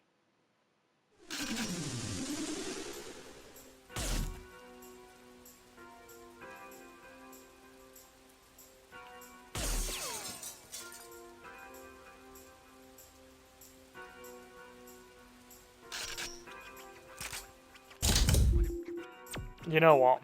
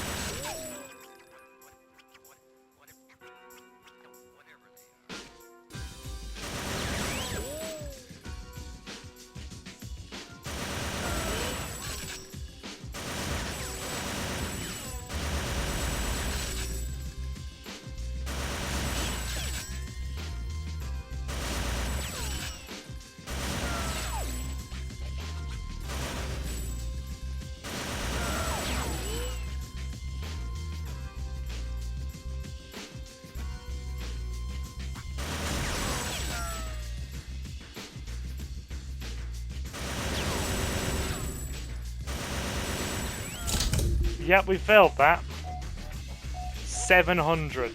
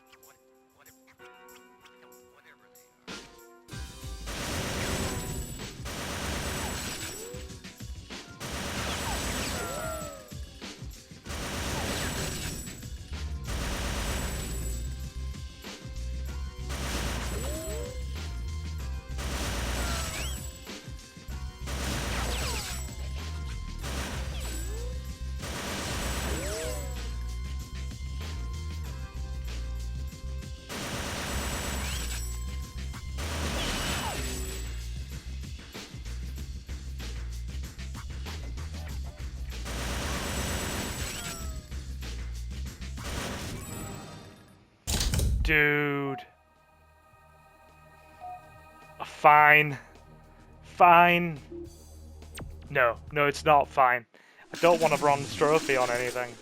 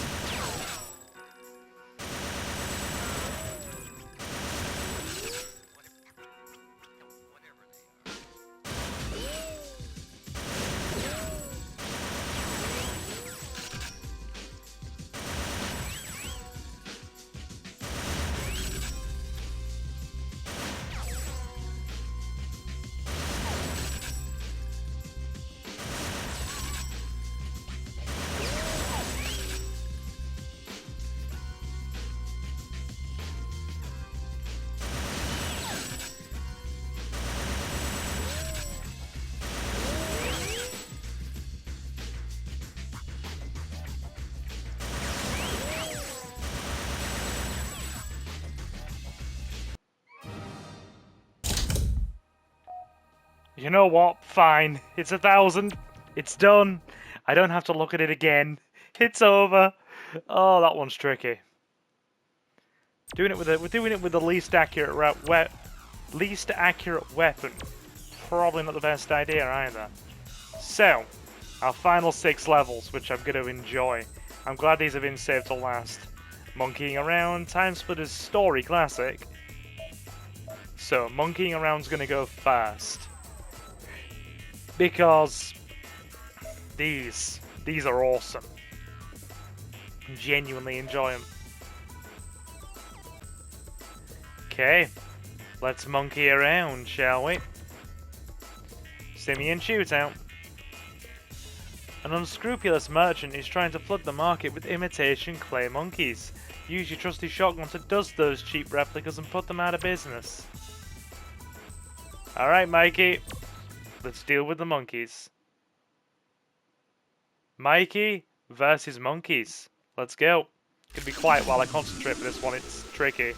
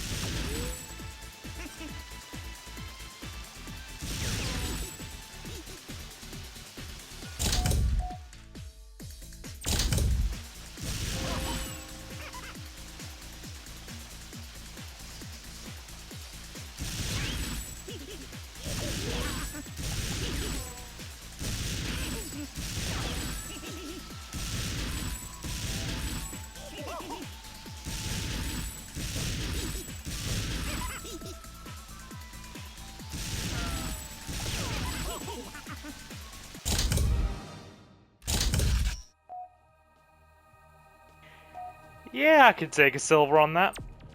I can take a silver on that one.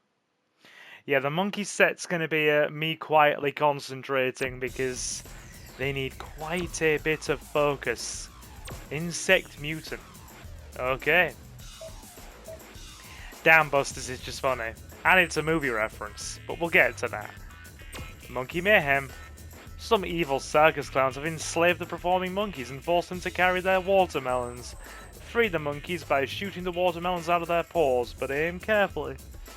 Oh god, yeah, the aim required for this is ridiculous, so I will be quiet while we get this. It takes precision, and you get penalized for hitting the monkeys. Right. I will be quiet and focused for this one. Quiet and focused.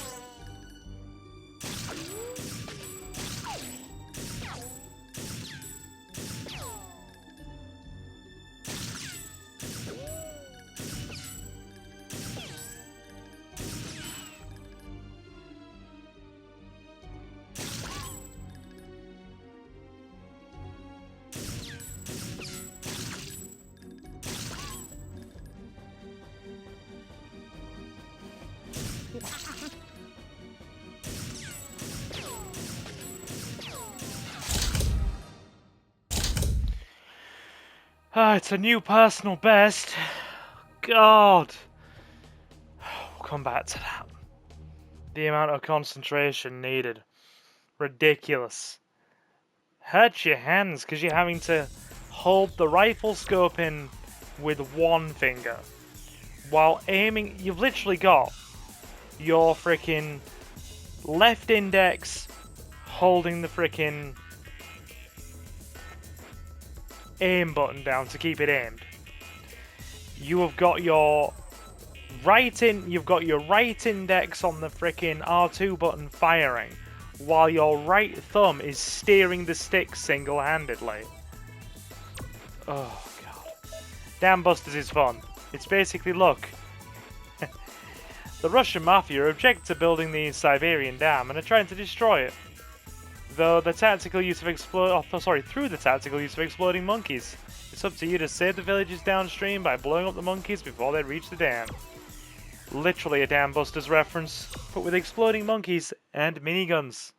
This one's fun, we enjoy it. Just blast, and again I'll be concentrating. 3 minutes.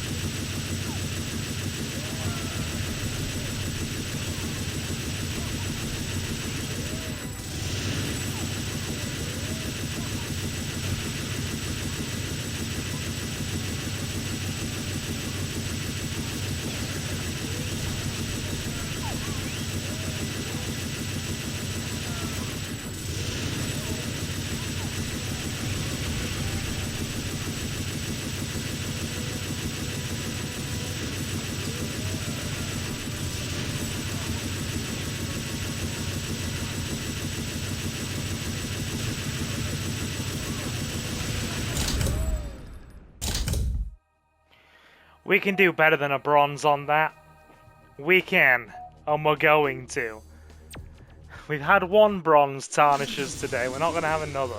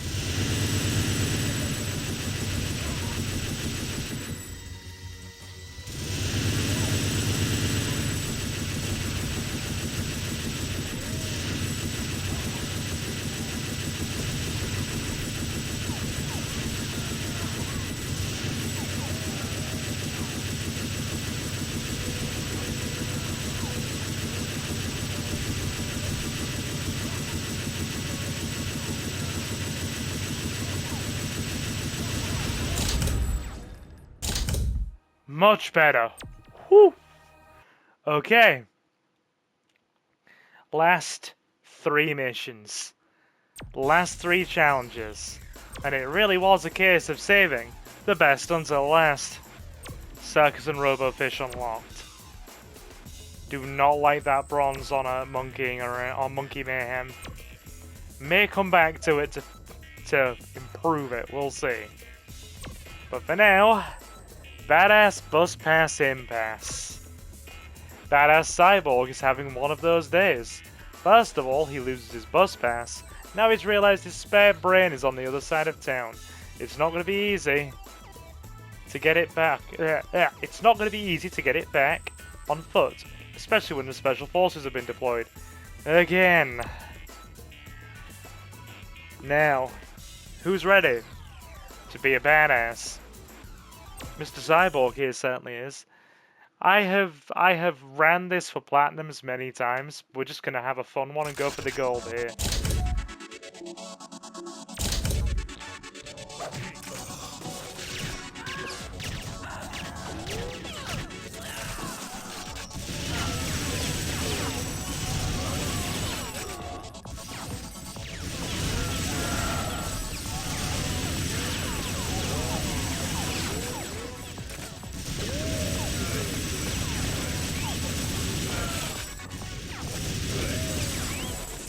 Got him.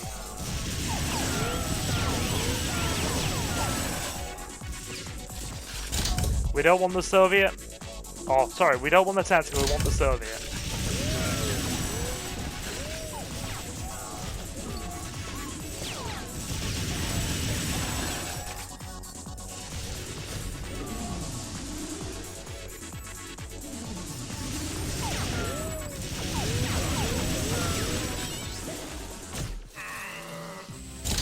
That's not meant to happen. Let's go again. Preferably without dying this time.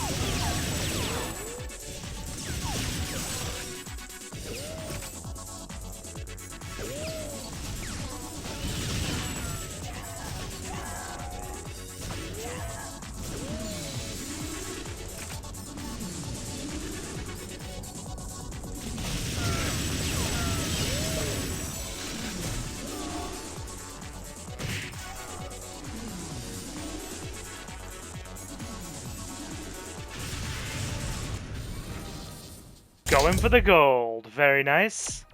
Done and done. Done and done. 2 left. 2 left.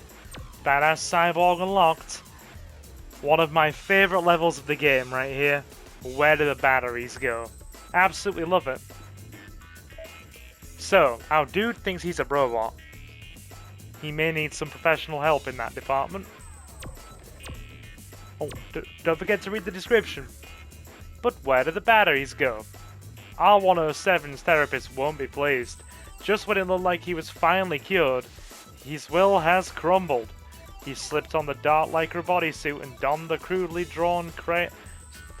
crayoned cardboard boxes once again. I am Robot. The man who thinks he's a robot. It's like we've done the whole robot who thinks he's a man thing, but in reverse. Here we go. Gonna just be enjoying this one. We'll be quiet while I concentrate. This one is a doozy. It's tricky.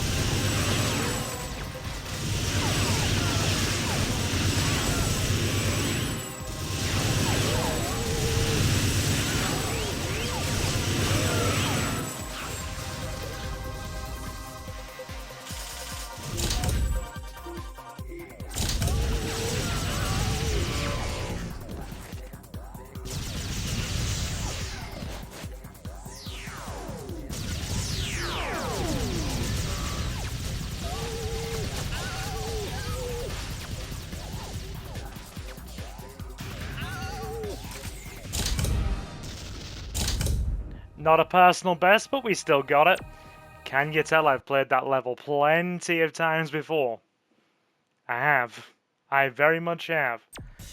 And the last one to complete our playthrough. Where do the batteries go? R107. Hit me, baby, one more time.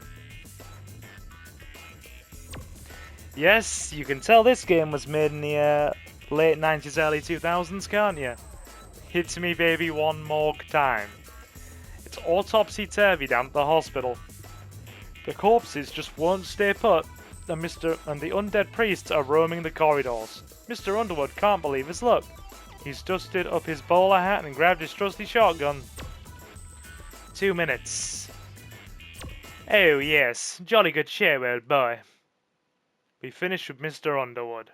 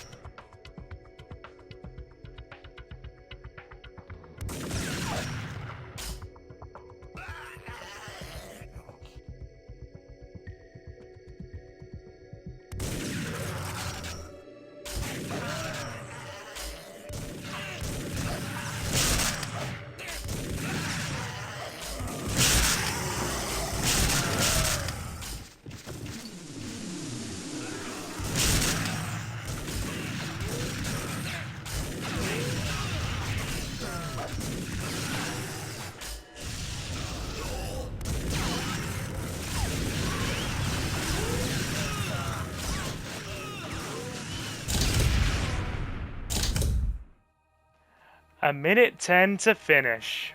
Very, very nice. We have finished TimeSplitters 2. All of the story missions on normal difficulty, all of the challenges, and all of the league. Very nice. Let's check our final score before we go. 82% completion. Right. So, 10 normal crystals, 1 bronze trophy, 20 silver, 35 gold, 10 plats. Not bad at all. Not bad at all. There may be a jump cut here where I decide to go back in and do monkeying around one more time. We'll see how I feel about that. But otherwise, this is where we will finish, I think. If you haven't had your jump cut with monkeying around, then I wasn't mad enough to try and go back for the silver trophy. So, this long play has no doubt gone on for like 7 or 8 hours at least. So a special thank you to everybody who's watched the live premiere. My name is Silver and I am your host. We play a lot of GTA, Resident Evil, retro games, remakes of retro games, PS1, PS2 classics, you name it, there's a good chance if it's on old school hardware that we've given it a dabble at some point. To those of you who want to join our little community, you can slam that subscribe button and become a member of the channel. Our next big milestone is 3,000 subscribers and we'd love for you to join us. You can follow us on Twitter/X or Blue Sky at Silver Gaming Network, or by following the handle SilverGaming01, so you always know when we go live and you never miss out on a live stream. And to those of you who want to support us even more, you have a couple of options. You can either head over to Silver Gaming Network on Patreon and become a Silver Patron for £2.50 a month. Or you can hit the big red join button on the channel and become a channel member for £1.99 a month. And every channel member and Silver Patron gets an exclusive shout out at the end of every live stream and Let's Play part, and also access to exclusive supporter playthroughs. And right now we are doing a playthrough of Pokemon Leaf Green for the patrons and channel members. The support is not at all essential but very much appreciated, and you can find the links to the Patreon in the video description and the channel's about section. A special thank you to our channel members and silver patrons at the time of this, well, this playthrough. I was going to say live stream because that's habitual. This playthrough. Mr. Jonathan, Reese Free, Jay, Kota Okami, Jacob the Dabbler, Julio, The Relinquished, Marcus, Space Ghost, and Benjamin Martinez. It is very much appreciated. If you'd like to see us do a full story mode playthrough of TimeSplitters 1 next, or move on to TimeSplitters 3, let me know and we will do that. And to the rest of you who have stopped in, you've all been super awesome, and thank you very much for stopping in. And I will of course see you in the next one. So guys, I have been Silver, your host. Have a fantastic morning, afternoon, or night, and I will see you again very soon. Take care, guys.